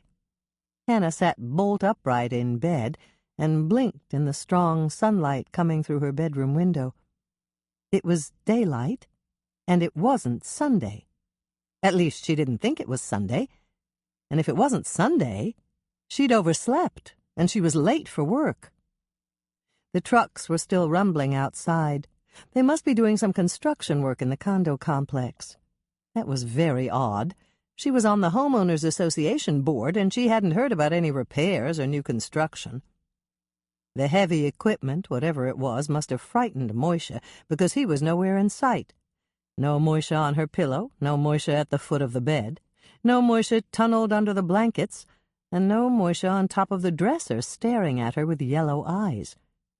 But Moisha was blind in one eye. Dr. Hageman had told her that. So how could he stare at her with yellow eyes if he could only see with one eye? But it would sound silly to say that Moisha was staring at her with his yellow eye when both of his eyes were yellow. And she'd never have known that he was blind in one eye if Dr. Hageman hadn't told her. What should she say? Or should she say nothing, since Moisha wasn't on top of the dresser and he wasn't staring at her anyway? It was too complicated a conundrum for this time of the morning, whatever time it was. Hannah managed to turn the body that suddenly seemed unwieldy to her so that she could look at her digital alarm clock. 10:15? She exclaimed so loudly that the sound bounced off her bedroom walls. The slits that had been her eyes opened all the way at her own loud exclamation, and that's when she saw the note propped up on her bedside table. Coffee in thermos on kitchen table, it read. Blue apple muffins in basket. Take your time. Lisa and I have it covered. She picked me up this morning. Hannah rubbed her eyes and reached for her slippers. Thank goodness for that truck. She might have slept until noon if the noise hadn't awakened her. But something strange was happening to the hum of the truck motor. It didn't appear to be coming from the outside, the way she'd initially thought. Now it seemed to be coming from the corner of her own bedroom. Her head swiveled toward the sound, and her eyes opened wide in surprise. Her exercise machine was on. The belt on the treadmill was running in an endless loop, and there was Moisha walking on the exercise machine. Moisha? Hannah could scarcely believe her eyes. How did you ever manage to— But she didn't finish her question, as a logical explanation of this strange phenomenon suddenly occurred to her. Michelle must have come in to ride the treadmill this morning, while Hannah was sound asleep, and when she was through, Michelle had forgotten to shut off the exercise machine. The lure of hot coffee and blue apple muffins, whatever they turned out to be, was too strong to deny.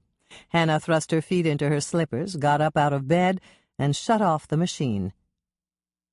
"Come on, fitness fanatic," she said to Moisha. "It's time for both of us to have breakfast, and then I have to get to work."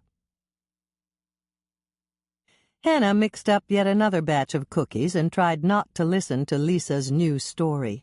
Michelle must have told her Hannah's account of their encounter with Starlet, because Lisa was telling the story to a packed house.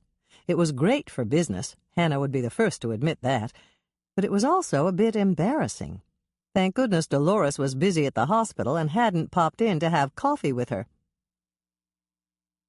"I just knew he was a pimp."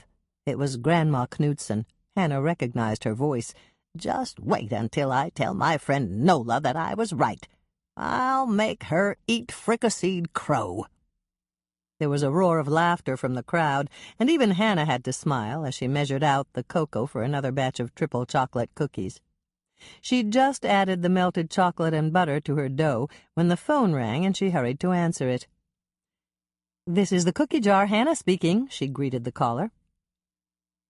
"I'm glad I caught you, Hannah." It was Winnie Henderson's voice, and Hannah knew it wouldn't be a long conversation. Winnie was always blunt, and she didn't waste time on chatter. "Hi, Winnie," she said. "Do you have another grandson's birthday?" "Nope. It came to me last night, Hannah." "What's that, Winnie?" "Where I'd seen that man in the picture before. Turns out I saw him right here on the ranch. He worked for me." "He did?" "You bet your boots he did. I never forget a face. Nowadays it takes me longer to remember, but I never forget." "I wish I could say that," Hannah told her. "When did the man work for you?" "It's got to be 10 or more years ago. He didn't last long, less than 2 weeks, the way I remember it. I had to fire him." "You remember why?" "I sure do. He was lazy and shiftless. Jimmy, the other ranch hand I hired that summer, couldn't stand him. Said the new guy was trouble with a capital T. His name was Keith something or other. I don't remember his last name offhand." "Keith Branson?" "That's right. Just like Branson, Missouri, where they put on all those shows. I went there once with one of my husbands. I don't recall which one. Anyway, I thought you'd want to know that I remembered about Keith." "Thanks, Winnie. I'm glad you remembered." "So am I. It was bothering me more than a sore tooth. I hate it when I can't remember something." "So do I. How's Connor's hand?" "It's in a cast, and he's madder than a wet hen that he can't ride for a couple of weeks. That man lives for horses. Turns out his hand is broken. I told him that when I first saw it, but he didn't believe me. You know how men are. They just hate to admit that you're right and they're wrong. It must be in the genes." "You're probably right." "I tell you, Hannah, it takes a bulldozer to push that man into going to the doctor. I finally got fed up and told him I'd fire him if he wouldn't go." Hannah was curious. "Would you really have fired him?" "I don't know. And I'll never know because he went. Diablo really did a number on him, Hannah. Connor blames the storm that came up that morning. He thinks the lightning spooked him. But I think Diablo is just plain crazy." "That's too bad about Connor's hand." "No, it's not. I got him doing left-handed things around the house. He's painting the living room right now and complaining like crazy about having to use the roller in his left hand. You should hear him. He keeps muttering about not being able to wear his ring and that silly copper bracelet he swears is good for his arthritis." There was a pause, and then Winnie spoke again. "Say, Hannah, I just thought of something. How did you know that boy's last name was Branson?" Mike checked with a friend of his at the Minneapolis Police Department, and some members of the Vice Squad recognized him. Keith Branson was a pimp in the cities. Winnie laughed. "So Grandma Knudsen was right. I bet that tickled her pink. But I guess it figures, now that I think about it. He was a real good-looking boy, and he was trouble from the get-go. He used to sneak off to the swimming hole every afternoon to hang around with the local kids. Now that I know how he turned out, it makes me wonder if he was selling them dope or something like that." Hannah had just finished slipping the pans of triple chocolate cookies onto her revolving racks in her industrial oven when there was a knock at the back door. She listened for sounds from the coffee shop before she went to answer it, but there was only the buzz of conversation. Lisa had finished telling her story for this hour. If Dolores was at the door, Hannah would keep her in the kitchen and warn Lisa not to start another performance until she'd left. "Loretta?" Hannah was clearly surprised when she opened the door and saw Loretta Richardson standing there. Loretta would have been the inspiration for the old song, "Silver Threads Among the Gold." She was a pretty woman in her middle 50s, and her blonde hair had begun to gray.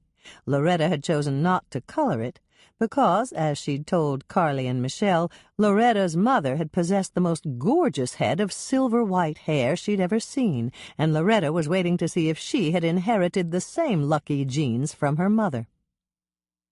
"Hi, Loretta," Hannah said, greeting her warmly. "Are you on break?" "I am. And I wanted to talk to you. Do you have a few minutes you can spare for me?" "I've got all afternoon as long as you stay in the kitchen with me. All I'm doing today is baking. Smells good in here, Loretta said, stepping into the kitchen and taking the stool at the workstation that Hannah indicated. It's my second batch of triple chocolate cookies. Would you like a couple from the first batch? They're cool by now. Thanks, Hannah. I'd love to taste them. Coffee with cream and 1 sugar, right? Loretta was clearly impressed that Hannah had remembered her preferences. Do you remember how everyone who comes into the coffee shop takes their coffee? No. Sometimes I goof, and that's why I always check. Hannah poured coffee from the kitchen pot, added cream and 1 sugar, and carried it over to Loretta. Then she took 2 cookies from the baker's rack, placed them on a napkin, and delivered those as well. "What's up, Loretta?" she asked. "It's Carly. We had a talk last night, and she told me that she confided her fears about Jennifer to you and Michelle." "That's true, she did." "She really doesn't think that Jennifer is her sister, and I don't know what to do about that." Hannah was silent, waiting for Loretta to go on. There were times to talk and times to listen, and this was a time to listen. "She gave me her reasons, and they do make some kind of sense, even to me. But it's simply not true, Hannah." "What were her reasons?" Hannah asked, even though she already knew some of them. "She was upset that Jennifer didn't remember the birthday present she'd given her before she'd left." Loretta shook her head. "I can see where that would be very disappointing to Carly, but even I didn't remember what Carly had given Jennifer that year. And Carly thought that Jennifer wasn't Jennifer because she liked to take baths when she was young, and now she'd rather take a shower. They're all things like that, Hannah." "I know. Carly told me. Michelle and I asked her if she could be jealous because Jennifer was back and you were so happy about it." "What did she say?" "She said she didn't think so, that she really liked Jennifer. It's just that she doesn't think Jennifer is her sister." "But I know Jennifer is Carly's sister. I'm Jennifer's mother, and she was my first baby. I didn't work back then, and I was with her all day and all night. Jennifer is back, even if Carly doesn't believe it, or doesn't want to believe it. I'd know my daughter anywhere." "And you don't think it could possibly be wishful thinking on your part?" "No. The minute I set eyes on her again, I knew. Oh, she looks different now. A lot of years have passed, but I knew right away. You have no idea what a shock it was when she called and said she was coming home. I was so happy. I rushed right out to the store, and I managed to find the fabric that I'd used for her old bedspread. I stayed up for hours making her a new one that was just like the old one for her room." "And did Jennifer say anything about the bedspread when she saw it?" "Oh, yes. It was one of the happiest moments of my life. She said, 'Mom, my room is just the same as it was when I left.' And then she went to the closet, pulled open the door, and started talking about the clothes she remembered from school." "And you never had any doubts?" Loretta dabbed at her eyes with a tissue. "Never. I know my own daughter. It's Jennifer. And she's back with us again." "Did you tell Carly all that?" "I did, but I don't think it did any good.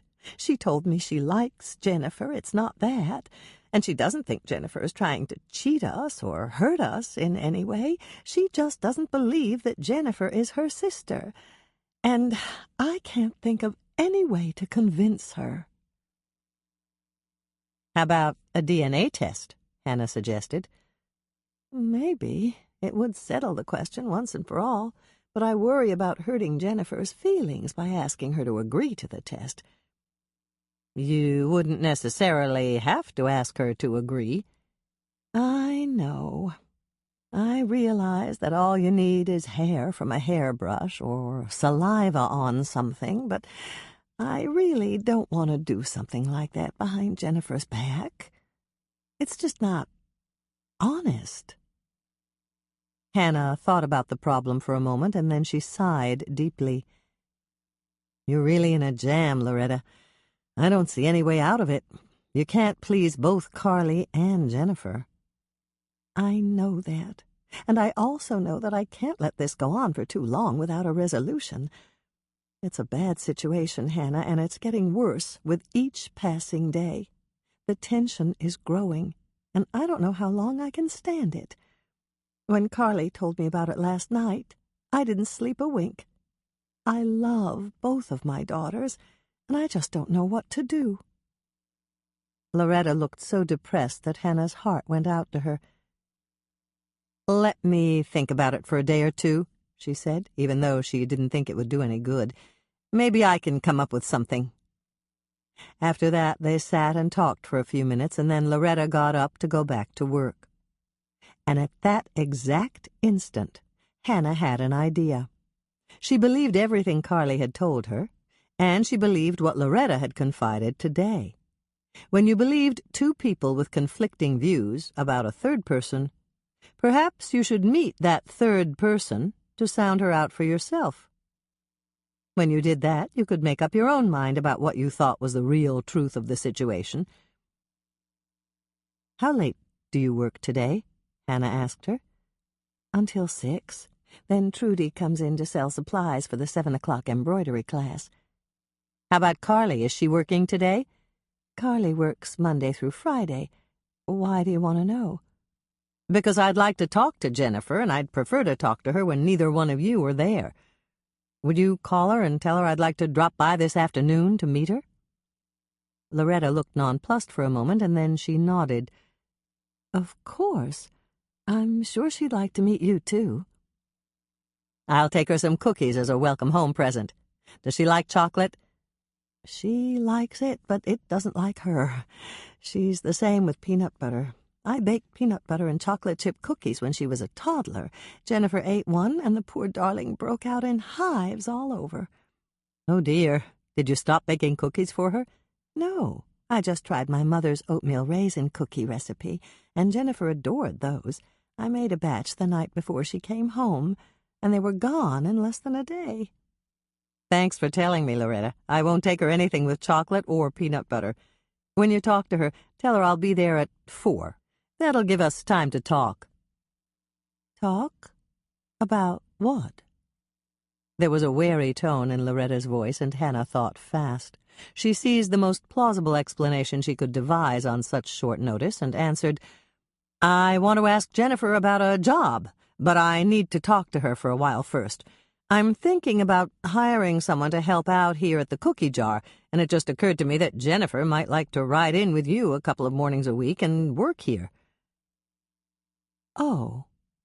Well, I don't really know if she's looking for work right now." "If she says no, that's okay. At least I'll get a chance to say hello and welcome her back to Lake Eden. Actually, she may be overqualified for a little part-time job like mine. What kind of work did she do before she came back home?" "Oh,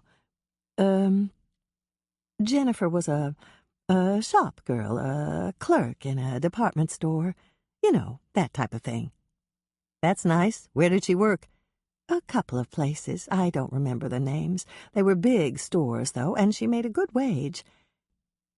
"If it walks like a duck and quacks like a duck, it's gotta be a duck," Hannah thought, repeating one of her great-grandmother's favorite sayings in her mind. Loretta was acting like someone who was lying by hesitating before she answered Hannah's questions, and then refusing to meet Hannah's eyes when she did.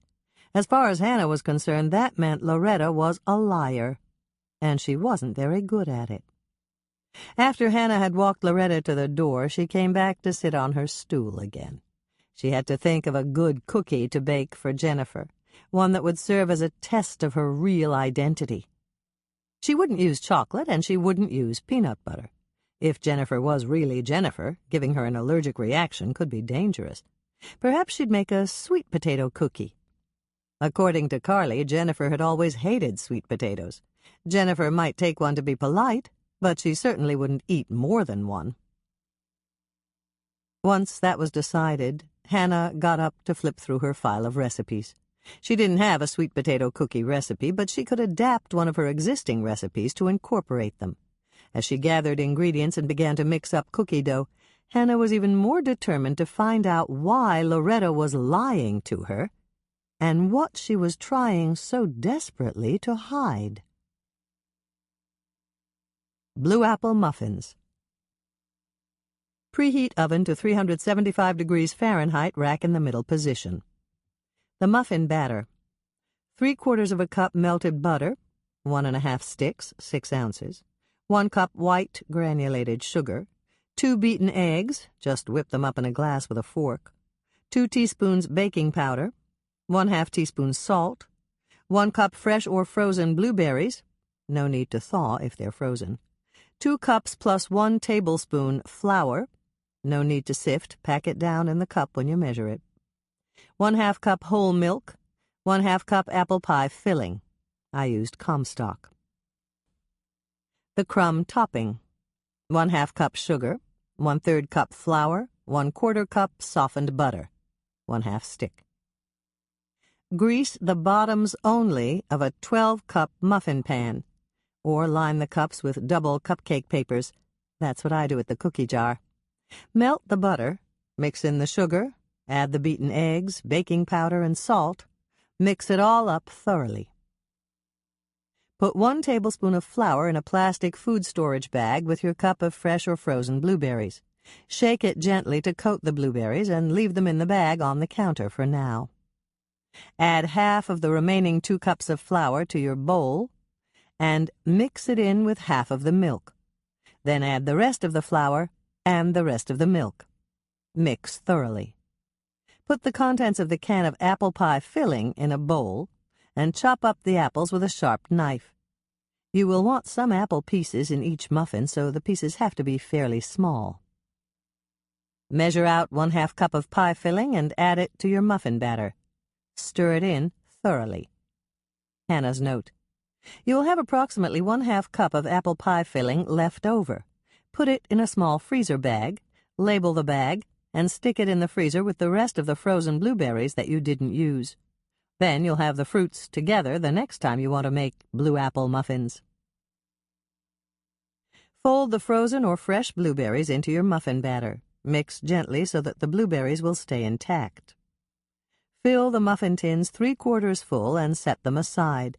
If you have any batter left over, grease the bottom of a small tea bread loaf pan and fill it with your remaining batter. To make the crumb topping, mix the sugar and the flour in a small bowl. Add the softened butter, and use a fork or a knife to cut it into the dry ingredients until the resulting mixture is crumbly. You can also do this in a food processor. Just layer the dry ingredients with chilled butter that you've cut into chunks, and then process it in an on and off motion with the steel blade until it looks like coarse cornmeal.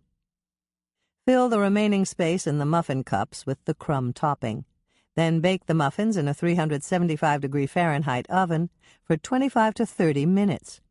If you had muffin batter left over and put it in a tea bread pan, it should bake about 10 minutes longer than the muffins. When your muffins are baked, set the muffin pan on a wire rack to cool for at least 30 minutes. The muffins need to cool in the pan for easy removal. Then just tip them out of the cups and enjoy.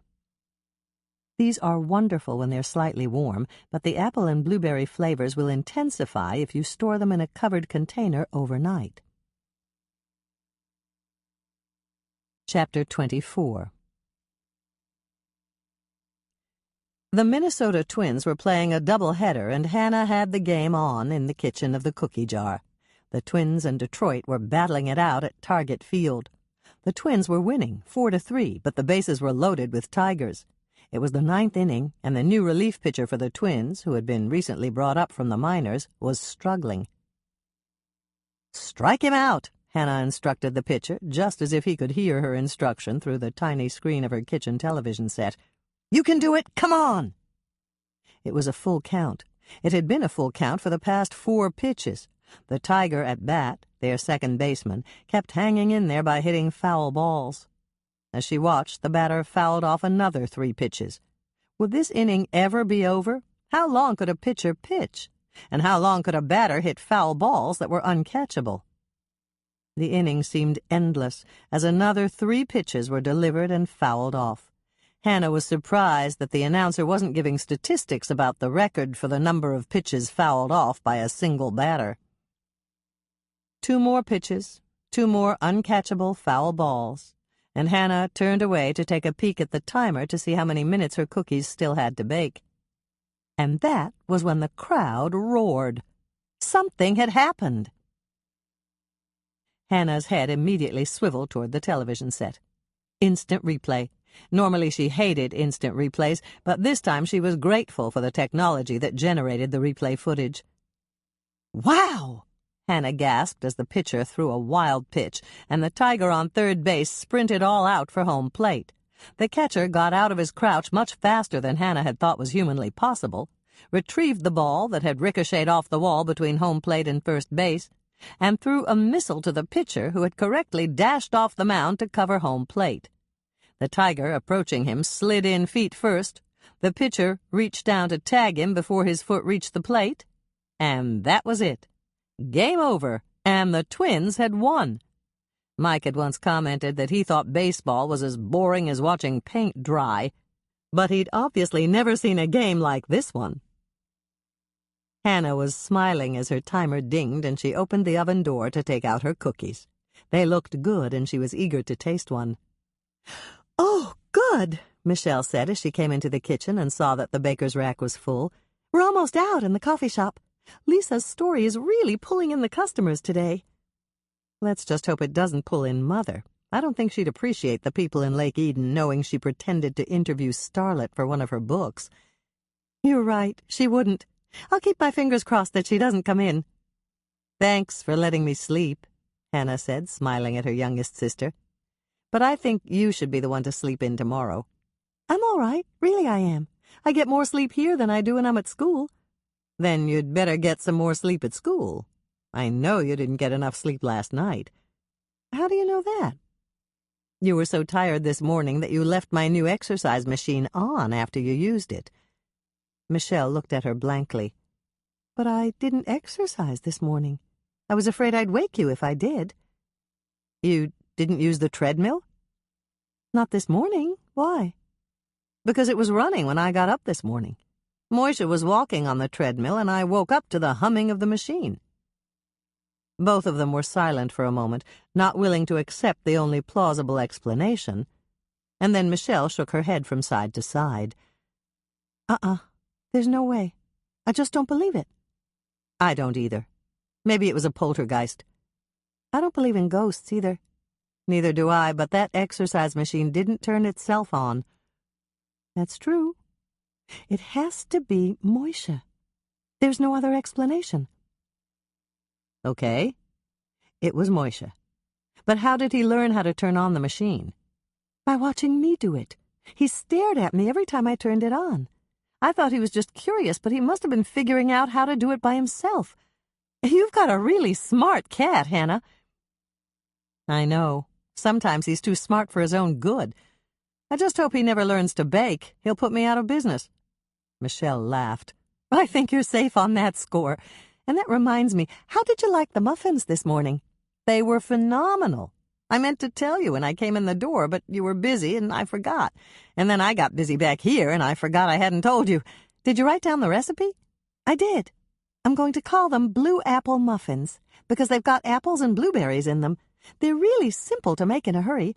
All you have to do is keep a can of apple pie filling in the cupboard and a bag of frozen blueberries in the freezer. If you've got those, you can make them any time you want to." "Can you make them again tomorrow?" "Sure, if you want me to. I've got half a bag of frozen blueberries left, and there's some leftover apple pie filling. But are you sure you want the same breakfast you had today?" "I'm positive. Your blue apple muffins were some of the best breakfast treats I've ever had." Michelle had just finished filling 2 display jars to take back to the coffee shop when the phone rang. "I'll get it," she said, setting the cookie jars down on the counter and reaching for the phone on the wall. "The cookie jar, Michelle—" "Oh, hi, Mother. Hannah told us what a wonderful job you did in Minneapolis yesterday." Hannah rolled her eyes and Michelle winked to acknowledge it. Both of them knew it paid to keep their mother happy. What's that, Mother? Michelle asked, and then she turned to give Hannah a shocked glance. You're going to change your mind about the bridesmaid dresses? Hannah sat down on a stool and put her head in her hands. Dolores was at it again, despite the promise she'd made to choose something and stick with it. The menu, too? Michelle asked, sounding even more shocked. She listened for a moment, and then she started to frown. But I thought you didn't want salmon. As Hannah watched, Michelle pulled up a stool and sat down. Then she reached for the shorthand notebook that Hannah always kept by the phone. Just a minute, Mother, I have to find a pen. As Hannah watched, Michelle grabbed a pen from the coffee mug with the broken handle that Hannah kept handy by the phone. Then she began to write. She wrote line after line until Hannah couldn't stand the suspense any longer. Dolores was obviously giving Michelle instructions, and Hannah had to see what her sister was writing. She got up, walked over to the counter, and glanced at the long, narrow, spiral-bound page. The first line was blank, except for one word with an exclamation mark after it. Buttercups, it read in Michelle's perfect script, and below it, on the next line, were the words, Where the Sam Hill are we supposed to get buttercups this time of year? Followed by 3 question marks. On the third line, Michelle had written 2 words, burgundy dresses, and she'd underlined the first word, burgundy, and under it was the following inscription, Oh yeah, Hannah will be so happy about this, followed by an exclamation point. Hannah's eyes widened as she read the 5th line, lobster bisque, salmon and phyllo dough, white asparagus with caviar, heart-shaped rolls with our initials. This was followed by a 6th line that read, Don't want much, do you, Mother? Followed by another 3 question marks. Michelle was still writing, and Hannah leaned closer to read the next line. Butterscotch champagne, it read. She grabbed the pen out of Michelle's hand and wrote, She expects us to invent it, followed by 3 question marks on the following line. Gotta go, Mother, Michelle said in a voice choked with laughter. They need me in the coffee shop. Call me later, okay? And then she hung up the phone and turned to Hannah. The 2 sisters faced each other for a moment, both of them too stunned to speak. Then Hannah slowly shook her head. No way, she said. This has gone on long enough. I'm calling Doc. If anyone can talk some sense into Mother, it's him. The words had no sooner left her mouth when the phone rang again. I'll get it, she said, plucking the instrument of Michelle's previous torture from the holder on the wall. The cookie jar, Hannah speaking. She listened for a second, and then she gave Michelle the hi sign. Oh, hi, Doc. I was just about to call you. She listened for another couple of seconds, and then she responded. Well, sure. I'd love to, and I'm sure Michelle, Andrea, and Lisa would, too. And we agree with you wholeheartedly. See you at 6, then. That said, Hannah hung up the phone and turned to Michelle, who was having trouble containing her curiosity. I didn't have to tell Doc about it. He walked in when Mother was talking to you, and walked back out to call me from the front desk. We're meeting him tonight at the Lake Eden Inn for dinner at 6. Mother won't be joining us until 7, so we'll have an hour to discuss the problem. Doc says he has a solution in mind if we all agree. Sounds great to me, Michelle said. I'll agree with anything at this point. I'm so frustrated by the whole thing that I don't know what to do. Matricide is not an option, Hannah told her, and she felt a lot better when Michelle laughed. At least they hadn't lost their senses of humor quite yet. I'm surprised that Mother didn't insist on joining us right away, Michelle said. What excuse did Doc use for getting away early? He didn't need an excuse. The Rainbow ladies are hosting a wedding shower for Mother at the hospital. It starts at 5:30, and she'll be tied up until 7 or maybe a little later. Doc's going to ask her to meet him for dinner at the Lake Eden Inn as soon as her shower's over. He already told her that we're coming, too. This all sounds good to me, Michelle said. Anything Doc can suggest to help will be great. Mother just doesn't seem to understand that we can't plan her wedding and reception dinner if she changes her mind every time the wind blows. Right. Let's hope Doc's got something good in mind, because I'm fresh out of ideas. Go tell Lisa about it, will you please? Doc wants her to come to the dinner, too. And ask if you can ride out to the Lake Eden Inn with her. I'll call Andrea and tell her to meet you and Lisa in the dining room. Doc wants the whole wedding planning committee to be there. You're coming too, aren't you? Of course, I wouldn't miss it for the world. But you asked me to ride with Lisa. Where will you be? I have to run home to feed Moisha, and then I need to drive out to Loretta's farm to meet Jennifer at 4. Jennifer asked to talk to you? Michelle sounded surprised. No, it's the other way around. I asked to talk to Jennifer. I need to check her out for myself. Loretta came to see me this afternoon, and she's in a really bad situation. She knows Carly doesn't think Jennifer's her sister, but Loretta told me that she knows Jennifer is. Michelle stared at Hannah for a moment, and then an expression of doubt crossed her face. Wouldn't you think Loretta would know? Jennifer didn't run away until she was a teenager. Yes, I think a mother would know. Maybe not if Jennifer had been kidnapped when she was a baby, but she wasn't. Loretta knows. But then Michelle stopped and took a deep breath. You think Loretta's lying, don't you? It was more accusation than question, and Hannah nodded. I think she could be. But you don't know for sure, and that's why you have to go out there? Precisely. I want to talk to Jennifer alone, without Loretta or Carly anywhere around. I need some answers from her. Better take some cookies with you. Sweeten her up first, and then ask the hard questions. Hannah chuckled. Has Lonnie been giving you interrogation lessons? No, you have. I've seen you do that sort of thing before. Did it work? Beautifully. Most people will tell you anything you ask after a couple of your cookies. You could probably sell them as a substitute for truth serum. Hannah was still chuckling softly as she began to bake yet another batch of cookies. She just hoped that Michelle was right, and her sweet potato cookies would be a good substitute for truth serum.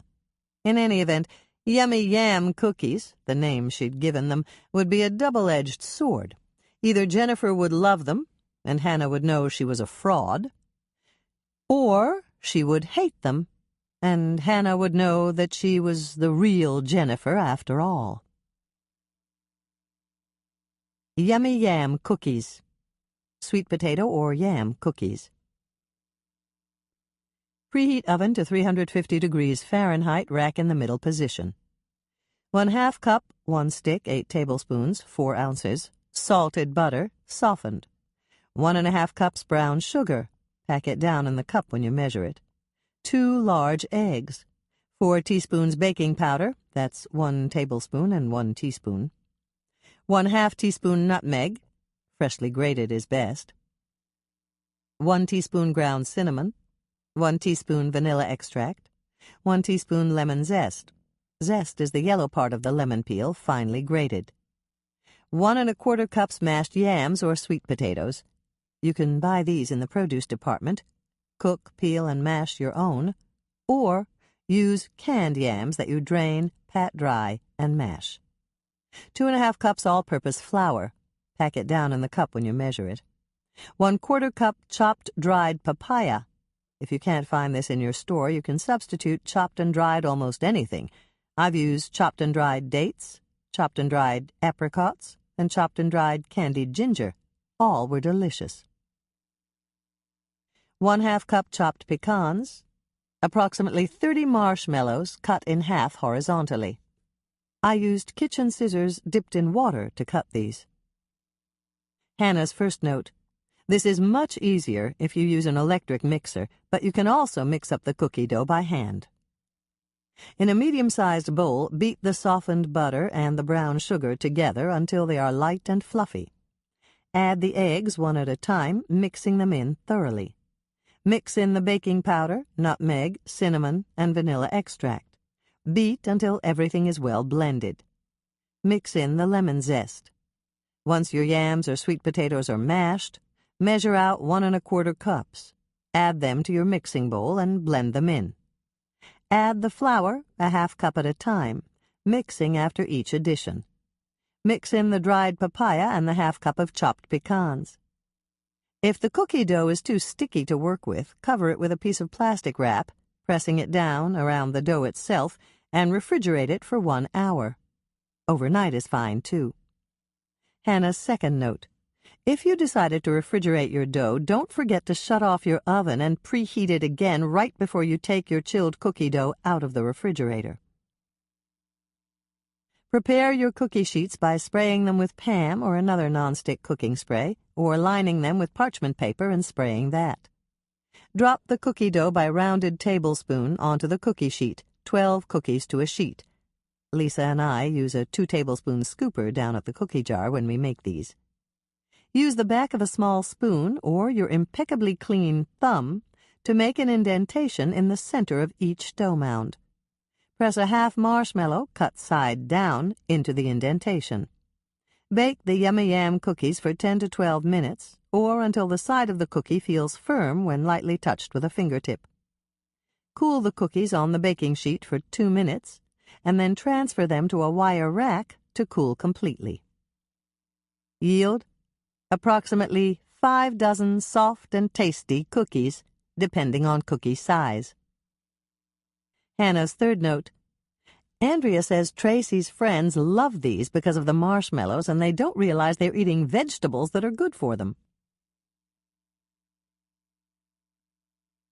Chapter 25.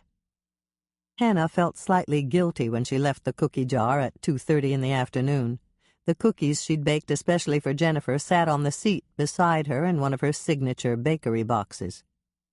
She'd been at work for only 3 hours, and she usually put in at least 10 hours a day. She told herself that it didn't matter, that she'd baked cookies for the entire time she'd been there, but her conscience was bothering her a bit as she unscrewed the top on a bottle of cold water and drove out of town. It felt almost like playing hooky, something she'd done only once. It had happened when she was in grade school, and she hadn't played hooky deliberately. It had just worked out that way. She'd left school at 10:45 in the morning for her annual fall dental checkup. Her appointment with Doc Bennett had been canceled at the last minute because of an emergency, but she hadn't known that when she'd left her classroom. Doc Bennett's receptionist had delivered the news, and Hannah had walked away from his dental office, intending to go straight back to school. But the fact that she wasn't expected to return for at least an hour had made her feel as free as the proverbial bird. Why go back? The little imp that resided in her mind had asked her. No one at school will know you're not at the dentist. This is a lucky break for you. Go do something you want to do. It had seemed like a wonderful idea at the time, and Hannah had put aside her scruples and stopped at the park a block from the school. A sidewalk ran all the way around the perimeter of the park in a huge circle, and Hannah had walked slowly around the circle. Usually the sidewalk was filled with mothers pushing strollers, kids on tricycles, and older kids on bicycles. Today there was no one on the sidewalk circle except her. It was almost 11 in the morning, and the park was deserted this time of day. The kids who rode bicycles were in school, and mothers with small children had taken them home for morning naps and were busy fixing noon lunch. The park would be crowded again by 2 in the afternoon, but for now, Hannah was the only kid around. The swings hung straight and listless on their heavy chains. Hannah sat down on the highest one. Some were lower for smaller children, and one was a baby swing with a little seat, 2 leg holes, and a strap to hold a small child secure. Since Hannah was tall for her age, her feet dragged a bit when she tried to swing on the smaller swings, and the big swing, the one she had now, was almost always taken by someone else. At last, she had it all to herself, but the thrill she'd thought would be hers when she swung high on the big swing wasn't nearly as thrilling as she'd imagined. It was no fun swinging alone, not even on the big swing, and Hannah let the chains slow their back-and-forth motion and eventually come to a stop. She hadn't expected kids in the park, but she'd thought that there might be people sitting on the benches, reading newspapers or flipping pages in a magazine. No one was here, not a single soul, Not even anyone cutting through the middle of the park on their way to somewhere else. There weren't even any cars on the street. She was all alone, and she suddenly missed her classmates. Playing hooky was no fun if you had to do it alone. She had glanced at the watch her grandparents had given her for her birthday. Only 5 minutes had passed since she'd left Doc Bennett's office, and it seemed much longer than that. Maybe she should go back to school. At least she wouldn't be lonely there, and it was a little strange here, all by herself. It was so quiet. It was almost scary. Hannah came out of her trip down memory lane with a snap when she turned into her condo complex. She used her key card, waved at Norma, the guard in the kiosk who kept solicitors out and made sure that non-residents had permission to visit, and drove down the ramp that led to the underground garage. The garage was mostly deserted. The only other car in her section belonged to Phil Plotnick, her downstairs neighbor, who worked the night shift at Delray Manufacturing. Phil would be getting up in a couple of hours to go to work, but since it was summer, he'd actually get to wake up and see the sun. This didn't happen in the winter, because Minnesota was a northern state and the days were shorter in the winter. Then Phil would have to drive home from work in the dark, get up in the dark to go back to work, and only see the sun on the weekends.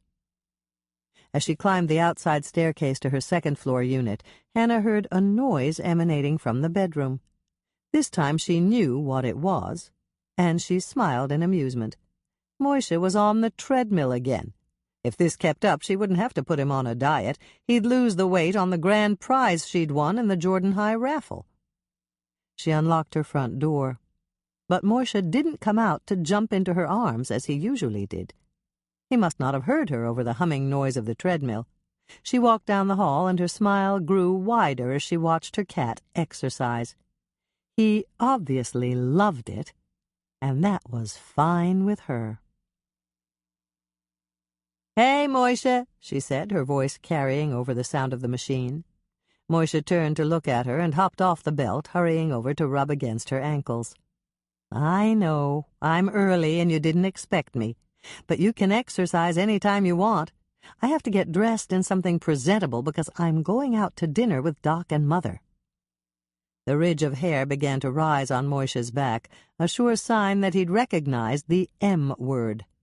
"Don't worry," she told him. "Mother's not coming back here. Let's shut off the machine and I'll feed you dinner early tonight." Moishe followed her down the hallway and into the kitchen and observed her as she filled his food bowl. "Salmon tonight?" she asked him. "Wow!" That was definitely a yes.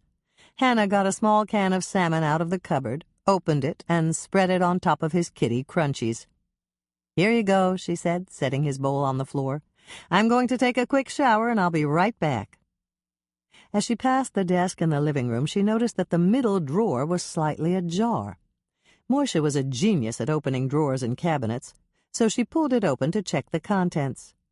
Everything appeared to be there, but she opened the jeweler's box where she had stored the ring that Keith Branson had been wearing, just to make sure it was still there.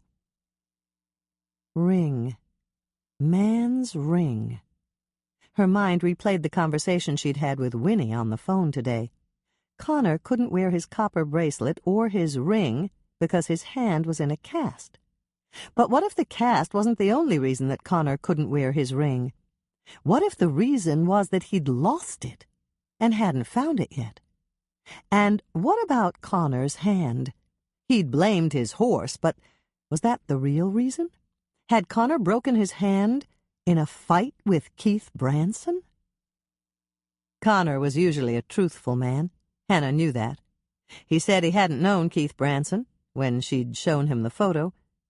But perhaps that was true. You didn't have to know someone to get into a fight with him. And the evidence certainly pointed to the fact that Keith had stolen Winnie's pie. Was that enough to make Connor hit Keith so hard that he caused an intracranial hemorrhage? Something had made Connor absolutely furious, and Hannah didn't think that the theft of Winnie's pie would do it. He would be angry, but not that angry. She stood there in her sunny living room trying to think of what would make Connor fighting mad. When she couldn't think of anything, she decided to go after her scenario from another angle. What was a pimp like Keith Branson from Minneapolis doing in Lake Eden? Was he coming after Honey, the girl who'd run away from his stable? It all began to fall in place when Hannah realized that there was only one new girl in town, and that girl was Loretta's long-lost daughter, Jennifer. What if Keith had come here for Jennifer, and Jennifer's street name was Honey? Winnie's ranch bordered Loretta's farm, and Keith had worked a brief time for Winnie. Jennifer had lived right next door, and Keith could have met her that summer. Winnie had mentioned that Keith had slipped away to spend time with the local kids at the swimming hole. It was one of the reasons she'd fired him. What if Keith had met Jennifer there and convinced her to run away with him? Hannah's mind spun with the possibilities. If she was right, and Jennifer had run away with Keith, he knew where she lived. What if Keith had come back to Lake Eden, found Jennifer, and was dragging her back to his car when Connor rode up on Diablo? Carly had said something about Jennifer falling down in the woods and hurting herself, but what if those scratches and bruises were from her efforts to resist Keith? Connor would have fought for Jennifer. Hannah was sure of that. Connor was a good man, and he would have done his best to rescue Jennifer from Keith. "This ring goes with me," Hannah said out loud.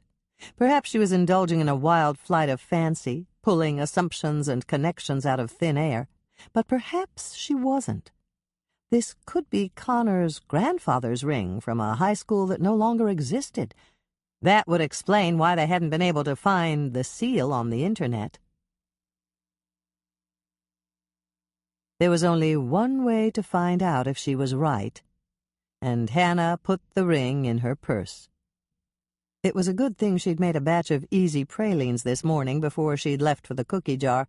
She'd planned them as a surprise for Michelle, a thank you for baking the blue apple muffins, but she'd stop at Winnie's ranch on her way to Loretta's farm and give a box of them to Winnie. It would be a good excuse for dropping by, and Connor would probably be there, painting the inside of the ranch house. She'd say she'd found the ring, and watch him carefully to see if he gave any sign he recognized it. Hannah realized that her hands were shaking on the wheel as she turned onto the gravel road that ran past the wooded area where she'd hit and killed Keith Branson. She shivered slightly as dark clouds gathered in the sky. There just couldn't be another summer storm. Not now. Not when she was about to pass the very spot where it had happened. The sky darkened momentarily as the cloud passed across the sun, but within the space of several heartbeats it was sunny again. Hannah breathed a sigh of relief and rolled down her window for a breath of summer air. It was hot, but there was a slight breeze as she drove by the swimming hole the local kids used, and she could smell damp earth, fresh water, and the sweet scent of red clover on the currents of air. Hannah saw 3 beautiful mares standing by the white fence that separated Winnie's ranch from the neighboring farms.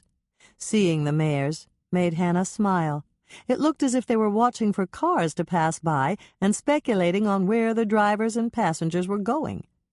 The one in the center neighed as she drove past, almost as if she were saying hello. An open field was next, bare of trees and planted with low ground cover. Hannah began to shiver slightly as she passed it. This was the field where the lightning had struck so violently and so frequently on that fateful morning. There was room for her to have pulled over here. The shoulder was certainly wide enough to have parked there to wait for the storm to cease. But if she had, she would have been exposing both Lisa and herself to the raging elements and what had seemed to Hannah to be probable electrocution. Hannah slowed as she came around the bend and into the tree-lined area. The huge branch was gone, but there were round chunks of wood piled by the side of the road. A county road crew must have come out with chainsaws to remove the branch from the roadway. Winnie's ranch was just ahead, and Hannah turned onto the winding road that led to the ranch house. It was a beautiful area, and Winnie kept the white fences painted and the ground free of debris. The rolling green hills reminded Hannah of the pictures she'd seen of the English countryside. She'd like to go to England someday. But for now, the Lake Eden countryside was certainly beautiful enough for her. Hannah pulled up at the ranch house, got out of the car, and walked up to Winnie's front door. She still wasn't sure how she would handle this. She just hoped that the right words would come to her when she needed them. "Hi, Winnie," Hannah said when Winnie opened the door. "I brought you something on my way to Loretta's place." "That's nice of you, Hannah." Winnie took the box that Hannah handed her. "What's in it?" "Pralines. One of my college friends gave me the recipe, and I made them this morning.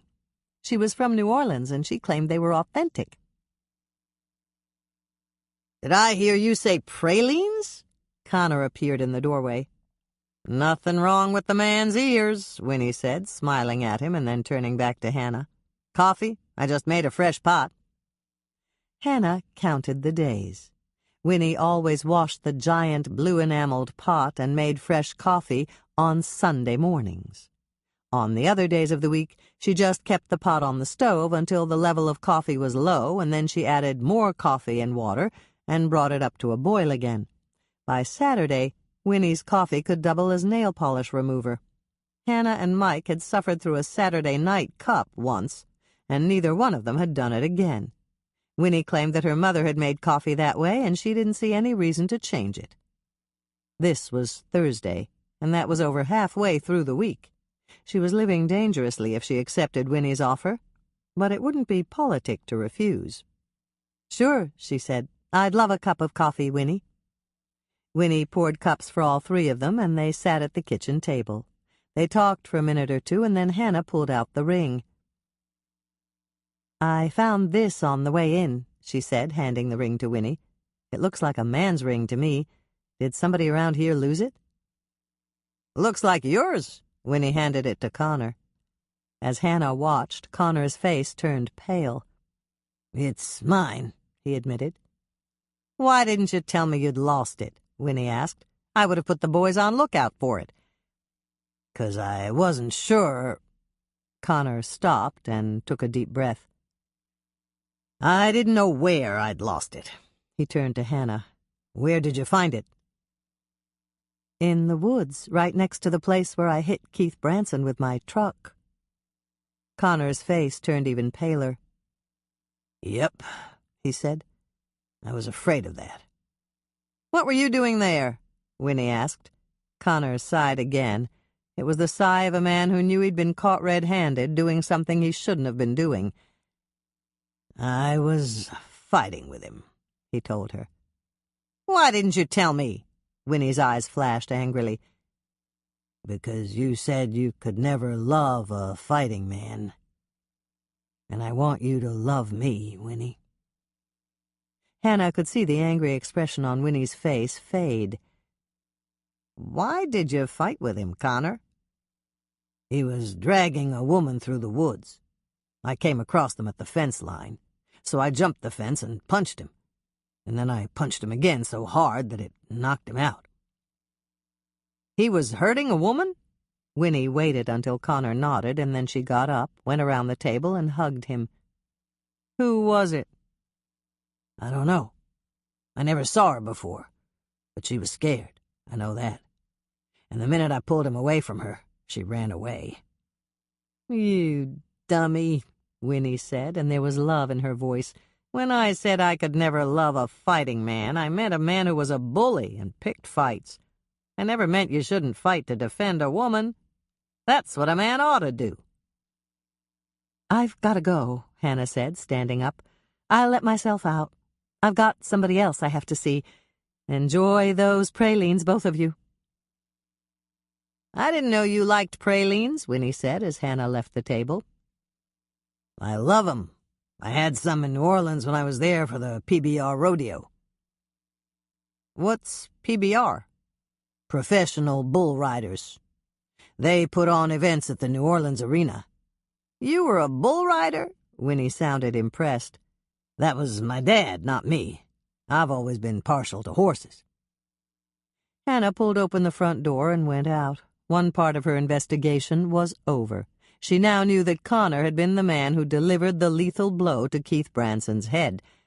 She hadn't seen any reason to tell Connor or Winnie that.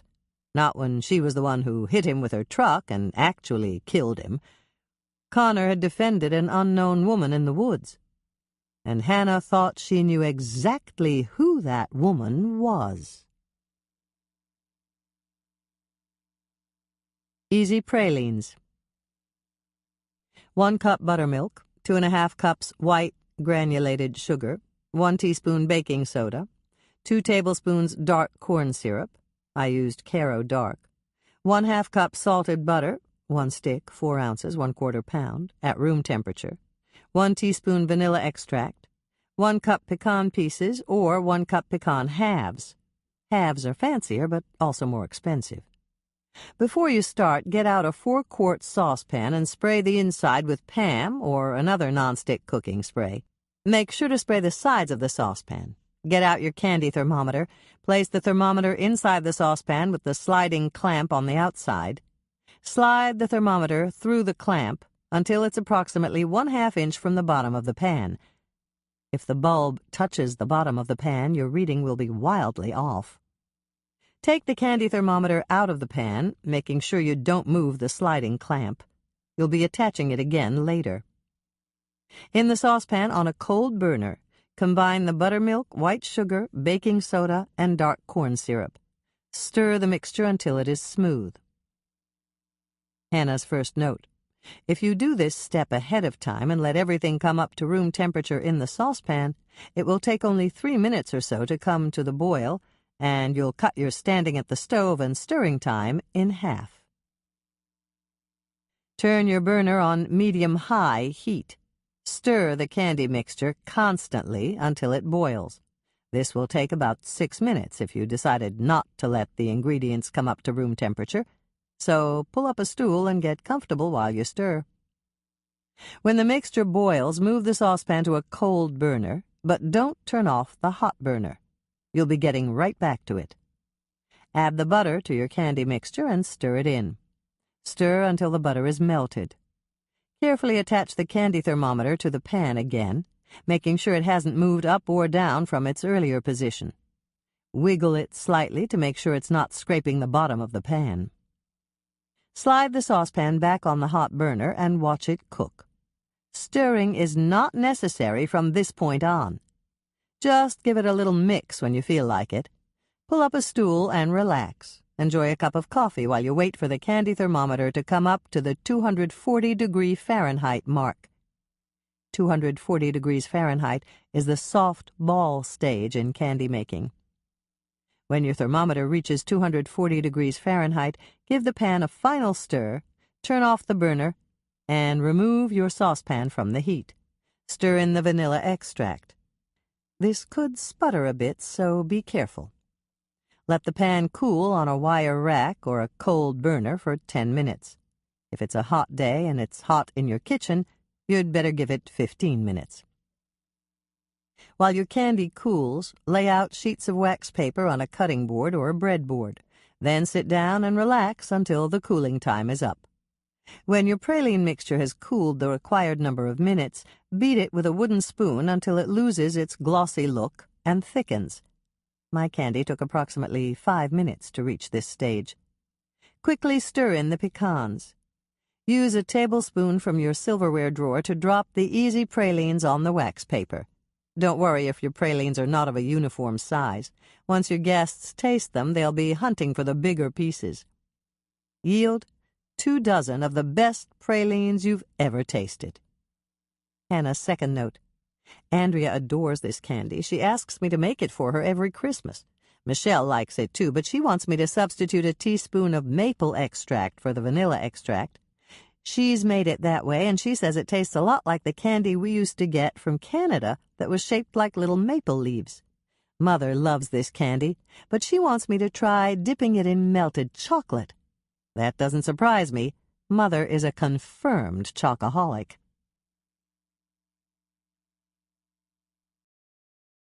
Chapter 26. It took less than 3 minutes to get to Loretta's land. Hannah passed more deeply wooded areas and barbed wire fences until she came to Loretta's mailbox. She turned down a winding gravel road and drove until she saw the pale blue farmhouse in the distance. She stopped by a massive oak tree and took several deep, calming breaths. She was almost at the farmhouse, and she wanted a clear head to ask the questions that she needed to ask Jennifer. Hannah had no sooner pulled up in front of the farmhouse when the front door opened and a pretty young woman came out. She was the same young woman Hannah had seen when she'd driven past from the opposite direction on her way to Winnie's ranch with Mike. "Hi, Hannah," the young woman greeted her. "Mom said you liked coffee, so I put on a fresh pot. Come into the kitchen." She's friendly, Hannah thought, turning off the ignition and following Jennifer up the sidewalk to the house. "It's nice to meet you, Jennifer," she said as Jennifer walked through the living room and led Hannah to the kitchen. "Mom said you took it black," Jennifer said, waiting for Hannah's nod before she brought Hannah's cup of coffee to the kitchen table. "Sit down. Mom was absurdly pleased that you remembered how she took her coffee. She told me all about it." "That's nice," Hannah said, but her mind was taking a very different approach. Better take control, it told her. Jennifer's trying to run the show, and you can't let her do that. "So, Jennifer," Hannah said, motioning to the chair across the table, "is it good to be home after all these years?" "Oh, yes. It's just wonderful to see Mom again. And Carly, she's all grown up now, and she was so little when I left." "Get her," Hannah's mind said, quite unnecessarily, because Hannah had already thought of her next comment. She smiled and delivered the first pitch. "It must be a little shocking for you to see her now, considering that Carly was only a toddler when you left." "Oh, she wasn't a toddler. Carly was 5 when I left," Jennifer said, her bat connecting solidly with Hannah's pitch. "Carly wasn't 5, she was 4, Hannah corrected her, watching the pitch Jennifer had hit roll foul. "You should have remembered that, since you baked the cake for her party and put a big number 4 on it." Jennifer seemed at a loss for words, and Hannah announced the play in her head. "Foul ball, the count is no balls, 1 strike." "Of course, you're right. I just forgot for a moment." Jennifer looked a bit uncomfortable. "Mom said you own a wonderful cookie and coffee shop in town." "It's nice of her to say that," Hannah responded. "As a matter of fact, I brought you some cookies." She produced the bakery box, set it on the table, and raised the lid. "I call these yummy yam cookies. They're made with sweet potatoes or yams and marshmallows." "That sounds wonderful," Jennifer said, smiling broadly. "I just love sweet potatoes and yams." "Strike 2. Hannah's mind kept the tally as Jennifer's bat failed to connect with Hannah's second pitch. Carly had told Hannah and Michelle that Jennifer hated sweet potatoes and yams. But was Jennifer just being polite? Hannah had to make sure. Hannah watched Jennifer reach for a cookie and eat it eagerly. "These are great cookies," she said. "Thanks," Hannah answered, but her mind was announcing the progress of the game. If the batter takes another yummy yam cookie, the count is no balls, 2 strikes. And Jennifer reached for another cookie. 1 more strike, and she had her. Hannah got ready to throw the next pitch. She hadn't asked about Jennifer's new bedspread yet. "I hear you're back in your old room," she said, watching Jennifer reach for a third cookie. For a girl who hadn't liked sweet potatoes and had hidden her portion in her napkin, this was a telltale sign. "Yes, everything's just the same, except for the bedspread, of course. And the clothes in the closet don't exactly fit me anymore." "The bedspread is different?" Hannah asked, picking up on what she knew to be an untruth. "Yes.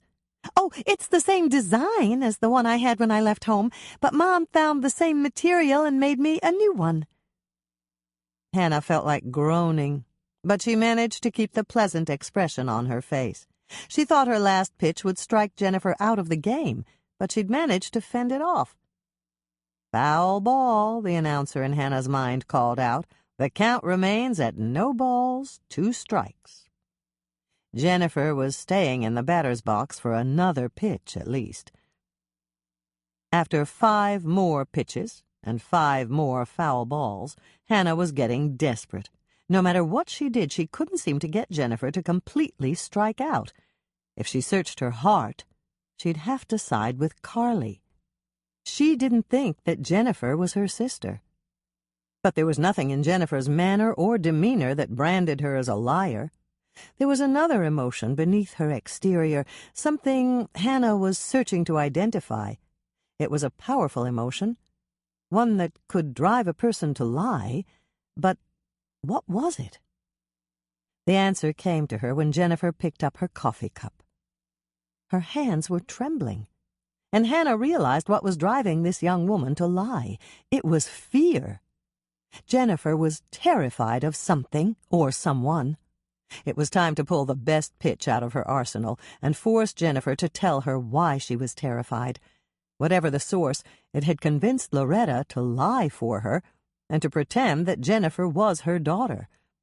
Hannah knew that she could keep pitching and Jennifer could keep fighting off her pitches longer than Hannah wanted to play the game.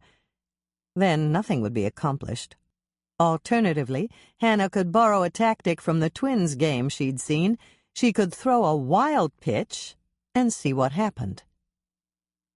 "I'm so glad you like these cookies," Hannah said. "I almost brought you some treasure chest cookies instead."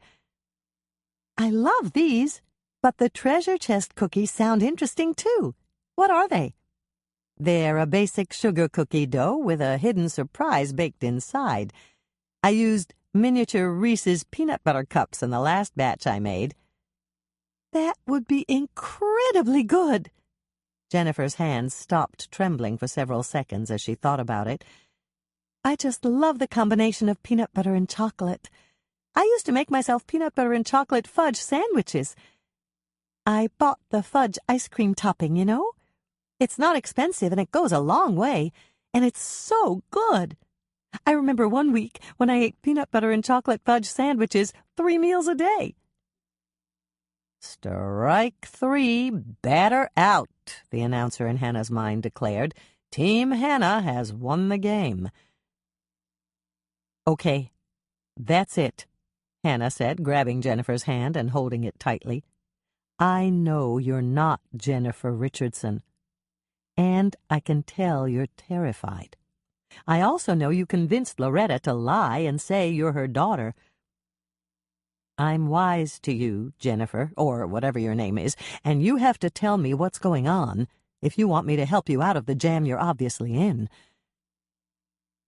And what if I don't want your help? Jennifer's voice was shaking, but she'd obviously chosen to take the high ground. What are you going to do then? "I'll call my friend Mike at the Winnetka County Sheriff's Department, and I'll tell him exactly what happened here this afternoon. I'm sure he'll be happy to take you right back to your corner on Munsington Street so that you can go back to work and deal with Lady Di all by yourself."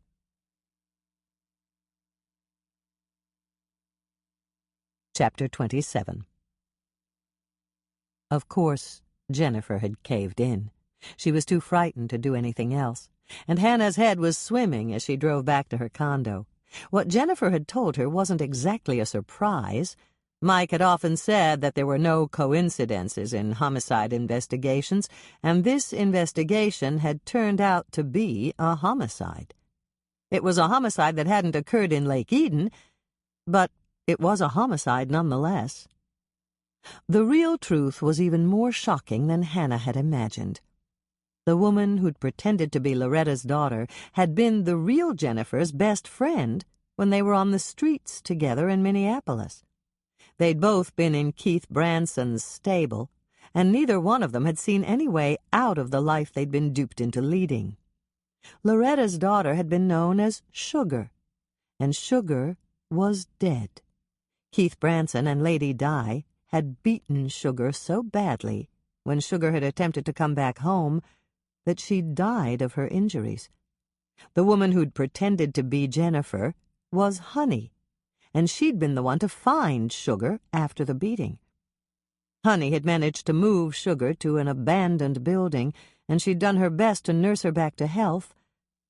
Nothing Honey had done had helped, but at least Sugar had been comforted by a friend when she'd died. It had taken Sugar 5 days to succumb, and she'd talked about her happy memories of Loretta and Carly at home in Lake Eden.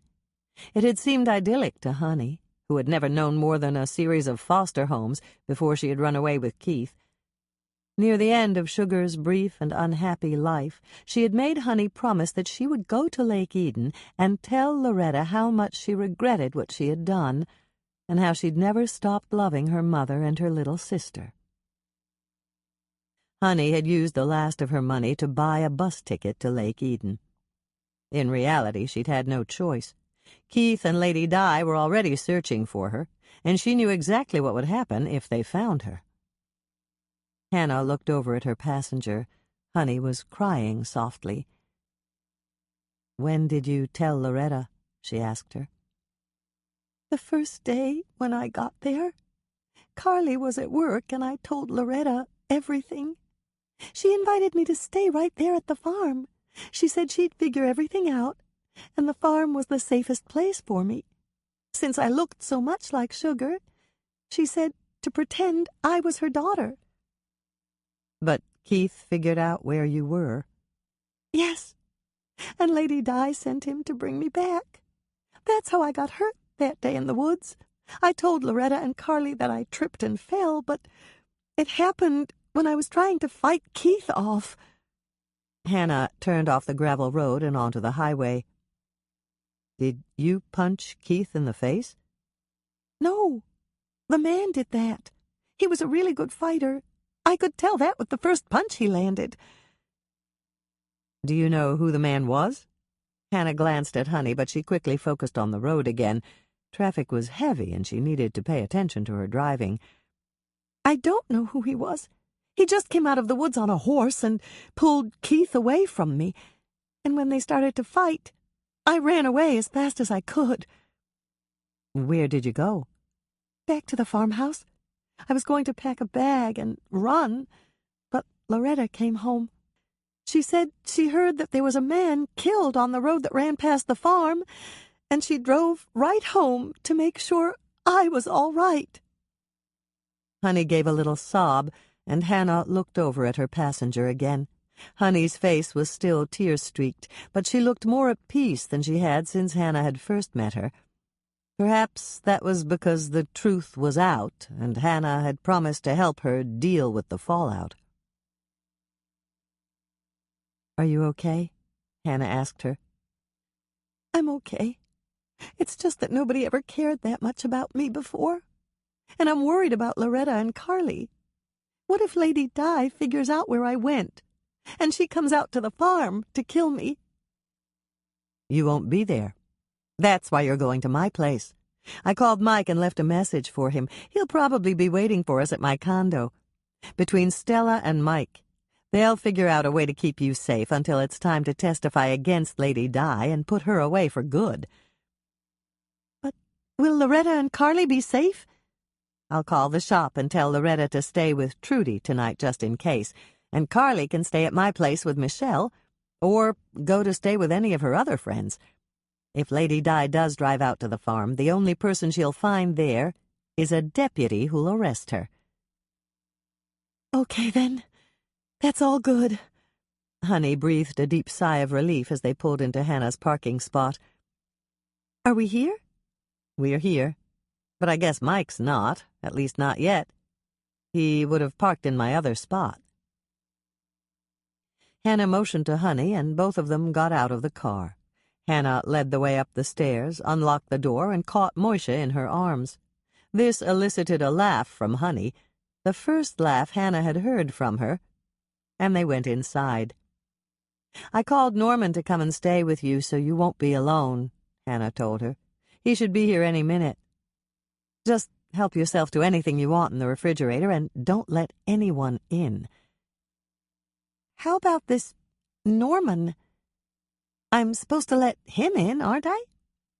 You don't have to let Norman in. He has a key, and he'll probably bring his cat to play with Moisha. Her name is Cuddles. That's a cute name. I like cats, Honey said, quite unnecessarily, since she was standing by the back of the couch, scratching Moisha under his chin. Hannah was just getting ready to leave when there was a knock on the door. "That'll be Mike," she said, not bothering to look through the peephole before she opened the door. "Wrong," a female voice said, and Hannah found herself staring into the barrel of a pistol that was pointed at her head. "Back up, lady. Where's Honey?" A million thoughts flashed through Hannah's mind in the space of a nanosecond, but none of them did much good. She'd miss her mother's wedding if she died right now. Honey would end up dying too, and Norman and Mike would discover their bodies. Dolores would grieve for her, that was certain, and she'd probably wear ugly black outfits for years. Hannah's mind clicked. Her last thought had been so incongruous, it had given her an idea. She made a motion behind her back that she hoped Honey would catch. It was a wave that was intended to tell Honey to run and hide in the safest, most obscure place she could find. And then Hannah deliberately took a step closer to the woman in the doorway.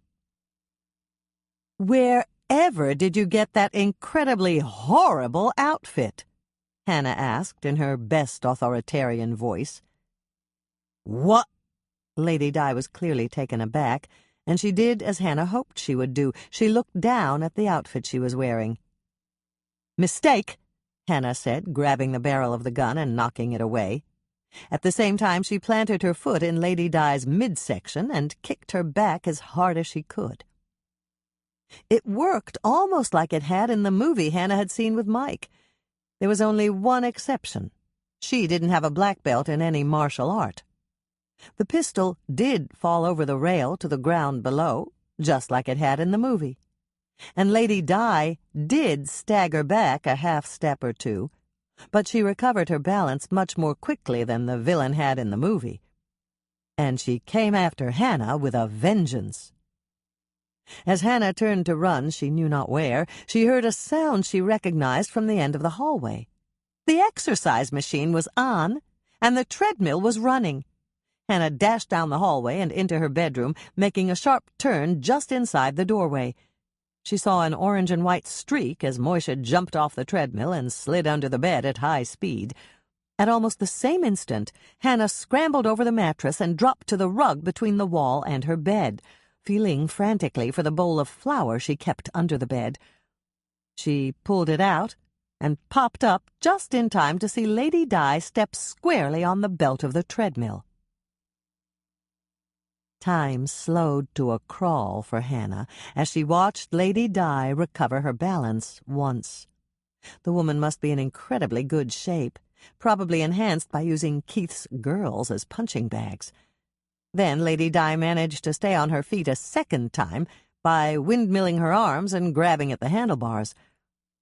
Surely she couldn't maintain her balance for long. Or could she?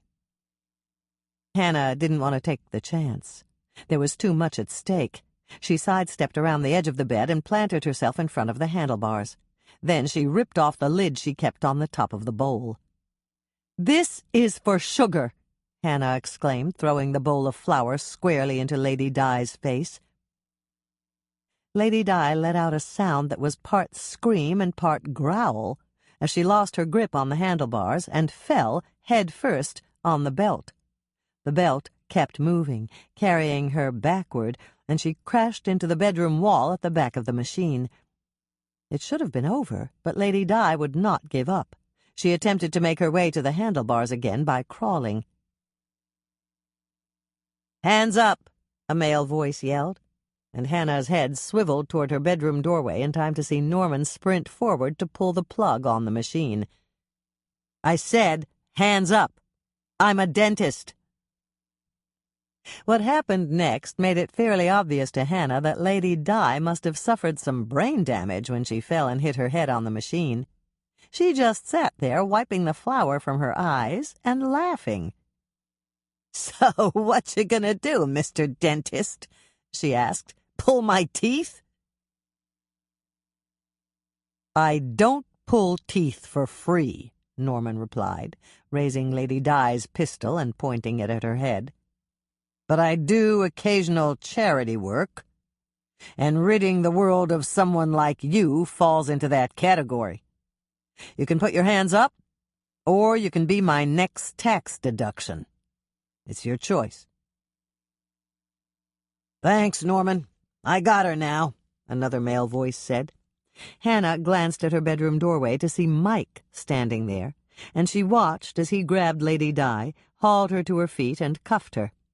"Good job," he said to Norman. "Thanks." "Do you even know how to shoot that pistol?" Mike asked. "Not really, but I saw you pull in right before I came through Hannah's door, and I knew all I had to do was create a diversion until you got up here." That was when Hannah heard a sound behind Mike, and she moved to a better vantage point to see Honey standing there with her hands held up to her face. "Honey, where were you?" Hannah asked her. "In your laundry room. I hid in your dryer, since it's one of those big ones. Do you know you have wet clothes in there?" "Uh-oh. I did a load this morning, and I was going to dry it, but I guess I forgot. Are you okay?" "I'm okay." "You're safe now, honey. Lady Di's in cuffs, and you don't have to cry." "I'm not crying," Honey said, removing her hands from her eyes. "I'm laughing. Your cat was on the treadmill. You threw a bowl of flour in Lady Di's face. A dentist with a gun he doesn't even know how to use came in the front door. And there's a cute little cat out there in the living room looking totally confused. This place is a zoo." Hannah burst into laughter. "I guess it is. Are you really sure you want to stay here in Lake Eden?" "Oh, yes," Honey said, and she sounded very certain. "Sugar told me she left because her hometown was boring, but it's not boring at all. If everybody else in Lake Eden is as much fun as you guys are, this is the perfect place for me."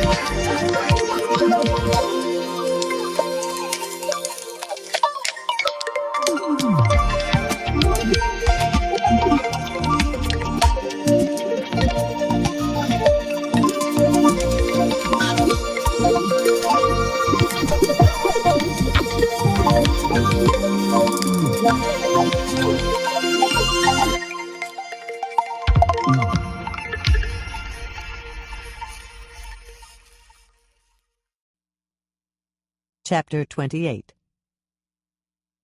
"Sorry I'm late," Hannah said, sliding into her place next to Andrea at the big round table in the Lake Eden Inn dining room. "I got tied up." "Literally?" Michelle asked, chuckling slightly at her own joke. "Almost literally. I'll tell you all about it later." Hannah turned to their host. "It's nice of you to invite us to dinner, Doc."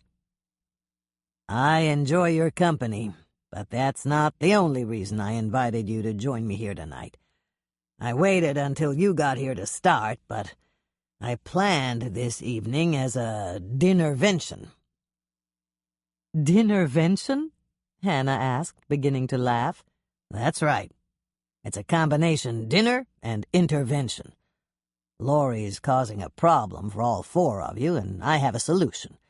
All I need is your word that you won't tell anyone about my solution until Laurie and I are married." "You have my word," Hannah said quickly. "Mine too," Michelle chimed in. "And you have mine," Andrea promised. "We almost went crazy trying to plan this wedding." "Lisa?" Doc turned to the only one of them who hadn't spoken. "I agree, but I'm not too happy about it," Lisa told him.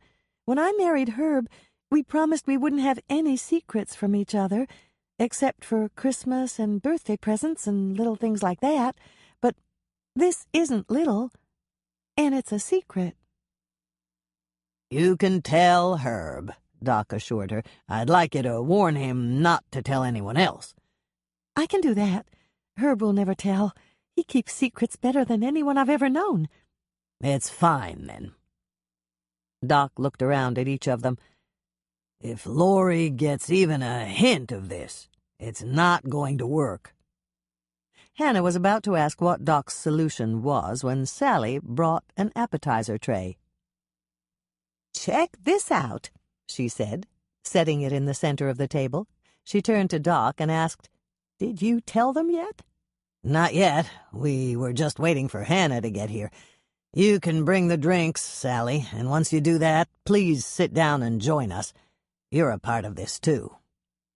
Sally hurried to the bar and picked up a tray of martini glasses that she carried back to the table. "These are blackberry pie martinis," she explained as she set a glass in front of each of them and took one for herself. "Dick came up with the recipe." "Thanks, Sally, but I really shouldn't," Michelle started to say, but Sally put a hand on her shoulder. "No worries," Sally said. "Yours is non-alcoholic. So is mine. I have to cook tonight." "These are incredible," Lisa said after she'd taken a sip.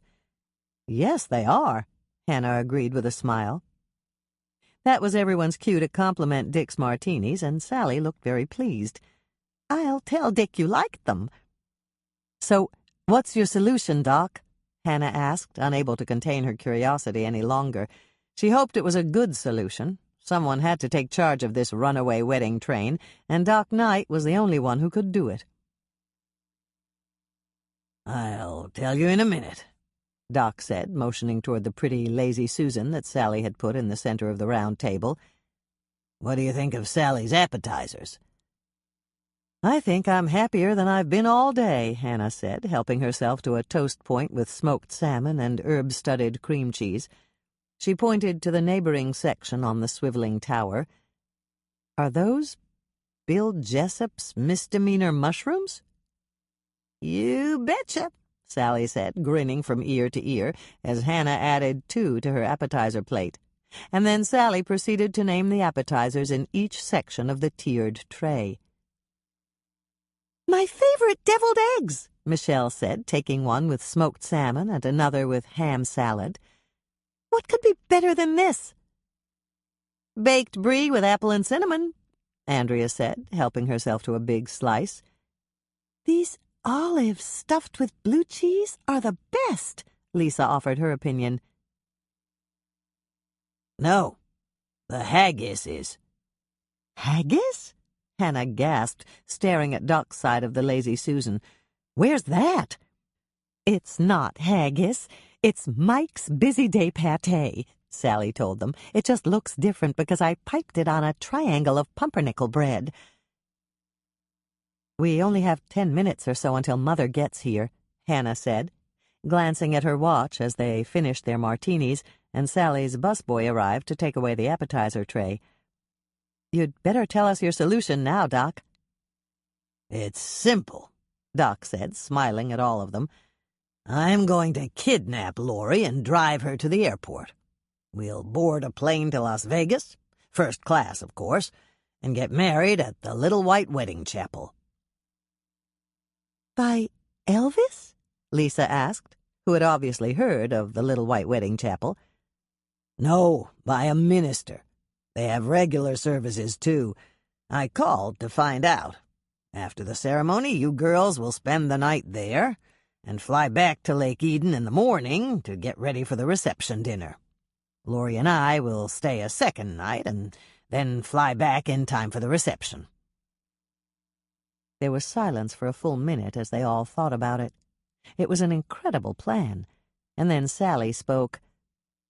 Does Dolores know about this? Of course not. Lori would never agree. I'm just going to kidnap her from her house and bundle her into a waiting limo that'll drive us to the airport. That's romantic, Lisa said, blinking back the moisture that had formed in her eyes. That's not romantic. That's necessary, Hannah contradicted Lisa. Mother's never going to make up her mind, and none of us can take any more of these changes in the wedding plans. And that's why I decided to save us all the aggravation, Doc explained. Your mother will be so happy by the time the reception rolls around, she'll love anything you decide to do. Just put up with her in the meantime, and know that the final decisions are entirely yours. Can you do that? We can do that, Hannah said. Is there anything we can do to help you arrange things? All you have to do is pack a suitcase for Lori on the day we leave and bring it out to me at the hospital. Then we'll be all set.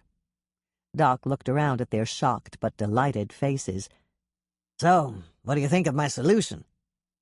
It's brilliant, Hannah spoke for all of them, and there were nods all around the table. We'll be grateful forever, Doc. You saved us a lot of grief. She stopped speaking as she glanced at the door to the dining room. Uh-oh, here she comes. All eyes swiveled toward Dot Larson, who was leading Dolores into the dining room. Sally got up to go back to the kitchen, stopping to greet Dolores on the way, and Dolores gave a little wave around the table as she sat down in the vacant chair next to Doc. Then she zeroed in on Hannah. Are you all right, Hannah? I'm fine, Mother. Why? There was a rumor floating around at the hospital when I left. Mike and Bill brought in a woman in handcuffs, and she had a head injury. Jenny was on, and Mike told her that the woman tried to kill you. That's true, Hannah admitted. Jenny also said that Mike told her Norman held a gun on the woman until he arrived to cuff her. That's true, too. Oh, my! Dolores put her hand to her chest and took a deep breath. I'm so glad you're all right. Mike told Jenny and Marlene that you were, but I was still worried. Tell me, dear, is it true that Norman didn't even know how to shoot that gun? That's what he said after Mike arrived. Well, for heaven's sakes, what was Norman planning to do with it? He was planning to figure it out before he had to shoot, Mother. Andrea started to laugh. Did that last sentence of yours have a comma in it, Hannah? For one brief second, Hannah didn't get it, but when she did, she was delighted. Andrea had made her first joke about grammar. Perhaps all the nights she'd spent helping Andrea with her grade school grammar lessons had borne fruit after all. It has a comma, Hannah told her. Norman wasn't planning to shoot Mother. There was laughter around the table for several minutes, and then Sally arrived with a split of champagne. "Dolores," she said, pouring it for Dolores and giving her a glass, "I know you've already eaten, so I brought you a sweet treat to go with your champagne." Dolores looked down at the gold box on the table. "Is that what I think it is?" "Yes," Sally said. "The last time you were here with Doc, you mentioned that you loved chocolate, so I made some fruit truffles for you." "Wonderful," Dolores said. "Truffles are one of my favorite things." She gave Sally a grateful smile and reached into the box for one. She took a bite, and her smile grew even wider. "This one is strawberry, and they're wonderful, Sally." "Thank you. And now I'd better get the rest of the entrees Doc and the girls ordered. Doc said you'd be having refreshments at the bridal shower, but are you sure you don't want something else to eat?" "Well, a little chicken salad sandwich with the crusts cut off only goes so far. Do you have your ossobuco tonight?" "We do." "Then I'll have that. And what I don't finish, Doc will probably have for breakfast. Right, Doc?" TMI, Laurie. Dolores laughed. "Too much information. I learned that just the other day from Hannah." She turned back to Sally. "Please forget you heard that." "Consider it forgotten," Sally said. She patted Dolores on the shoulder, and then she hurried back to the kitchen. "I have a toast," Dolores said when Sally had left. "I want to thank all of you for being so patient with me. I know I promised I wouldn't change my mind again, but I just had the best idea for the wedding." The three Swensen sisters and Lisa exchanged glances. It was clear that all four of them were thinking the same thought. Uh-oh, she's going to do it again. "What's your idea, Mother?" Hannah asked. "Pink! Wouldn't pink be a perfect wedding color?" Hannah came close to groaning. With her red hair, she did not look pretty in pink. "Does this mean you're going to wear pink on your wedding?" "No, dear. I was thinking about the bridesmaid dresses and the bridal bouquet. I think little pink roses mixed with something white would be absolutely perfect. Pink and white. It's a simply lovely combination. Yes, I've decided. I want white for the other wedding color." "You're planning to wear white?" Lisa asked. "Heavens, no! I'd never wear white. This is a second wedding for me, and I'm not exactly the blushing bride, you know." Doc laughed. "You can say that again." While Hannah, Michelle, Andrea, and Lisa struggled to contain their laughter, Dolores turned to Doc in shock. "Doc!" she exclaimed, her eyes flashing fire. "Relax, Laurie. 3 of the 4 girls sitting at this table are your daughters, and I delivered all 3 of them. I know you're not the blushing bride." "Oh," Dolores said, and her angry expression turned into a smile. "Of course you know. You were my doctor." "I'm still your doctor." "Yes, you are." Dolores turned back to them again. "I'm sorry I've been so indecisive about the wedding plans. It's just, well, I want everything to be perfect." "That's okay, Mother," Hannah said, and she meant it. Andrea nodded. "Don't worry about it, Mother." "We're fine with anything you decide," Michelle said. "It's your wedding, after all," Lisa added her comment. "You're the one who has to decide." "But I've been changing my mind too much after I promised Hannah I wouldn't." Dolores looked contrite. "I want to apologize. and tell you that I plan to do my very best to stick with what I decided." "Fine with us," Hannah said, and everyone else nodded their agreement. "Oh, good." Dolores looked very relieved. "For a moment there, I thought you were about to give up on me." "We'd never do that," Hannah responded for all of them. "Well, you're all very understanding and sweet," Dolores said, and then she turned to Doc. "I have good girls, don't I, dear?" "The best in the world," Doc said, winking at them, before he pulled Dolores into his arms and hugged her. Andrea smiled at Dolores. "We're all very happy for you, Mother." "And we're very happy to plan your wedding," Hannah added. It was a happy moment.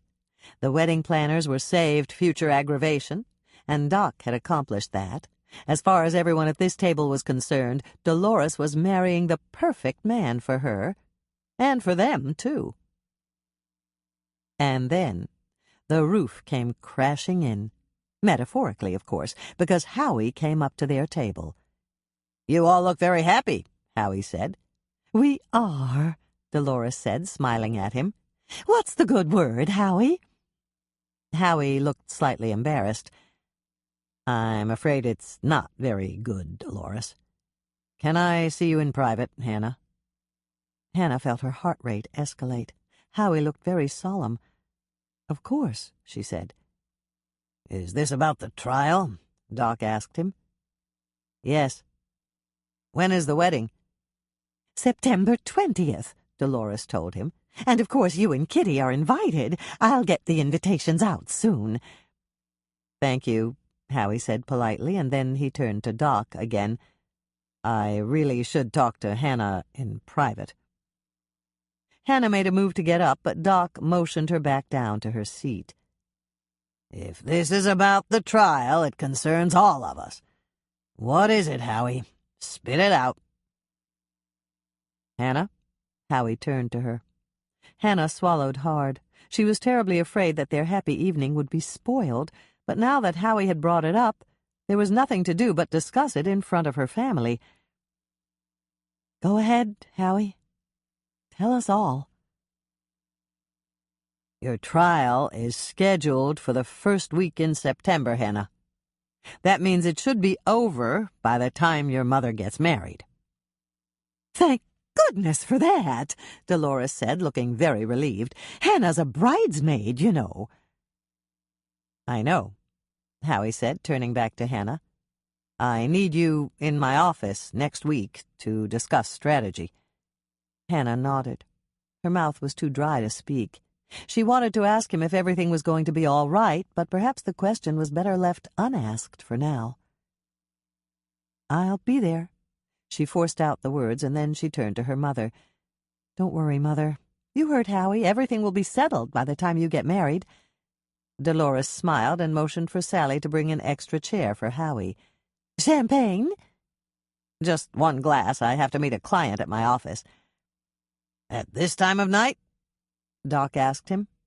"Yes. It's an assault and battery charge, and this case is complicated."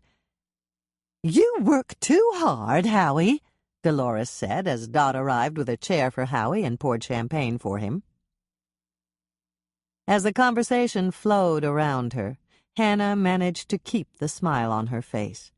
Howie wanted to have a strategy meeting. What did he mean by that? Was her case even more complicated than the case he was discussing with another client tonight?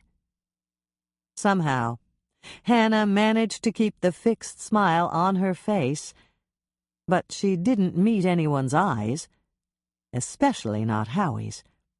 She was afraid she'd burst into tears. Was Howie going to try to convince her to accept a plea bargain? And should she do that, if he said it was advisable? If she did, would she be locked in prison so that she couldn't be a part of her mother's wedding to Doc?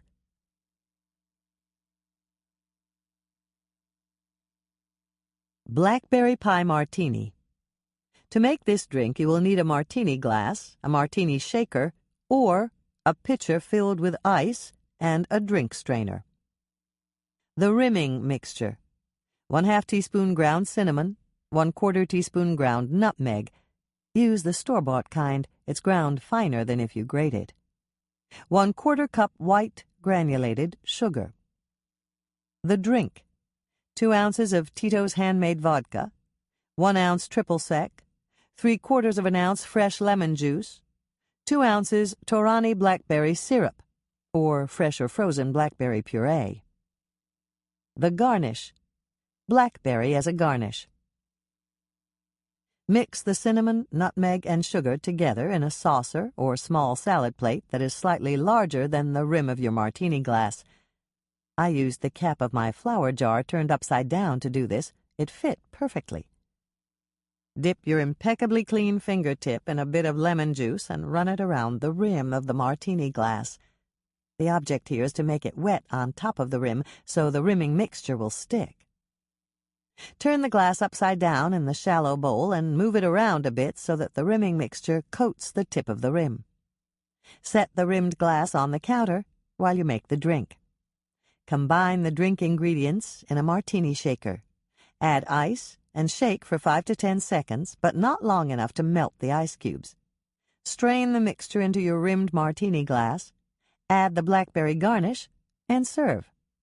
Alternatively, you can make this in a pitcher filled with ice, stir until the mixture is icy cold, but not long enough to melt the ice. You don't want it to dilute the martini, and strain the mixture into your rimmed martini glass. Drop a fresh or frozen blackberry into your martini as a garnish. Yield one delicious martini that tastes like blackberry pie. Hannah's note: if you're only making 1 blackberry pie martini, you'll have some rimming mixture left over. Put it in the cupboard and use it to sprinkle on hot buttered toast in the morning to make cinnamon toast. Blackberry pie cooler. Non-alcoholic blackberry pie martini. The rimming mixture: 1/2 teaspoon ground cinnamon, 1/4 teaspoon ground nutmeg. Use the store-bought kind. It's ground rather than grated. 1/4 cup white granulated sugar. The drink: 2 ounces white cranberry juice, 2 ounces fresh lemon juice, 2 ounces Torani blackberry syrup or fresh blackberry puree. The garnish: 1 fresh or frozen blackberry as a garnish. Mix the cinnamon, nutmeg, and sugar together in a saucer or small salad plate that is slightly larger than the rim of your martini glass. I used the cap of my flower jar turned upside down to do this. It fit perfectly. Dip your impeccably clean fingertip in a bit of lemon juice and run it around the rim of the martini glass. The object here is to make it wet on top of the rim so the rimming mixture will stick. Turn the glass upside down in the shallow bowl and move it around a bit so that the rimming mixture coats the tip of the rim. Set the rimmed glass on the counter while you make the drink. Combine the drink ingredients in a martini shaker. Add ice and shake for 5 to 10 seconds, but not long enough to melt the ice cubes. Strain the mixture into your rimmed martini glass, add the blackberry garnish, and serve. Alternatively, you can make this in a pitcher filled with ice. Stir until the mixture is icy cold, but not long enough to melt the ice. You don't want it to dilute the martini, and strain the mixture into your rimmed martini glass. Drop a fresh or frozen blackberry into your drink as a garnish. Yield 1 delicious non-alcoholic martini that tastes like blackberry pie. Hannah's note: if you're only making 1 blackberry pie martini, you'll have some rimming mixture left over. Put it in the cupboard and use it to sprinkle on hot buttered toast in the morning to make cinnamon toast.